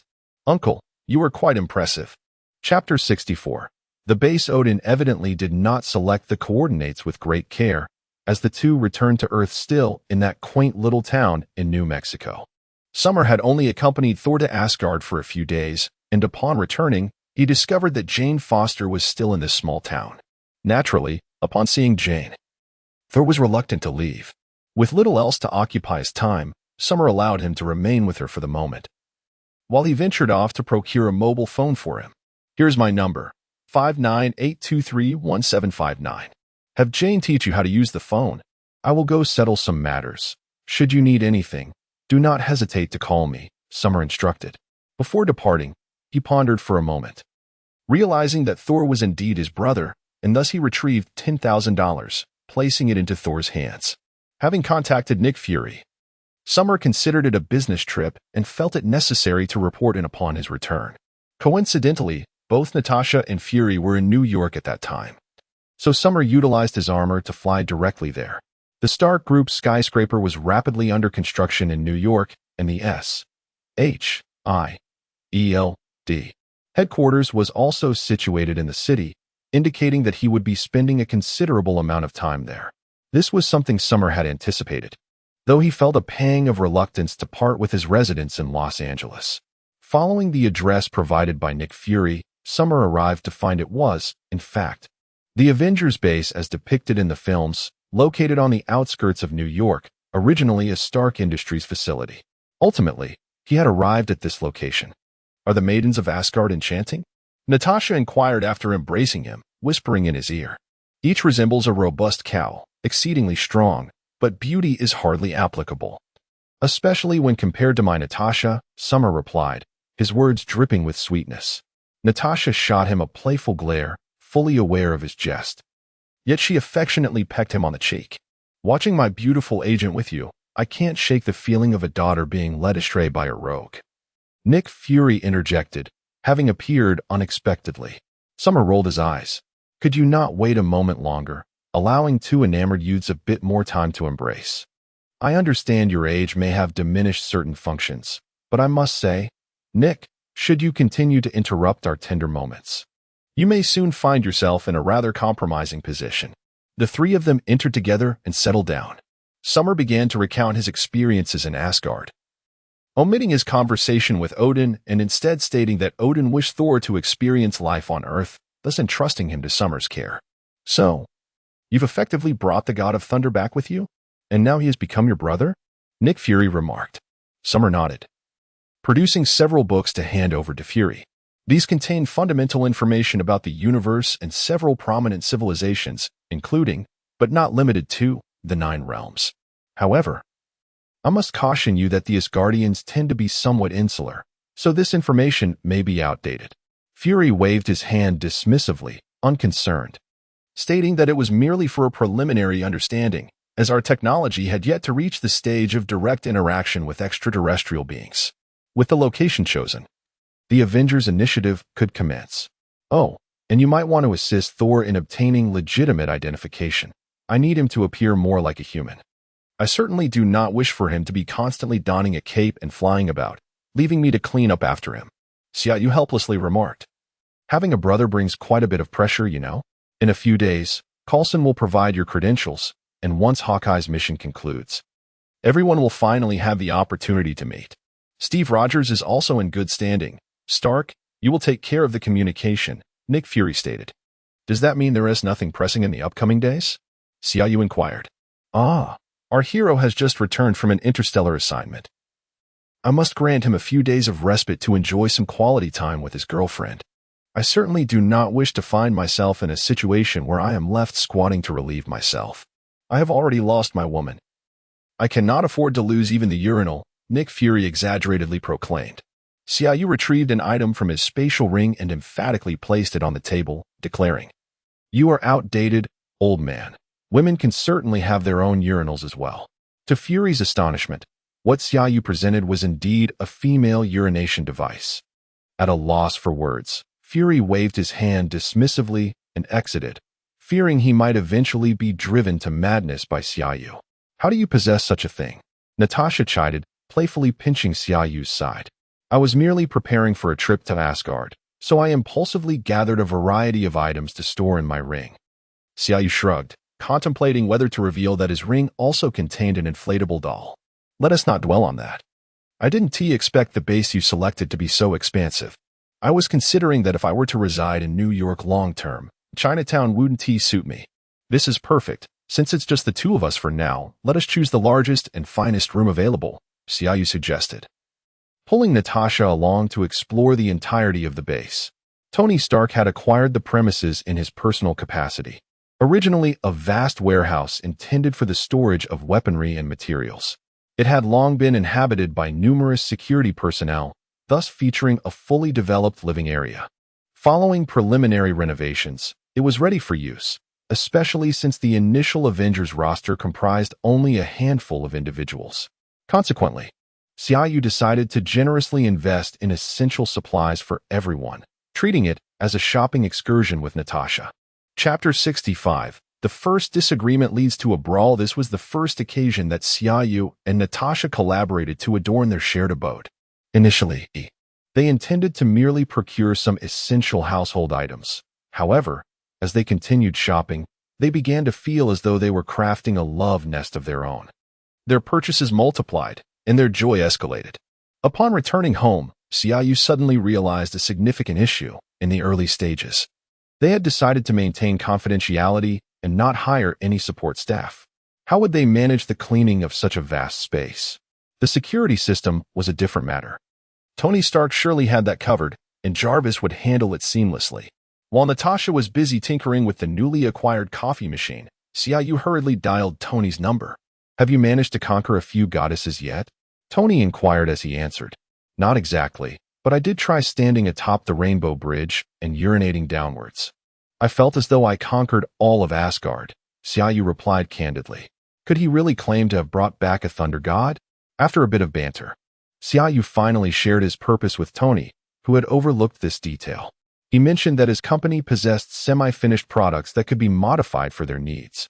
Tony Stark was in Los Angeles, but would be arriving in New York shortly to attend the Avengers' first assembly. Time flew, and in the blink of an eye, the day of the gathering had arrived. Nick Fury had meticulously arranged everything.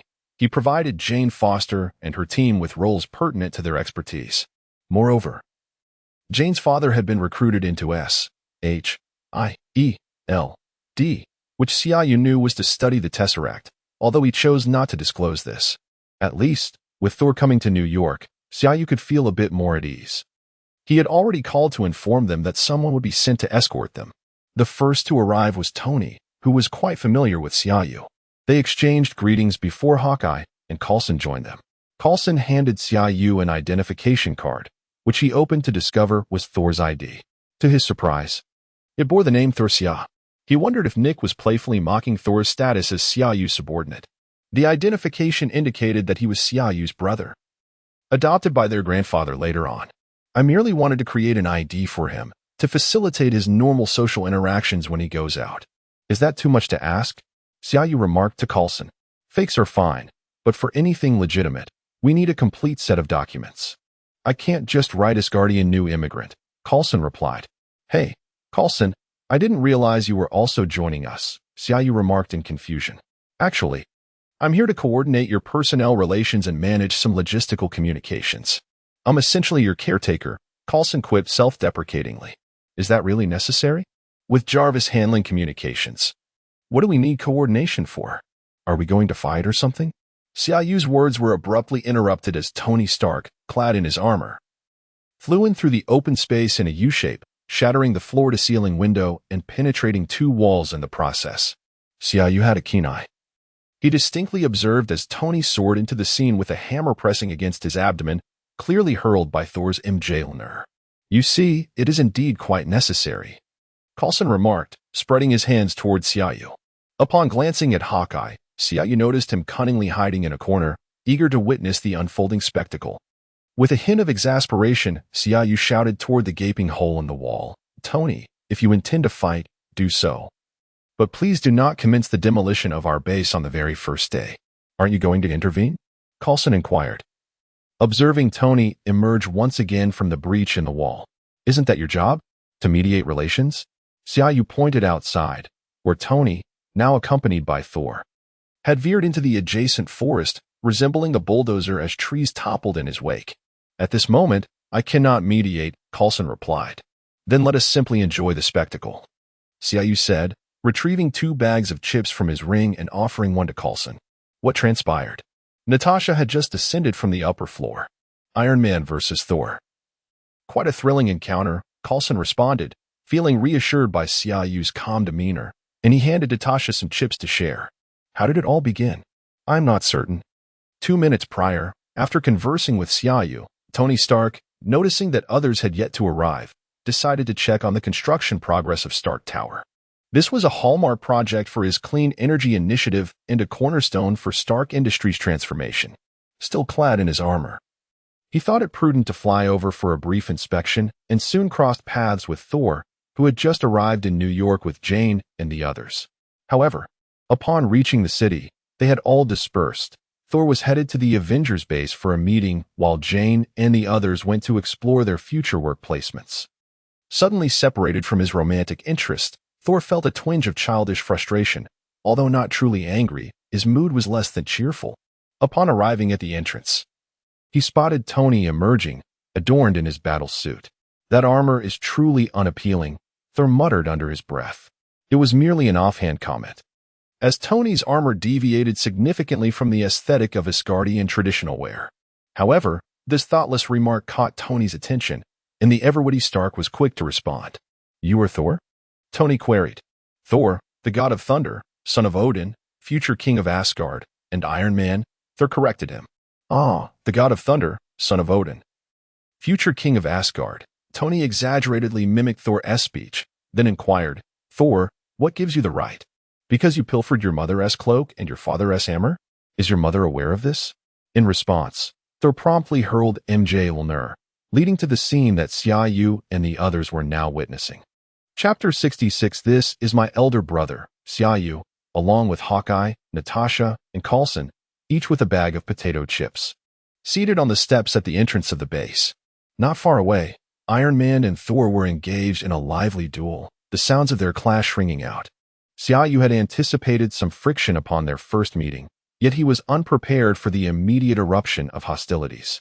However, the skirmish seemed inevitable. After all, Xiaoyu, emboldened by his own skills, was confident that he could observe without interference, believing that a bout would lead to mutual respect and facilitate communication. Thus, he maintained a relaxed and jovial demeanor, offering commentary as he watched. "Observe," he remarked, "the process involves artificial intelligence analyzing the opponent's attack patterns. While remote capabilities are enhanced with laser cannons and various forms of firepower, Tony's armor is indeed impressive, though it bears a critical flaw when facing a formidable adversary like Thor. The energy consumption and wear on the suit are significant liabilities." He gestured towards the battlefield, addressing his companions. Just then, he was interrupted by Nick Fury. "What transpired here? Can anyone enlighten me as to why a brawl has erupted?" Fury inquired. The four spectators turned to see that Fury was accompanied by none other than Captain America. Coulson promptly rose, not to report to Fury, but to greet his idol from childhood, Captain America. "Sir, I'm not sure why they suddenly began fighting outside," Hawkeye explained to Nick Fury. At that moment, Thor delivered a powerful blow that sent Tony flying, landing over 10 meters away from the entrance of the base, perilously close to the onlookers. Thor followed, raising his hammer high in the air, ready to deliver a crushing blow. In an instant, Captain America sprang into action, dashing to Tony's side. He crouched low, raising his shield to meet Thor's descending hammer. The impact resonated like the tolling of a great bell, leaving everyone momentarily deafened by the force of the collision, which unleashed a shockwave that radiated outward. Save for Xiaoyu, who remained steadfast, all present were nearly toppled by the blast, and the glass panels directly opposite them shattered into a million fragments. The recoil from Captain America's shield sent Thor hurtling away. "Enough. We are allies and must stand united," Captain America declared, having reviewed everyone's files beforehand. Standing tall with his shield, he exuded an air of righteousness. Xiaoyu silently admired him. It was no wonder that Captain America had garnered such admiration over decades of frozen slumber. Beyond being the first superhero known to the public in human history, his striking presence alone commanded respect. Yet, the fiery tempers of Thor and Tony were not inclined to appreciate Captain America's sudden intervention. "This is our battle, and we do not require your interference, old man," Tony retorted. Thor, more direct, scrambled to his feet and charged towards Captain America. "Your opponent is me," Tony echoed, rushing forward as well. As the situation threatened to devolve into a chaotic brawl among three individuals, Xiaoyu reluctantly rose to his feet, his heart devoid of any desire to mediate. He feared that if the fray continued, they might reduce the base to ruins. Thus, he harnessed his internal energy and unleashed a strike from the 18 dragon-subduing palms, manifesting a golden dragon, tinged with a hint of crimson, that surged towards the trio as if it were tangible. The ground trembled with a resounding crash. Despite Xiaoyu's meticulous control over his strength, the force propelled the three combatants far away. The captain bore a shield, Soul was rugged and resilient, and Tony's armor provided substantial defense. Thus, none were injured. However, Tony was still flung into the base, crashing through a wall once more. Observing the scattered shards of glass, the numerous collapsed walls, and the sizable hole in the ground created by his own actions, Xiaoyu helplessly slapped his forehead. He called out loudly, "Cease your fighting. Everyone is here. It's time for a meeting." Following this commotion, both Tony and Sol had noticeably diminished their attacks, and both were willing to show Xiaoyu some respect. At that moment, the captain approached and began to deliver a righteous admonition to Xiaoyu. When I arrived, I saw you all merely spectating. Nick informed me that you were the first to join. You should have intervened from the start instead of munching on chips on the sidelines. I thought it was a splendid way to get acquainted on our first meeting. Xiaoyu shrugged nonchalantly. The captain remained serious and earnest, stating, when I lost consciousness, the world was engulfed in war. Upon awakening, I learned of our victory, though I do not grasp the reasons behind it. I comprehend the timeless truth that unity is essential for triumph. Xiaoyu, having seen the films, was acutely aware that while the later Avengers displayed their humorous traits, even the captain occasionally let slip a curse. Yet, in the earlier days, especially upon his awakening, Captain America's mindset was still entrenched in the Second World War, somewhat old-fashioned but utterly devoid of malice. However, Xiaoyu could hardly tolerate the captain's condescending tone, particularly when he invoked the wisdom of decades past. Thus, Xiaoyu boldly called out to Thor, Sol, come over and tell this war veteran how old you are this year. Thor flew over, hammer in hand, and stood beside Xiaoyu, stating, I am 532 years old. I'm not sure if I remembered that correctly, but it's roughly accurate. Xiaoyu provocatively glanced at the captain, not bothering to turn his head as he asked Thor, what is our relationship? I am your brother, big brother. Thor blurted out. The entire room fell silent. Author's note. Many readers have suggested I create a group. After some contemplation, I have decided to do so.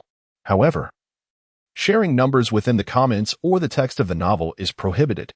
Nevertheless, you might try using the phone number Xiaoyu gave to Thor in Chapter 64. It could potentially be a QQ group number. Chapter 67. The formation meeting of the Avengers on the day of the Avengers establishment. The inaugural meeting commenced in a cordial and harmonious atmosphere, surrounded by shards of shattered glass and crumbling walls, with several half-eaten bags of chips strewn across the table. Each member exchanged glances, uncertain of what to say next, leading to a moment of awkward silence. Xiaoyu reached into his spatial ring and produced several cans of the fabled Fat House Happy Water, distributing one to each person across the table.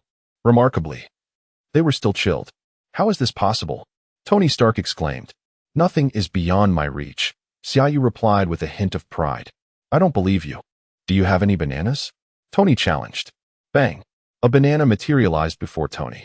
Dried blueberries. He continued. Bang. Captain America's card appeared. This is from Coulson. Bang. A thick stack of cards followed. Nick Fury, wearing his eye patch, was taken aback. Bang. A golden metallic monocle emerged. That resembles my father's, Thor observed curiously. Reaching out to take it, Xiaoyu quickly retrieved it. You're mistaken, Thor. I didn't produce the monocle, especially not your father's. I don't believe you can produce anything, Tony said, pondering before declaring, Jericho missile. Bang. A Jericho missile stood upright on the conference table. Present were high-ranking agents, heads of intelligence, world-renowned billionaires, and even superheroes who had fought in World War II. Yet, at the sight of the missile, they all leaped from their chairs except for Thor, who remained oblivious to its significance. The sudden appearance of the missile was too much for anyone to bear. Where did you acquire this? Nick Fury inquired. I brought it back from Afghanistan, Xiaoyu replied nonchalantly.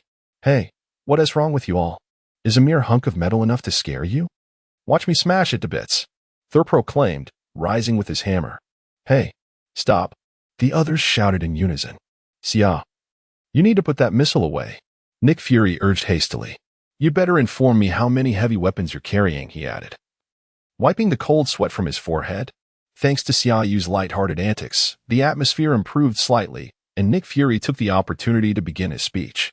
His single eye scanned the room, acknowledging that the Avengers' initiative had finally begun to take shape, his dream team. With a hint of excitement, Nick Fury recounted, since 1995. The idea of the Avengers has resided in my mind. I envisioned gathering the world's most formidable individuals to protect this planet in times of peril. Although most present were already aware, he reiterated his motivations for founding the Avengers, mentioning Captain Marvel, the Skrulls, the Kree, and even referencing the events surrounding Thor's exile to Earth. In the vastness of the universe, we find ourselves exceedingly insignificant, surrounded by numerous advanced civilizations. Among them are formidable races, such as the Asgardians, who are often referred to as divine beings. This world is fraught with peril. Nick Fury has once again embarked on his campaign of persuasion. Do you wish to end the war? He posed. Captain America interjected, I do not seek to terminate warfare. Rather, I desire that when conflict approaches, we possess at least a shield to protect ourselves. You, Rogers, have a commendable shield for your own defense. Yet the world lacks such protection. I wish for you to become the shield for this world. Fury's excitement was palpable. Is there a war threat looming over Earth? Thor inquired with curiosity. The initiative regarding danger has never rested in our hands, Prince of Asgard, your brother, in his quest for a morsel of paternal affection from your father, obliterated one of our towns and reportedly devastated half a planet belonging to a race known as the Frost Giants. Fury's gaze fixed on Thor as he continued. The universe encompasses more than just Asgard. Consider this. If another sibling of yours were to emerge, vying for your father's favor, what would transpire? Would half the Earth be annihilated? Inwardly, Xiaoyu secretly commended Fury, recognizing that he was but a step away from becoming a fortune-teller, albeit blind in one eye. Thor, unaware of his sister's warlike tendencies, retorted, I have neither sister nor brother, and Asgard stands with humanity. We shall protect you. Yet, Fury countered, I cannot entrust the fate of the world solely to the protection of others. Do you comprehend? We may refrain from wielding swords, but at the very least, we should possess a shield to deflect the blows of others. With both hands striking the table, Fury commanded silence. His perspective was undeniably valid. Vigilance against potential threats is essential. As the room fell quiet, Xiaoyu was the first to speak. I shall be the first to join. Allow me to express my thoughts. Those who are willing to join the Avengers undoubtedly align with Nick's vision. Our greater objectives are unified. In Chinese culture, we have a saying about speaking unpleasant truths up front, so I shall voice them now. Xiaoyu nodded towards Fury, continuing, I have previously communicated my trust in you, Nick. But I harbor reservations regarding the director of S.H.I.E.L.D. You are correct. The Avengers serve as a shield for the world, and we do not wish to become a sword wielded by certain politicians. Therefore, whether it be S.H.I.E.L.D., the government, or the World Security Council, we prefer to remain independent, even from you, Nick. You may oversee us, as you stated. We are a collective force akin to a nuclear warhead. I understand your concerns, yet I believe the Avengers should possess a degree of autonomy. This is my suggestion. What are your thoughts? Xiaoyu inquired of the others. Tony Stark naturally raised his hand in agreement. Thor, feeling somewhat foolish for following his brother, also raised his hand. After some contemplation, Captain America expressed his support as well. Natasha, too, indicated her agreement.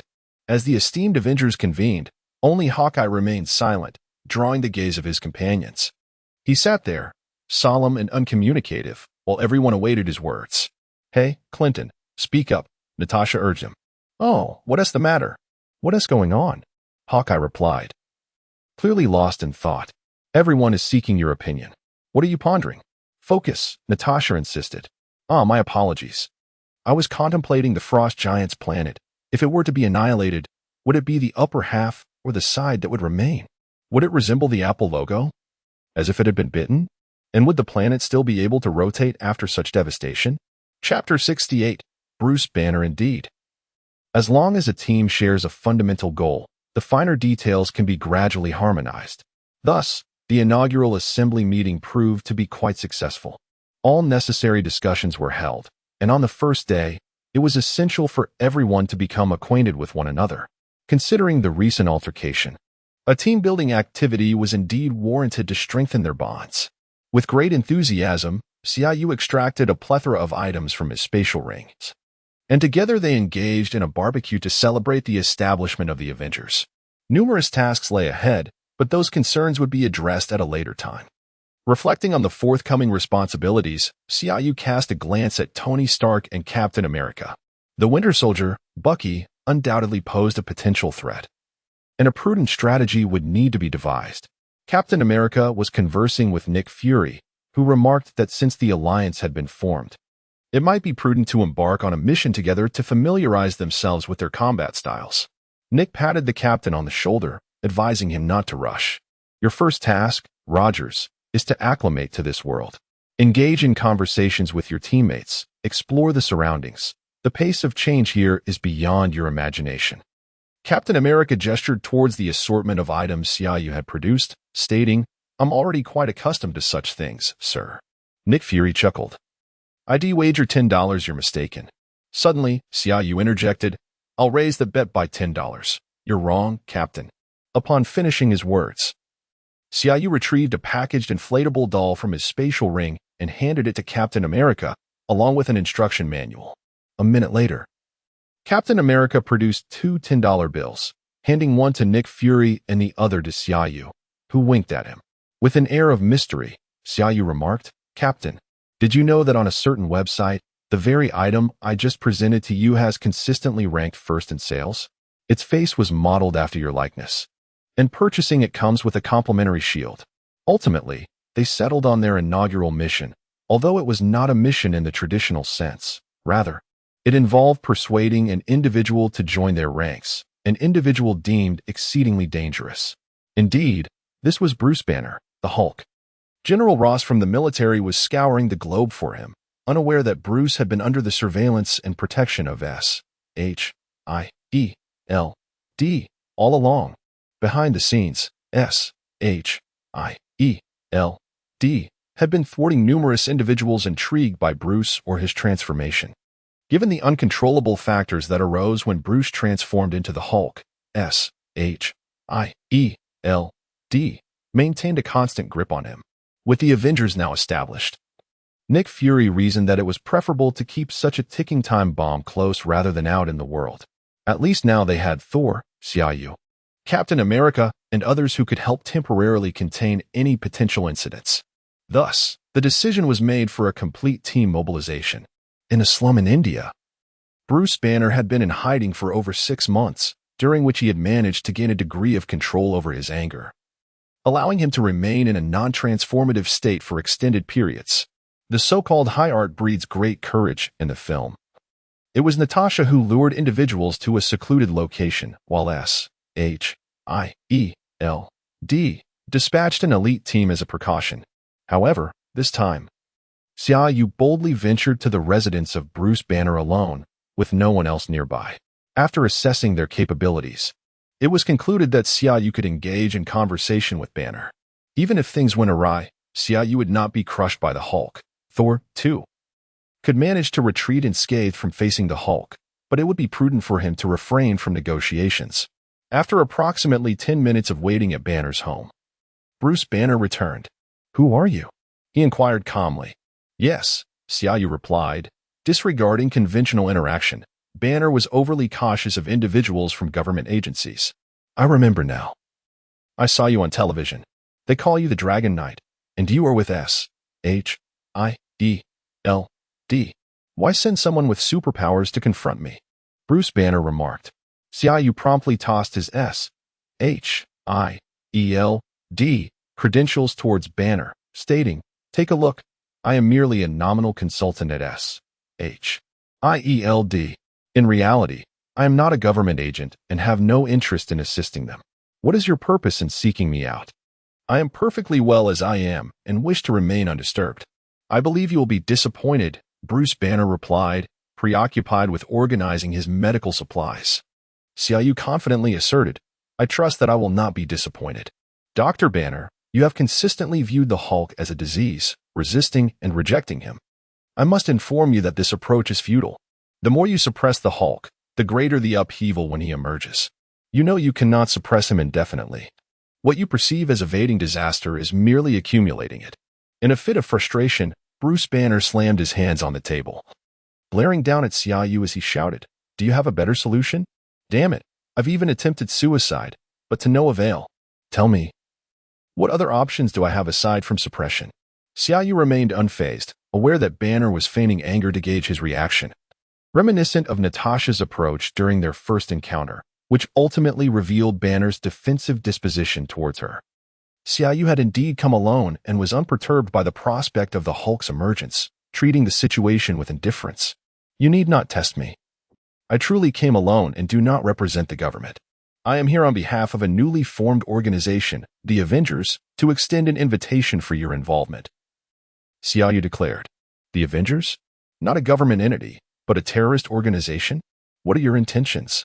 I have no interest, apologies, Bruce Banner replied, dismissing the proposal outright. This is somewhat complex. You may understand us as a group of superheroes dedicated to combating crime, terrorism, and saving the world, among other endeavors, Xiaoyu elaborated, reiterating Nick Fury's narrative in its entirety. He also detailed the Avengers' current relationship with S.H.I.E.L.D., as well as the composition of their personnel. Bruce Banner fell silent, and it was evident that he was contemplating the matter seriously for a moment. He finally replied, I must decline your invitation, Mr. Xia. Or shall I say, Dragon Knight? Although your arguments are commendable and your endeavors noble, I truly possess no interest. I am a scientist endowed with 7 doctoral degrees. I have grown weary of combat, have no inclination towards fighting, and have an aversion to transforming into the Hulk for such purposes. You seem to have forgotten my previous words, Dr. Banner.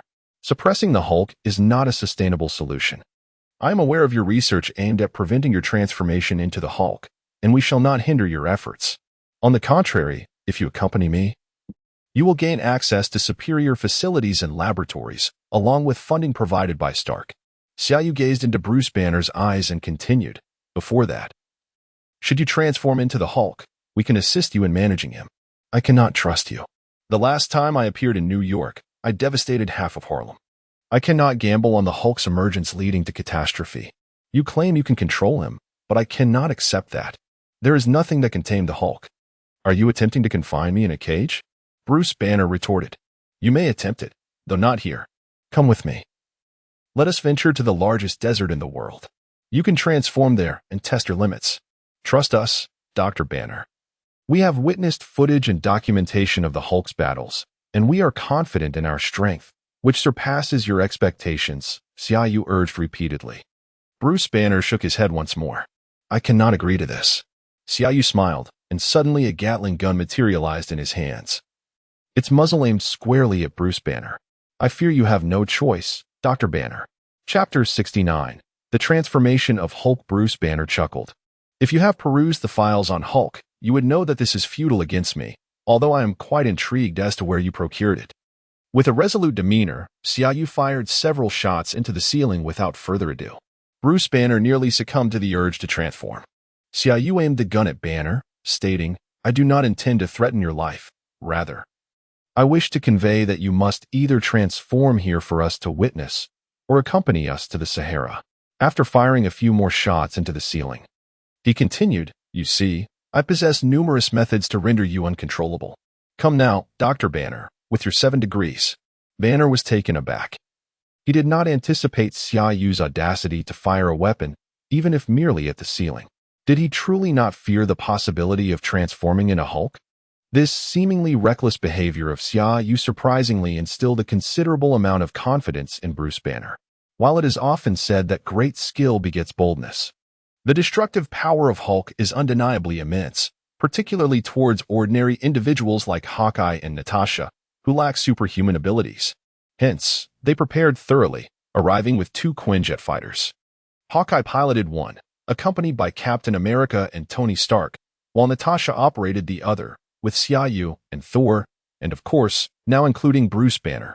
In the event that Banner transformed mid-flight, Xiaoyu would be able to assist Natasha in making an escape, while Thor could certainly hold off Hulk for a brief period.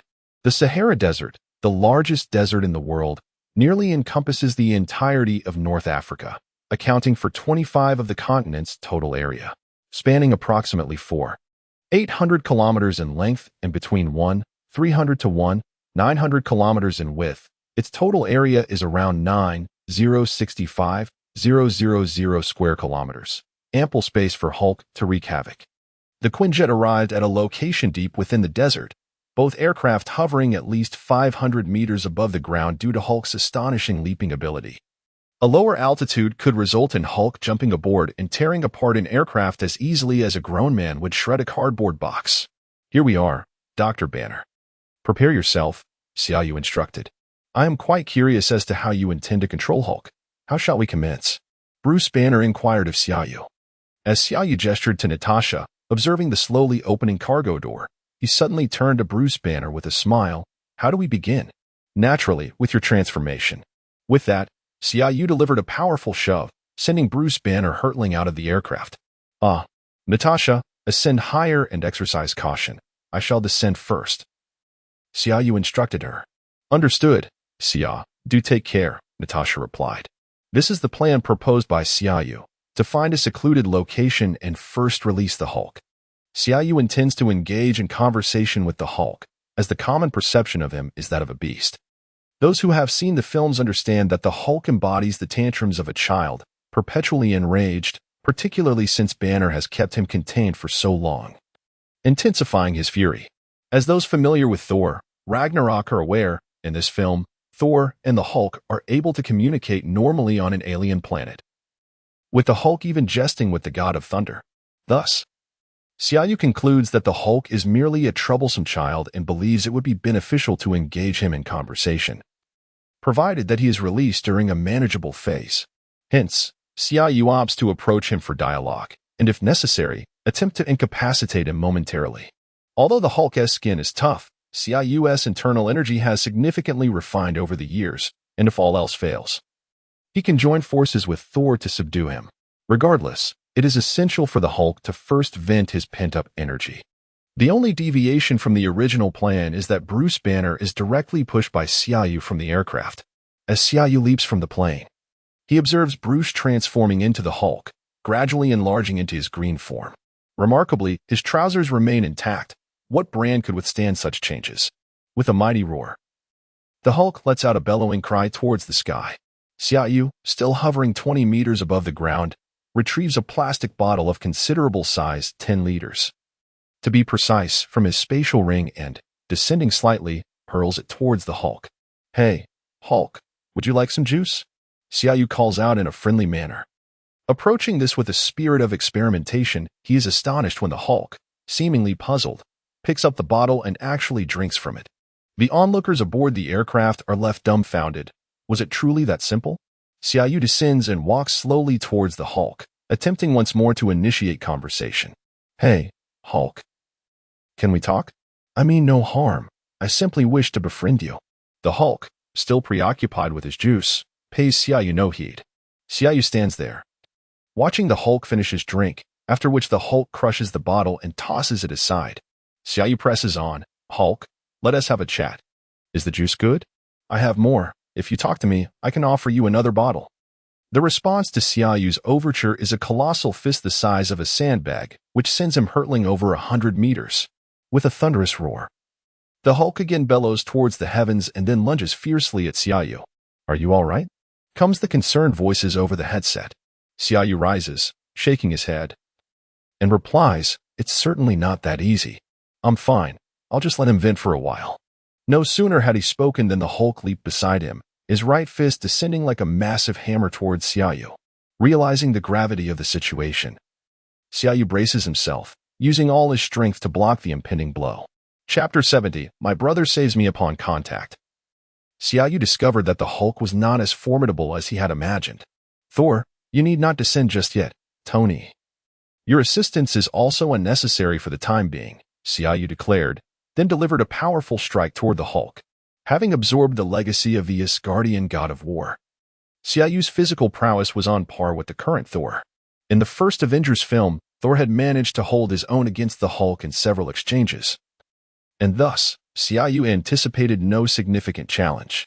Caught off guard, the Hulk was struck by Xiaoyu's formidable burst of power, stumbling backwards several paces before landing heavily in the sand. Isn't it better to be friends? Must we resort to combat? Xiaoyu teased. Enraged, the Hulk sprang to his feet and charged forward with a punch, while Xiaoyu was eager to gauge his newfound strength. Without flinching, he met the Hulk's fist head-on. The impact was tremendous. Their vastly different fists collided with a force that unleashed a shockwave, visibly disturbing the air and radiating outward. Observers hidden in the aircraft were left agape, having known of Xiaoyu's strength.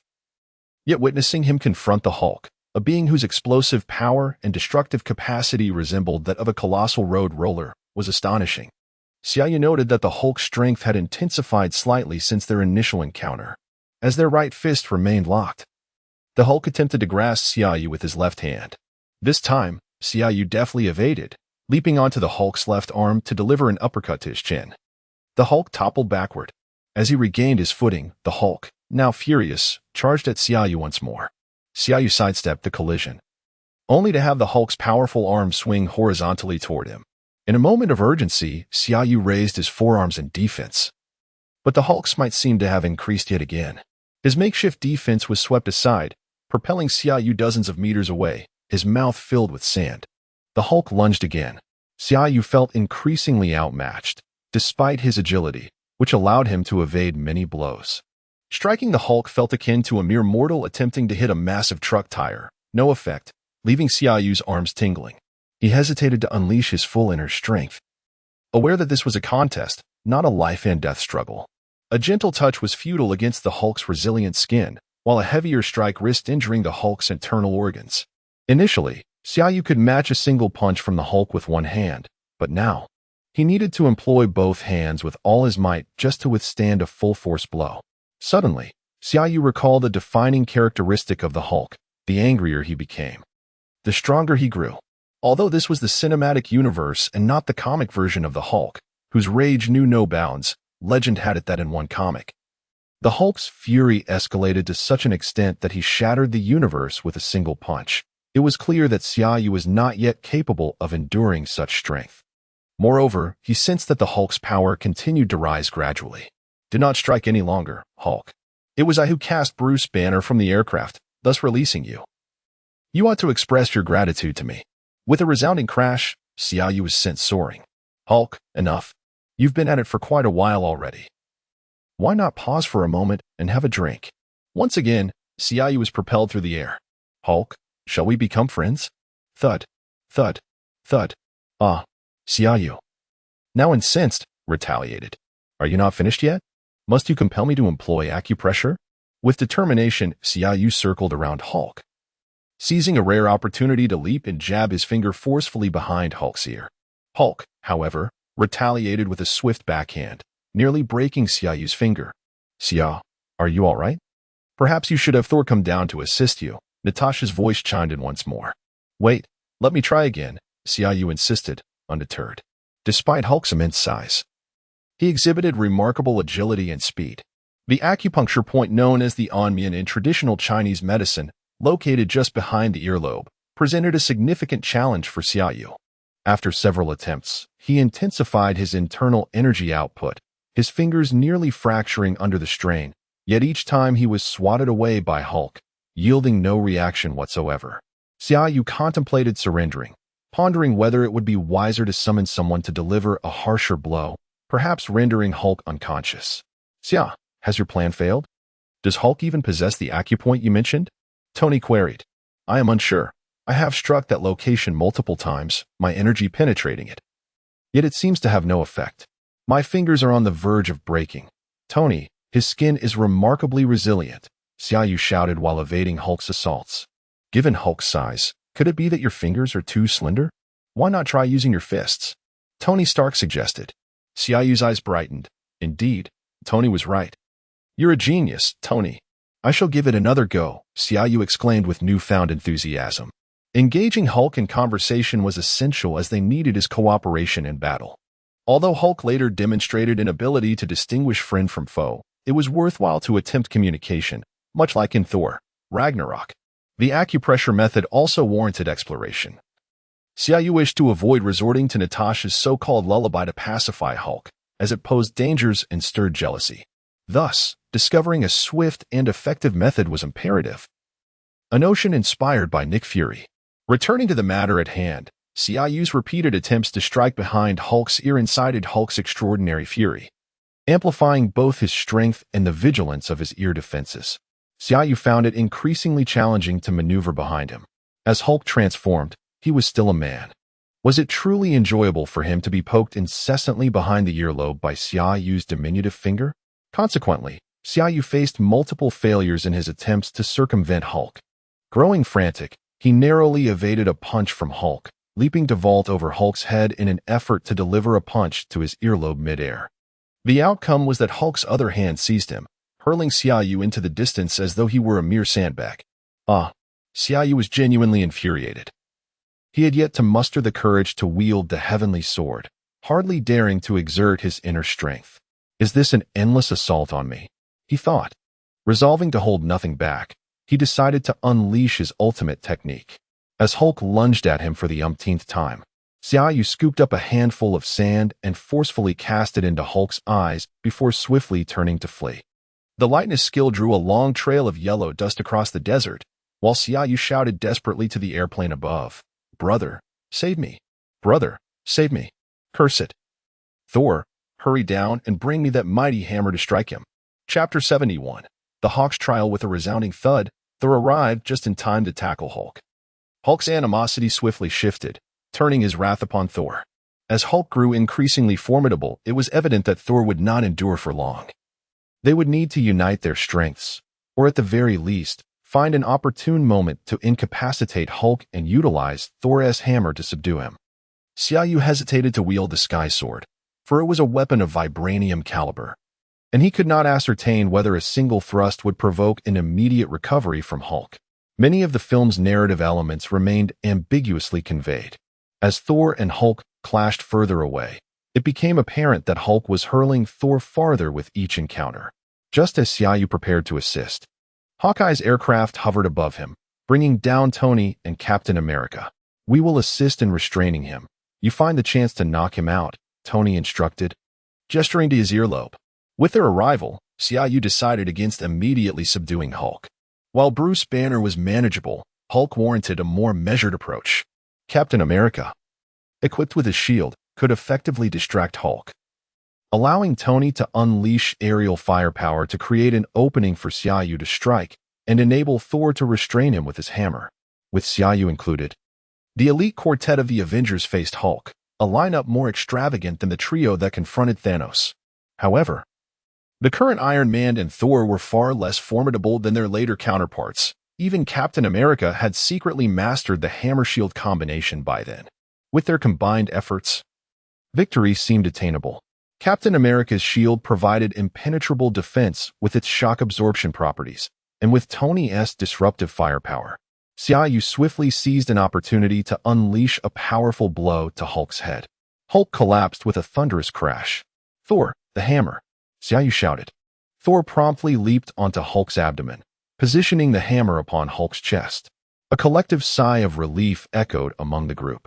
Thor wiped the sweat from his brow and remarked, "This brute is even stronger than a fire dragon." Hulk, though immobilized, still retained the use of his hands. He seized Thor by the ankle and hurled him aside. Xiaoyu, Tony, and Captain America retreated in unison, putting a safe distance between themselves and Hulk's reach. "I don't think he's in the mood for a chat," Tony noted, pointing at Hulk, who was gripping the hammer with both hands and roaring fiercely. "Let us settle in for a while, my friends. We may be here in the desert longer than anticipated." As their departure was delayed, Xiaoyu quickly signaled Hawkeye and Natasha to descend. Even with the hammer pressing down securely, the group decided to station one aircraft at a distance, while positioning another approximately 10 meters away from Hulk, its rear door forming a sloped ramp. They arranged themselves in 3 rows, forming a pyramid: Iron Man, Captain America, and Thor on top, with Xiaoyu and Natasha nestled in the center, while Hawkeye, true to his archer essence, sat at the forefront. The 6 of them sat there, gazing vacantly at Hulk. More than an hour had passed, and despite his attempts at conversation, he remained unresponsive, struggling in silence. His hands could not lift the hammer, yet they flailed about wildly, but fortunately, they were in the desert. Otherwise, even steel would have crumbled beneath his assault. Such boundless energy. Natasha prodded Xiaoyu's abdomen with her finger and remarked, "I am thirsty." Xiaoyu had become a veritable mobile marketplace. What could he possibly lack? Upon hearing her, he summoned an array of beverages and beers from his ring and, after a moment's contemplation, produced a bucket of ice, as the beer had not been cold when purchased, though a plane shielded them from the sun. The oppressive heat of the desert day was still palpable. Upon witnessing Xiaoyu's bounty, they eagerly approached, each snatching a bottle. Sol grabbed a beer and downed half of it in one go, releasing a satisfied belch as he turned to Hulk and suggested, "Shall we get him some? He must be thirsty too." The others glanced at Hulk, who was still furiously pounding the sand, and in unison declared, "If you wish to, go ahead." "Captain, don't you often claim you could fight all day? Can you truly compare with him?" Tony gestured toward Hulk with his drink. The captain shook his head, admitting, "I merely rely on my unwavering spirit. He seems utterly unaware of fatigue." "I concede. However, how do you know this phrase? I hadn't spoken it to anyone since awakening. My father once used you as a lesson for me, occasionally reminiscing about past events, particularly those involving you.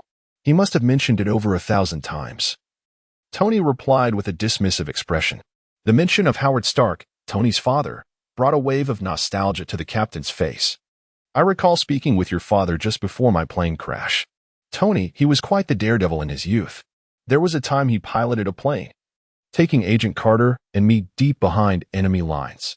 "Hey, Captain, those tales are in the museum. Share something we don't know, like your unfinished date." Natasha interrupted with a smile. The group erupted in playful teasing. Even Hawkeye turned. Curiosity etched on his face as he looked at Captain America. The captain, rarely flustered, blushed slightly, smiling sheepishly at Tony as he began, "That story begins at the Stark Expo. I was rather frail then." With a look of sweet reminiscence, Captain America recounted his story with Peggy Carter. Those present, including Tony Stark, had heard bits and pieces from his father, while Xiaoyu had seen the film. Yet, hearing the tale unfold from the captain's lips, particularly against the backdrop of Hulk's furious roars, lent it a unique charm. As the captain recounted seeking equipment from Howard Stark, only to be unexpectedly kissed by a woman at the lab's entrance. Much to Peggy Carter's astonishment, the group collectively hissed in disapproval. When he spoke of raising his shield and Peggy firing a handgun at him without hesitation, Tony exclaimed, "I like this girl, Captain. She's quite remarkable." When recalling the final ball she missed, Natasha inquired, "Captain, if you had another chance to attend that ball, would you pursue it at all costs?" Without hesitation, the captain responded affirmatively. The author wishes to convey, feeling somewhat unwell, having endured discomfort throughout the night. The second chapter will be released later today, in the afternoon. As I take a brief respite. Chapter 72. The Assembly of the Original Avengers. The Avengers found themselves in the vast expanse of the desert, engaged in a light-hearted competition with the Hulk. Boredom dissipated as they drew closer through Captain America's tales. "Humans are exceedingly fragile," the Hulk mused. "Though I have arrived 60 years late. My father once embarked on a campaign that spanned an entire century. I was merely 7 at the time." Thor, ever the raconteur, prepared to regale them with tales of Asgard, but was swiftly silenced when Xiaoyu, with a decisive motion, unsheathed the sword of destiny and directed his gaze at Thor's grooming habits. Feeling a pang of hunger, Thor cast a mournful glance at his elder brother. As the sun dipped below the horizon, the temperature in the desert began to plummet. Xiaoyu resolved to dine al fresco. His spatial ring never failed to impress, conjuring forth a long table laden with an array of fruits, beverages, pastries, and succulent cuts of steak and lamb, reminiscent of a lavish hotel buffet. Within the confines of his spatial ring, time stood still. He had amassed a bountiful supply of food and drink from both Earth and Asgard, some of which was freshly prepared, such as the roasted lamb chops from Asgard. The tantalizing aroma wafted through the air, and just as they began to feast, a thunderous rumble echoed from the Hulk. All eyes turned toward him. Attempting to shift his hammer once more, the Hulk found it immovable. "I'm hungry," he admitted, a hint of shyness in his voice. Finally speaking, Xiaoyu had anticipated this moment, having prepared for their camping expedition. He approached the Hulk with a generous portion of roasted lamb, offering it from a distance. "Here you go." Without hesitation, the Hulk accepted the offering, devouring it in one swift motion, bones and all, and soon the sound of his stomach echoed louder than before. Clearly, the Hulk was still unsated. Straining to glance at the table laden with food, Xiaoyu chuckled. "Now that you're talking, we can make arrangements. I could remove the hammer and let you stand. But there's a condition. You mustn't fight us. Feel free to eat as you please. I have plenty more, but we seek friendship, not conflict. First, let us fill your belly." Contrary to the notion that the Hulk was simple-minded, he hesitated to answer directly. "No, You must agree first. Otherwise, no food for you. Xiaoyu countered. The Hulk relented, insisting that the hammer should no longer constrain him. Agreed, Xiaoyu responded, signaling to the others. Thor and Captain America positioned themselves protectively in front of the group.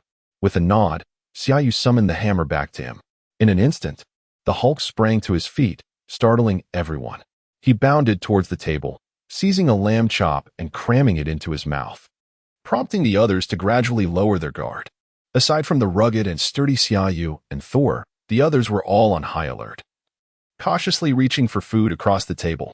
Even the captain held a morsel in one hand while grasping a shield with the other, with a voracious eater among them.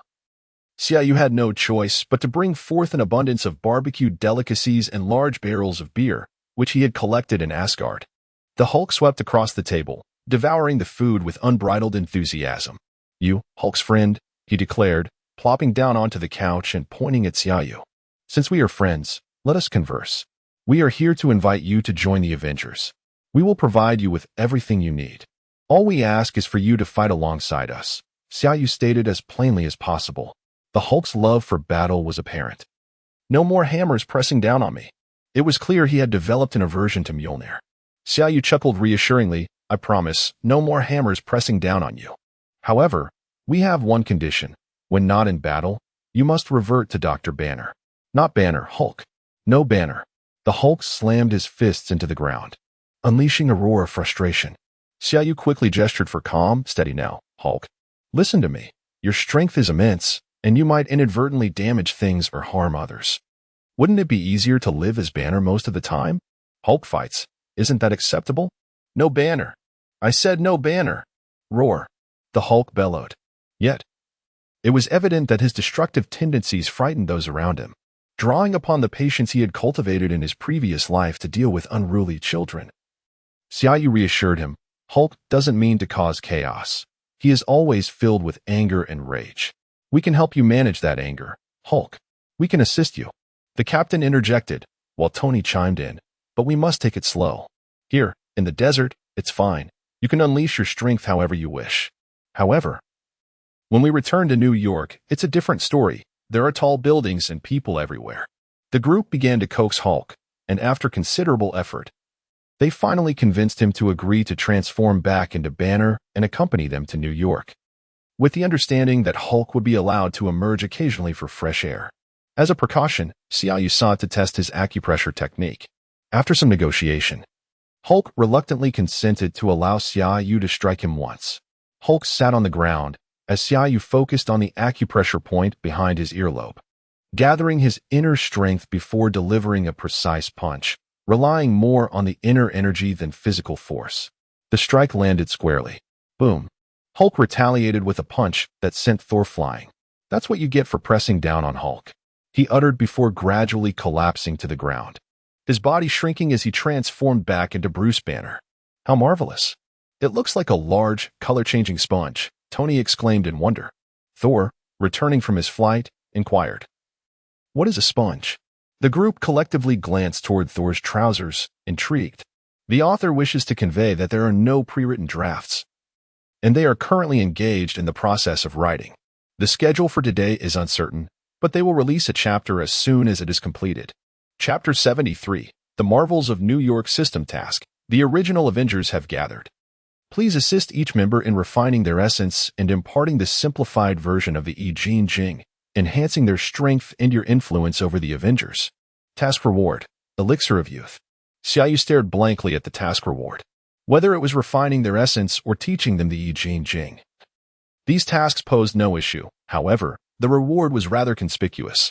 He glanced at Captain America, who was outside practicing combat coordination with Thor. The intention was unmistakably clear, recalling the conclusion of Avengers Endgame, where Natasha and Tony sacrificed themselves, and Captain America returned to 1945 for that fateful rendezvous, subsequently retreating into a life of seclusion. Becoming a frail old man, Xiaoyu pondered the implications. Upon arriving in this world, his closest connections had been with the two who perished, and now, with this reward in mind, it was evident that the system sought to instigate a change within him. Xiaoyu remembered the words of old Master Li, pursue what you desire, follow your heart. Cursing under his breath, he thought. Why overthink it? Let us secure the reward first. Resolutely, he set off towards Thor and the captain. With Bruce Banner's arrival, Tony discovered a common language with the brilliant scientist, swiftly arranging for an array of equipment to be brought in, establishing a laboratory. Xiaoyu tossed the remnants of the destroyer for them to examine, requesting Tony to upgrade both his own armor and that of the hero. The rest was left to their imagination as he observed their craftsmanship.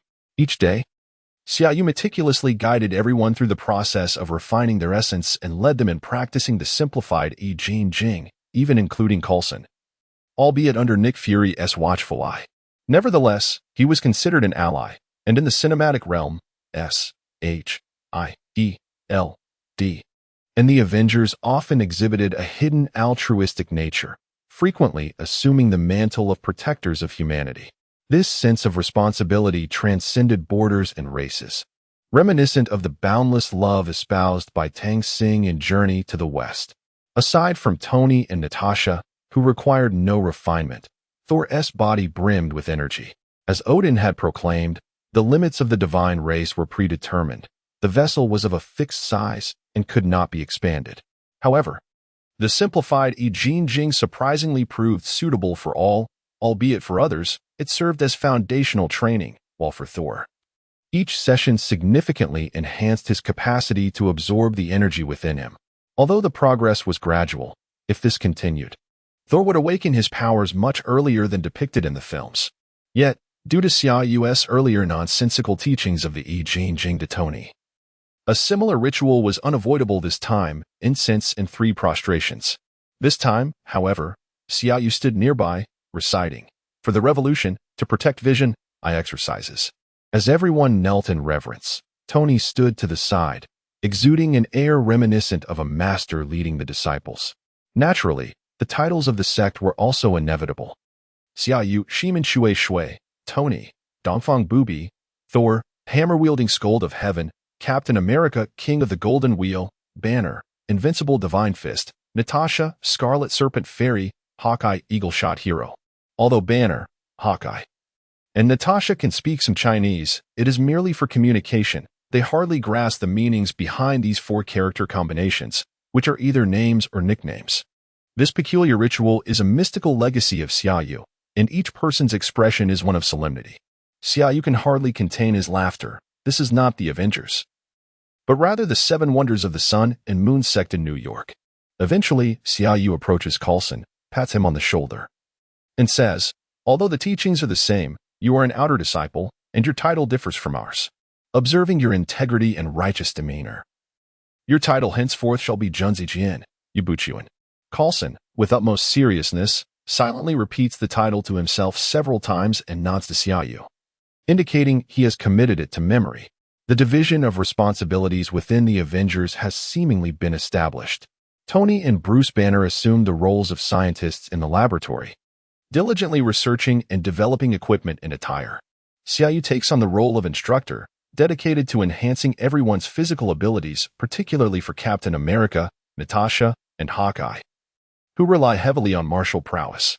The augmentation of their physical strength elevates their capabilities to new heights.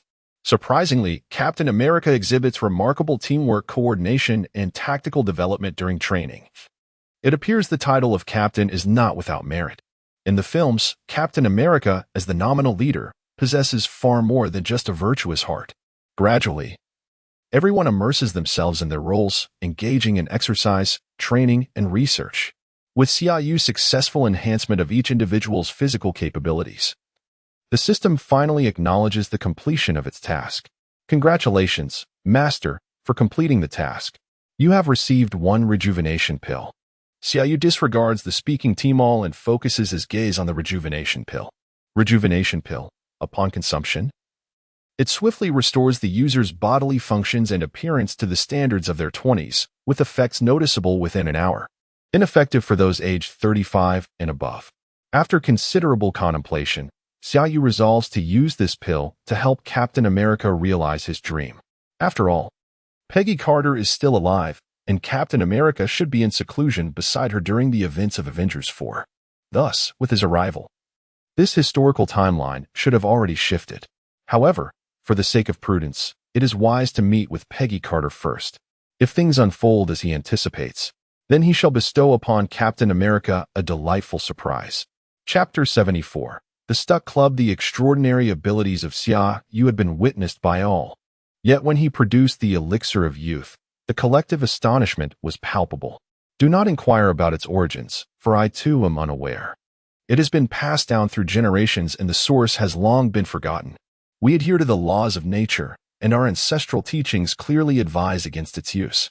Had it not been for the captain's tale of Peggy Carter, I would have entirely forgotten about this artifact. Xia Yu, with feigned solemnity, spun his nonsensical narrative. In the Marvel Universe, principles are generally respected, as evidenced by Doctor Strange and others regarding the Time Stone in Avengers Endgame. So today you want Coulson to find a way to summon the captain so we can deliberate this matter? Tony inquired. Indeed. Nick informed me that upon awakening more than 60 years later, the captain's first words were, "I have a date." Now we have an opportunity to help him fulfill that promise. What is your decision? Xia Yu asked the group.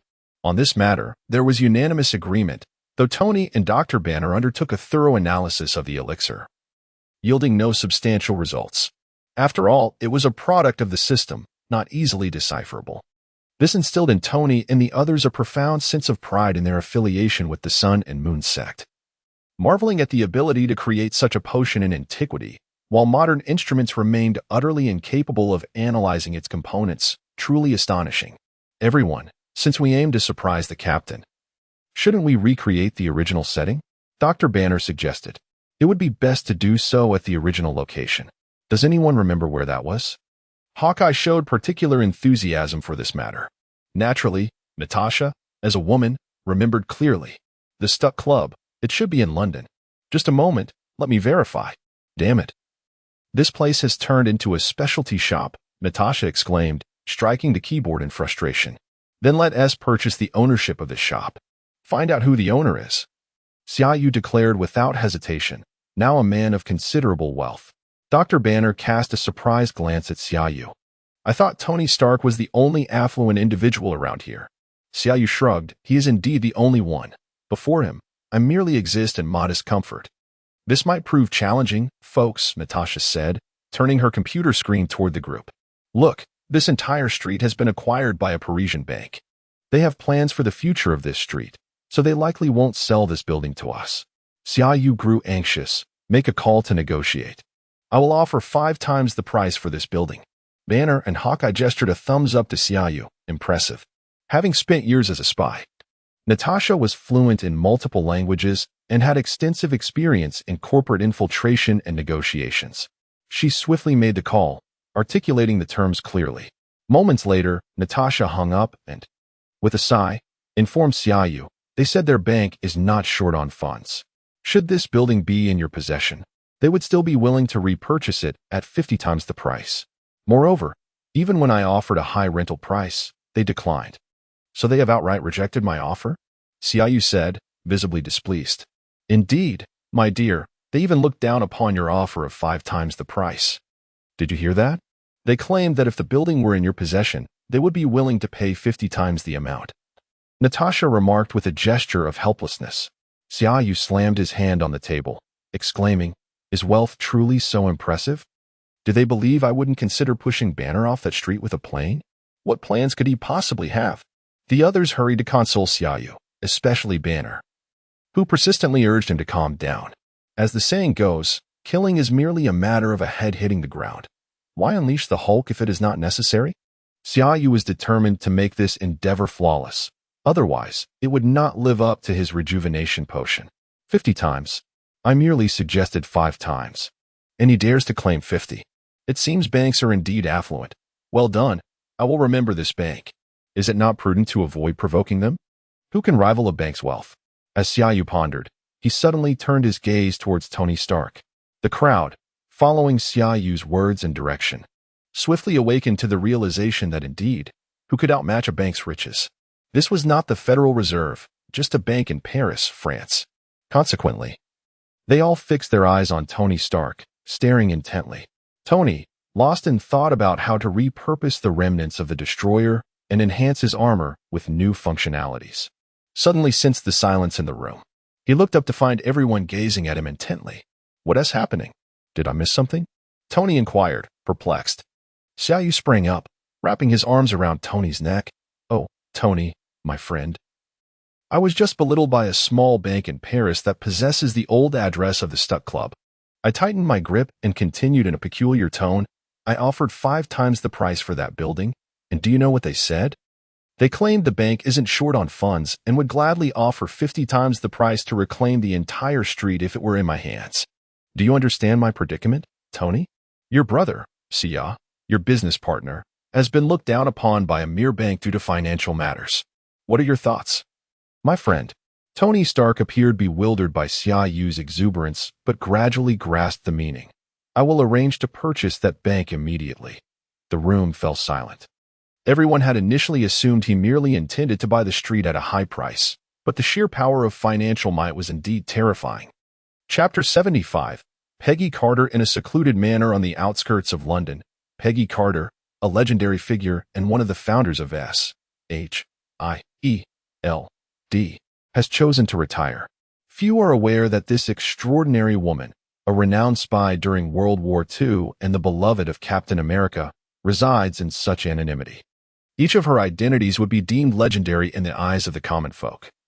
Yet this remarkable elder carries an irreplaceable regret, never having the chance to meet Steve Rogers again in her lifetime. A reunion that could never compensate for their date over 60 years prior. At this moment, Xiaoyu and Natasha, through their connections with S.H.I.E.L.D., find themselves in the presence of the illustrious Peggy Carter, now in her 90s. Even the simple act of raising a glass of water has become a laborious task for her. Nevertheless, as Xiaoyu explains his intentions, Peggy's mind remains sharp and astute. He reveals everything without reservation about the formation of the Avengers, Captain America's involvement, their shared regrets, and the miraculous youth-restoring elixir he possesses. Upon hearing his words, Peggy falls silent. Natasha, sensing the tension, interjects, "Rest assured, we are not here to harm you. Although this potion may sound extraordinary, I have faith in Xia. He often possesses remarkable things." Peggy chuckles softly, lifting her gaze to Natasha. "You misunderstand. Throughout my life, I have encountered many extraordinary events. I harbor no doubts about your intentions. Even if it were poison, at my age, what difference does it make? I merely ponder whether this is fair to Steve, who might have the chance to embark on a new chapter in life." Xiaoyu's heart races at her words. The thought of Steve being by Peggy's side as she traverses the twilight of her life is unbearable. This would not only concern Steve, but also suggest a future akin to that of the films. A notion he cannot accept. "Miss Carter," Xiaoyu begins, "we have heard Steve recount his story with you. You may understand him better than we do. He is a man who wishes to assist others and strives to make the world a better place. This is part of his mission. Yet, in his personal life, he longs for the past, not merely for that era." He pauses, collecting his thoughts, then continues, "He is a remarkable individual who looks forward. In his time, he possessed everything. And now he has learned to work, to aid the world, and to forge new friendships. He has not stagnated nor closed his heart, however. He still yearns to return to the past, to that Saturday, to the club where you had arranged to meet. He would go to any lengths for that.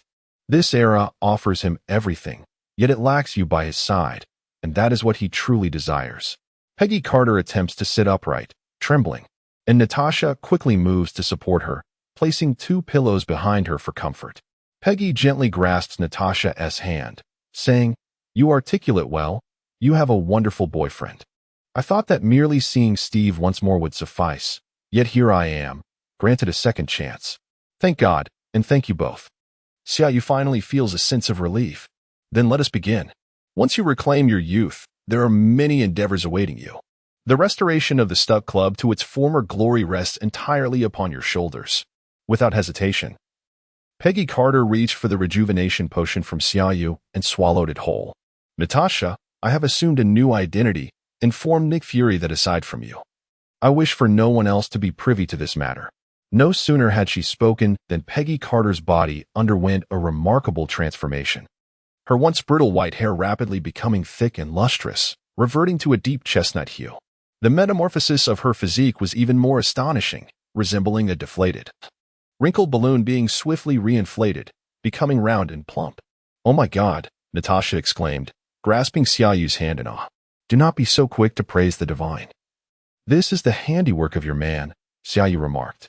The miraculous change in Peggy Carter ignited fervor among the onlookers, and everyone became enraptured by the event. The entire street housing the Stuck Club, along with the bank behind it, was transformed into Stark Industries property. Only that particular house was designated under Peggy Carter's new identity, which she graciously accepted, for Howard Stark was a dear friend of hers. Xiaoyu felt a twinge of embarrassment, as it was his suggestion that initiated this, and thus offered to cover the expenses for the building. However, he was met with Tony's merciless jest regarding his financial capacity. Tony, lifting his chin slightly like a proud rooster, replied to Xiaoyu, "Forget it. Save your pennies for a yacht." Thus, the proceedings officially commenced. Coulson summoned the captain back to the SHIELD training facility, enlisting his help to train new operatives, leveraging the captain's iconic stature. Xiaoyu concocted an excuse to take Natasha on a covert mission to Iran, while Thor insisted on returning to Asgard to attend to pressing matters.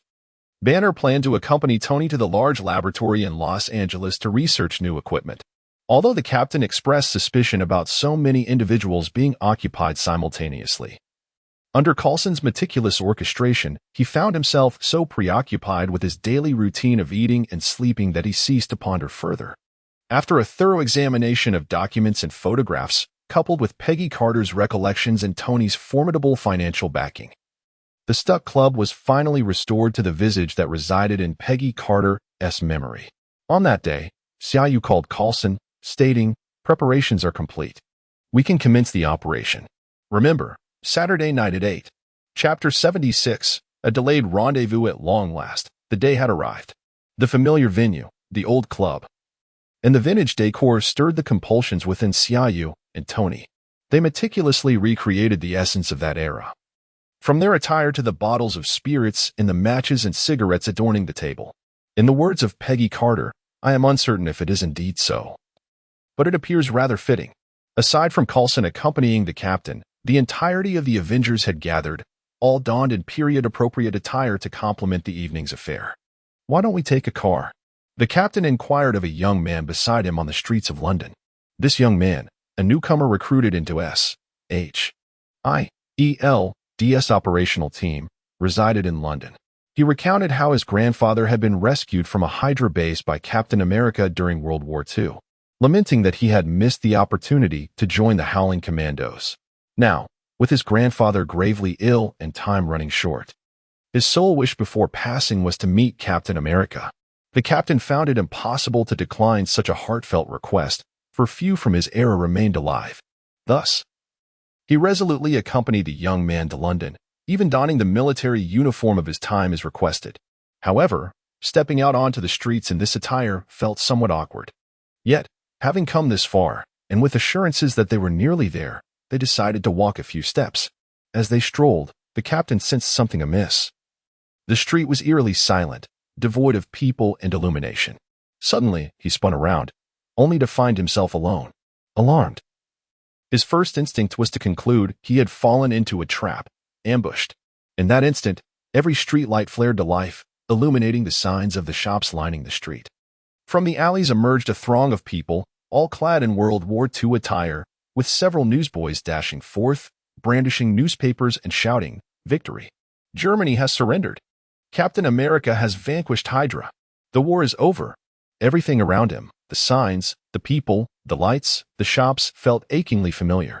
Despite his bewilderment, the captain sensed no threat among the crowd. The nostalgic ambience of the street irresistibly urged him forward. At some point, a newspaper fluttered into his hands. He glanced down to find it filled with jubilant proclamations of victory, detailing his triumph over Hydra. The date emblazoned across the top startled him. May 12, 1945, a Saturday. Captain America recalled that this day was Nurse's Day, the date he had promised Peggy Carter to meet. Yet, had he not steered his plane towards the Arctic Circle, plummeting into Greenland? He had slumbered for over 60 years, awakening to a world victorious, while Peggy Carter had aged into her 90s. In that moment, Steve Rogers found himself devoid of any rational thought, compelled solely by instinct as he advanced, until he beheld a neon sign, the Stork Club. Upon seeing this emblem, his heart seemed to skip a beat. What wars have triumphed, what lies dormant, what is true or false, all of it seems inconsequential. Let those who wish to save the world do so, while he, at any cost, must attend an engagement. Casting a glance at his watch, he noted the time, 7:56. Bang, bang, bang, bang. Steve Rogers felt as though he could hear his own heartbeat. A sensation more exhilarating than when he had ventured alone into the Arctic Circle with a bomb. He took deep breaths in an effort to steady his racing heart. Surely Bucky would find this amusing, he mused. Finally, he took that arduous step towards the Stuck Club. One step, then another, until he reached the entrance, and at last, he was inside. The bar was alive with energy, a band played in the background, and at a nearby table, soldiers sang loudly, shaking their bottles to the tune of Blood on the Risers. The stage was occupied by a band that seemed to be on a break, adorned with a banner proclaiming the end of the war. Steve's hands began to tremble slightly. The thought of not seeing the one he was to meet filled him with dread. Suddenly, the lights dimmed, and an eerie silence enveloped the room. The soft notes of a saxophone began to play. It's been a long, long time. Steve recognized the melody. It was the very song he had envisioned for this rendezvous. A spotlight illuminated the center of the stage, revealing a stunning lady in a red evening gown, her back turned to him. The silhouette was achingly familiar.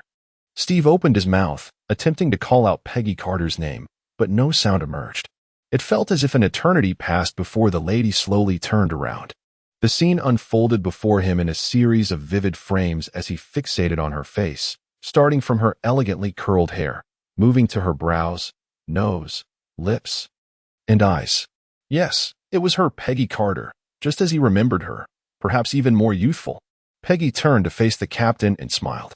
Her smile was enchanting, leaving Steve utterly spellbound. You've been late for over 60 years, Steve. So have you learned to dance now, my hero? With a simple turn and a phrase, Steve Rogers' entire world ignited. It's been a long, long time may not have belonged to Captain's era. But it was indeed the song he and Carter had danced to in Avengers Endgame. Who would have imagined such extraordinary production, transforming an entire street into a spectacle? Complete with extras? How delightful. Chapter 77. Not just Loki alone. One by one, the attendees departed, until finally, Xiaoyu pulled away Bruce Banner, who had been playing the saxophone on stage. Under the dim lights, the two seemed to lose all awareness, merely embracing and swaying gently. The world around them faded. And in that moment, it was as if only they existed. A group hurriedly exited, and the street as temporary performers dispersed. I purchased a bank for this street, meticulously arranging it for so long, yet the protagonists are not myself. Perhaps I should rebrand as a philanthropist, Tony remarked. Are we really leaving just like this? Should we not concern ourselves with those two? Banner inquired, pointing inside. Enough, my friend. Those two combined are nearly 2 centuries old. They can take care of themselves.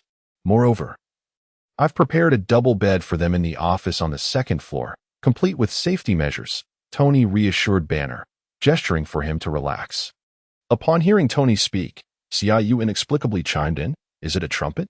Just like last time. Indeed, Tony replied. Yes. The two exchanged a fervent high-five in celebration.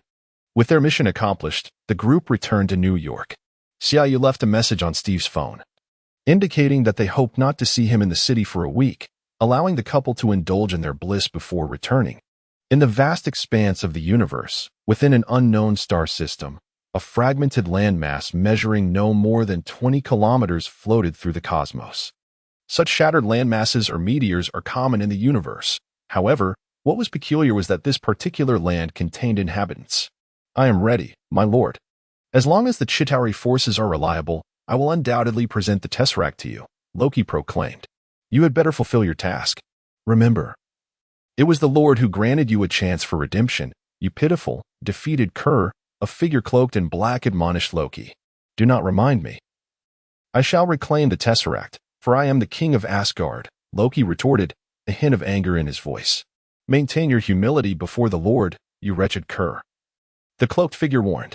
Mind your own affairs. I trust your army will not disappoint me. Loki shot back defiantly. How dare you question the might of my kin's army? The black-clad figure's anger flared. Cease this bickering. Proceed with your mission, Asgardian. I sense the Tesseract has manifested. You must set forth for Earth at once. Above them hovered a throne, upon which sat the formidable Thanos. With a flick of his wrist, Thanos drove a gem-encrusted scepter into the ground before Loki. Take this and go, Thanos commanded, waving dismissively. Loki bowed slightly and departed. My lord, this Asgardian is not to be trusted, the cloaked figure remarked to Thanos. Odin yet lives, albeit weakened. However, none can ascertain the depths of power that old man still possesses. He is the king of the gods, and there is no better candidate than Loki. Let him test his mettle, Thanos replied, his tone betraying no underestimation, even of a frail Odin. Dear sir, I too wish to journey to Earth. Please grant me the opportunity. A shadow emerged before the throne of levitation, kneeling on one knee to challenge Thanos. You? A hint of amusement flickered across Thanos' face. I offer you a chance to redeem your disgrace. Take the sanctum too, and, if necessary, assist Loki. If all goes well, do not act recklessly. Thank you, my lord. In a subterranean research facility of S.H.I.E.L.D., Nick Fury stood silently behind a table, seemingly awaiting someone's arrival. Upon the table rested a white box, which Fury's gaze remained fixed upon, indicating its significant importance. At last, two S.H.I.E.L.D. agents escorted an individual down, their heads shrouded in a hood. Nick Fury gestured, and the agents removed the hood, revealing an older Caucasian man, Eric Selvig, Jane Foster's father. I thought they were here to kill me, Dr. Selvig remarked, recognizing that he had been summoned for research by a covert government division. Nick Fury approached slowly. I have heard about the events in New Mexico. Your research has garnered the admiration of many brilliant scientists. I have much to accomplish. The Foster theory. The portal to alternate dimensions. These are uncharted territories. Dr. Selvig declined the invitation subtly. Fury turned towards the table. Legends and history often diverge significantly. Yet if one possesses the acumen to discern, they will invariably uncover elements common to both. That is more than mere legend. As he spoke, he unveiled the box. Inside lay a square object emanating a blue luminescence, the Tesseract, encasing the Space Stone. Dr. Selvig gazed at it quizzically. What is this? Power? Strength? Energy? Interpret it as you will. Fury replied, studying Selvig intently. If we can effectively harness it and comprehend how to acquire its energy, we shall possess boundless energy, or perhaps, power. I believe this merits thorough investigation, Dr. Selvig stated. Fury nodded in satisfaction, confident that the doctor would remain to assist in the development. However, unbeknownst to him, a spectral image of Loki materialized behind the doctor. Chapter 78, The Lonely Doctor banner. Upon returning to New York, the group swiftly resumed their previous routines of training, research, and the like. Tony Stark, however, found himself exceedingly occupied, so much so that he seemed disoriented, for the Stark Tower was now complete. This monumental construction followed Tony's decisive announcement to shutter the Stark Weapons Division. The entire edifice is powered independently by a reactor of his own design, symbolizing Stark Industries' ascendance as a leader in the renewable clean energy sector. It also heralds the resurgence of Stark Industries in a formidable manner. To counter the media's derision regarding his company's impending doom, Tony audaciously illuminated his surname in lights atop the tower. Moreover, he reserved several floors at the summit for his personal research and living quarters, rather than merely a building. It could be said that Tony had erected a sky villa atop Stark Tower. In comparison, CIU's residence atop the Los Angeles Herbal Group building seemed paltry. It was no wonder CIU felt inadequate in contrast, remarking that he merely achieved basic sustenance. In light of this grand structure, Tony not only undertook the independent management of the tower's energy supply, but also collaborated with Pepper Potts in attending a myriad of promotional events flitting across the globe, rendering him nearly absent from the base. Consequently, Bruce Banner found himself alone in the laboratory, immersed in research, occasionally engaging in brief conversations with Tony. Yet, during moments of solitude, his thoughts began to wander. This was particularly true after returning from London, having consumed a feast of romantic moments, only to witness Xiaoyu and Natasha reveling in their affection. Hawkeye? He had a wife and children. Thor? He spent his leisure wielding his hammer, soaring through the skies to gaze at the moon and stars. Even Coulson had recently met a girl who played the cello, incessantly extolling her artistic spirit and exceptional talent. Poor Dr. Banner felt the pangs of loneliness and melancholy, awakening each morning to find more hair on his pillow. Why was Tony absent? Yet, even if Tony Stark were to return, he was no longer single. He had a formidable CEO by his side. Unbeknownst to the unfortunate Dr. Banner, had Tony not had Pepper, the impact on him would have been far more profound. Such is the nature of humanity. After narrowly escaping military pursuit and failing in a suicide attempt, Banner resolved that he would not even dare to contemplate finding a wife. Surviving a tranquil life would be a blessing. At that time, his sole focus was on controlling his anger, avoiding transformations at all costs. Even after being brought back to New York by Xiaoyu and joining the Avengers, his life felt stable enough, as he could engage in research with a top-tier scientist like Tony Stark. The thought of seeking a partner had never crossed his mind. Should he lose control one day, it would spell disaster. Thus, the earnest Dr. Banner had long abandoned any desire for a romantic relationship, believing that pursuing a girlfriend would only bring harm. Besides, in the base, aside from Xiaoyu and Natasha as a couple, everyone else was simply alone like him. Even when aware that others are in committed relationships, one typically chooses to overlook such facts, remaining unaffected and unperturbed. However, after a recent trip to London, Banner found his mental equilibrium shattered. Upon returning, he silently reflected on the circumstances of those around him, only to realize that he was the sole singleton among them. The more he reassured himself that he had long accepted the fate of being a solitary star, the more he found his thoughts drifting towards that very notion. For instance, during a recent meal, when Xiaoyu inquired about how things were going with Coulson's girlfriend, Banner felt a pang of discomfort. Why must such topics be discussed in his presence? Was it not evident that he was single? He understood that no one was intentionally targeting him, yet once one's mindset fractures, it becomes an insurmountable challenge to restore it. In recent days, he had begun to suffer from insomnia, haunted by memories of his time with Betty Ross. Each night before sleep, he engaged in self-hypnosis, repeating affirmations that he was unworthy of such thoughts, that he was a misfortunate soul destined to bring calamity, and that he was unqualified to lead a life of normalcy. Among other sentiments, this is a struggle that many individuals encounter, yet as an outsider, it is easy to discern that such behavior can only yield counterproductive results. Banner's temperament stands in stark contrast to that of Tony Stark. However, they share one commonality: their innermost thoughts are deeply concealed, and they seldom confide in others. Consequently, in recent days, no one has noticed any peculiarities in Banner's demeanor.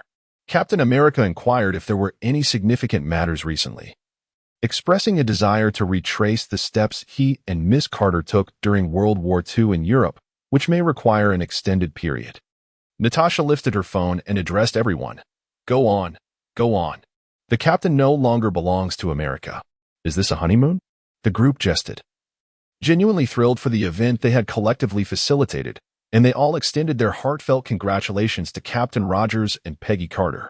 Peggy had waited a lifetime for Steve Rogers, only to see him return in his youthful form when she herself was nearing the end of her days, unable even to rise from her bed. Yet, a single elixir from Xiaoyu rejuvenated her spirit, allowing her lifelong dream to blossom into reality, a love story deserving of everyone's blessings. Thus, Xiaoyu sincerely rejoiced for them. You tell the captain that no one will exploit the labor of these centenarians, the Avengers 1T and SHIELD 1T either. Let him go with peace of mind. I would love to see the news of a centenarian pregnancy, ha ha ha. The group continued their playful banter regarding the captain, oblivious to the fact that Banner had quietly risen and exited the room. Chapter 79. The pursuit and the wall pushed Dr. Banner hastily returned to his quarters, settling cross-legged on the floor, his abdomen rising and falling in synchrony with his breath. Regrettably, he had mastered the art of controlling his anger rather than his emotions. The repression of feelings often proved to be more lethal. That evening, Banner subjected himself to a chilling cold shower, standing by the window in his bedroom, his mind incessantly occupied by thoughts of Betty Ross, which he found impossible to dispel. Being in New York, so close to her, the temptation to steal a glance at her life became overwhelming. Why haven't we seen Banner lately? Does he go out every day? Queried Xiaoyu during yet another dinner, addressing Natasha. He must have his own life, Xia. We are merely an emergency response team, and there is hardly anything for us to do. With Tony absent, he cannot remain isolated in the lab indefinitely. You should be pleased for him. It's not easy for him to venture out, Natasha replied. But why has Carlson also been absent recently? Xiaoyu noted the dwindling number of people around. He has been summoned back to S.H.I.E.L.D. They are short-staffed lately. Fortunately, there haven't been any field missions. Or else Hawkeye, and I might also be reassigned. Natasha indicated towards Hawkeye. Oh, it seems I am the only one idling about. Perhaps I should return to Los Angeles to manage my company properly, Xiaoyu said with a hint of resignation. And what about me? They're interjected, pointing to himself. Children should amuse themselves. It's rare to see you here in the evenings when you're not out on a date, Xiaoyu retorted with an eye roll. Thor did not contest this point. As Odin's eldest son, he felt equally helpless. Jane is currently on a business trip, and I have nowhere to go at night. Hawkeye, why don't you come home with me in a few days? I wish for my children to meet the legendary god of thunder, Hawkeye suddenly suggested. Thor was elated, bursting into laughter as he embraced Hawkeye's shoulders. Clint, I shall don my finest attire for the occasion. Should I bring my helmet as well, to appear more formidable? No need, just dress casually. I merely wish to enlighten my children, to broaden their horizons and convey that even gods are not so remarkable, Hawkeye replied, returning to his meal. Fast forward to a few days prior, Bruce Banner could no longer contain himself and discreetly ventured to see Betty Ross. Initially, he kept his distance, observing her from afar. She remained as beautiful as ever and seemed to be thriving. Banner whispered to himself, silently vowing not to intrude upon her life.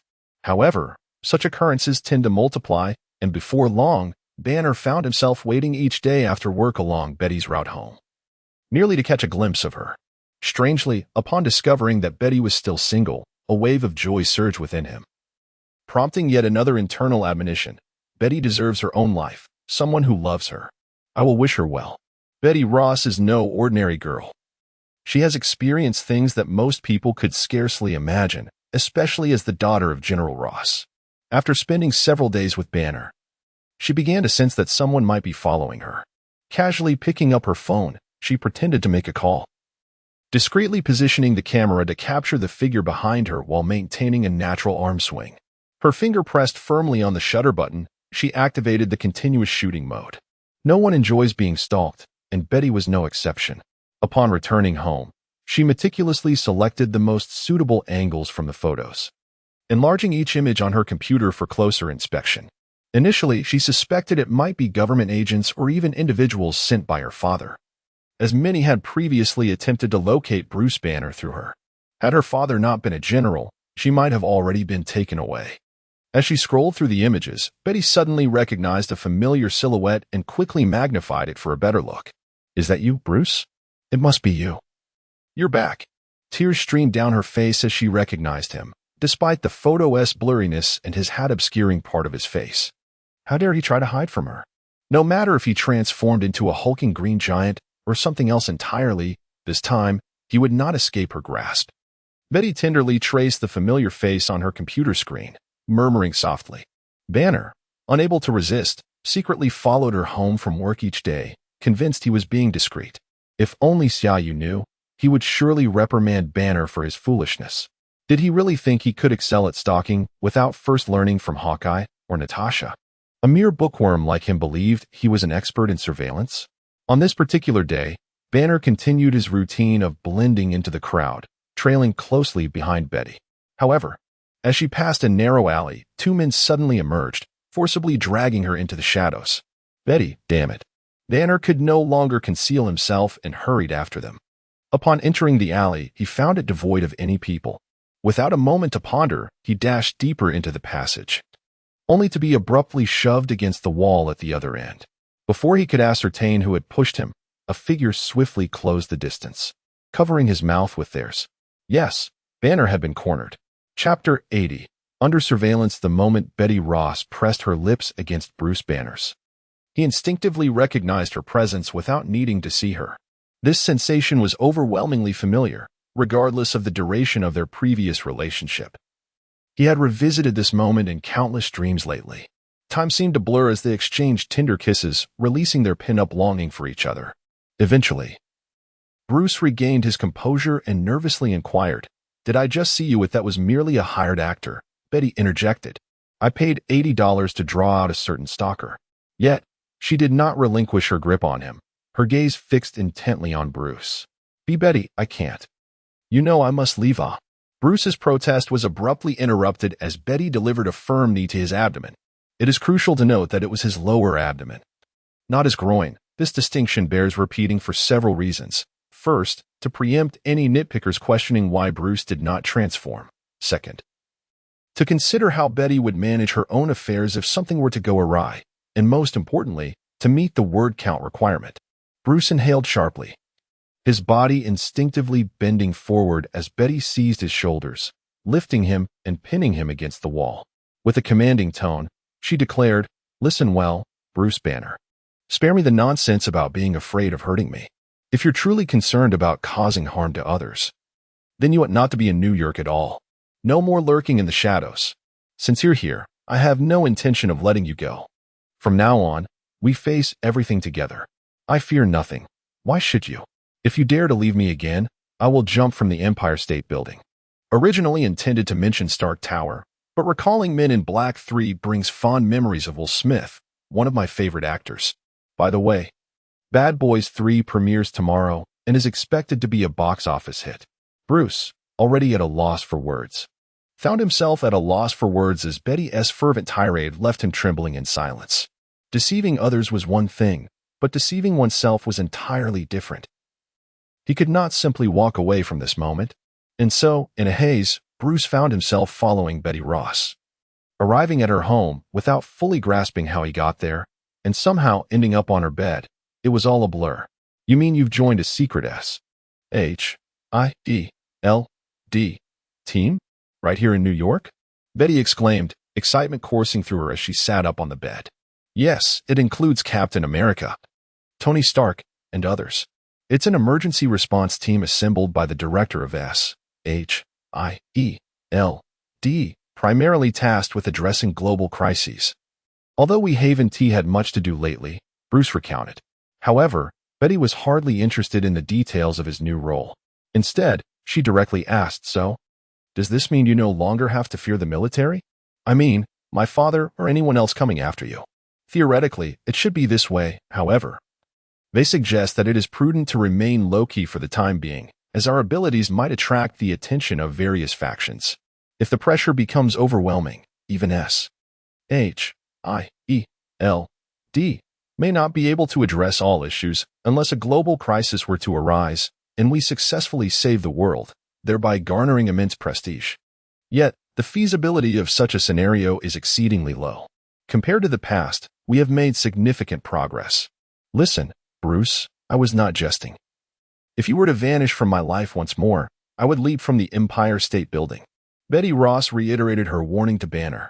As she spoke, Betty's eyes suddenly glistened with tears as she clung to Banner, choking back her emotions. "I have contemplated starting anew, yet I find it utterly impossible. Your image occupies my every thought. I do not care if you become a green giant or something else entirely. Please do not leave me again, all right?" With a blend of firmness and tenderness, Bruce Banner, who had already been pondering her sentiments, found himself unable to withstand her plea and softly replied, "I promise you, I will no longer evade this. Regardless of what transpires, I will not abandon you. I assure you." Hearing his repeated vows, Betty's smile returned, and she bestowed upon him a passionate kiss. Scene transition. Xiaoyu had not anticipated that his arrival and the premature formation of the Avengers would rekindle the romance between Bruce Banner and Betty Ross. Even if Xiaoyu were to learn of this, he would feel a sense of comfort, for Natasha had later harbored deep feelings for Bruce. Had it not been for Banner's insecurities, they would undoubtedly have been together. Xiaoyu, while interacting with Banner, felt a twinge of guilt. However, it was merely guilt, not regret, for Banner had not provided Natasha with the dream home she longed for. During their movie-watching days, Xiaoyu often felt an urge to reprimand Banner for rejecting Natasha. Thus, Banner was decisively retained by Betty Ross. Although Xiaoyu had not yet had the opportunity to assist the Avengers in saving the world, He had already salvaged their romantic lives. Not only Banner, but Captain America and Peggy Carter, as well as Tony Stark and Pepper Potts, destined pairs, also entered into their romantic phases under Xiaoyu's influence. Were Xiaoyu to learn of Banner's situation, he would undoubtedly refer to himself as Marvel's matchmaker. Returning to Banner and Betty Ross. The two had not seen each other for quite some time. Absence had indeed made their hearts grow fonder. In recent days, Banner had been picking Betty up from work each evening, and they returned home together like a typical couple in love. The target had been confirmed as Bruce Banner. From a distance, a man at the window of an apartment set down his telescope and picked up the phone, stating, "I see them." Looking out the window, he observed Banner and Betty Ross entering the apartment building, engaged in light-hearted conversation. The rating has dipped slightly. I humbly request a wave of 5-star reviews. Thank you sincerely. Chapter 81. Trouble for Banner. The Avengers base was bustling with rare excitement, for Captain America had returned, albeit alone.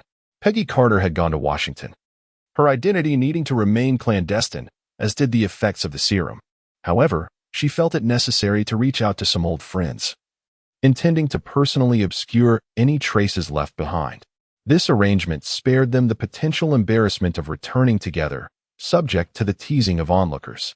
Captain America, once the epitome of resilience and justice, now seemed imbued with a touch of humanity. "Thank you all. Thank you, Sam," he expressed sincerely, his joy palpable. Sam Wilson regarded him earnestly. "Captain, we are genuinely happy for you. You deserve a life of your own, as we all do. This is indeed the best outcome." Sam's happiness was sincere, tinged with emotion, stemming from Captain America's choice to return to a life of anonymity. While witnessing the elderly captain was fulfilling in its own right, it also evoked a sense of bittersweet nostalgia.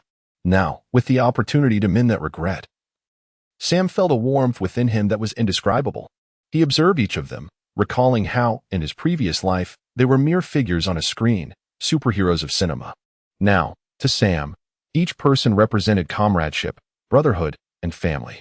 He longed for his presence in this world to bring unique, positive outcomes for everyone. This was his deepest wish. "How are you?" Natasha suddenly appeared, grasping Sam's hand. "I'm well. We will all be well, won't we?" Sam replied, gazing up at the complex expanse of New York sky. With Captain America's return, the pace of the entire base noticeably quickened. In his previous life, Captain America had commanded the Avengers not merely by virtue of his title, but through his leadership. Under his influence, the team engaged earnestly in daily combat training. At least now, the long-range vibrational attack utilizing Mjolnir had been successfully developed, showcasing Captain America's considerable talent in various respects.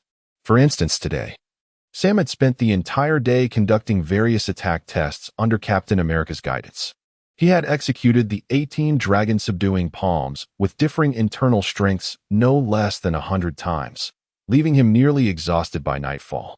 When he intended to engage in some leisurely activities with Natasha, yet, as he caught sight of Natasha looking at him with sultry eyes, he couldn't resist leaning in for a kiss.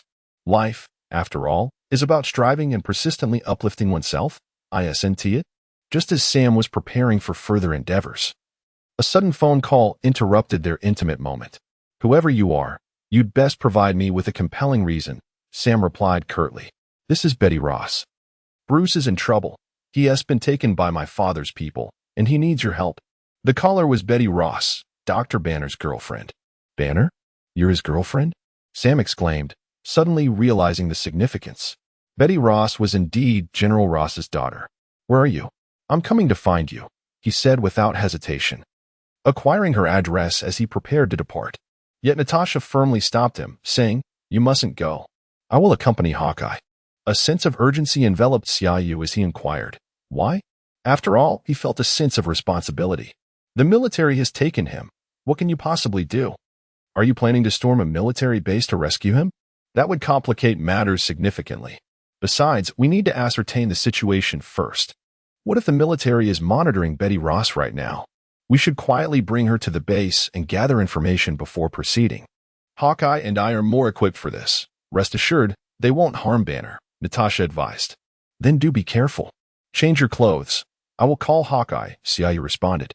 Heeding wise counsel often leads to fruitful outcomes, As long as Banner is present, he should be relatively safe. Amidst the commotion, Captain America and Thor soon joined them, all waiting anxiously for updates. True to her expertise, Natasha returned within an hour. Xiaoyu realized he had never truly paid attention to the film The Incredible Hulk in his previous life, particularly regarding Betty Ross's appearance. She was indeed quite beautiful, albeit not overly refined, possessing a somewhat rugged charm. It was rare to find someone as exquisite as Natasha, especially since meeting Xiaoyu. She had maintained her stunning appearance. "Where is Clinton?" the captain inquired. "He is handling some loose ends," Natasha replied, directing Betty Ross to take a seat while she fetched some water. "Let us discuss the situation, Betty. I assume Banner has briefed you on the circumstances here?" Xiaoyu asked directly. "Yes, he visited me secretly some time ago, and I discovered him. I orchestrated a meeting with him. He is quite insecure, fearing he might harm me. But I threatened to jump off a building if he didn't stay. So we have spent a lot of time together. But I was unaware that my father's people had discovered us," Betty Ross responded candidly. After taking a sip of water, she continued, "I just want him to remain by my side, and he mentioned that he has joined SHIELD. I thought everything was fine since we didn't deliberately hide our tracks, so you will rescue him, right? He can't stay in military custody. They will experiment on him indefinitely." Betty Ross appeared somewhat remorseful as Captain America consoled her. "This is not your fault, Miss Ross, nor is it Banner's. We will certainly assist you, so do not worry." "Miss Ross, I mean no offense, but how was Banner so easily taken? Did the Hulk not resist?" Xiaoyu asked in confusion. "He does not wish to harm anyone, and there were too many people there. My father threatened him, stating that if he transformed, the military would not hesitate to fire upon him, and there are many innocent lives in the city." Betty Ross's voice grew softer, as she felt her father's methods were somewhat disgraceful. This tactic seemed eerily familiar, prompting everyone to turn their gaze towards Xiaoyu. Cough. Cough. Chapter 82. Formulating a strategy. Xiaoyu cleared his throat twice to alleviate the awkwardness. "It's fine. Do you know where he has been taken?" "I will go retrieve him immediately. I have no idea where he has been taken. Aren't you part of SHIELD? You should be able to find out," Betty Ross replied. Xiaoyu turned his gaze toward Natasha and Hawkeye. "We can indeed ascertain his location. But the crux of the matter lies in how we can rescue him," Natasha stated. Xiaoyu expressed confidence. "Just pinpoint the location, and I will fetch him back. I don't believe it will be too difficult." Captain America interrupted Xiaoyu with a wave of his hand. "We need a plan. There are surely heavy defenses in place." Natasha added, "This is not a question of your abilities. We cannot engage directly with the military. That would only exacerbate the situation.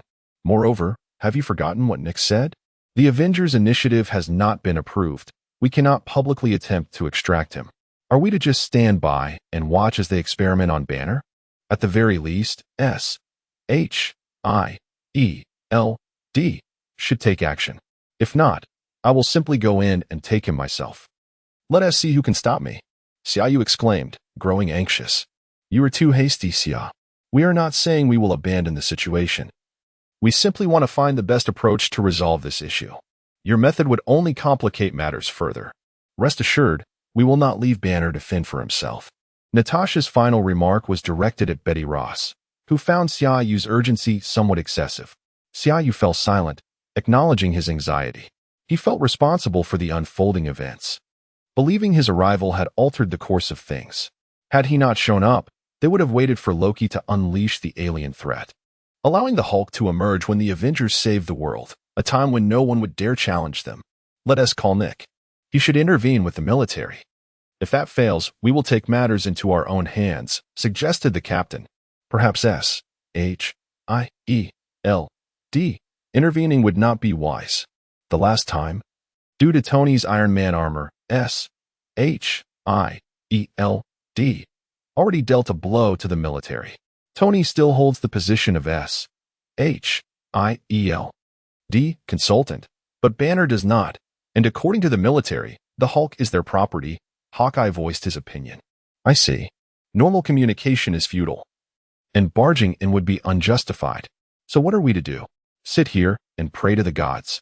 Xiaoyu slammed the table in frustration. "Calm down, Xia. We are merely analyzing the situation, all right? Natasha responded, but then paused as a thought struck her, turning to Thor. Everyone suddenly focused their attention on Thor. Why are you all looking at me? I have no understanding of your Earth's myriad departments and their relations. I am only responsible for action, Thor said, feeling uneasy under their gaze. Thor, do you hold any position within S.H.I.E.L.D.? Xiaoyu inquired. None. They merely provided me with an identification card, stating I am your brother. Was that not given to me by you? Thor replied. No, think about it. Besides being my brother, what other identity do you possess? Consider it, Xiaoyu gently urged. Thor gazed at the assembly, his voice slightly amplified as he proclaimed. I have already amended that flaw. It has been a long time since I spoke in such a manner. Are we not deliberating on how to rescue Banner? Why am I being called into question? Xiaoyu continued. Look, Miss Ross has been here for quite some time, and you are not even acquainted. Will you not introduce yourself? Bewildered, Thor extended his hand for an introduction. Greetings, Miss Ross. I am Thor. Betty Ross, equally perplexed by Xiaoyu's intent, politely reciprocated the handshake. Hello, I am Betty Ross. You did not introduce yourself in that manner before. Where is your pride as an Asgardian? Xiaoyu pressed on. Thor, feeling a tinge of annoyance, retorted, You prompted me to say this. I am Thor, the god of thunder, son of Odin, and prince of Asgard. Bingo. Xiaoyu snapped his fingers. Natasha interjected, I shall investigate where Banner has been taken. Hawkeye stated, I will prepare the aircraft. We shall depart shortly. Xiaoyu explained to Betty Ross and the still befuddled Thor, S.H.I.E.L.D. is directly demanding his release, which complicates matters and places us in a passive position. However, we cannot simply storm in. That would be a provocation to the military and the government alike. Yet, Thor is different. He is an Asgardian, an extraterrestrial. If the military feels their dignity is threatened, let them seek Odin in Asgard. I am the god of thunder. Not an alien, Thor complained. Understood, god of thunder. Your followers require your salvation now, Xiaoyu replied, patting Thor on the shoulder. Nick Fury once claimed that no disturbance in the world could escape his notice, a statement that may be exaggerated, yet in the eyes of S.H.I.E.L.D., the North American continent harbors no secrets. Without consulting S.H.I.E.L.D.'s upper echelons, Natasha swiftly uncovered the location where Banner was being temporarily detained, thanks to her extensive network and connections. Captain, we have arrived in your territory. Banner is currently in the basement of the Brooklyn Museum, a clandestine military base surrounded by schools and residential areas. I suspect General Ross is leveraging this to coerce Banner into compliance. Natasha displayed an electronic map on the table, stating, It is right here. I surmise the military is constructing a facility capable of containing the Hulk, granting us ample time to orchestrate a rescue. This location, while discreet, is situated within the city, thus heavy weaponry is unlikely. Thor, you must charge in directly to rescue him. Speed is of the essence to prevent Banner from being injured and transforming. Enter, retrieve Banner, and we shall provide aerial support. Unless absolutely necessary, you must undertake this alone. Natasha cast a significant glance at Xiaoyu. Xiaoyu scratched his head, feeling somewhat sheepish. Let us proceed. Chapter 83. General Ross in the aftermath of September 11th. The military established a substantial emergency anti-terrorism presence in every significant city, primarily focusing on air defense missiles, which were almost ubiquitous in underground areas such as parks and museums. Natasha elucidated this while aboard the aircraft. Hawkeye, piloting the plane, interjected, Take our current objective, the Brooklyn Museum. Beneath it, not only are there air defense systems, but also various reconnaissance and communication networks, including radar and radio equipment. While these details may seem trivial, what truly matters is that these bases were hastily constructed at the time, with the government striving to obscure the reality of missiles positioned right beneath the populace's feet. The costs involved were never disclosed. What relevance does this have to our operation? Xiaoyu inquired. It is highly pertinent.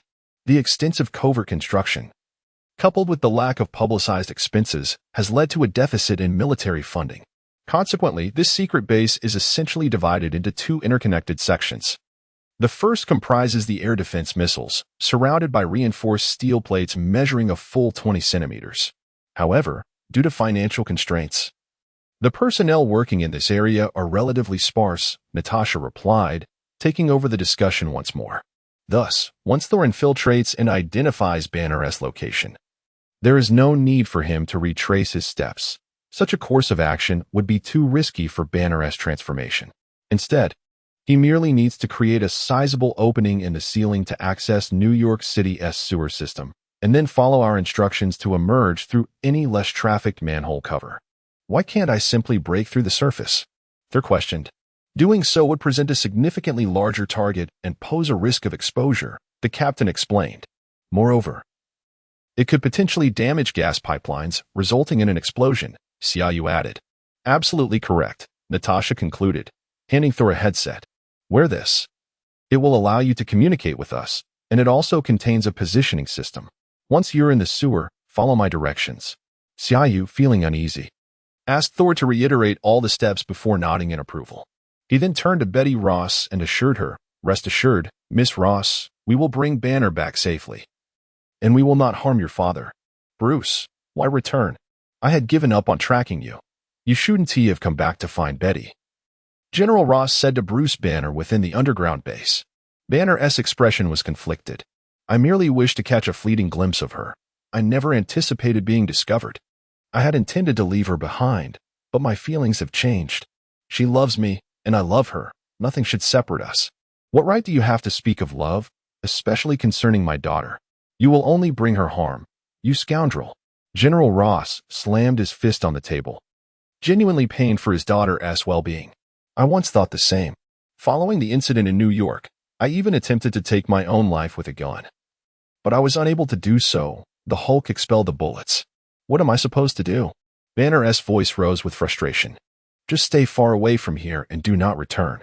You know how dangerous you are, General Ross shouted, then took a few deep breaths to calm himself before continuing. Do not leave again. The serum in Bronsky is less stable than that within you. Stay and assist me in refining the super soldier program, and in return, I shall grant you the opportunity to research a serum for your own healing. Dr. Banner shook his head in refusal, expressing his desire to say no more. It was futile. You have ample time to contemplate, and in a few days, I shall facilitate your departure from here. Do not blame me for my warning. If you choose not to assist, prepare to languish in a cage for eternity as a subject of experimentation. General Ross turned and exited. Keep a close watch on him. As long as he remains in this room, he may do as he pleases. Any attempt or intention to leave this room shall be met with immediate gunfire, General Ross commanded loudly to the guards at the door, ensuring Banner could hear. Banner had no intention of escaping unless he transformed into the Hulk, yet engaging the military in such a manner would inevitably result in collateral damage. He would rather perish than unleash another catastrophe. Meanwhile, back in his temporary office, General Ross lit a cigar and sighed deeply. Once, Bruce Banner had been his most promising scientist.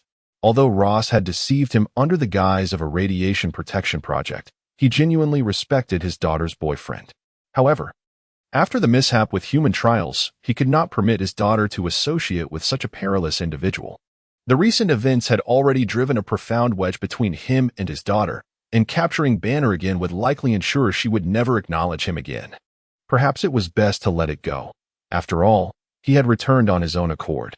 The super soldier program must proceed. Warfare necessitates soldiers, not the peculiar Team Stark had described. As for his daughter, he would gradually seek to mend their relationship. Fathers and daughters cannot remain estranged for eternity. General Ross exhaled a plume of smoke, and amidst the swirling haze, a hint of guilt and reluctance crossed his face, overshadowed by a fervent obsession. Suddenly, a loud explosion echoed outside, accompanied by the screams of soldiers and the crack of gunfire. Damn it, has he transformed? Ross feared Banner had become the Hulk. His heart raced. Although he had coerced Banner into staying, if chaos erupted in the city once more, he would find himself in a precarious situation. The previous clash between the Hulk and Abomination had already caused him considerable trouble, and another disturbance of such magnitude would jeopardize the super soldier program, a project that had already been delayed for far too long. This was one of the reasons he had ultimately decided to capture Banner upon his return. As thoughts raced through his mind, General Ross hastily exited his cramped temporary office. Before he could discern what was transpiring outside, a hammer loomed into his line of sight, growing larger until it engulfed his vision. Boom! General Ross was propelled backward, collapsing into unconsciousness. Chapter 84. Family, united hearing the commotion outside. Banner rose and peered through the small window in the door, just in time to witness Thor deliver a mighty blow that sent General Ross flying. A cold sweat broke out on Banner. He feared that one strike might prove fatal. After all, Ross was Betty's father, and in a sense, his own father-in-law. Thor, do not kill him, Banner shouted towards the entrance. Upon hearing Banner's voice, Thor's eyes lit up, and he promptly strode towards the room. The interval between Thor entering and Banner's call was but 5 or 6 seconds. With fewer than 20 soldiers present, they were no match for Thor, who had already incapacitated several, while the remainder cowered in fear or remained frozen in place. The 2 soldiers stationed at the door observed the chaos unfold, watching Thor charge forward like a rampaging behemoth, impervious to bullets. As Thor approached, they exchanged knowing glances and, in perfect accord, tossed aside their weapons, collapsing to the ground in feigned unconsciousness. Fear not, I moderated my strength. They advised me to go easy, Thor declared, kicking the door open to address Banner. Hurry, Thor. The alarm has been triggered, and reinforcements are on their way, Natasha's voice crackled through the earpiece. Without hesitation, Thor swung his hammer, creating a large hole in the ceiling. We shall exit through here. He scooped up Banner and leaped into the opening. For safety's sake, Natasha directed Thor and Banner through the sewers. Traversing half of Brooklyn before emerging in a secluded spot, they found themselves in an abandoned factory, where Banner and Thor crawled out of the sewer to see a Quinjet parked nearby, with their companions waiting for them. As soon as Banner emerged, Betty Ross rushed forward and embraced him tightly. Oh my God, I'm so relieved you're safe. Thor glanced at the two in their heartfelt embrace and stepped forward. Addressing the others, are you not inclined to offer me a hug as well? Tonight, I am a hero. The group instinctively recoiled, their faces expressing distaste. Thor, my dear brother, please keep your distance. Your odor is more offensive than a restroom. You should fly back alone to spare the jet from your stench. Came the retort from Summer and the others. Even Captain America, who often radiated an aura of virtue, subtly shifted half a step behind Hawkeye to minimize his presence before Thor. Bruce, let us leave New York, leave this country. Anywhere will suffice, just the two of us, Betty said passionately to Banner, not wanting to live in fear any longer, yet reluctant to part from him. Rest assured, Miss Ross, we will protect you and ensure Banner is not taken again, Captain America interjected, stepping forward to offer reassurance. Wherever you go, it is not safe. Trust us, Betty. Natasha joined the conversation, urging her to reconsider. However, at that moment, Banner fell prey once more to his indecisiveness. Betty, perhaps your father is right. My presence only brings you harm. Bang. This time, it was a blow to the groin. This was indeed a strike to the very core. Betty Ross, filled with resentment, struck out, causing Banner to curl up like a shrimp on the ground, clutching his groin tightly. Disregarding the pain as he hurriedly attempted to regulate his heartbeat through deep breaths. Each inhalation and exhalation was accompanied by a sound of sharp intake, which resonated with an uncanny strangeness. Without hesitation, Betty delivered a knee strike, prompting the onlookers to gasp in shock. The captain swiftly drew his shield, while Xiaoyu donned his battle armor, and Thor raised his hammer. Observing the motionless Banner, who continued to breathe deeply without any other visible change, they gradually relaxed their vigilance. This is my final warning to you, Bruce Banner. If you dare utter anything about leaving my side again, I shall drag you down from the Empire State Building with me, she declared, turning her back as she boarded the aircraft. Is he all right? He seems gravely injured. Should we take him to the hospital? Someone inquired. Not to worry. Once Banner transforms, all injuries will heal. It's nothing serious, another responded. Look at his face. It has turned purple. Should we lift him onto the plane? The group gathered around the fallen Banner, forming a circle and beginning to whisper amongst themselves. Finally, Hawkeye voiced his opinion. He'll be fine. Just leave him be. He'll recover shortly. Why do you say that? Thor asked with curiosity. I noticed Miss Ross's technique. It was quite practiced, clearly not her first time. Banner has likely grown accustomed to it, Hawkeye analyzed with expertise. The others nodded in agreement, yet they regarded the fallen Banner with a mix of sympathy and bewilderment, pondering the implications of a girlfriend being so skilled in these strikes. On the ground, Banner, regaining his composure, slowly extended two trembling fingers and stammered, "TW." Twice. If America has no secrets in the eyes of S.H.I.E.L.D., then New York, the headquarters of S.H.I.E.L.D., is utterly transparent to them. Just as a few of them boarded the plane, Natasha's phone rang. "It's Nick," Natasha announced to the group. "I'll take it," Xiaoyu said. Grabbing the phone, "Nick, every time you seek someone out, it's either breaking and entering or the dead of night. Don't others need to rest?" Xiaoyu snapped into the phone, his frustration palpable. Even after decades at S.H.I.E.L.D., Nick Fury was momentarily taken aback by Xiaoyu's outburst. The dialogue was decidedly unusual. For 3 full seconds, there was silence on the line. And just as Xiaoyu was about to confirm the connection with another hello, a cacophony erupted through the receiver, prompting him to hastily pull the phone away from his ear. "Damn it, you dare claim you're asleep? Do you think I'm an idiot? I can hear the noise of flying on your end through the phone," Nick exclaimed furiously, his voice loud enough for everyone to hear. Xiaoyu, matching Nick Fury's volume, shouted back, "Why wouldn't I be asleep? What flying? That's just the noise from my air conditioner malfunctioning. What do you want from me at this hour? Do you care whether I'm sleeping or flying? And you dare question why I'm looking for you?" Thor's audacious intrusion into the military base has raised numerous questions. Why was Banner discovered? Why was he permitted to roam freely? And why was General Ross's daughter taken? Nick Fury felt an overwhelming surge of frustration. Having only just succumbed to slumber when chaos erupted, it was one thing to cover up the incident. It was another matter entirely to anticipate the repercussions that might unfold come morning. Did they truly believe the military would disregard their reputation? Xiaoyu tapped his ear, lowering his voice, though it still carried an odd tone. "First and foremost, our intention in retrieving Banner was to collaborate, not to surveil him. Secondly, I am neither Betty Ross's caretaker nor her guardian. Both she and Banner are consenting adults, endowed with personal freedom. As for Thor, he hails from Asgard. If you wish for clarity on his actions, consult the military regarding their relations with Asgard." A heavy silence enveloped Nick Fury as he contemplated the situation before finally speaking. "The military is not naive, and S.H.I.E.L.D. is not infallible. Sooner or later, General Ross will seek us out. And this matter cannot simply be brushed aside." Xiaoyu remained silent for several seconds before articulating his thoughts carefully.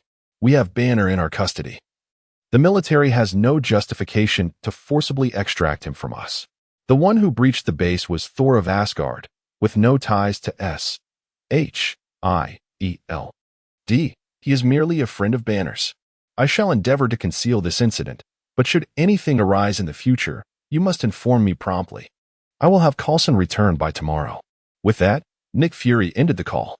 The atmosphere grew heavy with silence until Banner finally broke it. "Xiao, perhaps we should leave. We could find a place where no one can locate us. This situation is detrimental to everyone involved." Xiaoyu furrowed his brow, tempted to voice his frustration. But Captain America interjected.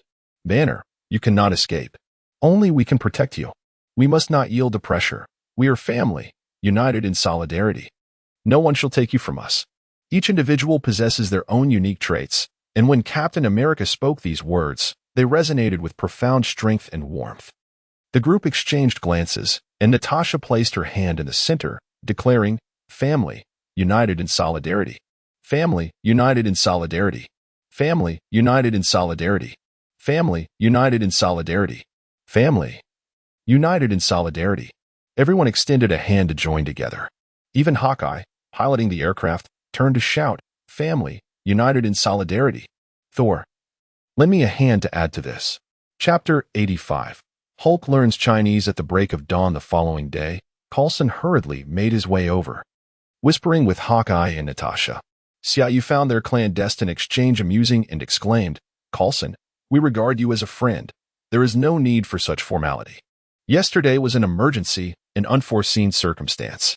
In the future, we will certainly inform you of any matters." Coulson looked up, voicing his grievance, I am not blaming you, Xia. I simply wish for them to inform me in advance. Although I wasn't present, I am responsible. Nick called me yesterday, and I was utterly oblivious to what transpired. He gestured toward Hawkeye and Natasha, continuing, "While I understand that you were preoccupied, these two have been my colleagues for years. They should have notified me to prevent any confusion when the boss inquires." Xiaoyu laughed heartily, suspecting that Nick Fury had vented his frustration from the previous day onto Coulson. He approached Coulson, patting him on the shoulder. "Let go of the past. Tell us about that cellist. Did you make any progress?" Coulson's expression immediately soured. "I had meticulously planned a date, confident I could make a meaningful connection.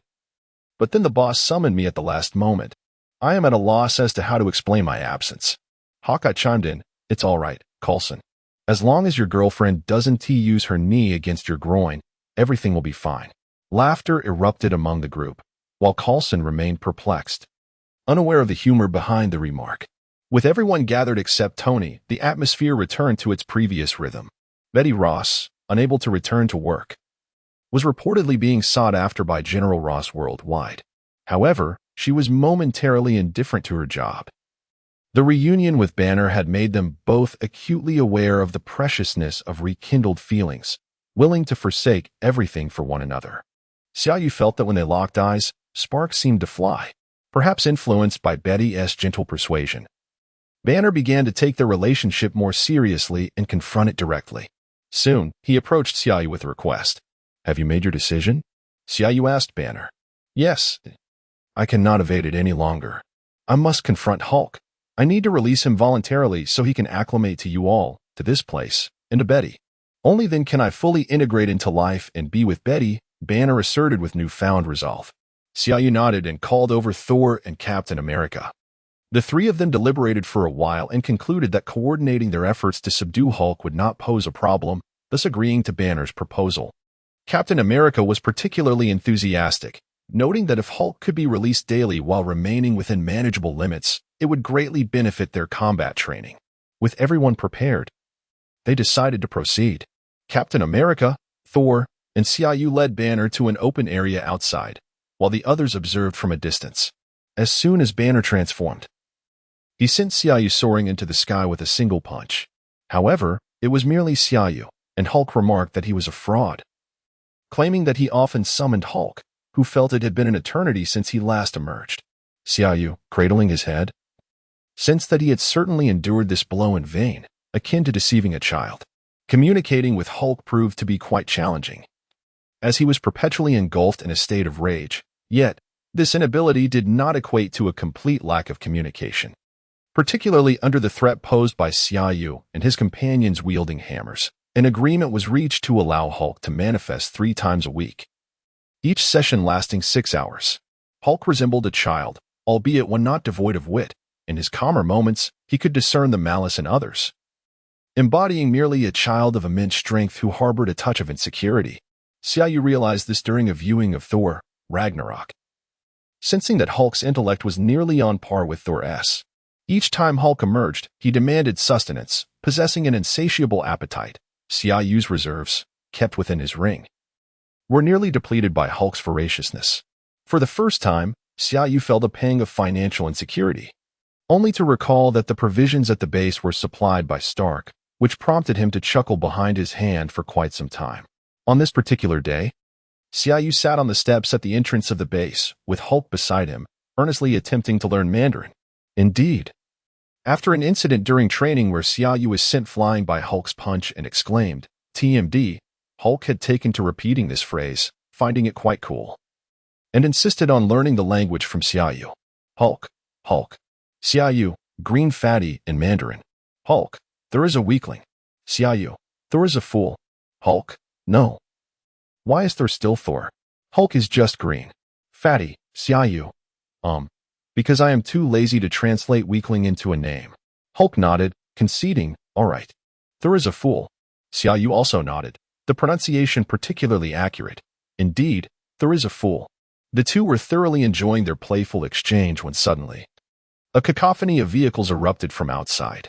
The sound indicated not just 1 or 2 vehicles, as Xiaoyu stood up to gaze into the distance, where at least 20 to 30 vehicles were visible to the naked eye.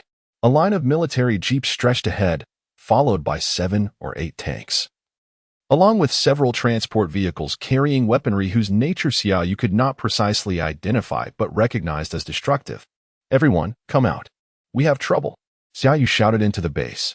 Chapter 86. Invasion of private dwellings. With a powerful invocation of his inner strength, Xiaoyu's voice echoed, prompting the inhabitants of the base to rush forth. In truth, there were only a handful of them. Tony was absent, and with Betty, Ross, and Coulson included, the total count was merely 8. Upon witnessing the unfolding scenario, Natasha, Hawkeye, and Coulson were stricken with alarm, particularly Coulson, who murmured to himself, "It's impossible. With such significant military maneuvers, how could we have received no intelligence?" As if to slap Coulson's disbelief in the face, 4 armed helicopters emerged in the distance. "It's General Ross," Hawkeye asserted confidently. Xiaoyu turned back in astonishment, addressing Hawkeye. "What kind of vision do you possess? Even with my inner strength, I cannot discern the individuals inside. Your claim seems implausible." Hawkeye shot Xiaoyu a derisive glance and replied, "Is it necessary to ask? Who else could it be?" Xiaoyu felt an overwhelming urge to chastise himself for his unwarranted curiosity. As the military presence loomed larger, the recently concluded training session saw the personnel swiftly don their armaments. Xiaoyu equipped himself with his battle armor and gently patted Hulk's arm, advising, "Do not act impulsively. Otherwise, I shall restrain you to the ground. Should I indicate the need for combat, you may engage." Hulk emitted a reluctant roar of frustration, but ultimately nodded in compliance. "You must negotiate with them. Ensure Xiaoyu and the others do not act rashly. I will contact military personnel immediately. Something feels amiss. We have received no word from our side, and you must maintain control of the situation," Nick Fury concluded as he hung up on Coulson. "Stay calm, everyone. I will handle the negotiations. Let us not exacerbate the atmosphere," Coulson reassured as he ventured outside. A convoy of military vehicles disregarded the road, driving directly across the lawn until halting approximately 20 meters from the gate. Fully armed soldiers disembarked, and Xiaoyu estimated at least 100 personnel, accompanied by tanks and other offensive weaponry, lined up in the back. All barrels were aimed squarely at the assembled group in front of the base. Such a formidable display had effortlessly eluded the attention of SHIELD. It seemed Nick Fury's confidentiality efforts were lacking. It was evident that the ability to bypass Nick Fury's vigilance was not solely the doing of General Ross. There were likely others harboring clandestine intentions. Xiaoyu glanced upward as the leading helicopter began its descent. The show of force was undeniably grand, yet they had chosen the wrong venue to display their bravado. Xiaoyu swiftly advanced a few paces, deftly maneuvering to strike the ground at the soldiers' feet with a flurry of powerful blows. 10 golden dragons of the east erupted forth, startling the soldiers in formation, who had never encountered such phenomena before. Was it magic or something else? They staggered backward in confusion, their ranks disrupted, with some tripping over their comrades in their haste.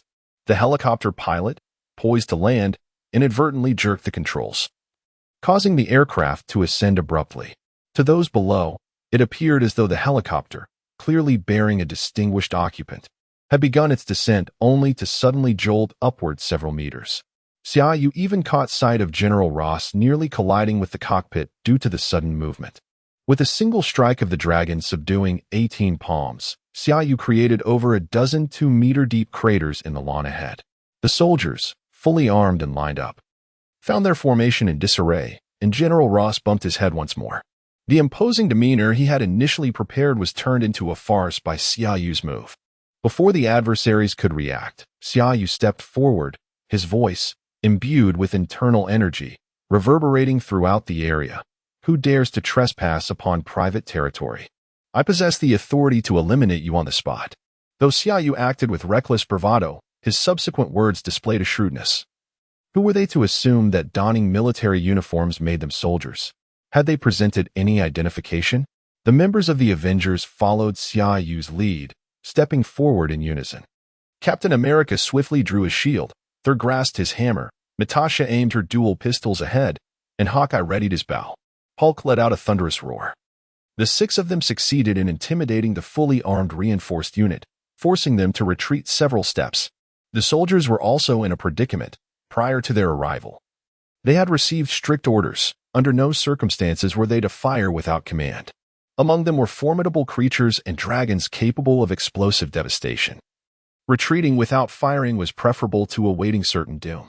General Ross understood that his authoritative presence was futile, casting a glance towards his aide. The aide picked up a microphone connected to an external speaker from the aircraft, declaring, "We are from the Department of Defense and require your cooperation for an investigation." Xiaoyu showed no inclination to concede, retorting, "We have received no prior notification, nor have you presented any identification. Regardless of your identities, you were trespassing on private property. You have 1 minute to vacate the premises."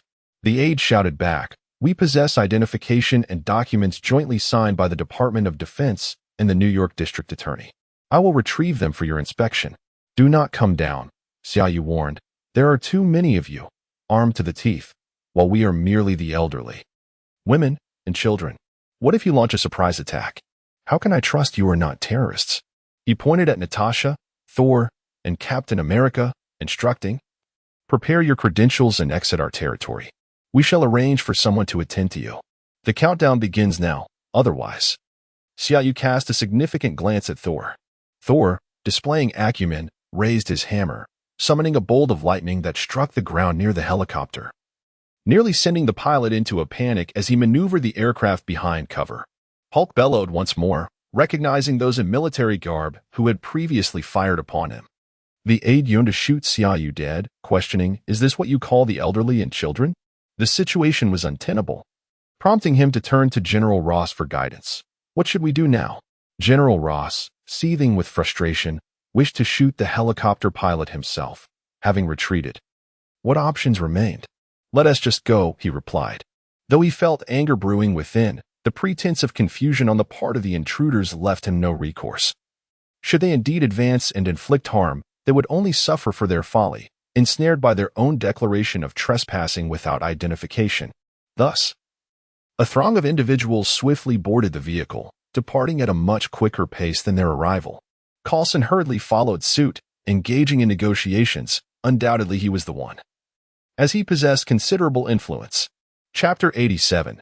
Unreasonable conduct. This time, General Ross arrived by car, accompanied by 4 helicopters in the distance. The soldiers remained in the vehicles as Xiaoyu approached from afar. "Coulson, why not introduce this esteemed general from the military? I have always held a deep admiration for soldiers, ha ha ha." Xiaoyu laughed heartily as he approached, his smile so sincere that General Ross momentarily believed the previous events were merely a figment of his imagination. Even Coulson, a seasoned intelligence operative, was momentarily taken aback by Xiaoyu's rapid shift in demeanor before responding. "This is General Ross from the Department of Defense." "General Ross, this is our S.H.I.E.L.D. advisor, Xiaoyu." General Ross was notorious for his iron-fisted approach, and after being caught by Xiaoyu for his unlawful intrusion, coupled with the fact that Banner and Betty had been taken away, and he himself had been struck by Thor, there was little goodwill left to extend towards Xiaoyu. Humph. General Ross initially intended to utter some harsh words, but upon recalling how his authoritative stance had been undermined, he refrained and merely grunted before striding away. The military typically operates by taking action first and negotiating later, disregarding any governmental backing. They rely on their own might to assert control. However, this time, Xiaoyu and his allies possessed significantly greater strength, leading to their unexpected disadvantage. Xiaoyu pointed at General Ross and remarked to Coulson, "Look at this man. Devoid of grace, lacking even basic courtesy." I was prepared to shake his hand. Coulson, observing Xiaoyu's serious expression, was rendered speechless. "How did you treat him earlier? You were practically ready to take down his helicopter. Who's going to show you courtesy?" Given General Ross's stature, it was expected that he would enter the room and take his seat before addressing any serious matters. However, before he could even reach the entrance, Hulk let out a thunderous roar, blocking the doorway and glaring at General Ross with an intensity that suggested he would strike if he dared to advance further. In contrast to others, regardless of their combat prowess, everyone else typically needed to navigate within a single nation and system, even if they secretly wished to eliminate their adversaries. They would still extend some semblance of respect. But who could guarantee Hulk would refrain from acting? General Ross glanced towards the assembled Avengers, only to find them deliberately averting their gaze. Only Betty Ross met his eyes, her expression tinged with resentment.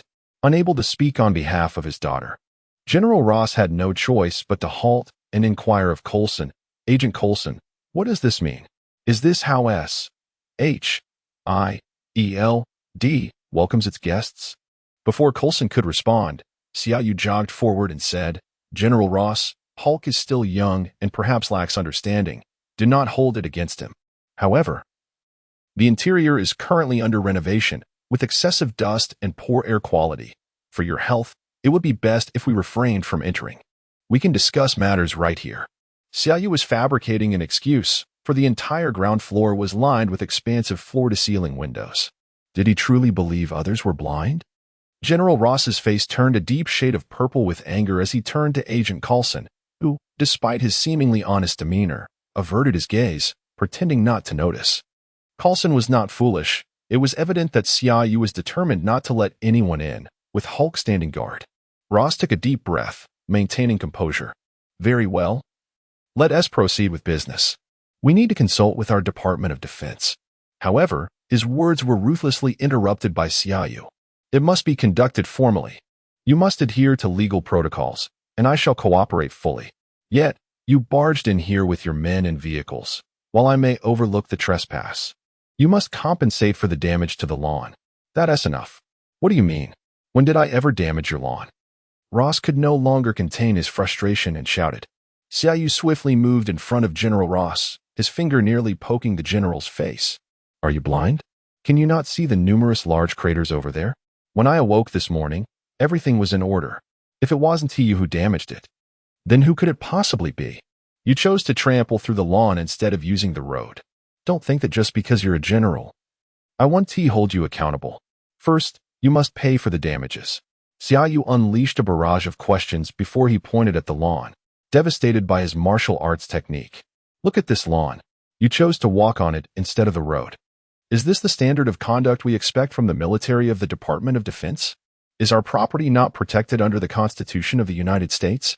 Clearly, it was you who caused the damage, so stop evading the topic. I am here today.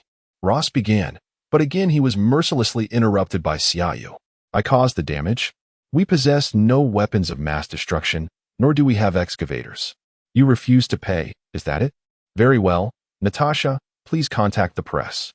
I believe they would be quite interested in reporting how the military unlawfully trespassed on private property and damaged civilian assets. General Ross had never encountered such a situation in his life. What on earth was happening? Xiaoyu's jesting had completely disrupted his plans and rhythm, and he had struck at Ross's vulnerable point, from the initial trespass to the threat of involving the press, a move entirely unforeseen yet remarkably effective. Xiaoyu gestured towards Hulk, stating, I understand your purpose here, but let us settle this matter first. You have your documents and orders. I will fully cooperate with you. With his right hand gripping his aide's shoulder tightly, Ross's fingers felt as though they were digging into flesh. After a considerable pause, he managed to calculate. How much must they pay? Natasha swiftly approached the aide, assessing the extent of the lawn's damage and estimating a price. Xiaoyu interjected, Natasha. Tony Stark always procures the best. Let us calculate based on the highest market value. There is no need to spare them. After all, the military is quite affluent. General Ross clenched his fist tightly, his nails nearly piercing his flesh, contemplating the notion of relinquishing money, while secretly plotting to see how they would safeguard their people once he departed with them. After a painstaking negotiation, the aide presented a check, prompting Natasha to nod towards Xiaoyu and General Ross. It was only then that General Ross relaxed his grip. We have compensated for the lawn. Can we now discuss more pressing matters? Xiaoyu shrugged, adopting an expression of utmost innocence as he replied, I am indeed eager to conclude our business promptly. We are all rather occupied and cannot afford to squander time with you. While it is true we have compensated for the lawn, your tanks have also damaged the road, and compensation is warranted for that as well. Coulson, unable to bear the situation any longer, interjected, Xia, you are mistaken. The road is in perfect condition. Xiaoyu smiled, extending his left hand to gesture towards the road ahead. Look, you claim it is undamaged, yet it is riddled with large craters. With that, Xiaoyu swiftly struck the ground with his right hand. Boom. A crater nearly a meter deep was blasted into the pavement. The audience stood in stunned silence, particularly the military personnel who were accustomed to being unreasonable. Who would dare contest them? What transpired was not merely unreasonable, it was outright extortion. Today, Xiaoyu imparted a valuable lesson to the military representatives about what it means to be unreasonable and the audacity of speaking falsehoods with eyes wide open. Chapter 88. You were surrounded. General Ross could no longer contain his fury. He seized Xiaoyu by the throat, pulling him close enough for their faces to nearly touch, and barked, "Do you wish to instigate a war? Do you?" Xiaoyu gestured behind him to signal the Avengers to remain calm, his expression one of defiance as he retorted, "Do you dare? I care not how many of you wish to witness our strength today, with such a meager number. If you truly wish to gauge our capabilities, you ought to summon the entire Department of Defense. A war? If your men dare to make a move, trust that I could have Thor single-handedly obliterate you all before returning to Asgard." Xiaoyu removed Ross's hand from his throat and quietly remarked, "Do you suppose the military would wage war against Asgard on your behalf? Or do you believe you could even locate Asgard? I insist on following due process.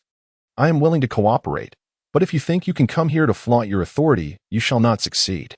Furious, General Ross suddenly raised his right hand, a gesture recognized by all as a signal to attack.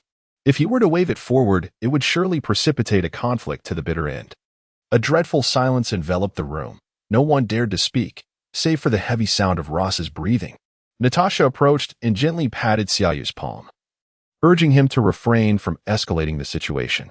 Xiaoyu met her gaze with a reassuring glance. After a lengthy pause, Ross gradually lowered his hand and stated, "Very well. I hope you remember your words. Payment first." This time, there was no room for negotiation. The aide promptly produced a check.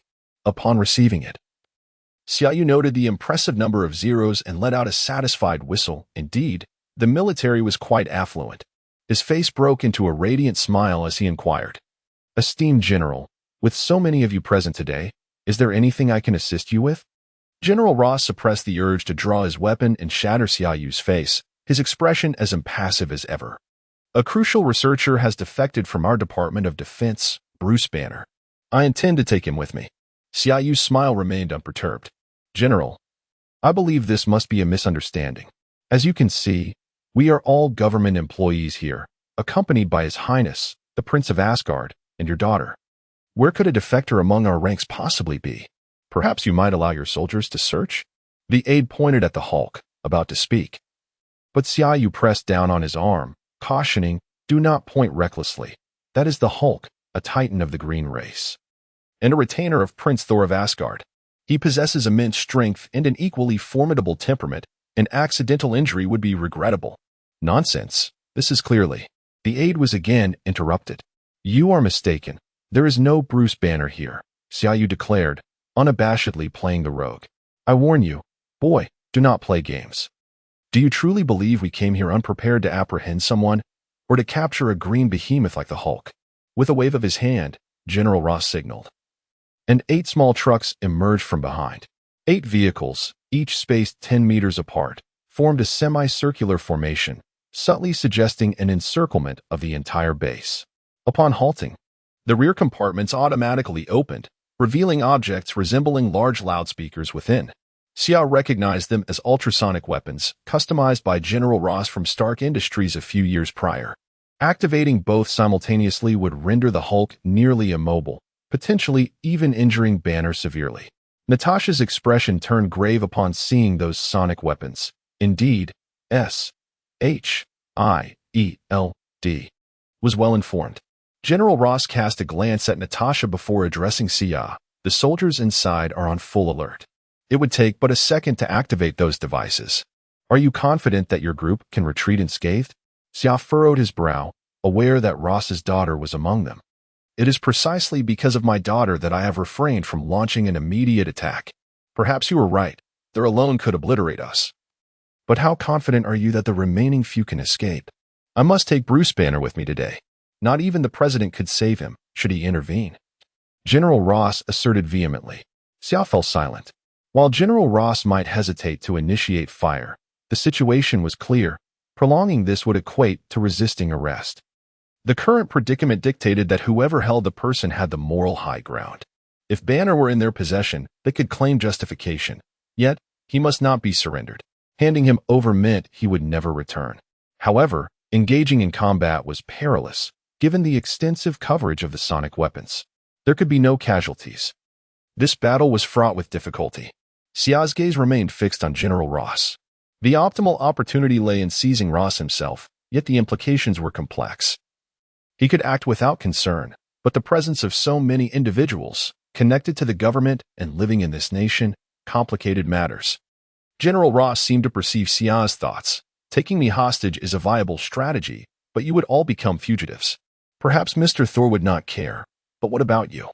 Today, you've taken enough advantage. Relinquish the individual. Damn Tony Stark, Xia muttered under his breath. General Ross felt confident of his position. Tony Stark was indeed an infuriating figure, yet undeniably a genius in weaponry. Xia, we cannot compromise. We must not surrender him. Regardless of the circumstances, we must stand united. The decision was arduous, prompting Captain America to step forward in support of Xia. This reflected Captain America's unwavering principle: no compromise, unity, and shared responsibility, irrespective of the outcome. A glint of determination sparked in Xia's eyes. They would have to seize General Ross and leave together. He cast an apologetic glance at Coulson, preparing to take action. Suddenly, a flurry of miniature missiles descended from the sky, each striking the loudspeakers of the ultrasonic weapons with pinpoint accuracy. The explosions, though not loud, resulted in the complete destruction of the sonic weapons, rendering them unusable. An expression of ecstatic joy spread across Xia's face. Are modern-day robbers truly so well-equipped? With such remarkable gear, one would expect them to target banks, rather than the warehouse of Stark Industries. As these words echoed, a striking suit of red and gold armor spun gracefully through the air before landing in front of Xia Yu and his companions. The moment Tony Stark touched down, he aimed his hands at the advancing troops, his distinctive, irreverent voice resonating from within the armor. Listen up, everyone in front of me. You are now encircled. Surrender immediately by dropping your weapons and raising your hands. In the future, I shall advocate for you in court. Why had Tony returned so promptly? As General Ross and his entourage arrived, J.A.R.V.I.S. had already briefed Tony on the situation, including Xia Yu's feigned madness. Who would have guessed that General Ross would emerge with such a plethora of sonic weaponry? Engaging them would surely result in casualties. Yet refraining from action would mean watching Banner being taken away. Thus, the only remaining option was to take Ross hostage. Xia Yu could envision this, and so could Tony. However, unless absolutely necessary, such drastic measures were unwarranted.